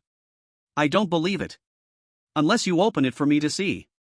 The crooked-headed bartender impatiently tried to send him away. "If you don't believe, then forget it." At this moment, a welcome voice from the lucky cat came from outside the door. The crooked-headed bartender turned his head. Then, he saw the fish-headed girl walking into the tavern. He immediately became a bit flustered. He hurriedly urged Zhou Bai to leave, and even his tone of voice became anxious. "Isn't it true that if you see her, you will leave?" Zhou Bai calmly nodded. The crooked-headed bartender then angrily opened a whole row of cabinets. Zhou Bai quickly glanced, confirming that there was nothing he was looking for inside, before standing up from his seat. Seeing Zhou Bai leave, the crooked-headed bartender sighed in relief. At this moment, the fish-headed girl coincidentally walked right in front of him. She sat down opposite the crooked-headed bartender. Next, the two chatted and laughed, even bubbles of pink seemed to float in the air. Zhou Bai returned to his original seat. He put away the invitation letter and then looked around boredly. At the tavern's entrance, the catpaw man walked in, hugging the winged girl. They found a spot to sit down, not even glancing in Zhou Bai's direction. As for the suited man and the birdbeak girl, their relationship remained stable. The hand he was bitten on was already covered in feathers. Zhou Bai looked toward the corner. There, at the usual spot of the rabbit-eared lady boss, unexpectedly a glass of green liquor appeared. Zhou Bai found it a bit strange. He had entered the tavern so many times, never seeing the lady boss drink. Why did the lady boss suddenly drink today? At this moment, it was time for gentlemen in the tavern. The crooked-headed bartender rang the bell placed in front of him. Ding! Ding! Ding! Now it's the gentleman time at this tavern. Please, all men present, get up and invite a lady to dance with you. Zhou Bai stood up from his seat and walked toward the lady boss's location. The glass of green liquor in front of the lady boss had already been emptied. She looked a bit dazed. Zhou Bai extended his 5 fingers. It swayed in front of her eyes. How are you? Are you okay? The landlady smiled and asked back, why did you show me 3 fingers? Zhou Bai was instantly dumbfounded. The 4th rule of the terrifying tavern's back door. Tavern employees must enter the tavern from the back door. Before starting work every day, everyone must first identify how many fingers the landlady has shown you. If you answer incorrectly, you must take a day off. If an employee answers incorrectly, they must take a day off.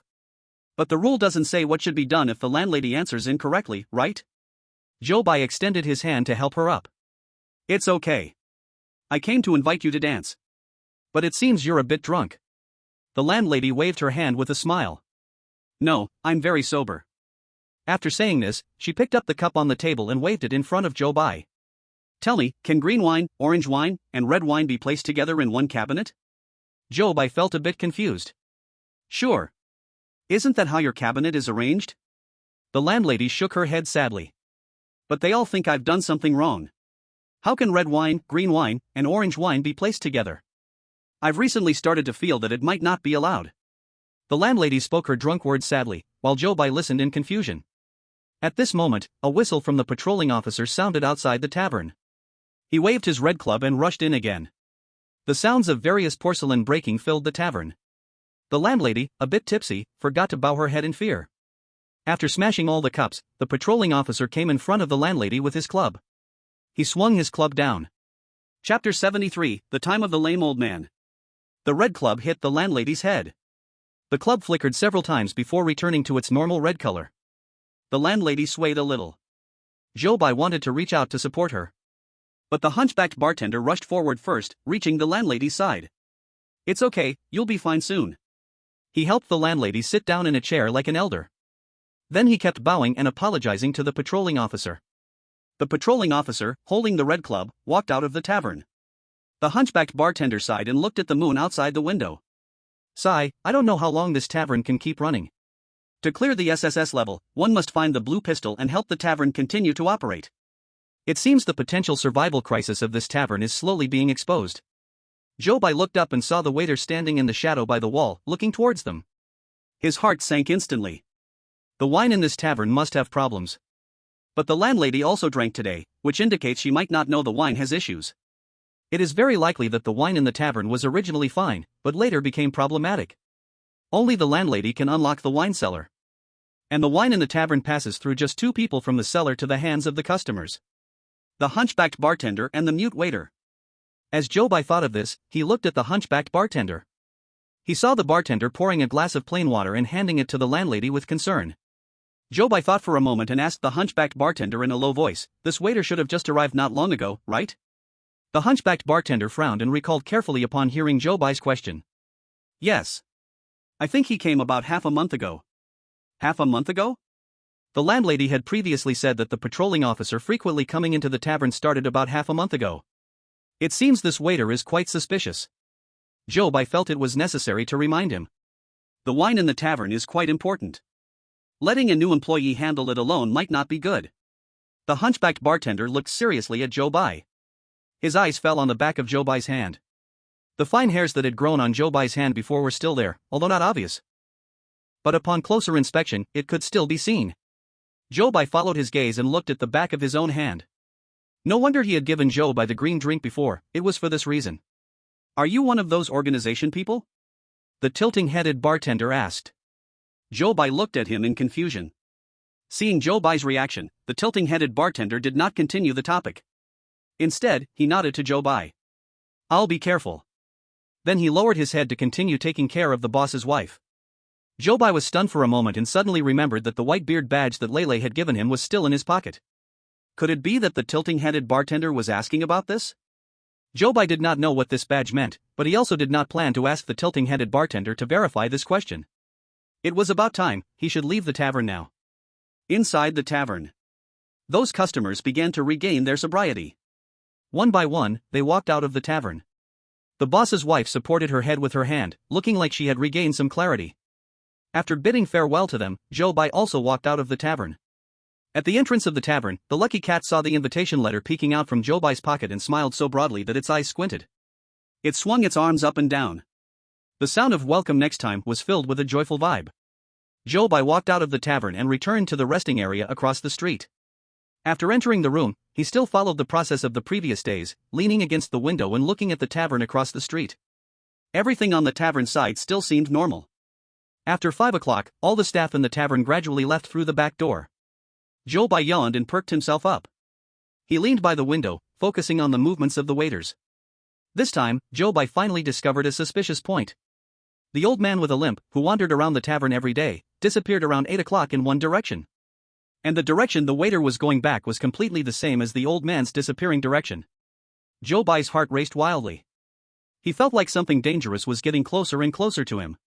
With this uneasy feeling, he struggled to lie down on the bed and drifted into sleep. At 4 in the afternoon, Zhou Bai woke up to the sound of the alarm clock. With 2 black circles under his eyes, he hurried to the window.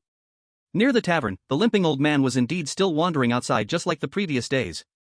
He quickly went outside to eat. Then he picked up his phone, which showed the time as 4:20 in the afternoon. Zhou Bai quickened his pace and reached the side of the limping old man. The old man was still mumbling to himself non-stop. "It's 8 o'clock.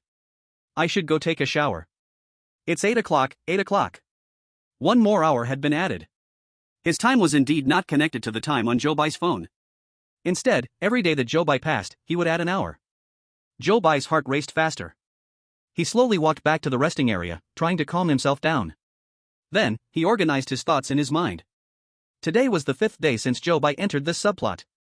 The time reported by the limping old man was 8 o'clock. So, the 6th day would be 9 o'clock. The 7th day would be 10 o'clock. 10 o'clock? Zhou Bai frowned tightly. What time is it every night at 10 o'clock? Zhou Bai recalled everything in the rules related to time. The second floor opening time, tavern operating hours, gentleman's time, delivery time at the back door. And the employee's working time. When Zhou Bai thought of this, his eyes widened in panic. Every night at 10 o'clock was when the tavern staff started working. But if it really reached the 7th day, what would happen? Zhou Bai still did not know the answer. But it definitely wouldn't be anything good. He needed to find that blue pistol quickly. Zhou Bai returned to the resting area. After having dinner, he stayed in his room until it was nearly 10:30 in the evening. He held the invitation and walked to the tavern door. He stood at the door, took out his phone, and looked at the time on it. When he arrived at 10:30, he pushed open the tavern's big door on time. As the tavern door opened, the big smiling face of the lucky cat appeared right in front of Zhou Bai. "Welcome, my most honored customer." The lucky cat reached out its hand with a cheerful smile.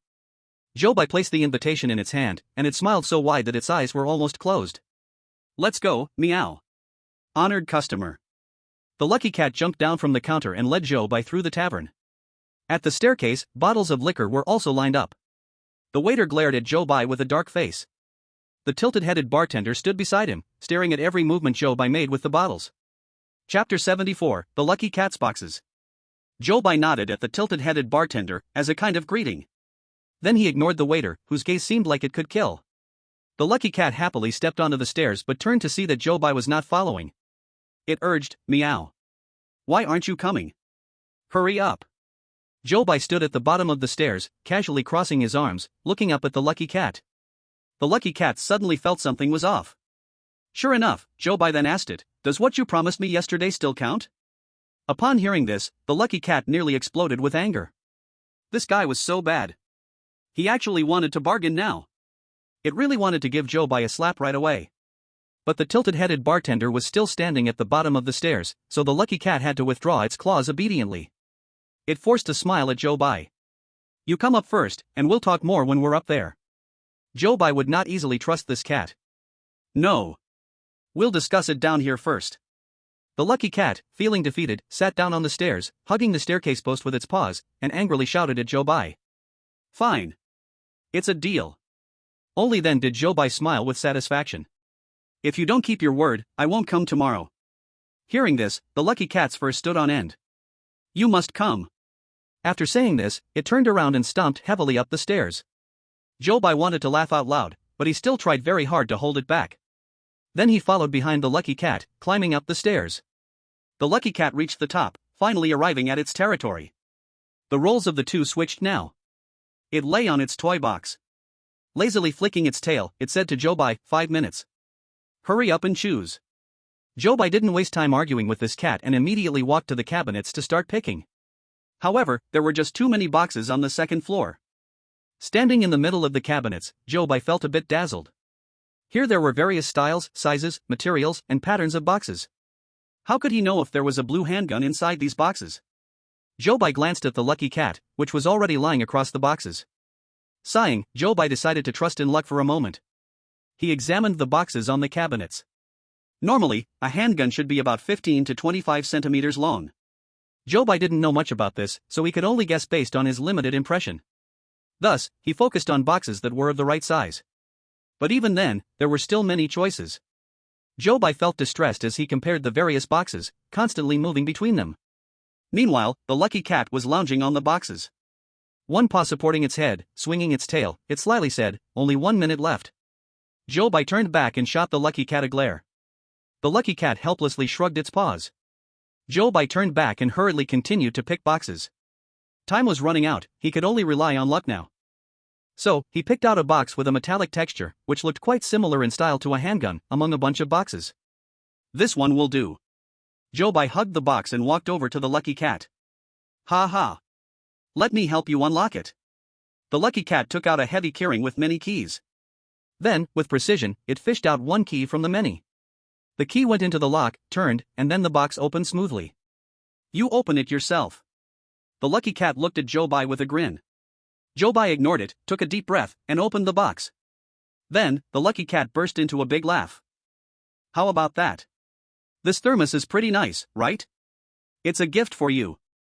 Zhou Bai, disappointed, closed the lid of the box again. Seeing Zhou Bai's reaction, the lucky cat laughed even harder. Zhou Bai felt something was off as he watched its gleeful expression. Just before the box was fully opened, it had started laughing. Did it know what all the boxes contained? Zhou Bai looked at the lucky cat with suspicion. The lucky cat noticed Zhou Bai's gaze and quickly jumped off the box. What are you looking at? Come on. I want to play a game. If you lose, you'll get a scratch from my claw. It extended its claw and pretended to be fierce. Zhou Bai took out a laser pointer and played with the lucky cat for 20 minutes. Then, he pulled out a plastic bag from his pocket. The lucky cat's eyes widened suddenly. Meow. I clearly threw away all the plastic bags from the second floor. This guy actually brought one along himself. It resisted and didn't want to look at Zhou Bai. But when Zhou Bai placed the plastic bag in front of it, it still eagerly dove inside. Zhou Bai picked up the lucky cat and put it back at its own workstation. The lucky cat was furious. But it had no way to deal with him. So, the tavern came to its operating hours again, and the lucky cat had to start its work. The tilted head bartender stood at the bar. Zhou Bai walked over with a smile, spread his hands, here's the invitation. The tilted head bartender slapped an invitation onto his hand. Then, Zhou Bai wisely went to a spot by the window. The speechless waiter had an awful expression. He carried a wineglass and approached Zhou Bai. Then Zhou Bai smiled and waved his hand, politely refusing him. The waiter shot Zhou Bai a harsh look, then turned to serve other customers. The tavern began to regain its lively scene. The fish-headed girl, unsurprisingly, sat opposite the tilted-head bartender again. The cat claw guy came in with the winged girl. Since the cat claw guy got a girlfriend, he hadn't even looked at Zhou Bai. Zhou Bai found it amusing but didn't take it to heart. Then came the suited man and the bird-beaked girl. The suited man had feathers growing all over his hands. He gazed at the bird-beaked girl dreamily as they sweetly sat in a corner. Zhou Bai sat by the window, feeling bored.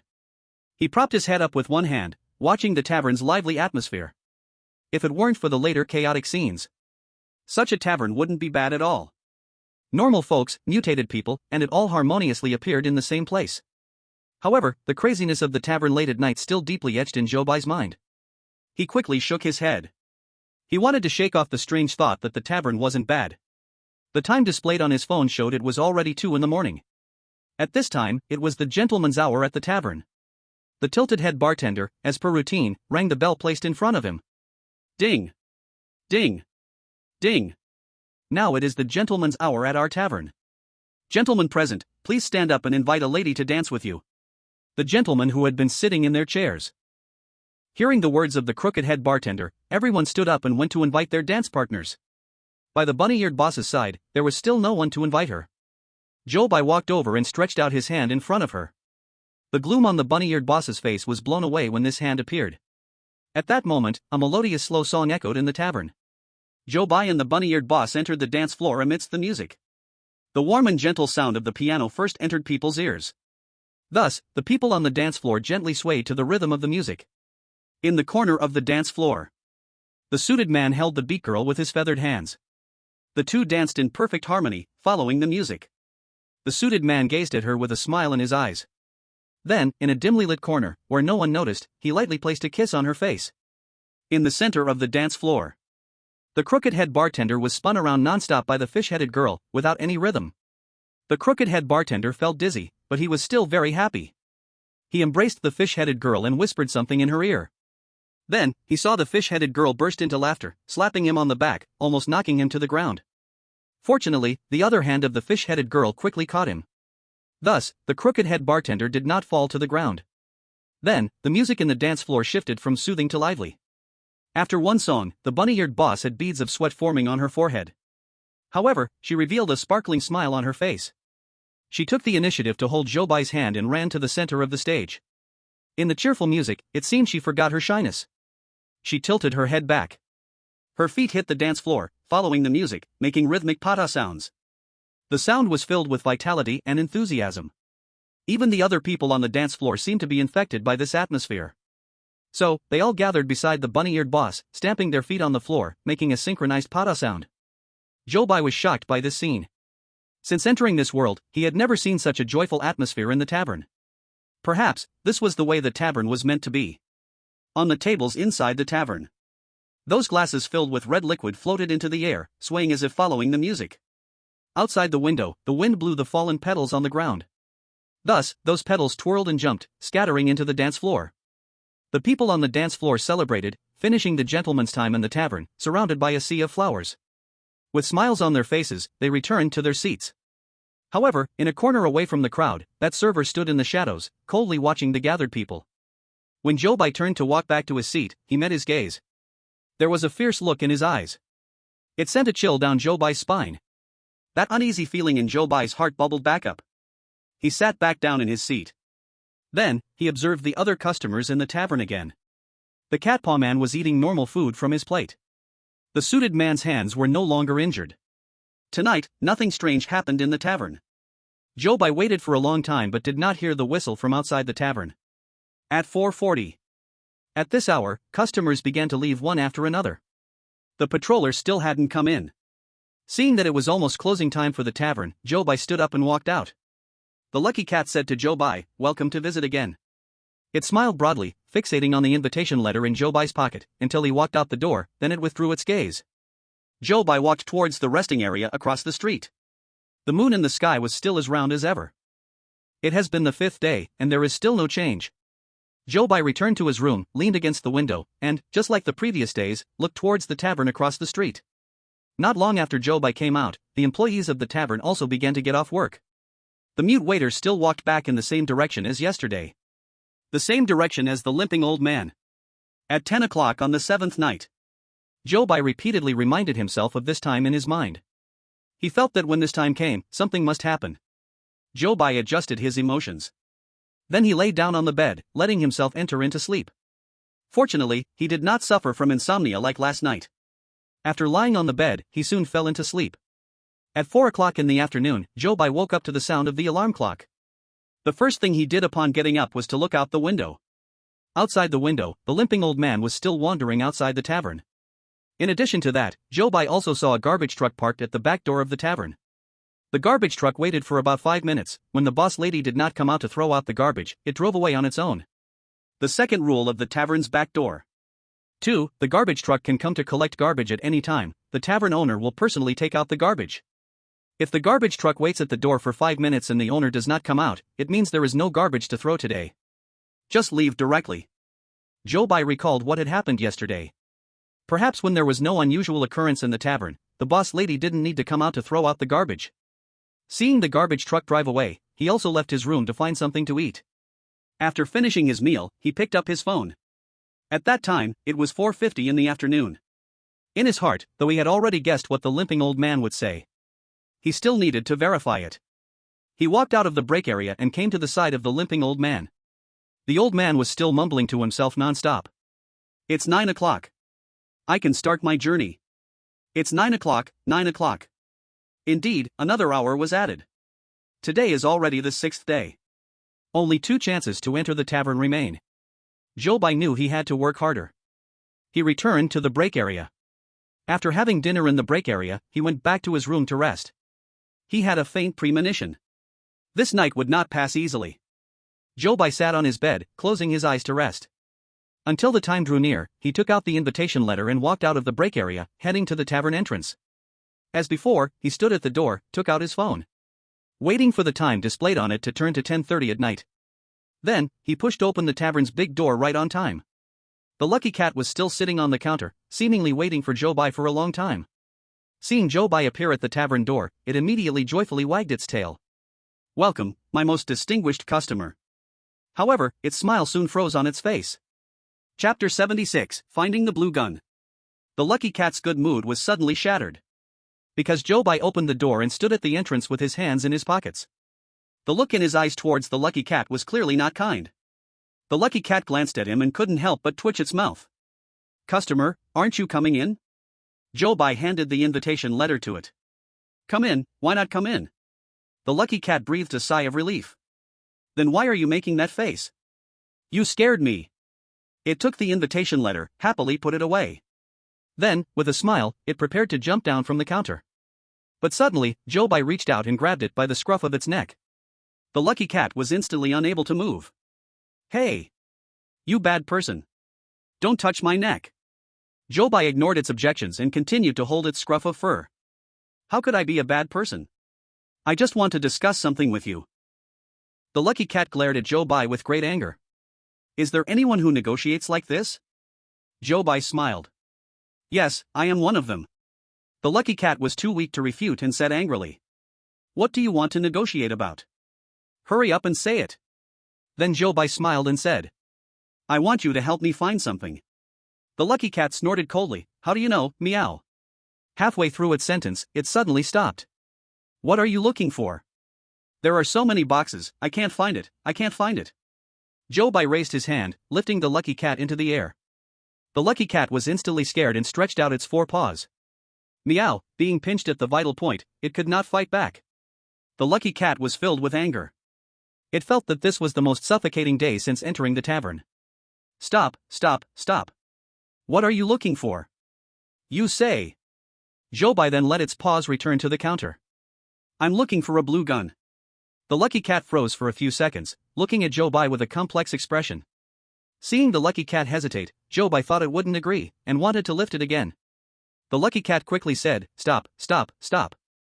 I will help you find it, I will help you find it, just put me down first. Zhou Bai smiled. Okay, it's settled. Zhou Bai saw that the lucky cat finally agreed, slowly loosening his hand from its neck. The lucky cat regained control of its body. It immediately revealed its claws. In the next second, it was about to pounce on Zhou Bai. What a joke, this lucky cat has never endured such humiliation in this tavern. But in the next second, its claws froze in midair. Meow? Dried fish? Zhou Bai actually took a piece of dried fish from the resting area. Is this for me? The lucky cat looked at Zhou Bai in disbelief and then quietly asked. Zhou Bai smiled and nodded. Seeing that, the lucky cat hurriedly grabbed the dried fish from Zhou Bai's hand, revealing an expression close to tears. Finally, someone gives me dried fish. Don't they know that cats love fish? What do they feed me every day? Woo woo woo. Seeing its expression, Zhou Bai smiled and pulled out a lively mouse from another pocket. The lucky cat immediately screamed, "Ah! Quick, give it to me. I love it." Zhou Bai held the mouse by its tail and presented it to the lucky cat. Then, the lucky cat grabbed the mouse, jumped down from the counter, and eagerly ran straight upstairs. Zhou Bai smiled helplessly. He followed it leisurely to the stairs. The waiter was still moving wine bottles.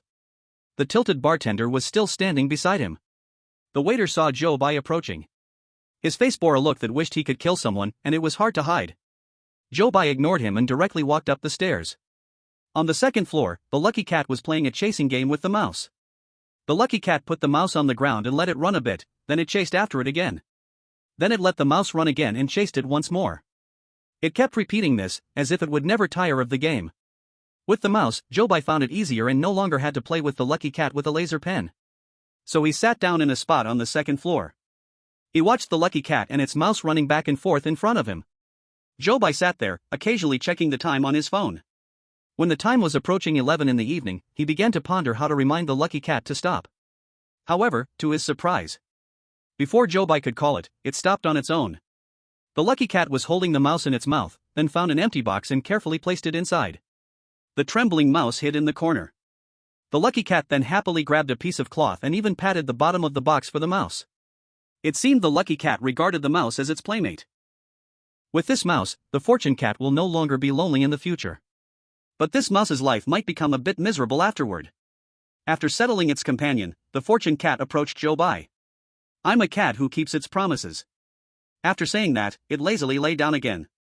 Propping its head on its paws, it said in a relaxed tone, "The third cabinet on the right, second level, fourth box from the left, that's it." Following its hint, Zhou Bai came to the front of that cabinet. There, on the spot it mentioned, sat a plain wooden box about 20 centimeters in size. The box was covered in dust. It looked like it had been forgotten for a long time. Zhou Bai brought the box in front of the fortune cat. Then, the fortune cat took out a heavy-looking set of keys. It precisely pulled out one key from the bunch. Inserting the key into the box's lock, it turned the key, then pulled it back. "All right. Open it yourself." The fortune cat lazily lay back down on the ground. Zhou Bai looked at the ordinary box in front of him and took a deep breath. He tried hard to suppress the excitement in his heart, feeling close to victory. The viewers in the Daxia livestream were just as tense as Zhou Bai. They all stared at the box placed before Zhou Bai on the screen. Then, they saw Zhou Bai place his hand on the lid of the box. He slowly opened the lid. The contents inside the box began to appear before the viewers' eyes. Inside the box lay a blue handgun, about 15 centimeters in size. Seeing the appearance of this handgun, the viewers in the Daxia livestream all became excited. "Found it! The blue handgun! Zhou Bai is the first chosen one to find the blue handgun. It's settled! It's settled! This at least guarantees an S-level completion. It's all thanks to Zhou Bai." Zhou Bai took the blue handgun out of the box. At that moment, the mechanical announcement began to ring out. "Congratulations to the chosen one of Daxia for obtaining the blue handgun." Chapter 77, Two Choices. The viewers in the Daxia livestream cheered collectively upon hearing this news. Zhou Bai finally felt relieved. The information continued to broadcast. The chosen one now faces two choices. 1. Directly end this instance. Then, you will be able to leave the horror tavern immediately and receive an S-level completion. 2. Continue this instance, and find a way for the tavern to survive. You may gain an SSS level completion, but you could also face danger.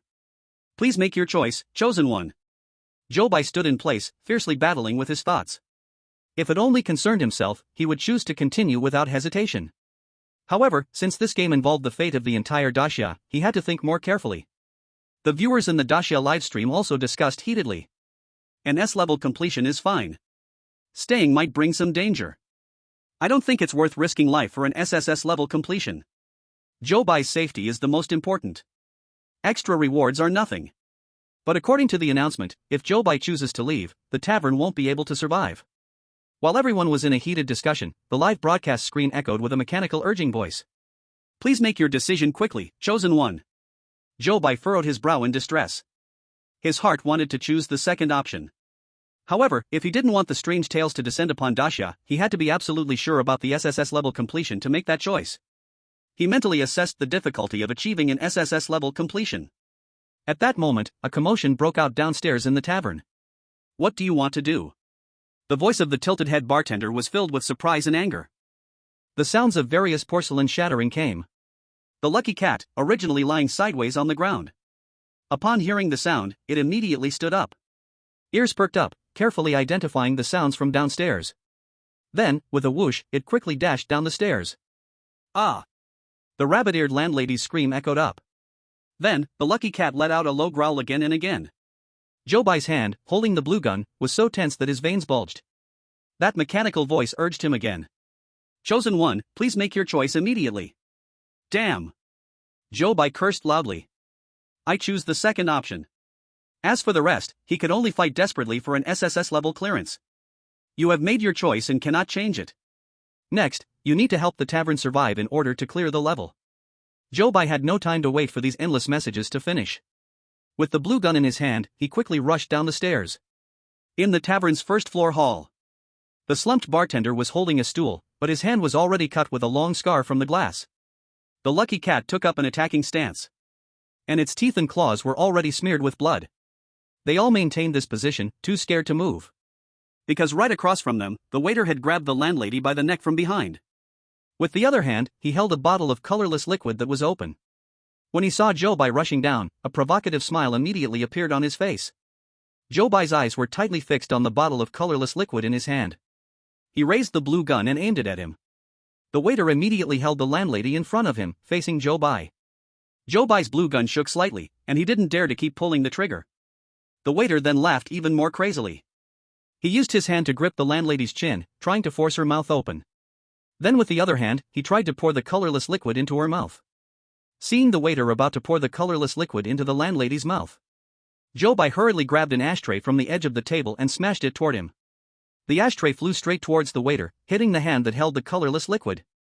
The waiter could no longer hold the bottle steady. So the bottle was tossed into the air, and the liquid inside spilled onto the ground. The landlady desperately turned her face away. But a large amount of liquid spilled down, and still, a few drops inevitably fell into her mouth. The waiter winced in pain, shaking his hand. And the lucky cat seized the moment, jumping up at that time. It extended its claws and slashed directly at the waiter's arm. The waiter cried out in pain. And the landlady took this opportunity to break free from his grasp. Thus, only the waiter was left standing alone. Zhou Bai hurriedly picked up the blue gun. He aimed the gun at the waiter and pulled the trigger. At the moment Zhou Bai pressed the trigger, a blue phantom bubble quickly shot out. It moved rapidly, enlarging. Then it completely wrapped around the waiter. The bubble slowly changed from deep blue to light. Then, along with the waiter, it disappeared from the tavern.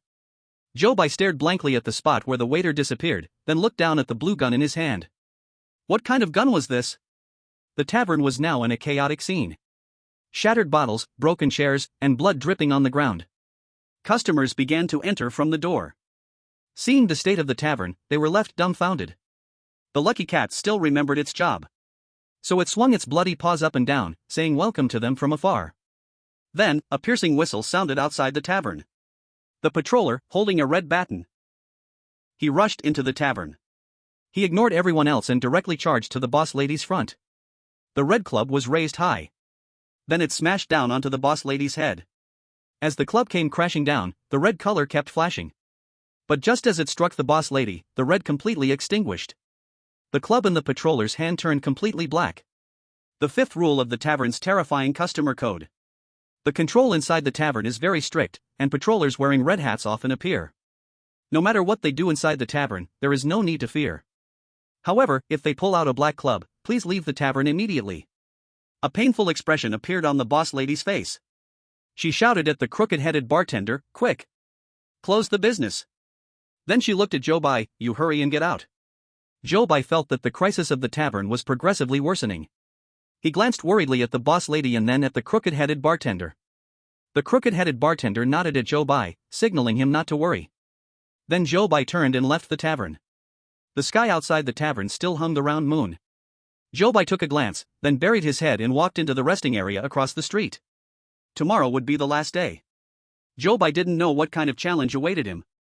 Chapter 78, The Phantom Disperses. Zhou Bai returned to the resting area, entered the room, and leaned by the window, looking at the tavern across the street. Now, there were fewer than 10 chosen ones left who had survived. And the countries these chosen ones belonged to had almost exhausted all their hints. Only the camel country still had one opportunity left. Thus, the Camel Country informed their chosen ones how Zhou Bai obtained the blue pistol. As a result, the Camel Country gained an S-rank clearance. And they received a reward to eliminate the cycle train ghost tail that had come to their country. Although they did not receive more rewards, it was already great news for them. In the streaming room of the Great Xia Country, the audience watched Zhou Bai leaning by the window, worried about what would happen tomorrow. Suddenly, many viewers from the Camel Country appeared in the stream, secretly sending thanks in the comments. "Thank you, my dear brother. We all bless Zhou Bai, hoping he clears the game smoothly." Friendship between the Camel Country and the Great Xia Country lasts forever. The audience in the Great Xia Country looked dumbfounded. Then they found it a bit amusing. But fortunately, because of this little incident, the atmosphere in the Great Xia streaming room was not so heavy. The time reached 5 in the morning. The staff in the tavern began to come out one after another from the back door. Zhou Bai only left the window after seeing all the staff off work and lay down on the bed. Tomorrow was the last day, it might not be so easy to get through. So, Zhou Bai had to ensure he had enough sleep. He tried hard to clear his mind and slowly drifted off to sleep. At 4 in the afternoon, the alarm clock rang on time. Zhou Bai woke up from his dream upon hearing the alarm. He turned off the alarm clock and got out of bed to the window. Outside the window, the lame old man was still wandering near the tavern. After confirming that there were no abnormalities, he went out to eat. After finishing his meal, he walked out of the resting area and came to the side of the lame old man. The audience in the Great Xia Country had calculated the time Zhou Bai would wake up and had long been waiting in front of the screen. They all knew that the finale of this episode was about to come. Therefore, tonight's viewership was much higher than before. In the streaming scene, the lame old man walked with his head down, limping. Just when Zhou Bai approached him, he suddenly turned his head. He looked at Zhou Bai and smiled at him. "It's 10 o'clock in the afternoon. It's time to work." Zhou Bai froze in place. This old man, who used to wander around in a daze, was in a completely different state today. Zhou Bai immediately felt a chill creeping up his back. He stiffly looked at the old man with a limp. Then, he saw the old man walking forward, occasionally turning back with a smile aimed at Zhou Bai. Zhou Bai's internal alarm suddenly tightened. He tried to calm himself and quickly turned back to the break room. No matter what this old man wanted, Zhou Bai had to stay alert tonight. He returned to his room but still glanced toward the window. The old man hadn't left, he was still wandering in front of the tavern. After a while, Zhou Bai saw a garbage truck pull up to the tavern's back door. The garbage truck didn't stay long at the back door before the tavern's landlady came out carrying a small bag of trash. Seeing the landlady come out made Zhou Bai feel slightly relieved. The fact that she could still go out to throw away trash showed that the bottle of colorless liquid didn't have a big effect. Zhou Bai sat back on the bed and closed his eyes to rest. It wasn't until almost 10 o'clock that he stood up from the bed. He looked toward the window. The old man with a limp was no longer on the street. So, the feeling of unease returned to his heart. He hurriedly grabbed the blue handgun. Then he walked out of the break room towards the tavern's back door. If the limping old man was waiting for the employees' work time, he would definitely go into the tavern to do something. And if Zhou Bai wanted to ensure the tavern's safety, he couldn't wait until it opened to go in. So he decided to take a risk and go to the back door of the tavern. He stood at the back door. He saw the landlady already waiting there. However, her expression was a bit strange. Strange in that it was excessively calm. Especially when she saw Zhou Bai coming, she didn't show a hint of surprise. It was as if Zhou Bai was just an ordinary employee in the tavern. Zhou Bai looked at her. Then she froze for a moment and held up 3 fingers to Zhou Bai. "How many is this?" Zhou Bai replied, 3. Then, the landlady said nothing and let him in. Zhou Bai was genuinely puzzled. But he was more anxious to find out if the limping old man had come in. He walked into the tavern. The crooked-headed bartender and the lucky cat paused when they saw him. But immediately, they acted as if nothing had happened. The crooked-headed bartender pointed to the pile of bottles on the floor and said, "Move them." It seemed they really regarded him as a servant. Zhou Bai scanned the tavern but didn't see the limping old man's figure. So he went over to help move the bottles. The time reached 11 o'clock at night. Zhou Bai had arranged all the bottles into the cabinet. And the sign reading "Open" was flipped over. He looked toward the corner and saw the landlady still sitting there, which eased his mind.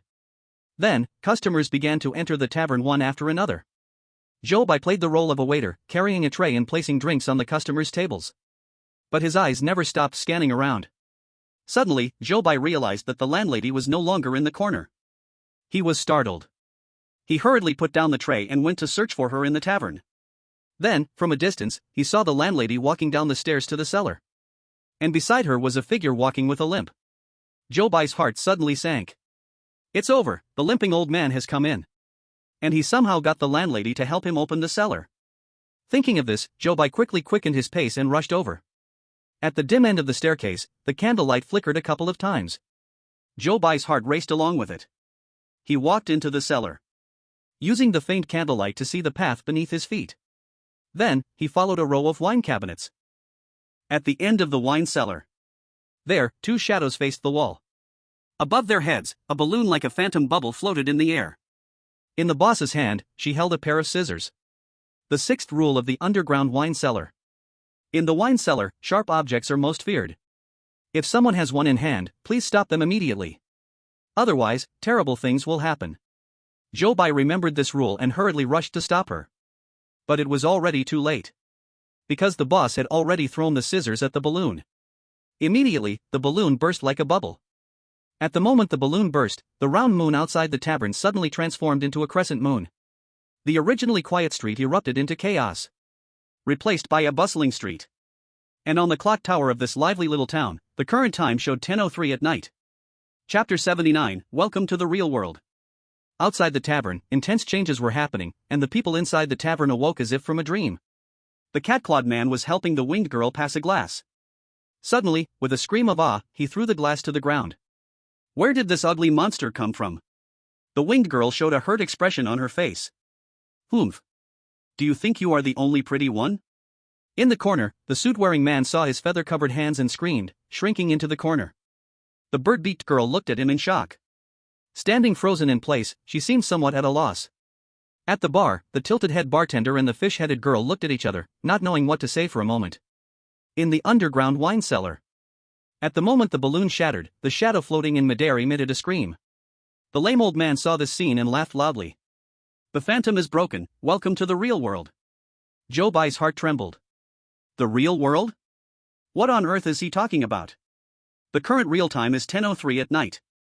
As for those customers in your tavern, they are all going to be finished. The first rule of the terrifying tavern customers. The tavern's operating hours are from 23 to 4:44, remember not to arrive early or leave late. Zhou Bai certainly remembered this rule. As for you, by chance playing a waiter, what good luck. The lame old man said things that Zhou Bai couldn't understand. However, when the boss heard his words, her expression finally changed. The shadow above the wine cellar continued to screech, seemingly growing more and more agitated. 22 days. I have wandered outside the tavern for 22 days just to come in here and see this scene. I want everyone to see what kind of people you really are. Before the lame old man finished speaking, the shadow finally lost control, roaring as it rushed toward the ground. Then, it attempted to rush out of the wine cellar. The rabbit-eared boss suddenly rushed in front of the shadow, arms wide open, trying to block it with her body. She tightly closed her eyes, waiting for the intense pain that was about to come. But all she felt was a bit of scorching pain at her rabbit ears, and nothing else.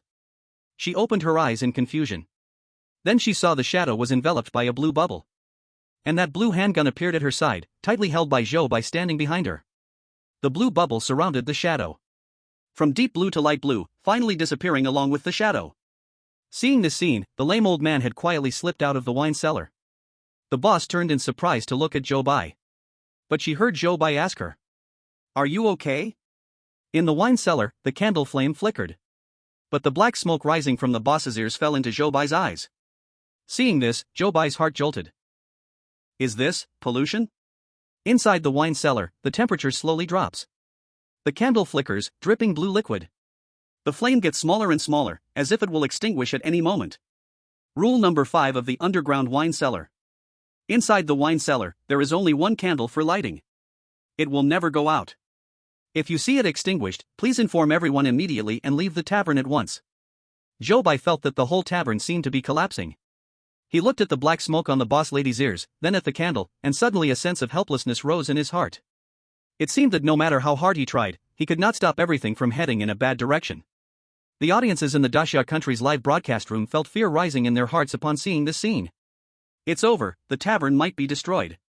Is Zhou Bai going to die? I really can't think of any other way to save this tavern. Zhou Bai tightened his grip on the blue handgun in his hand. The strange material of the blue handgun showed slight fingerprints under Zhou Bai's firm grip. Of course, Zhou Bai did not notice this detail at this moment. He took a deep breath. The next second, he reignited his struggle. Since it was the choice he made, he could only fight desperately to achieve it. No one knows how the ending will be until the last second. Let's go, get out first. Zhou Bai grabbed the boss lady's wrist, pulling her toward the stairs. Although the boss lady had just reacted instinctively, she still hadn't fully woken up. Zhou Bai knew that he couldn't find a way to deal with the current situation from her. He needed to go upstairs to find the crooked bartender and the lucky cat. He had to see if there was any way to gather more information. On the first floor of the tavern, the customers had already become a chaotic mess. The limping old man came up from the wine cellar, saw the scene, and laughed as he rushed out of the tavern door. Wonderful! This is the effect I wanted. He opened the entire tavern door wide. Then he ran outside, charging into the crowd. At this moment, a large number of people had already gathered outside the tavern. Each of these people had some form of disability. Some were missing hands, some missing feet, some were without eyes, and some had only one ear. All these people were holding torches in their hands. At the front of the crowd stood a one-legged old lady. She leaned on a cane. Just standing there, she exuded a strong presence. The limping old man ran to her side, nodded in greeting, then retreated into the crowd. The one-legged old lady leaned on her cane, took a few steps forward, and shouted into the tavern. Listen, people inside. I will give you 10 seconds to think. If you are willing to cut off your mutated parts, we will not hold your mistakes against you, and we can still accept you. If you insist on staying with this tavern, you will disappear in the sea of fire with the tavern after 10 seconds. After she finished speaking, a rugged-looking man came out holding a large knife. That knife was incredibly sharp. Under the moonlight, it gleamed with a frightening cold light. The customers inside the tavern looked panic-stricken at the doorway. The crooked bartender took a deep look at the girl with the fish head, then picked up a stick and walked outside. The lucky cat standing on the counter also jumped down. It stood side by side with the crooked bartender, blocking the entrance of the tavern. They assumed a posture ready to join the fight at any moment. Seeing that only 2 people had stepped out from the tavern, the one-legged old lady let out a burst of laughter. We can't accept you, you mutated cat monster. As for this crooked one, not mutated, he can join any time. After the old lady finished speaking, the rugged man pointed his knife at the lucky cat. The lucky cat extended its claws and let out a low growl. The crooked bartender raised the stick, standing in front of the lucky cat. Chapter 80, Burn Down the Tavern. Inside Blue Star, the live rooms of other chosen ones were also in chaos. Because none of these chosen ones had a blue handgun. So, when the shadow rushed at the tavern owner, no one could stop it. As a result, in their live streams, the tavern owner's eyes became completely black with no whites left. And those chosen ones appearing next to her were all torn to shreds. Except for Zhou Bai, the other 8 live streams all went dark. That night, the viewers witnessed the tavern owner repeatedly tearing chosen ones apart, almost developing a psychological shadow. Especially the viewers in the Daxia country's live stream. Having a knife hanging over one's neck truly is the most terrifying moment. In the live stream, Zhou Bai held the tavern owner's wrist, while black smoke was rising from her rabbit ears, and the whites of her eyes were slowly turning black. The viewers saw this scene and their hearts sank. Oh my god, so is she going to tear Zhou Bai apart? In the scene, Zhou Bai pulled the rabbit-eared tavern owner to the first floor. In front of the liquor cabinet, he took a glass of green liquor and handed it to her. Drink it. The tavern owner looked dazed. But she obediently took the glass and tipped her head back to drink it. On the other side, at the tavern's entrance, the girl with the fish head rushed out. She said nothing, standing next to the crooked-headed bartender, using her enormous body to block the entrance of the tavern. The crooked-headed bartender turned to look at her. Tears of gratitude sparkled in his eyes, but he quickly pretended to look away. The one-legged old lady looked up and down at the fish-headed girl. Then she shook her head and sighed repeatedly. Another one has come out. It's a pity, your head's been chopped off, you probably can't survive. The crooked-headed bartender shot a fierce glare at the old lady. But the fish-headed girl's face was full of determination, showing not even the slightest hint of fear. Inside the tavern. After the rabbit-eared tavern owner finished the green liquor, the expansion of her black pupils finally slowed down. He then led the rabbit-eared tavern owner through the panicked crowd in the tavern to the entrance. What they saw was the 3 of them protecting the tavern, facing off against hundreds of people. Then, his gaze swept around. Outside the tavern, the scene was completely different from before, making Zhou Bai momentarily dazed. Welcome to the real world. At this moment, Zhou Bai understood that the words of the crooked-legged old man earlier meant this. In the crowd, the face of the crooked-legged old man appeared before Zhou Bai. It seemed that the hundreds of people standing opposite were likely the final challenge that Zhou Bai needed to face in this instance. Thinking this, he tightened his grip on the blue handgun. The one-legged old lady looked at Zhou Bai. Not bad, another normal person has come. And he's holding a rabbit-eared beauty. Bring that beauty here, cut off her ears, and you can be together. Zhou Bai pulled the rabbit-eared tavern owner behind him, his eyes scanning the torches in the hands of those people, his face turning cold. Why do I feel like you guys don't have good intentions? The old lady smiled. We treat normal people very kindly. Even for the mutated, we are also very tolerant. As long as you cut off the mutated parts, we can coexist harmoniously. Zhou Bai coldly said, cutting off mutated parts is just to suppress pollution. If there are no signs of further mutation, why do you need to cut it off? Since entering the tavern, Zhou Bai had noticed that the mutated people in this tavern didn't continue to mutate like in other instances. Except when they were drugged in the liquor, their state was basically stable. Zhou Bai guessed that their stability might be due to the 3 types of alcohol provided by the tavern. However, the effects of these 3 types of alcohol were probably not very stable. Otherwise, there wouldn't be a need for patrollers in this tavern. The old lady became instantly angry upon hearing Zhou Bai's words. How do you know they won't continue to mutate? Keeping these mutated parts will cause continuous mutation. So many of us have verified it. Pain is the best way to suppress contamination. Zhou Bai turned sideways, pointing at the customers in the tavern.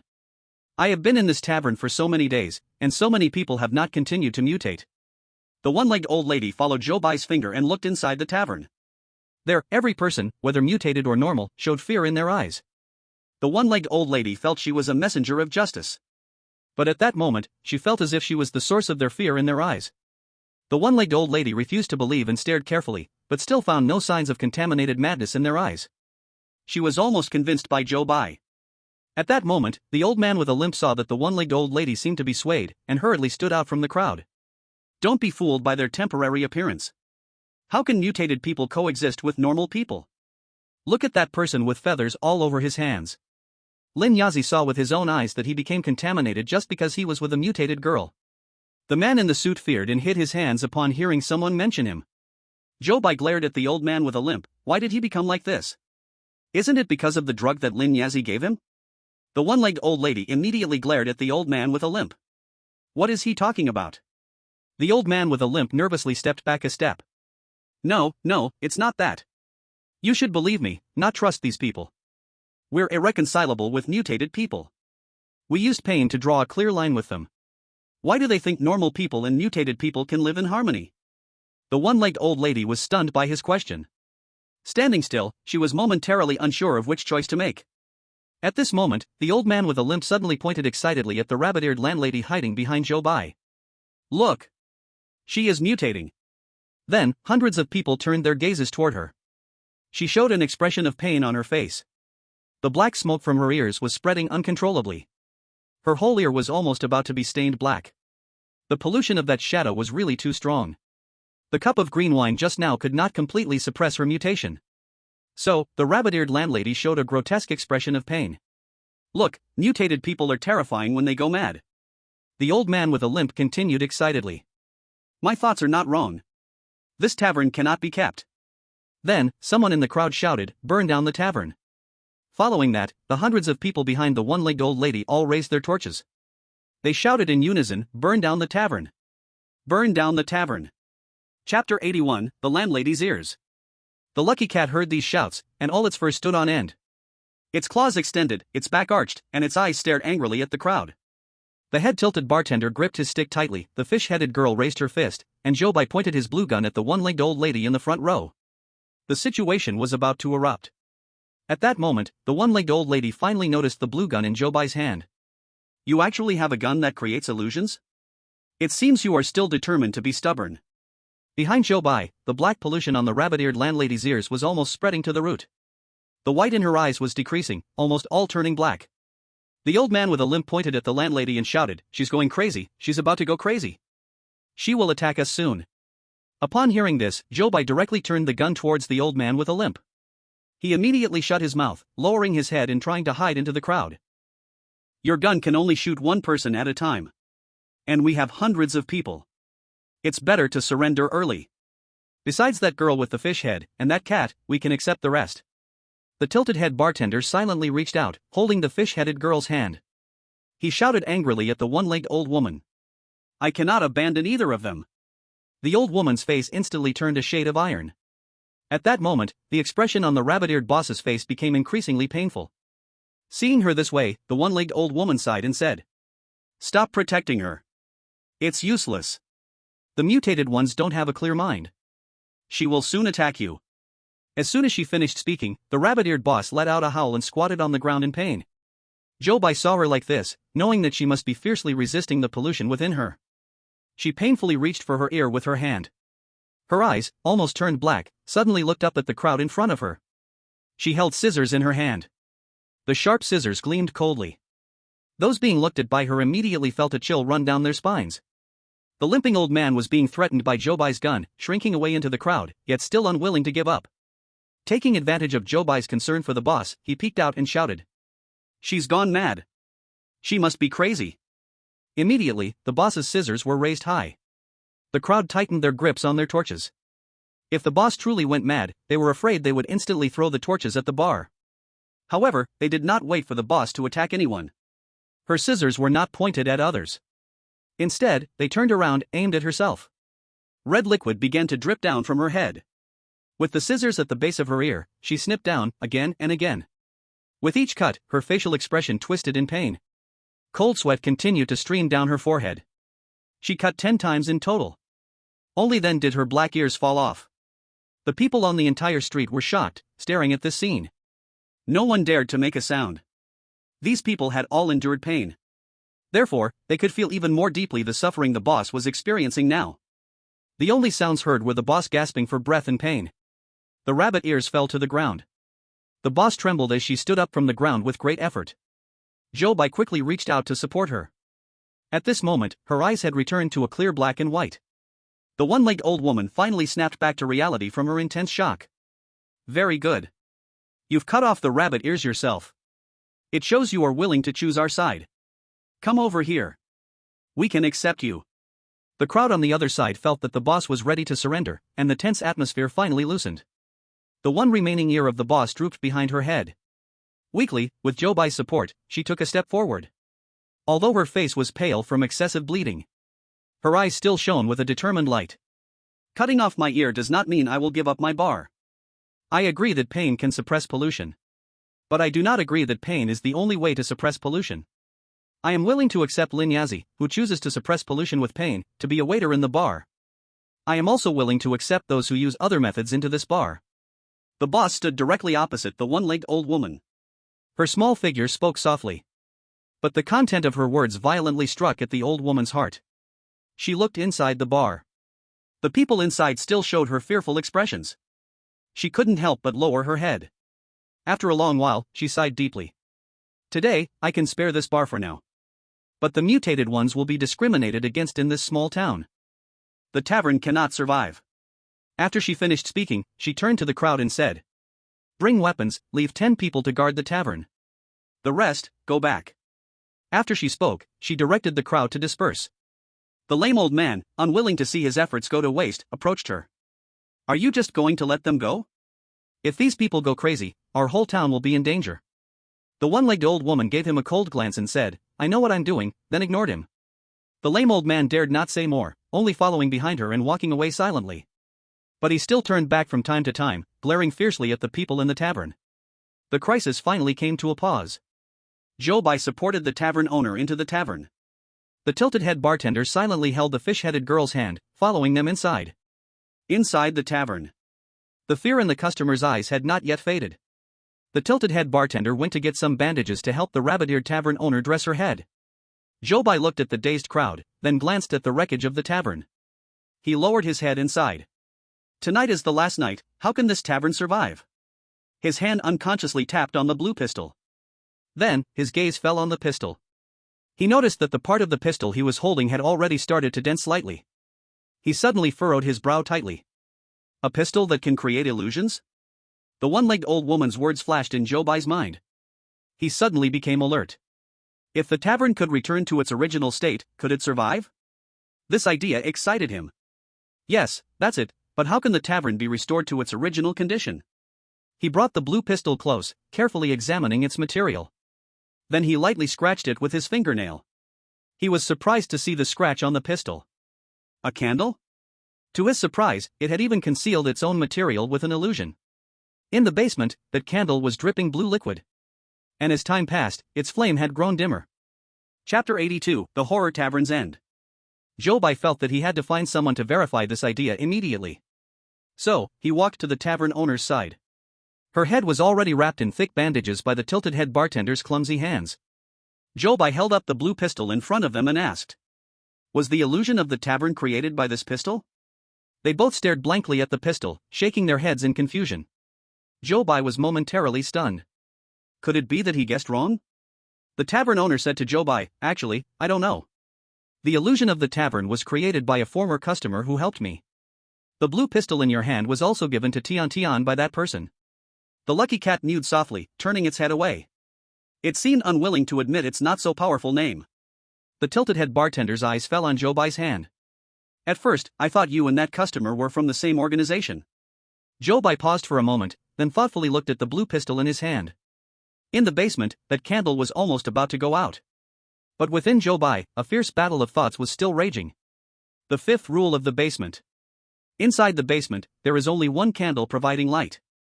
It will never go out. If you see it go out, please notify everyone immediately to leave the tavern. The idea in Zhou Bai's heart, if he wanted to implement it, would have to involve that candle in the basement. But if he accidentally let the candle go out, then the entire tavern could be in danger. The tavern owner noticed Zhou Bai's inner struggle and asked, "Do you want to try restoring the illusion?" Zhou Bai nodded, but there might be danger inside the tavern. The landlady smiled, "It's okay, you just go ahead and try. But you'll have to wait a moment for me." After saying this, she turned to look at the crooked-headed bartender. He was about to speak but was stopped by him. "Stop. No need to ask. I know what you're going to say, and I know there's danger. But I'm staying." The fish-headed girl stood beside him, holding his hand. "I'm staying too." The lucky cat raised its paw, meows. The landlady looked at the three of them, then nodded. "Okay. We won't separate." Then, she smiled and lifted her head, walking towards the center of the tavern crowd. "Customers, hello. I am the landlady of this tavern. I'm sorry to make you experience something unpleasant in the tavern. Next, we will try to restore the tavern to its original state. But, this may pose a risk to your lives. So, I must inform you in advance. If you do not want to stay in the tavern, you can freely choose to leave now." As soon as she finished speaking, the crowd began to discuss among themselves. The cat-paw man stood up first, "I'm not going out. And, I'm afraid of pain. I'd rather stay with the tavern." The winged girl rolled her eyes at him and said, "I'm not afraid of pain, but I'm not going out. I'm quite happy in the tavern." Then, those customers all stood up to express their stance. The suited man curled up, crouching in the corner. Hearing their conversation, he staggered to his feet. "No. I don't want to die. I don't want to stay here." After saying this, he stumbled out of the tavern. Those guarding the tavern saw the suited man rushing out, immediately surrounded him and took him away. The bird-beaked girl looked hurt as she watched his back. But she still couldn't muster the courage to chase after him. All the customers in the tavern, except for the suited man, chose to stay. After the landlady finished talking to the customers, she walked to Zhou Bai's side. "It's done. You can just go ahead and try."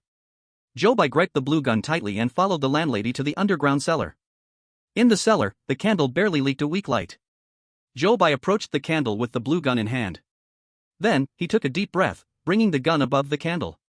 As the gun touched the candle, it suddenly began to melt fast. Zhou Bai felt pain and loosened his hand. Then the melted blue gun turned into liquid, spilling down onto the candle. The live-stream viewers watched this scene with bated breath. So much liquid pouring onto the candle, won't it extinguish the flame? However, everyone was stunned when the flame on the candle suddenly burned even more fiercely upon contact with the liquid. The candle flame blazed, emitting blue smoke. The smoke gathered in mid-air, slowly transforming into a balloon. Outside the tavern, as this balloon formed, the waning moon slowly began to round. Those guarding outside the tavern watched helplessly as the tavern disappeared from their sight once again. Then, mechanical announcements echoed in the Great Xia country's livestream. "Congratulations to the chosen one of the Great Xia country for successfully helping the tavern survive. Clearance level, SSS level." The viewers in the Great Xia country livestream burst into cheers. Zhou Bai knew he had finally cleared the level, and a smile appeared on his face. He followed the landlady back to the first floor. In the kitchen, the chubby chef, wearing headphones, brought out a large pile of prepared food. He placed the food on the table and noticed everyone was looking at him. He took off his headphones and asked in confusion, "What's going on? What happened?" The crooked-headed bartender laughed and patted his shoulder. "It's okay. Nothing happened." So, the chubby chef genuinely believed him and put his headphones back on. Humming a tune, he returned to the kitchen. Everyone laughed and gathered around, dividing the food on the table. Inside the tavern, the lively scene returned to the way it used to be. Zhou Bai looked at these people in the tavern. He knew that the time to part ways was coming soon. At that moment, the mechanical broadcast voice indeed rang out again. Now starting to distribute rewards. The food production of the Great Xia Kingdom has increased by 10%. Please, the chosen ones prepare, you are about to go to the next copy. Zhou Bai looked at the boss lady. He saw that the thick gauze on her head hit her other ear as well. Suddenly, Zhou Bai said to the mechanical broadcast, "Wait a minute." Then, those who were celebrating joyously turned around in confusion to look at Zhou Bai. However, Zhou Bai knew that he didn't have much time left, so he didn't explain too much to them. He quickly turned around and rushed out of the tavern, heading toward the rest area across the street. He desperately rummaged through the cabinet in the rest area. He remembered he had seen that thing here before. Finally, he found what he wanted in the bottom drawer of the cabinet. So, he took that thing back to the boss lady.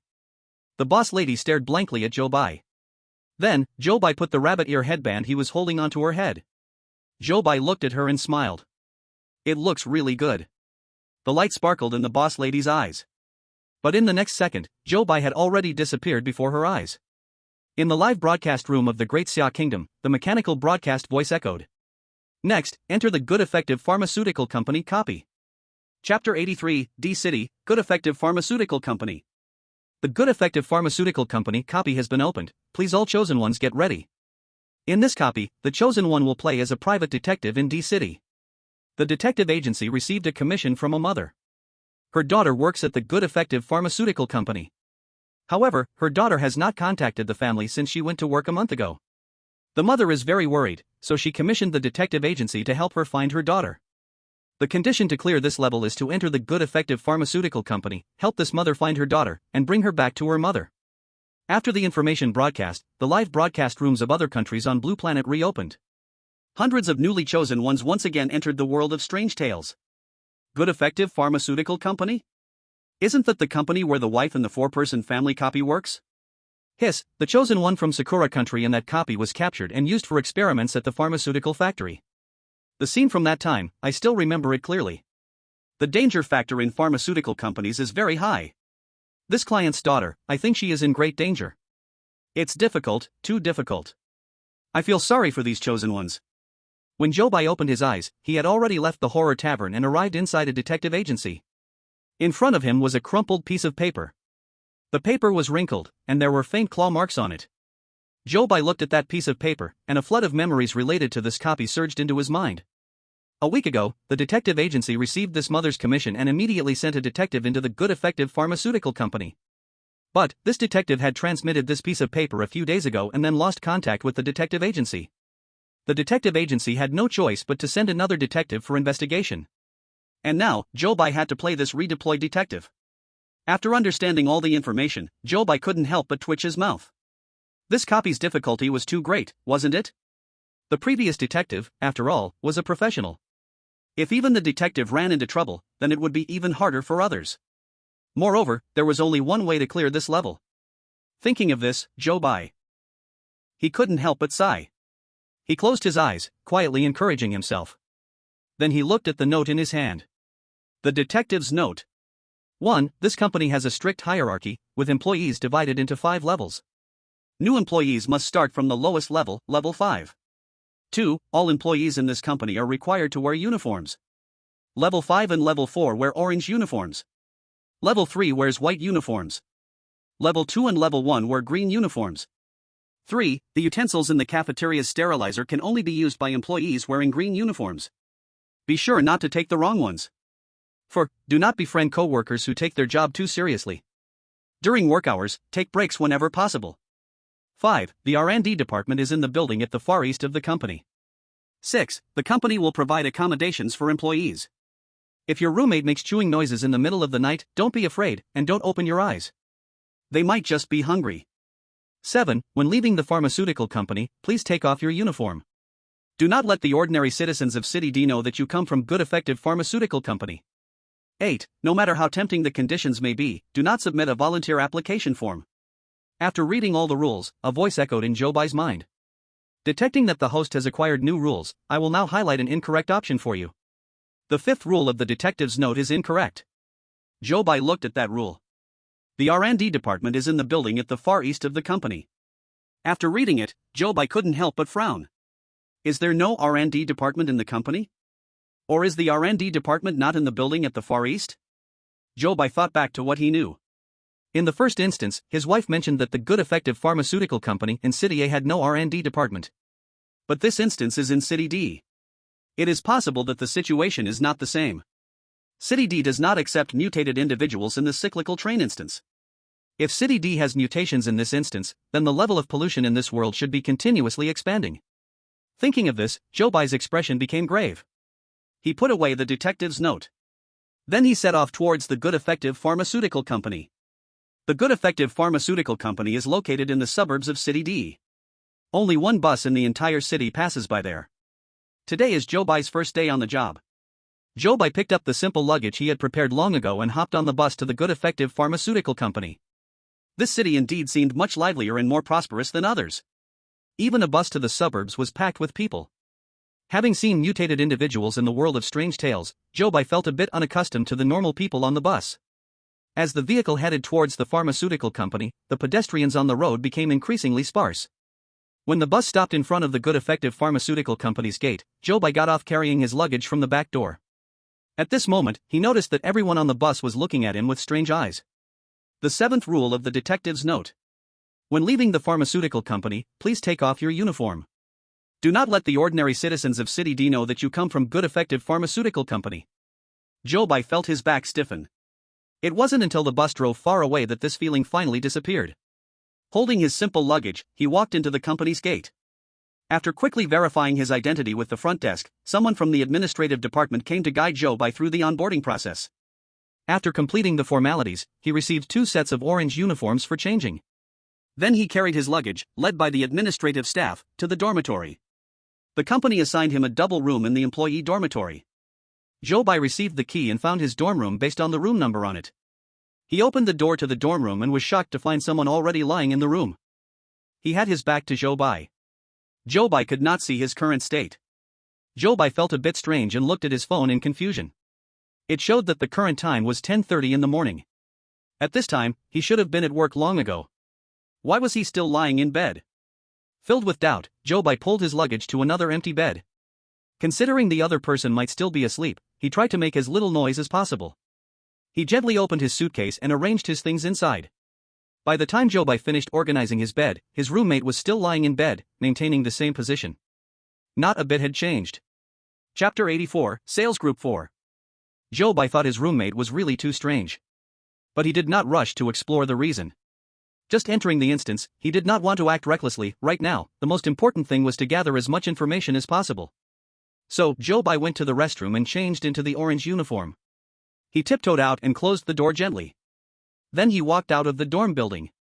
Next, he had to report to the department where he was employed. Zhou Bai applied for the position of a salesperson. Therefore, he was assigned to the company's Sales Group 4. Following the front desk's directions, he arrived at the office of Sales Group 4. The group leader of Sales Group 4, surnamed Chen, was a middle-aged uncle nearing 50. He looked very strict and serious. He had that kind of appearance that made employees absolutely dare not slack off in the office. When Zhou Bai entered the office, he indeed saw the employees working industriously. At once, a sense of foreboding rose in his heart. Group leader Chen was wearing an orange uniform. On his shoulder hung a 4. This proved that he was a level 4 employee. In the Sales Group 4 office, apart from leader Chen, everyone else was also wearing an orange uniform, and on their shoulders hung a 5. Zhou Bai stood at the door, looking inside. He saw leader Chen standing behind a regular employee. With one hand on his hip and the other pointing at the computer screen in front, he was constantly gesturing. Zhou Bai inhaled sharply. Those dead memories from before work suddenly attacked him. Ah, he was going to be a corporate slave again, how difficult. He knocked on the office door. Seeing that everyone was deeply engaged in work, no one responded to him. So he walked in by himself. Leader Chen noticed someone had walked beside him and then looked up at Zhou Bai. Zhou Bai quickly smiled awkwardly at him. Hello, Leader Chen, I am the new salesperson reporting to Sales Group 4. Nice to meet you. After Zhou Bai finished speaking, Leader Chen did not reply. Instead, he coldly stared at Zhou Bai. That gaze made Zhou Bai feel like he had just done something wrong. He stiffly showed an awkward smile. At that moment, the livestream viewers also noticed that Leader Chen seemed a bit off. Why does this Leader Chen seem so strange? The rules say not to work seriously. This Leader Chen is not right. He is supervising employees so seriously, there must be a problem. Zhou Bai was still stuck there, trying hard to remember what exactly he had done wrong. However, at the same time, the chosen one from Sakura country quickly gained Leader Chen's favor. He stood straight and, upon seeing Leader Chen, respectfully bowed at a 90-degree angle. Thus, Leader Chen smiled at him with satisfaction. The experts from the Great Xia Country Analysis Group had walls full of screens in front of them. At this time, an expert also noticed the screen from Sakura country. No, Leader Chen's attitude is wrong. Look at the screen from Sakura country. As the rules say, the hierarchy in this company is strict. When a lower level meets a higher level, perhaps Sakura country's respectful bowing attitude is the correct one. No. Better remind Zhou Bai. The expert team realized something was wrong and was just about to use one reminder opportunity. But suddenly, Zhou Bai felt someone tug at the corner of his clothes. Zhou Bai glanced down using the corner of his eye. He saw that the one pulling his clothes was a boy with a buzz cut sitting in front of a computer. Bow. Quick. The buzzcut boy whispered softly to remind Zhou Bai. The familiar NPC actively reminding him appeared again. Zhou Bai looked at the buzzcut boy, then at Group Leader Chen's cold expression. After thinking for a moment, he still slightly bent over and gave a symbolic bow. After Zhou Bai made this move, Group Leader Chen's cold expression finally eased a little. The expert team saw this and breathed a sigh of relief. Not bad, they saved one reminder opportunity. Group Leader Chen pointed at an empty seat behind him and said to Zhou Bai. Sit down and turn on the computer. There's a lot of work today. No time for you to adjust. You must get into work immediately. Zhou Bai had no choice but to sit in the empty seat as told, then turn on the computer. Group Leader Chen turned and took 2 steps, arriving behind Zhou Bai. Zhou Bai had just turned on the computer and saw Group Leader Chen staring at his screen. Suddenly, he felt that pressure pressing down on him. Heh, Group Leader Chen, so what's my work content? Group Leader Chen placed a white medicine bottle in front of Zhou Bai. Zhou Bai saw the medicine bottle, and suddenly his heart clenched. Isn't this the same medicine his wife took in the first instance? Group Leader Chen placed the medicine bottle on Zhou Bai's desk and then said. The clients you're following up with are all people who bought this kind of pill from us. Your daily job is to contact these clients and ask them whether they still need to keep buying. Group Leader Chen pointed at Zhou Bai's computer screen and continued. Open this spreadsheet. Inside are all the clients you need to contact. Zhou Bai turned on the computer and saw that there were hundreds of names inside. Every person's address was in City D. Looks like the contamination is really spreading. Zhou Bai wasn't in a hurry to make calls. Didn't the rules say so? During work hours, slack off as much as possible. In this matter, he was quite skilled. So, he pretended to seriously scroll through the spreadsheet. While looking, he took out a notebook and pretended to take notes. Finally, he managed to endure until Group Leader Chen left from behind him. He let out a quiet sigh of relief. Then, he saw Group Leader Chen walk to the front of the office. He clapped his hands to signal all team members to stop working. Alright, it's time again for our cheer-up moment. Everyone stand up. So, nearly 10 members of Sales Group 4 all stood up from their seats. Next, Group Leader Chen used his loud voice and shouted. Friends of Sales Group 4, good morning to you all. As soon as his voice fell, the whole office rang with a neat response. Good, very good, extremely good. Group Leader Chen was very satisfied with their response. Next, everyone say one sentence to encourage yourselves. Lu Mei. Group Leader Chen pointed at the girl in the first row. Then she shouted loudly, work even harder today. Lu Dong. Group Leader Chen pointed at the boy in the second row. That boy immediately shouted, just do it. Then, each person would be pointed at by Group Leader Chen. And whoever was pointed at, would immediately shout a slogan. In the end, Group Leader Chen pointed at Zhou Bai.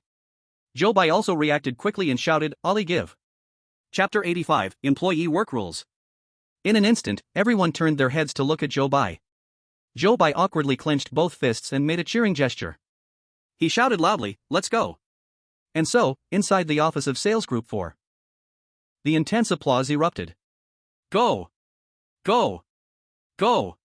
Zhou Bai could only mechanically clap his hands in this passionate atmosphere. After a long time, the applause finally stopped. Zhou Bai was finally able to sit back in his seat. He helplessly wiped the cold sweat off his forehead.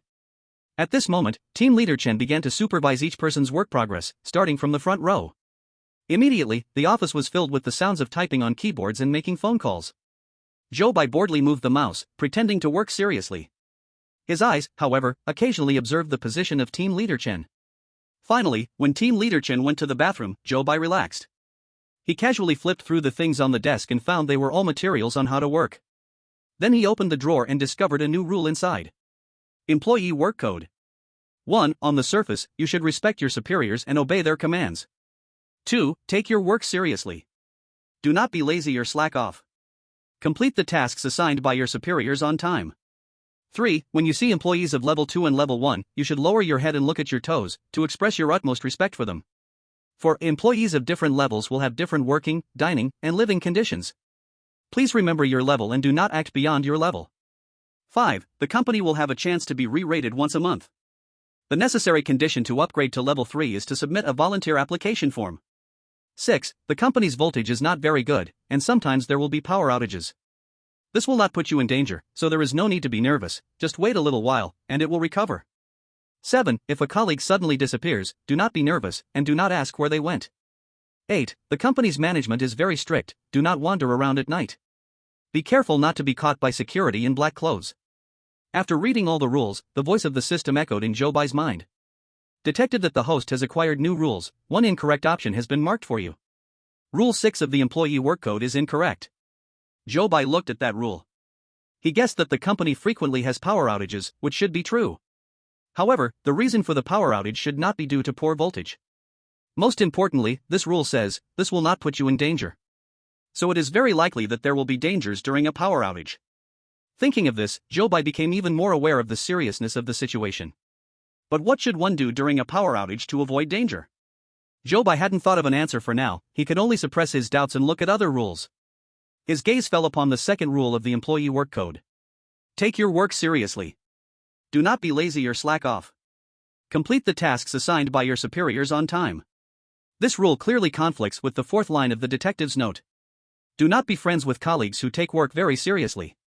During work hours, try to slack off as much as possible. Zhou Bai suddenly found himself in a dilemma.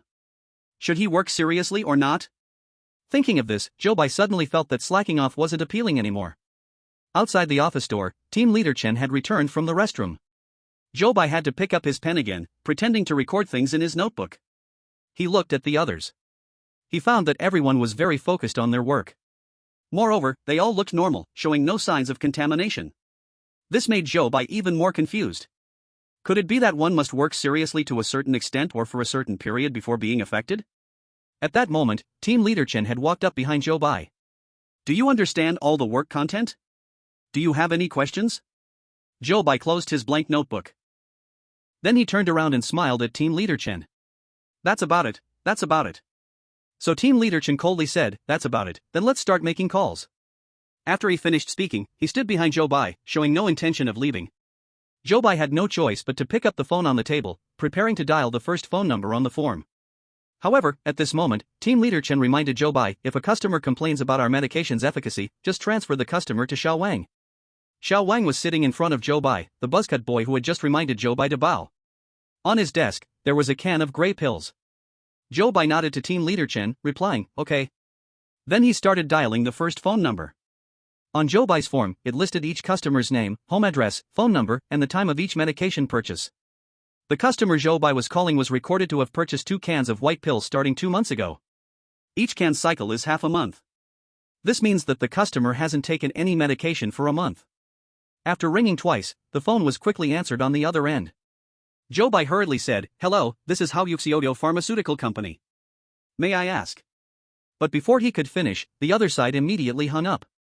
Zhou Bai felt as if his innocent heart had been brutally struck. A blow even more powerful than confronting it directly. Team Leader Chen was still standing behind Zhou Bai. Zhou Bai had to grit his teeth and dial the second number. The result was the same, he was rejected again. Throughout the entire morning, under Team Leader Chen's supervision, Zhou Bai made 30 calls. Without a doubt, each one rejected him. Moreover, every time they heard the name of Zhou Bai Pharmaceutical Company, they immediately hung up. By the time the lunch break was announced, he had been rejected to the point of numbness. He slumped over the table, feeling utterly drained. Zhou Wang, sitting in front of him, turned around and asked with concern, "What's wrong?" Zhou Bai sighed, "Work is so hard." Zhou Wang comforted him, "It's okay, it's always like this at the beginning. It will get better over time. Look at me now, 90% of the customers I called this morning have made repeat purchases." Zhou Bai lay on the table, suddenly feeling that Zhou Wang's statement was somewhat suspicious. 90% of customers making repeat purchases? But the calls Zhou Bai made were clearly hung up the moment the company name was mentioned. This was not something that could simply be solved by more work experience. Chapter 86, Danger in the Darkness. Zhou Bai immediately sat up straight, moving closer to Zhou Wang to humbly seek advice. "Is there a secret?" Zhou Wang rested his chin in thought, considering carefully. "Actually, there isn't really a secret.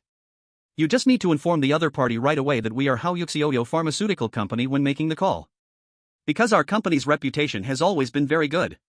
So, as soon as you say the company name, they will immediately want to make a repeat purchase." Zhou Wang's words left Zhou Bai even more confused. Clearly, as soon as he mentioned the company name, the other party would hang up immediately. Why did Zhou Wang say that simply informing them of the company name would lead to repeat purchases? This is contradictory. Assuming Zhou Wang wasn't lying, then there must be some conditions that differed, causing such results. What exactly is different? Zhou Bai carefully searched for all possibilities. Then, his gaze fell upon the gray pill can on Zhou Wang's desk. Zhou Bai's eyes suddenly darkened. He asked Zhou Wang, "Have you always been selling gray pills since you joined the company?"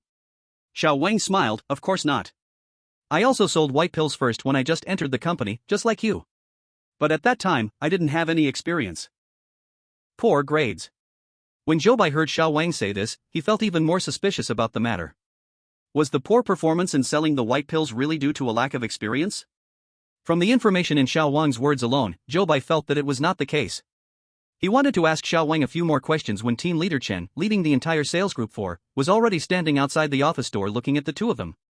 "What are you two still mumbling about? Hurry up and go." Team leader Chen impatiently urged them.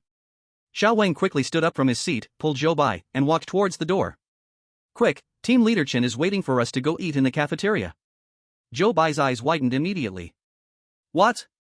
The whole group has to eat together? This is truly unity." Zhou Bai felt that eating with team leader Chen would surely be very stressful. But he had no choice and could only be unwillingly dragged into the line of sales group 4. So, under team leader Chen's lead, nearly 10 people moved together towards the cafeteria. From the office to the elevator, they had to walk through a long corridor. On the way to the cafeteria, Zhou Bai saw several groups of 3 to 5 people coming out from the nearby offices one after another. The leaders of those crowds all wore a number 4 on their shoulders. It seemed other sales groups also needed to eat together. Seeing this, Zhou Bai felt a bit more balanced inside. Zhou Wang appeared to be a very gossiping person. He walked beside Zhou Bai. From time to time, he turned his head to look at other teams, then quietly pointed to a group of 4 people, and whispered to Zhou Bai. "Look quickly, they are from Sales Group 1. Wow, they must have earned a lot of bonuses this time." Zhou Bai looked in the direction Zhou Wang was pointing. He saw 4 people over there, all wearing orange uniforms. The man walking in front had slicked back hair and wore a number 4 on his shoulder. Although everyone was dressed the same, the golden watch on the slick-back man's wrist still made him stand out in the crowd. Zhou Wang's eyes also fell on the slick-back man's golden watch. Ugh, look at their show-off behavior. So annoying. But after saying that, Zhou Wang sighed again. Alas, there's nothing we can do, they have good results, right? Our 10 people's performance combined is still less than half of what those 4 achieved. When Zhou Bai heard Zhou Wang say this, he couldn't help but look at them a few more times. Team leader Chen worked so hard, yet their performance wasn't even half of theirs? There were only 4 of them. How impressive must they be? While Zhou Bai and Zhou Wang were gossiping about them, they also looked over here. Especially the slicked-back man walking in front. He had a smug look on his face. Looking at Sales Group 4, he let out a burst of mocking laughter. Then he swaggered a few steps forward, arms wide open, blocking team leader Chen's way. Zhou Wang immediately leaned close to Zhou Bai again in a gossiping manner. "This is the leader of Group 1. He and our team leader Chen have never gotten along. I heard he's a former subordinate of team leader Chen." The slick-back man waved his left hand with the shiny golden watch in front of team leader Chen. Then he said, "Hello team leader Chen, how's today's performance? I estimate it should still be not great. Fortunately, I applied to change groups initially. Otherwise, I would only be getting that little salary like your team members." As soon as he finished speaking, the followers behind team leader Chen all had strange looks on their faces. Zhou Bai looked at the sales group 4, then glanced back at those groups of 3 to 5 coming out to eat. 4 people, 6 people, 7 people. People in other sales groups were far fewer than those in sales group 4. Zhou Bai looked at team leader Chen suspiciously. Equally hard-working, yet group 4 had the most people but the least performance. This is a bit strange. Team leader Chen looked at the greasy-haired man, but in his eyes, there was actually a hint of sympathy. I've told you many times before, don't. Before team leader Chen finished his words, suddenly, the entire company went dark. There was a power outage. Zhou Bai's heart jumped. At this moment, everything around was very quiet. Not a single employee screamed due to the power outage. Zhou Bai remembered the system's reminder, so he stood there, tensed up. There could be danger in the dark. This was Zhou Bai's guess. But where exactly was the danger? At that moment, a chilly breeze suddenly brushed across Zhou Bai's face in the windowless corridor.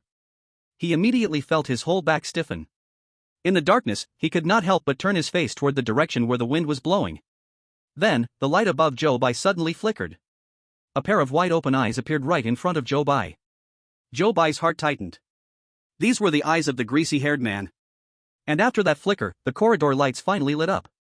Zhou Bai looked back toward the direction where the greasy-haired man had been. But he found that he had already vanished. In the darkness, there could be danger. Zhou Bai silently recited this phrase in his heart again. He felt a chill all over his body. Team leader Chen stood slightly bowed in front of Zhou Bai. While Xiao Wang, on the other hand, seemed completely unaffected by this incident. He still laughed carelessly. The entire corridor's people, including the members of the sales team 1, showed no signs of surprise at all. Even the members of the sales team had smiles on their faces. Team leader Chen let out a soft sigh. Let's go, we'll eat in the canteen. After saying that, he led the sales team 4 and continued toward the canteen. Chapter 87, Different Dining Treats. Zhou Bai stared at the spot where the greasy-haired man had disappeared, his heart unable to calm down for a long time. Xiao Wang, walking in the lineup, called out Zhou Bai's name, and he finally regained his senses. He took a few quick steps to catch up with the group. Then they took the elevator to the second floor. The company's canteen is located on the second floor of the office building. Zhou Bai followed the group into the canteen and found it already packed with people. There were both orange uniformed and white uniformed employees. The only ones missing were those in green uniforms. Inside the canteen, long tables of a uniform style were neatly arranged. Each table was marked with the names of various departments. It seemed that even the dining seats were divided by department. Zhou Bai followed the group to get utensils. Then the people from sales team 4 dispersed, each going to get their food. At the food counter, employees in orange and white uniforms formed a long mixed queue. Zhou Bai entered this new environment, habitually observing his surroundings first. Other areas seemed normal enough. However, above the food counter, the signs indicating the window numbers were surprisingly different colors. Orange and white. The signs were small and did not stand out much. If one was not careful, it would be easy to overlook. Seeing this, Zhou Bai recalled the contents on the rules. Employee work regulations, 4th rule. Employees of different levels will have different work, dining, and accommodation conditions. Please remember your level and do not behave beyond your status. This meant that where one got food was also important. The scene shifted to the broadcast room of the kimchi country. The chosen one, Park Jiren, came to the canteen with his department colleagues. Holding a plate, he saw the long line for food and decided to check out the dishes at each food window first. However, while looking, he kept complaining. Ah, these dishes are so greasy. And the audience in the kimchi country broadcast room shook their heads upon seeing those dishes. Not even kimchi, the food at this company is really terrible. The chef of this company really can't cook. Our Park Jiren is so pitiful, eating such horrible food will definitely affect his performance. In the scene, Park Jiren complained about every dish at the serving counters. Finally, he arrived at the last serving counter. There were only 2 or 3 people in line at this counter. Park Jiren thought what was inside would surely taste bad. But when he walked over and looked, he immediately showed an ecstatic expression. Wow! This window actually has watermelons. He immediately excitedly grabbed a plate and stood in line behind. However, he may have been so thrilled that he overlooked something. That is, the 2 or 3 people in front of him were all wearing white uniforms. When he walked out of the line with a full plate of watermelon, a sharp whistle immediately echoed in the cafeteria. 2 security guards in black uniforms rushed out and immediately pinned Park Jiren to the ground. He didn't get a single bite of watermelon before it ended up on the floor. One security guard held Park Jiren down while the other took out a megaphone to announce to everyone. Here is an employee who violated company rules. According to regulations, he must be captured immediately and given a death sentence. After the announcement, the security guard dragged Park Jiren away. The live room of Pickled Vegetable Country instantly turned dark. The viewers of Pickled Vegetable Country, who were halfway through insulting the food, could no longer send messages.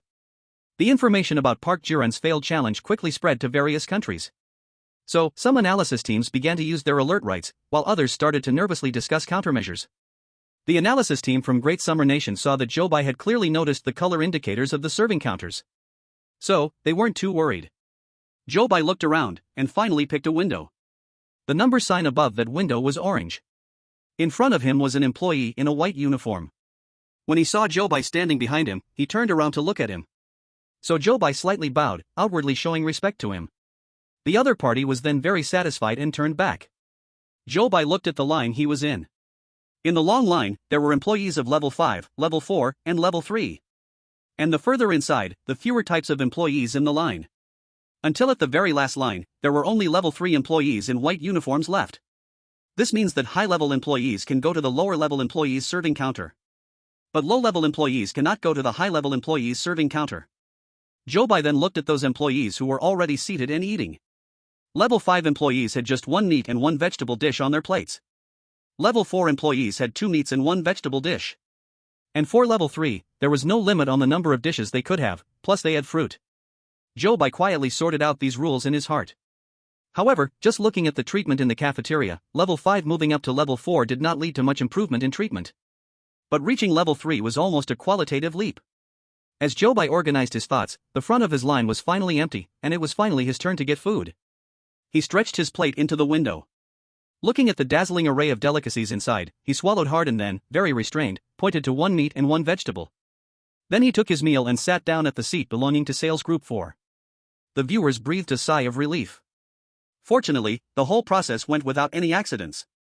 Because just the small meal process had already turned several countries' screens black. As soon as Zhou Bai sat down at his seat, Xiao Wang also brought over his meal. Sitting next to Zhou Bai. Sigh, when can I get promoted? Every day there are only 2 dishes, and I can't get full at all. After Xiao Wang finished speaking, he stuffed the few pieces of meat from his plate into his mouth. Then he glanced enviously at the next table, where the meat piled up like a small mountain on the plate. Sigh, if I could go into that room to eat, how great would that be? As Xiao Wang spoke, he looked towards the direction behind Zhou Bai. Zhou Bai followed his gaze and turned to look. At the innermost part of the cafeteria hall, there was a small door. On the door was a small green sign. Next to that small door, there was a window, and a dish sterilizing cabinet was placed there. An employee in the cafeteria uniform was standing at the window, handing utensils to the people inside. People in the room stretched out their green sleeves, one by one, to receive the utensils. However, Zhou Bai noticed that, in this not-so-cold weather, there were several people inside who had already put on gloves. Chapter 88, Ms. Sun Who Wants to Repurchase. Zhou Bai silently withdrew his gaze. Xiao Wang was still looking at that place, his eyes filled with yearning. In just a few bites, Zhou Bai cleaned his plate of food completely. The portion of this meal was indeed pitifully small for an adult man. In this company, as long as one gets promoted, they can directly obtain material satisfaction. No wonder Xiao Wang was so eager for a promotion. Xiao Wang quickly finished his meal as well. Then, like Zhou Bai, he sat in his seat waiting.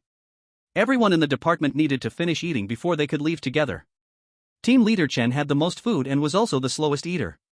So, the whole group quietly waited for him to finish his meal.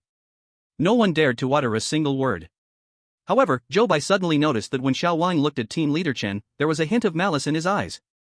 This expression flashed by in an instant. Xiao Wang quickly returned to his original gossipy and enthusiastic demeanor.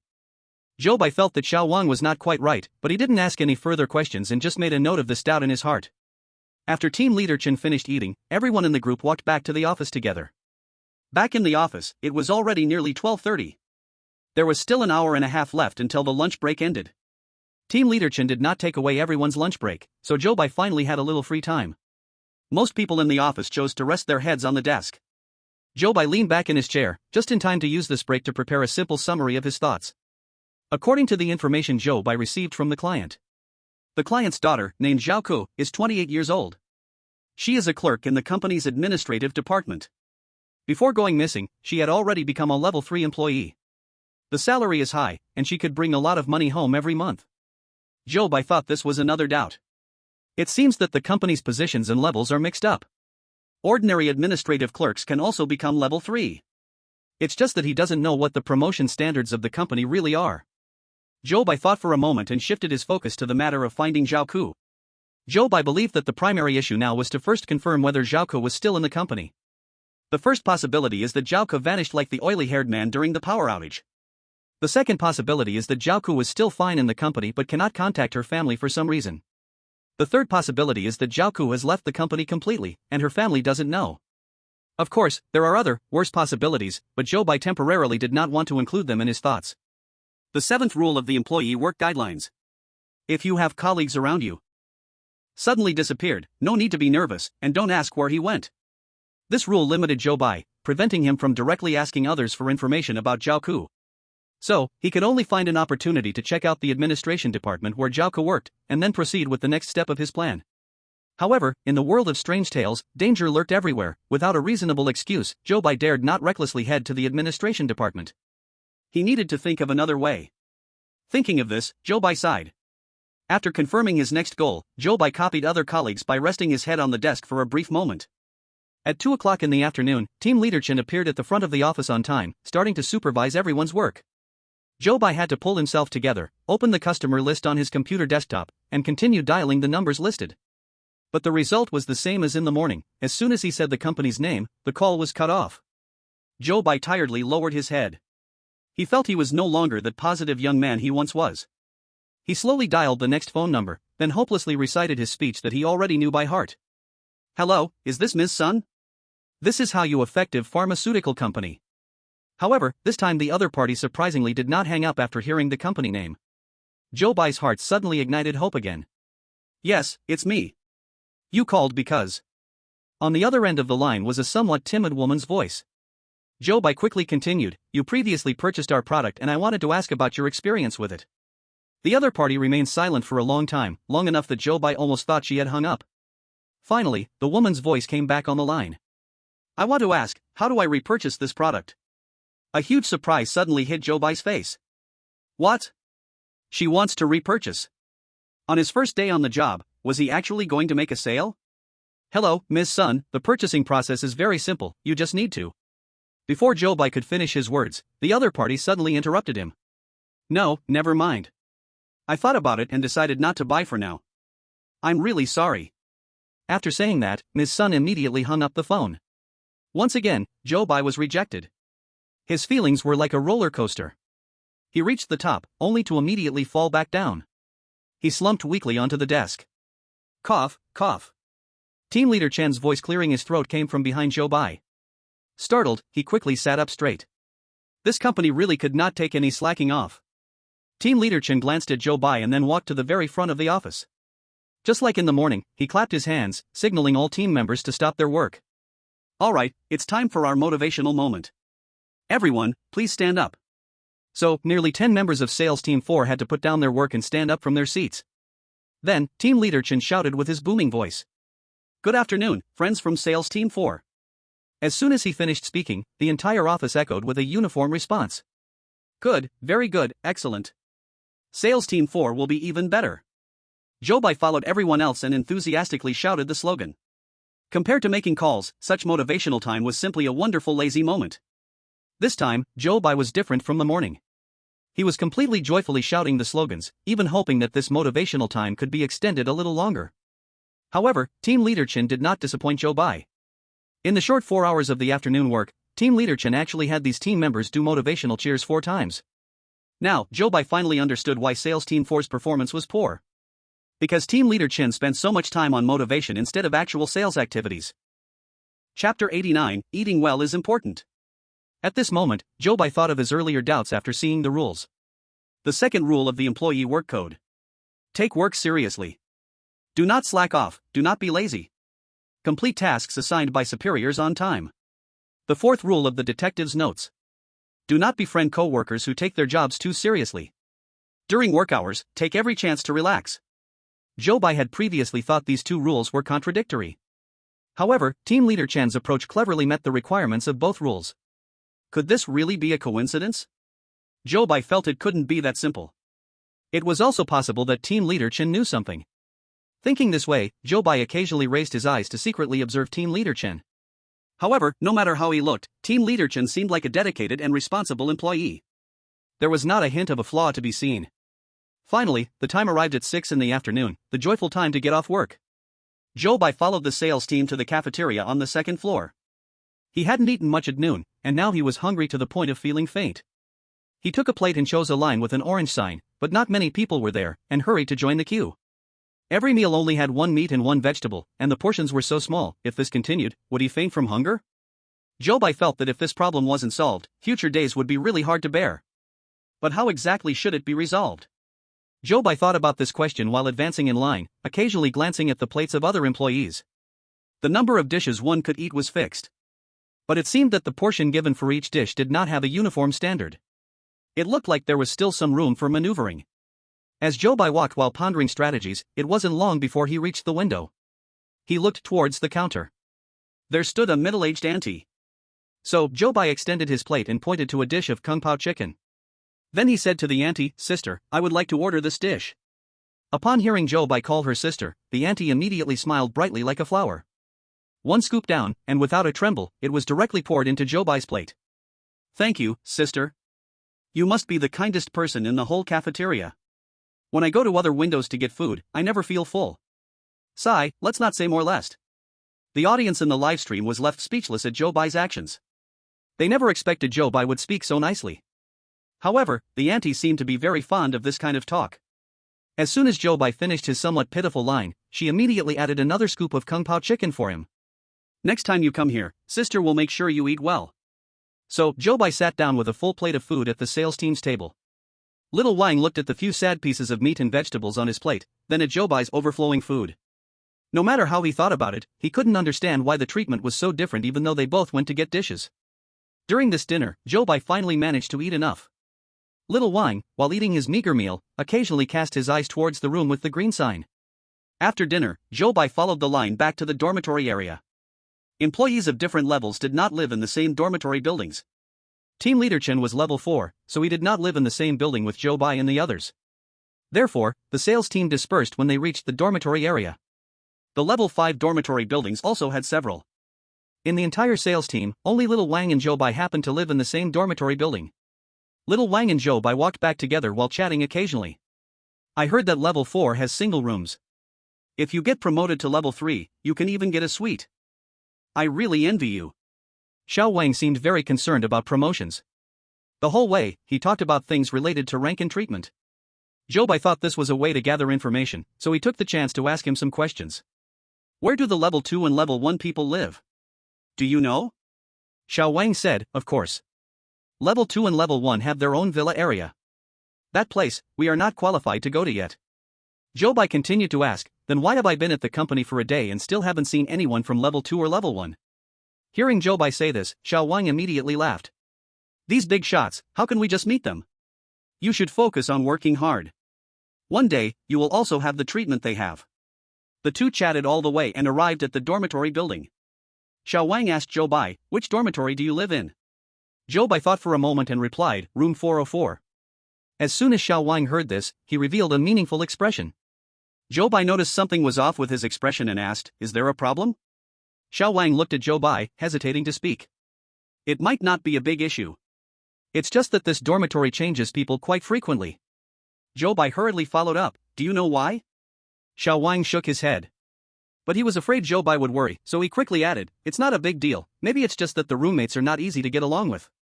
There are many odd people these days. He. Don't worry." However, hearing this made Zhou Bai even more anxious. Especially when he mentioned roommates. Immediately, Zhou Bai recalled his roommate lying still on the bed that morning. He suddenly felt a chill run down his spine.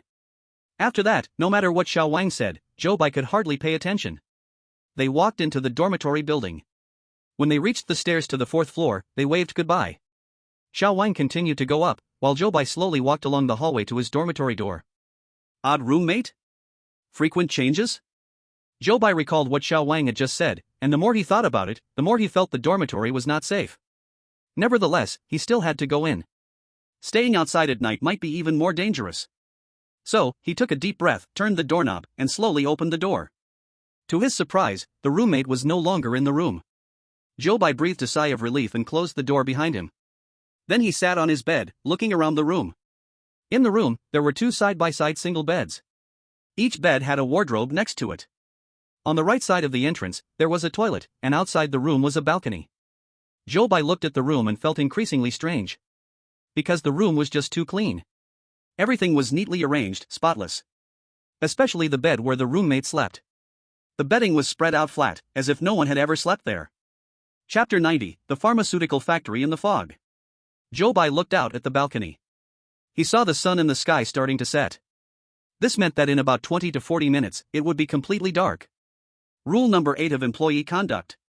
The company's management is strict: do not walk around freely at night. Be careful not to be caught by security in black clothes. This meant that walking around freely during the day should be allowed. Once this thought crossed his mind, Zhou Bai walked to the balcony and looked into the distance. The sunset spilled over the buildings in the distance. But at the very east of the company, there seemed to be an area that looked like a factory.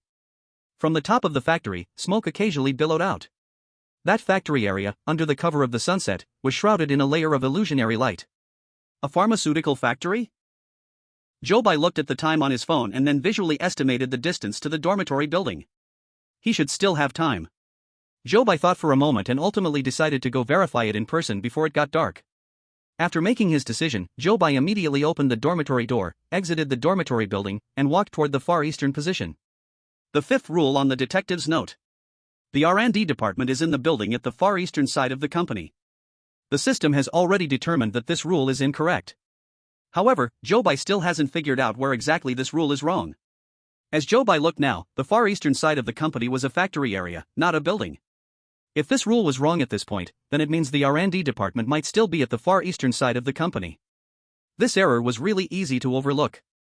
Zhou Bai had to return to the dormitory before it got dark, so he quickened his pace toward the east. Along the way, all the employees in uniforms were heading toward the dormitory area. Only Zhou Bai was moving against the flow of people. He lowered his head and quickened his steps. However, as he walked further east, the number of people on the road gradually decreased.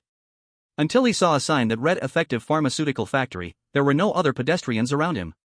The sun in the sky was about to hide behind the distant mountains. The sky was getting darker and darker. Zhou Bai did not continue walking forward but frowned and stopped in front of the sign. Behind the sign, there appeared two winding paths leading off into the distance. The scenery on both sides of the paths looked exactly the same. It seemed as if it had been copied and pasted. As for the end of the paths, a layer of mist had already covered it. Zhou Bai stood in front of the sign, feeling that these two paths were quite strange. He didn't know what the two paths represented. Nor did he know where these two paths led. At that moment, behind Zhou Bai, a security guard dressed in black was running toward him. The viewers in the livestream all felt a sudden tightening in their hearts upon seeing this scene. If he violated the rules, he would be taken away by the security guard. Previously, a chosen one from the Pickled Vegetable Nation was taken away by the security guards for breaking the rules. Now the security guard had appeared again. Could he be here to take Zhou Bai away? The viewers all became tense. Zhou Bai was lost in his thoughts until he turned around when the footsteps behind him got closer. At this moment, the sunset above Zhou Bai's head still retained a little bit of light. The sky had not completely darkened yet. Therefore, when he saw the security guard appear, he seemed quite calm. The guard ran in front of Zhou Bai, waved his stick, and shouted loudly. "What are you doing standing here? This place does not allow low-level people like you to pass." Zhou Bai noticed the important information in the guard's words. If low-level people can't go in, then does that mean high-level people can? Zhou Bai pretended to be nervous and repeatedly waved his hands at the guard. "And no, I'm not trying to go inside. Today is my first day at work, and I just wanted to walk back to the dormitory. But I don't know why I ended up here. This company is really too big, I might be lost." After hearing what Zhou Bai said, the guard didn't trouble him too much. Instead, he pointed in the direction of the dormitory area. "The dormitory is that way. Just keep walking down this path back. Hurry back. You're not allowed out at night." Zhou Bai thanked the guard. Then, he walked back in the direction he had pointed.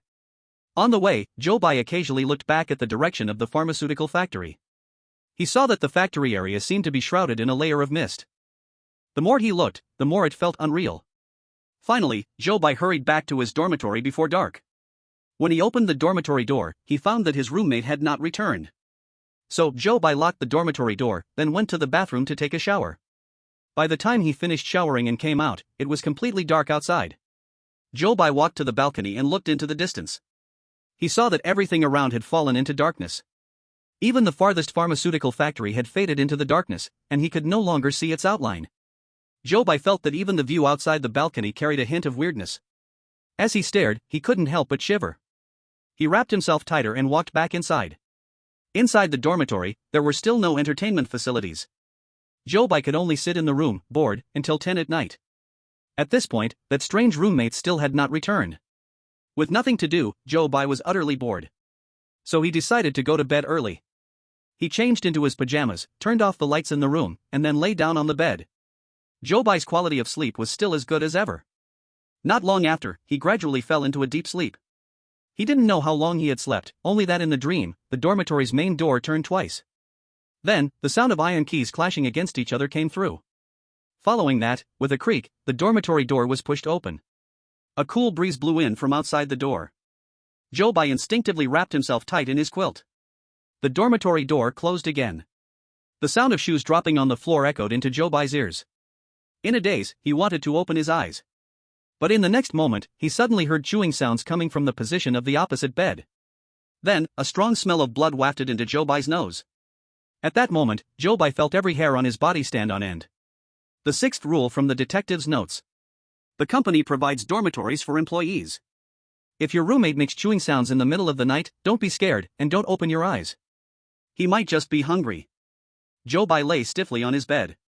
Curiosity made him want to open his eyes. But reason kept telling him, never open your eyes. Chapter 91, My Roommate is a Bit Strange.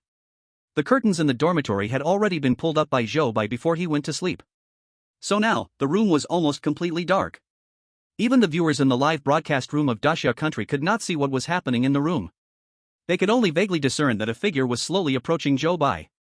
Zhou Bai kept his eyes tightly shut, trying hard to pretend he was still asleep. He could hear that the chewing sounds were gradually stopping. But the smell of blood in the air was becoming stronger and stronger. A vague gaze lingered on Zhou Bai's face. This made Zhou Bai's back start to break out in a cold sweat. His fists silently clenched tight under the quilt. If the other party made their next move, he might lose control and throw a punch. Fortunately, the other person quietly stared at Zhou Bai for a long time. Then they opened the door again. The smell of blood finally weakened as that person left. Zhou Bai lay quietly on the bed. His ears straining to identify the sounds around him, until he confirmed that there was really no one in the room, then he opened his eyes. What came into Zhou Bai's view was still a sea of darkness. Only a hint of dim light was left, allowing him to barely confirm that there was indeed no one else in the room. Zhou Bai's tense nerves finally relaxed a bit. But he still didn't get up, nor did he change anything in the room. He just lay on the bed, planning to wait for the sun to slowly rise. However, once his tense nerves relaxed, his body became more susceptible to fatigue. Zhou Bai's eyes kept fighting against each other. In the end, he couldn't hold on anymore and fell back into a dream. Perhaps he was just too tired, so in this sleep, he sank deeply. He slept all the way until 7 in the morning. Suddenly, Zhou Bai was awakened by a scream. He jerked his eyes wide open. Then he saw a magnified face, almost right in front of him. Zhou Bai's heart almost skipped a beat from the scare. Then the face turned up the corners of its mouth, revealing bloodstains on the teeth. Zhou Bai's mind received another strong shock. The screams from the next dormitory had not stopped. Outside the dormitory, messy footsteps were rushing toward the next dormitory. Zhou Bai steadied himself and finally saw the person's appearance clearly. The person appeared to be about 30 years old. His hair was neatly combed to one side. Even the orange uniform he wore showed hardly a wrinkle. However, beneath this meticulous image, the bloodstains on his teeth seemed a bit out of place. Seeing Zhou Bai's terrified expression, he satisfiedly put away his smile. Zhou Bai was stunned for a moment, and after a long silence, he sat up from bed. The person was still standing by Zhou Bai's bed. So the two looked at each other, and the atmosphere felt a bit awkward for a moment. Zhou Bai guessed that the person before him must be his strange roommate. After looking at Zhou Bai for a while, the other person couldn't stand the awkwardness anymore and turned to brush his teeth in the bathroom. Zhou Bai came to his senses and found he was completely awake now. He stood up from bed. He opened the door to see what was happening next door. He saw that outside the dormitory, it was already surrounded tightly around the next dormitory. Zhou Bai peeked out and could only see a few fallen feathers at the door. A few people standing next to Zhou Bai formed a circle, discussing excitedly. Who is it? So twisted. They actually threw a dead rooster at someone else's door. Did you see? That rooster still has bite marks on its neck. That twisted person must be right next to us, right? That's really terrifying. Zhou Bai stood beside them, listening to their discussion and couldn't help but twitch his mouth. Combine this with last night's experience, if he guessed correctly, the twisted person they were talking about might be his roommate. Thinking of this, Zhou Bai broke out in a cold sweat on his forehead. What does he want by leaving a dead chicken at someone's door? Could it be that he truly is just a pure twisted individual? Zhou Bai didn't know what his roommate was thinking. But the fear in those people's voices was easy for Zhou Bai to feel. With a head full of confusion, he returned to the dormitory. Inside the dormitory, Zhou Bai's strange roommate had finished brushing his teeth and just walked out of the bathroom. His teeth were free of bloodstains and looked much more presentable than before. Zhou Bai thought for a moment and decided to take the initiative to greet him. Hello, my name is Zhou Bai, I'm your new roommate. After Zhou Bai finished speaking, he smiled at him and extended his hand. The other person's face remained expressionless. But facing Zhou Bai's polite greeting, he still unconsciously extended his hand. His facial expression suddenly started to show some strain. He could only respond reluctantly. Hello. Li He. Zhou Bai and he shook hands briefly, and they formally got to know each other. Then he walked into the bathroom to wash his face and brush his teeth. In the bathroom, Li He's toiletries were arranged in order from lighter to darker colors, just like how he had since he was little. Even the things Zhou Bai placed on the sink were neatly organized by him. Zhou Bai glanced at it and quickly brushed his teeth and rinsed his mouth. After brushing, he casually tossed the toothbrush back into the cup. He originally wanted to just walk out of the bathroom, but after thinking for a moment, he walked back. Then with one sweep, he made a mess of his belongings. After finishing this, he walked out of the bathroom satisfied. In the room, the curtains had already been drawn open. Warm sunlight streamed into the room. Li He ignored Zhou Bai and busied himself arranging his bed. He bent over, focusing intently on tucking every corner of the bedspread under the mattress. Every line had to be pressed perfectly flat. The most excessive thing was that Zhou Bai even saw him take out an electric iron to press down the uneven parts of the sheet. Zhou Bai silently watched his actions. Then he got up and walked to his wardrobe. He took out his orange uniform and went to the bathroom to change out of his pajamas. When he came out of the bathroom, Li He's bed was already arranged so neatly, it looked like no one had ever slept there. Zhou Bai casually walked out in his wrinkled uniform. He picked up the socks he had just taken out. He put the black one on his left foot, then the white one on his right foot. Li He watched Zhou Bai's entire operation, and the expression on his face instantly became quite interesting. Then Zhou Bai casually tugged at the blanket a couple of times, and called it making his bed. Leaving behind a distressed Li He opened the dormitory door and walked out. Chapter 92, Various Speculations in the Dormitory Building. Zhou Bai closed the dormitory door and stood outside, cursing that odd roommate in his heart hundreds of times. Have you ever seen an obsessive-compulsive person who could tolerate blood on their teeth? And it stayed like that from the dead of night to the morning? Who are they trying to fool? That guy clearly wanted to scare Zhou Bai on purpose. Didn't he see how anxious he was to brush his teeth right after scaring Zhou Bai? TSK. Full of flaws. Zhou Bai felt that his roommate was really not very clever. But as he thought about it further, he felt even more that Chen He's behavior was truly strange. Zhou Bai couldn't help but furrow his brows. Assuming Chen He wasn't purely a pervert, then why did he deliberately act in a frightening way? What could his purpose be? Zhou Bai felt he still had limited information and couldn't piece together a suitable answer for now. He looked towards the door of the next dormitory. He saw that the dead chicken had already been cleaned up. But the bloody smell lingering in the hallway still faintly wafted into Zhou Bai's nose. Zhou Bai walked down the dormitory hallway. On both sides of the hallway, there were many groups of 3 or 5 people gathered together. Zhou Bai casually found a group and moved closer. He then heard them discussing the dead chicken from just now. Who do you think likes to eat live chickens? How could someone be so twisted? It's also possible that he just likes to drink blood. Don't scare me. Does that mean he can't drink human blood and only drinks chicken blood? Wow, could this be the legendary vampire? Zhou Bai helplessly shook his head and continued to listen in circles. He found that there were all sorts of speculations, even getting more and more absurd. After just a short while, their conversation had already included vampires, vengeful spirits, chainsaw killers, zombies, werewolves. Zhou Bai felt that if he kept listening, he might hear every folk legend there was. Seeing that there was no useful information, he stopped listening and walked out of the dormitory building, heading towards the cafeteria. The pharmaceutical company started work uniformly at 9 in the morning. Zhou Bai woke up early today and arrived at the cafeteria at 8:15. There weren't many people coming to eat yet, so there weren't many people in line. Zhou Bai still found the line he was in yesterday. He extended his plate and said to the lady at the window, "Sister, please give me an egg." The aunt did not say a word and directly grabbed 3, placing them into Zhou Bai's plate. Zhou Bai took the plate filled with food by the aunt and sat down at the table belonging to sales team 4. The other team members had not yet come to eat. Zhou Bai sat quietly at the seat, eating his breakfast. After finishing all the food on the plate and letting out a big burp, he walked out of the cafeteria. There was still more than half an hour before work time. Zhou Bai felt that this time should not be wasted, so he decided to stroll around near the pharmacy factory at the far east. Thinking this, he immediately began to act. He took the elevator down to the first floor. Because today he was going from the office building, he needed to take a different route than yesterday. On this path, there were 1 or 2 people in white uniforms walking in the same direction. Zhou Bai thought, if they were going to the pharmacy factory, then this was a good opportunity. Following behind them, while there was still a chance he might not be able to enter the factory, at least he could know which little path they entered from behind the sign. So, Zhou Bai followed closely behind, keeping a distance that was neither too far nor too close. Just when they arrived at a turning point, Zhou Bai saw a security guard in black standing at the corner. Zhou Bai's heart suddenly sank. Oh, the plan is ruined. As expected, the next events unfolded just as he had anticipated. When Zhou Bai reached the corner, the security guard stretched out his hand to block him. "This is not a place for you. Go back." Zhou Bai had no choice but to turn around in disappointment and head back. He glanced at the time on his phone. 8:45. Walking back to the office building, he would just make it before 9. So he retraced his steps back to the office building. With just 1 minute to go, he stepped into the sales team 4 office.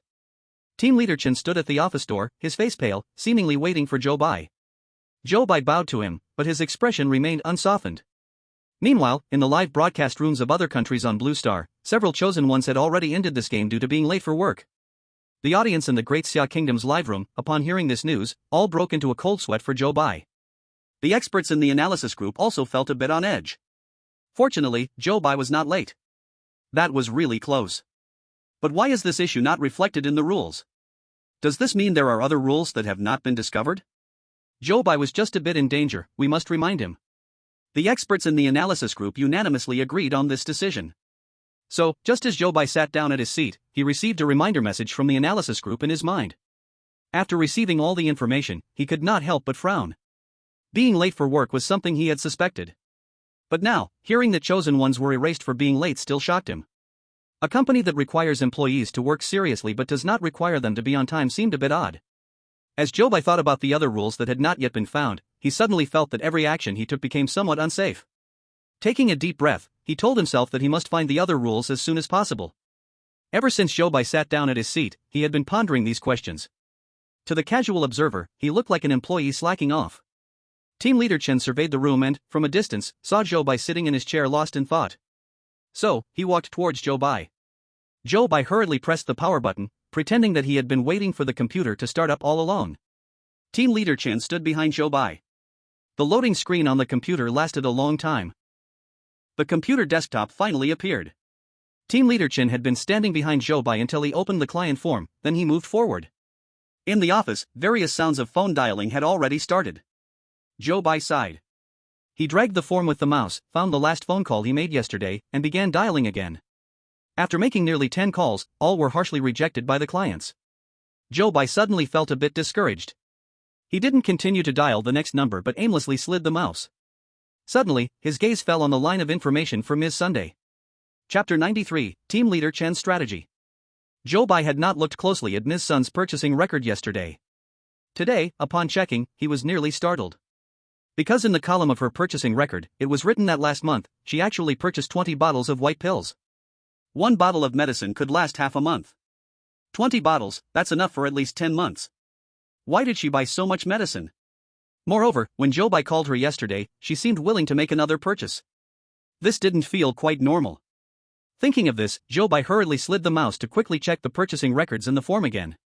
He then discovered that everyone else only purchased 1 or 2 bottles of pills. Indeed, only Ms. Sun was the exception. Zhou Bai pulled the form back to its original position. Then his gaze stopped at Ms. Sun's phone number. He hesitated for a long time. In the end, he dialed the number again. Hello, is this Ms. Sun? This is Good Effective Pharmaceutical Company. Upon hearing Zhou Bai's voice, the other party paused for a while and then said softly. Yes. Hello. I remember you called me yesterday. Zhou Bai continued, yes, I did contact you yesterday. I'm calling today mainly to do a customer follow-up. We want to know how your usage has been. Zhou Bai did not intend to market her for a repurchase with this call. He just wanted to approach it from the side, hoping to learn more details. But unexpectedly, the other party did not play by the rules at all. I still want to ask. How do I repurchase your pills? Zhou Bai could only say, you can directly place an order over the phone. We deliver to your door, and payment is upon delivery. After Zhou Bai finished speaking, the other party was silent again. Then he heard her whisper, then I will order another 20 bottles. Zhou Bai was suddenly a bit stunned. She placed an order? What a big order! But, would placing such a big order violate the rules? If he didn't let her buy, would that also violate the rules?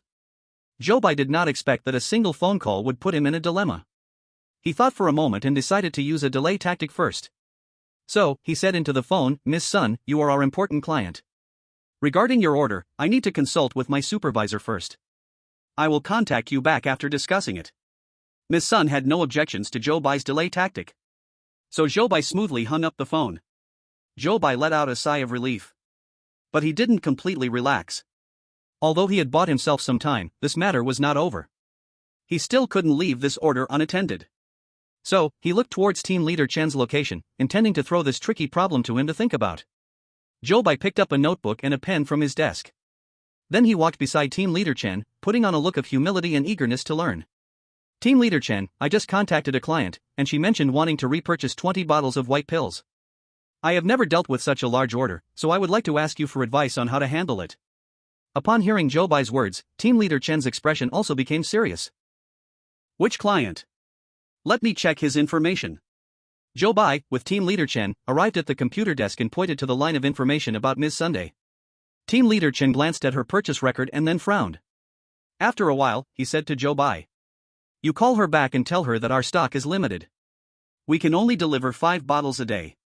You personally go deliver the goods. Deliver once every other day. After hearing Team Leader Chen's words, Zhou Bai couldn't help but applaud him wildly in his heart. When it comes to being clever, the old ones are indeed better. When it comes to finding loopholes in the rules, Team Leader Chen is the expert.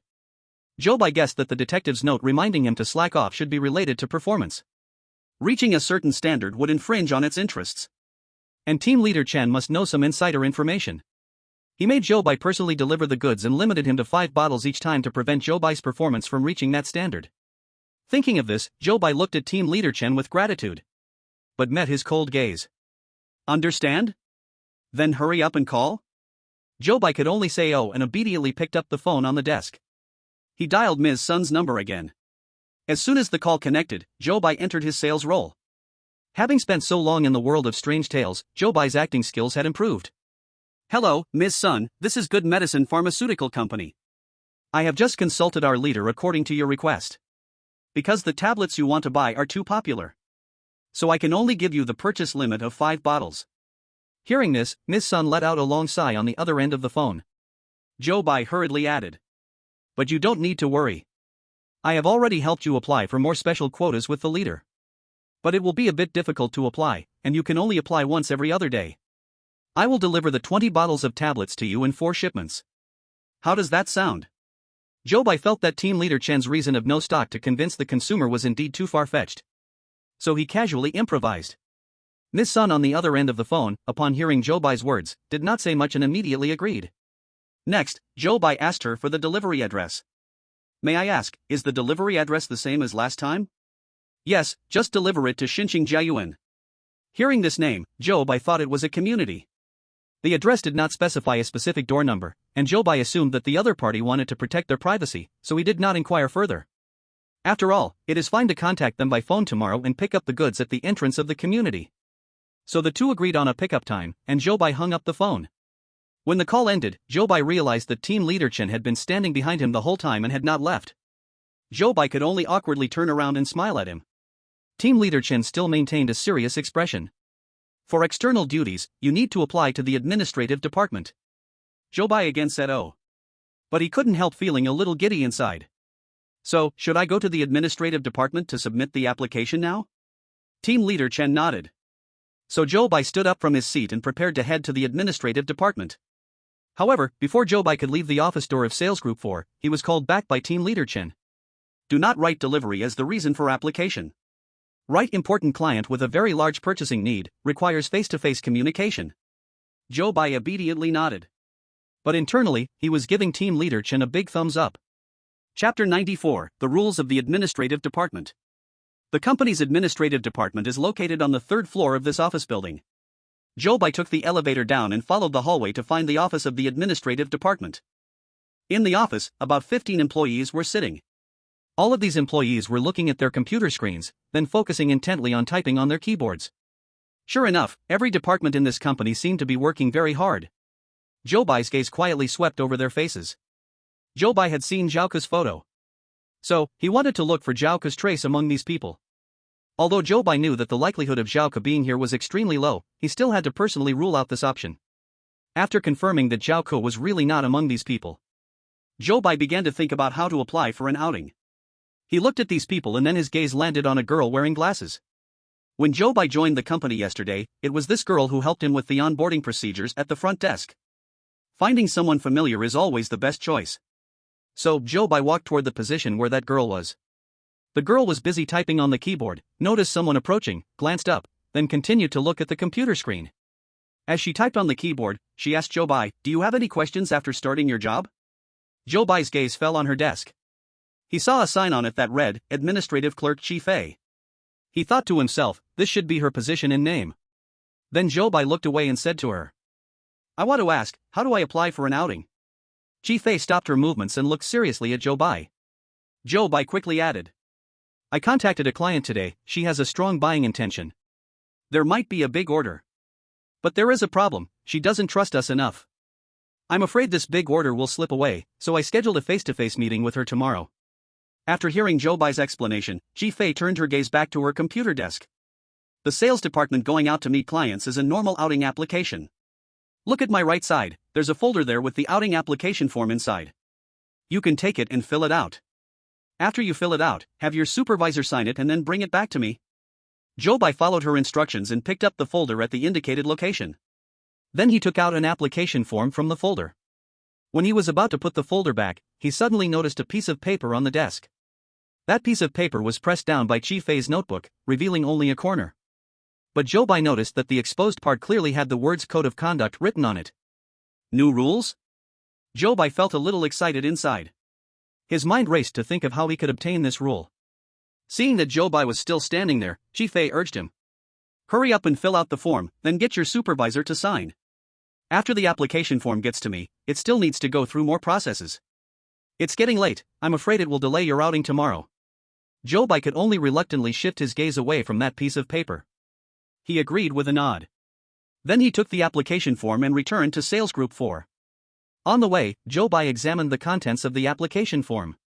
He saw that in the approval section, it listed upper-level leaders, departmental leaders, and the administrative director. The process was indeed complicated. Holding the application form, Zhou Bai returned to the office.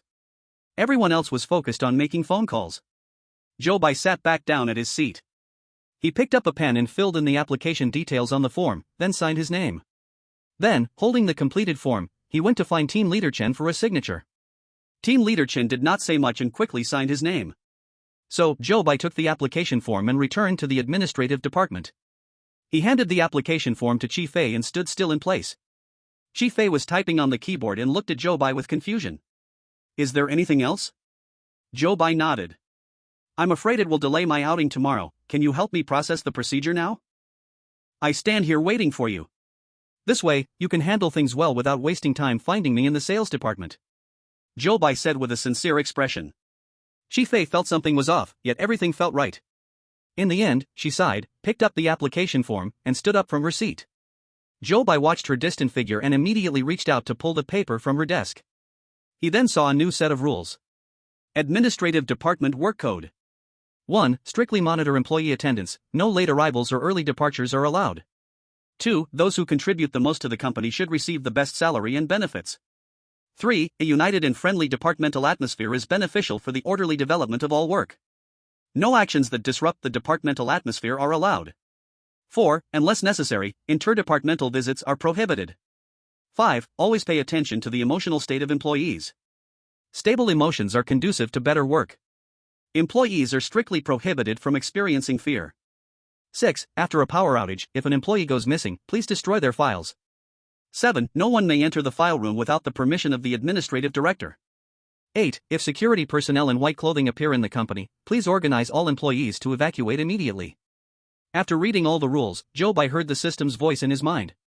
Detecting that the host has obtained new rules, marking one wrong option for the host. The 5th rule of the administrative department work code is incorrect. Zhou Bai's gaze fell on this wrong rule. Strictly prohibiting employees from experiencing fear? This rule is wrong. This means that fear is allowed. Fortunately, this rule is incorrect because Zhou Bai had already felt fear several times since entering this scenario. However, this reminded Zhou Bai. In the world of creepy tales, he still needs to keep his emotions more stable. Zhou Bai summarized this wrong rule like this. Yet he felt that there were still some things about this rule that he hadn't figured out. With these questions in mind, he looked at the other rules. The earlier rules had already been reflected more or less in his work over the past 2 days. Though Zhou Bai didn't know these rules in advance, he was still lucky not to have done anything that violated them. However, the most important information in these rules should still be the last 3. File room? If Zhou Bai wants to find Zhaoku's whereabouts, this file room should be the key. Normally, the file room storing employee information should be near the administrative department office. However, Zhou Bai just walked from the elevator and didn't see the file room. So where could this file room be? Chapter 95, Pollution is right around us. Zhou Bai looked towards the administrative department office. Inside, apart from the employees' desks, there was only a cabinet for office supplies. As Zhou Bai had just walked down the corridor, he saw that further down was only the administrative director's office. The file room requires permission from the administrative director to be opened. It seems he needs to think of a way regarding the administrative director. Zhou Bai was pondering the content of the rules when, from the corner of his eye, he saw Chi Fei approaching. So, he quickly placed the rules back in their original position. Chi Fei came up to Zhou Bai, pushed her thick glasses, and then handed him a card. This is a pass. Outside of holidays, a pass is required to leave the company. After Zhou Bai took the pass, Chi Fei sat back at her desk and began typing on her keyboard. She didn't notice anything unusual on her desk. So, Zhou Bai took the pass and successfully returned to the sales group for office. Team leader Chen was still diligently supervising the work of the group members, occasionally bending down, next to a team member's seat, to answer their questions. From 9 in the morning to noon, during 3 hours of work, team leader Chen led the team members and shouted slogans twice. At noon, Zhou Bai followed the sales team to the cafeteria for lunch. The ant at the food window still filled Zhou Bai's tray to the brim. Xiao Wang sat opposite Zhou Bai and was baffled by the amount of food on Zhou Bai's tray. So, he wanted to ask Zhou Bai for some tips. Why does the cafeteria ant give you so much food? Zhou Bai honestly replied, maybe it's because I have a sweet mouth. Upon hearing this, Xiao Wang pondered and then nodded at Zhou Bai. I understand. But Zhou Bai felt puzzled. Are you sure you really understand? Xiao Wang thought he had grasped the secret, so he stopped asking questions. He happily finished his meal. After lunch, everyone returned to the office to rest. Zhou Bai leaned back in his chair, recalling the 3 rules he had learned, thinking about the next steps. Team leader Chen took his lunch break in the office designated for team leaders. So Zhou Bai did not see him.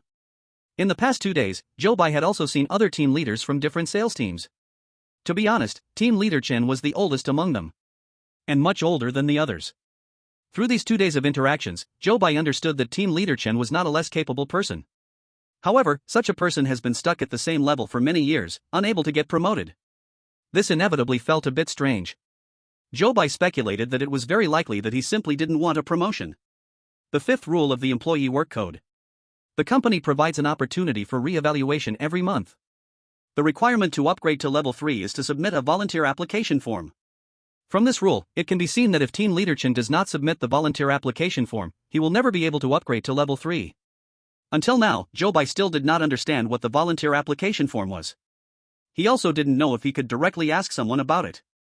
Zhou Bai thought for a moment and decided to subtly ask Xiao Wang about it when they returned to the dorm alone in the afternoon.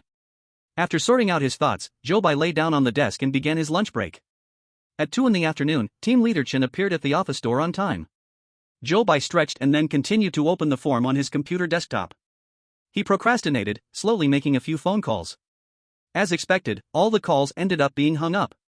Around 3 in the afternoon, team leader Chen began organizing everyone to shout slogans together again. Zhou Bai cooperated enthusiastically, raising his hand and shouting, "Go! Go! Go!" Then, amidst their shouting, the lights around went dim again. Everyone suddenly fell silent. The surroundings plunged into darkness. Zhou Bai quickly pulled back his raised hands. Inadvertently, he bumped into the table. With a bang. The pain almost brought tears to his eyes. But then, he immediately felt a chill rising up from his feet. This was his genuine fear. Because it was only at this moment that Zhou Bai realized something was off. Why did it go black when the power went out? It's clearly daytime. There are many windows in the office. And the last time that oily-haired guy disappeared, it was also during the day. At that time, Zhou Bai also didn't notice anything strange. Only just now, after hitting his hand, did the pain bring him to his senses. Pollution. He had unknowingly been contaminated. Perhaps people in this pharmaceutical company had not realized they were contaminated. Fortunately, it was only mild contamination. Zhou Bai clenched his hands tightly. He dug his nails into his palms to remind himself to stay awake at all times. Then, the light in front of him flickered for a moment and then brightened again. Zhou Bai looked out the window. The sunlight outside was shining into the room. Team leader Chen stood at the front of the office, his gaze sweeping over the faces of each team member. Once he confirmed that no team member was missing, he secretly sighed in relief. Then, as if nothing had happened, he continued to lead the team in shouting slogans. From 2 to 6 in the afternoon, a total of 4 hours of work, team leader Chen led the team and shouted slogans 3 times. Because of that discovery, Zhou Bai was somewhat distracted during the afternoon's work. He constantly reminded himself that danger was right beside him. As long as he let his guard down even for a moment, he would completely fall into it. When dinner time came, he followed the group to the cafeteria. The lady at the food window saw Zhou Bai looking down, so she specially gave him 2 extra scoops of meat. "Little handsome guy, feeling down? Eat more meat, and you'll feel better." Zhou Bai smiled at her gratefully and thanked her, then took his tray back to his seat. Xiao Wang went to get food but took a long time to return. Zhou Bai had just finished half of his meal when he saw him appear with a black eye. "What happened to you?" Xiao Wang sat down dejectedly opposite Zhou Bai. "I think you were wrong, being sweet-tongued is useless." Zhou Bai asked in confusion. "What did you say to that lady?" Xiao Wang huffed. "I just complimented her on being pretty." Zhou Bai became more confused. "Is that enough to get you beaten?" Xiao Wang angrily shoved a spoonful of rice into his mouth and mumbled as he chewed. "How was I supposed to know that security guard next to her was her husband? Can our company still have office romances?" Zhou Bai knew he shouldn't, but he couldn't help but laugh loudly. Chapter 96, handed a knife to the company. After Zhou Bai finished laughing, the gloom that had shrouded his heart finally dissipated a bit. Since pollution was already around him, he could only think of ways to resist it. As for what the pollution was and where it was, he could only rely on himself to find the answer. Thinking of this, Zhou Bai scooped a large spoonful of rice into his mouth. He chewed hard and encouraged himself again in his heart. After finishing his meal, Zhou Bai followed the group back to the dormitory area. Then, the people from Sales Group 4 dispersed, each returning to their own dormitory building. Thus, only Zhou Bai and Xiao Wang were left walking together on the road. Zhou Bai casually opened a topic he wanted to know about. "In a few days, we're going to be re-evaluated. As a newcomer, I don't have a chance. You should be able to strive for it." Zhou Bai noticed that Xiao Wang used to care a lot about his rank. He thought he would be keen to discuss this issue. Unexpectedly, after hearing Zhou Bai's words, he turned cold. "If I stay in Sales Group 4, I'm afraid I will never have a chance to get promoted." Zhou Bai comforted him. "How could that be? Even though our group's performance isn't good, promotions aren't entirely based on performance." After hearing this, Xiao Wang's face turned even darker. "Ha! That's right. But someone has to be willing to help me submit the application form." Zhou Bai saw that the conversation finally arrived at the topic he wanted to know most and quickly asked further. "Why wouldn't anyone help you submit the application form?" Xiao Wang scoffed. "Maybe they're just afraid. If I submit the application form, I might jump directly to level 3. What exactly is in the application form? Why can submitting it allow you to jump levels?" Zhou Bai finally asked the question he wanted to know most. Xiao Wang turned his head to look at Zhou Bai, making him feel a bit uneasy. "Do you want to apply to be a volunteer too?" Zhou Bai quickly shook his head. "I've only been here for a few days, I can't afford to think so far." Only then did Xiao Wang turn back. Actually, becoming a volunteer.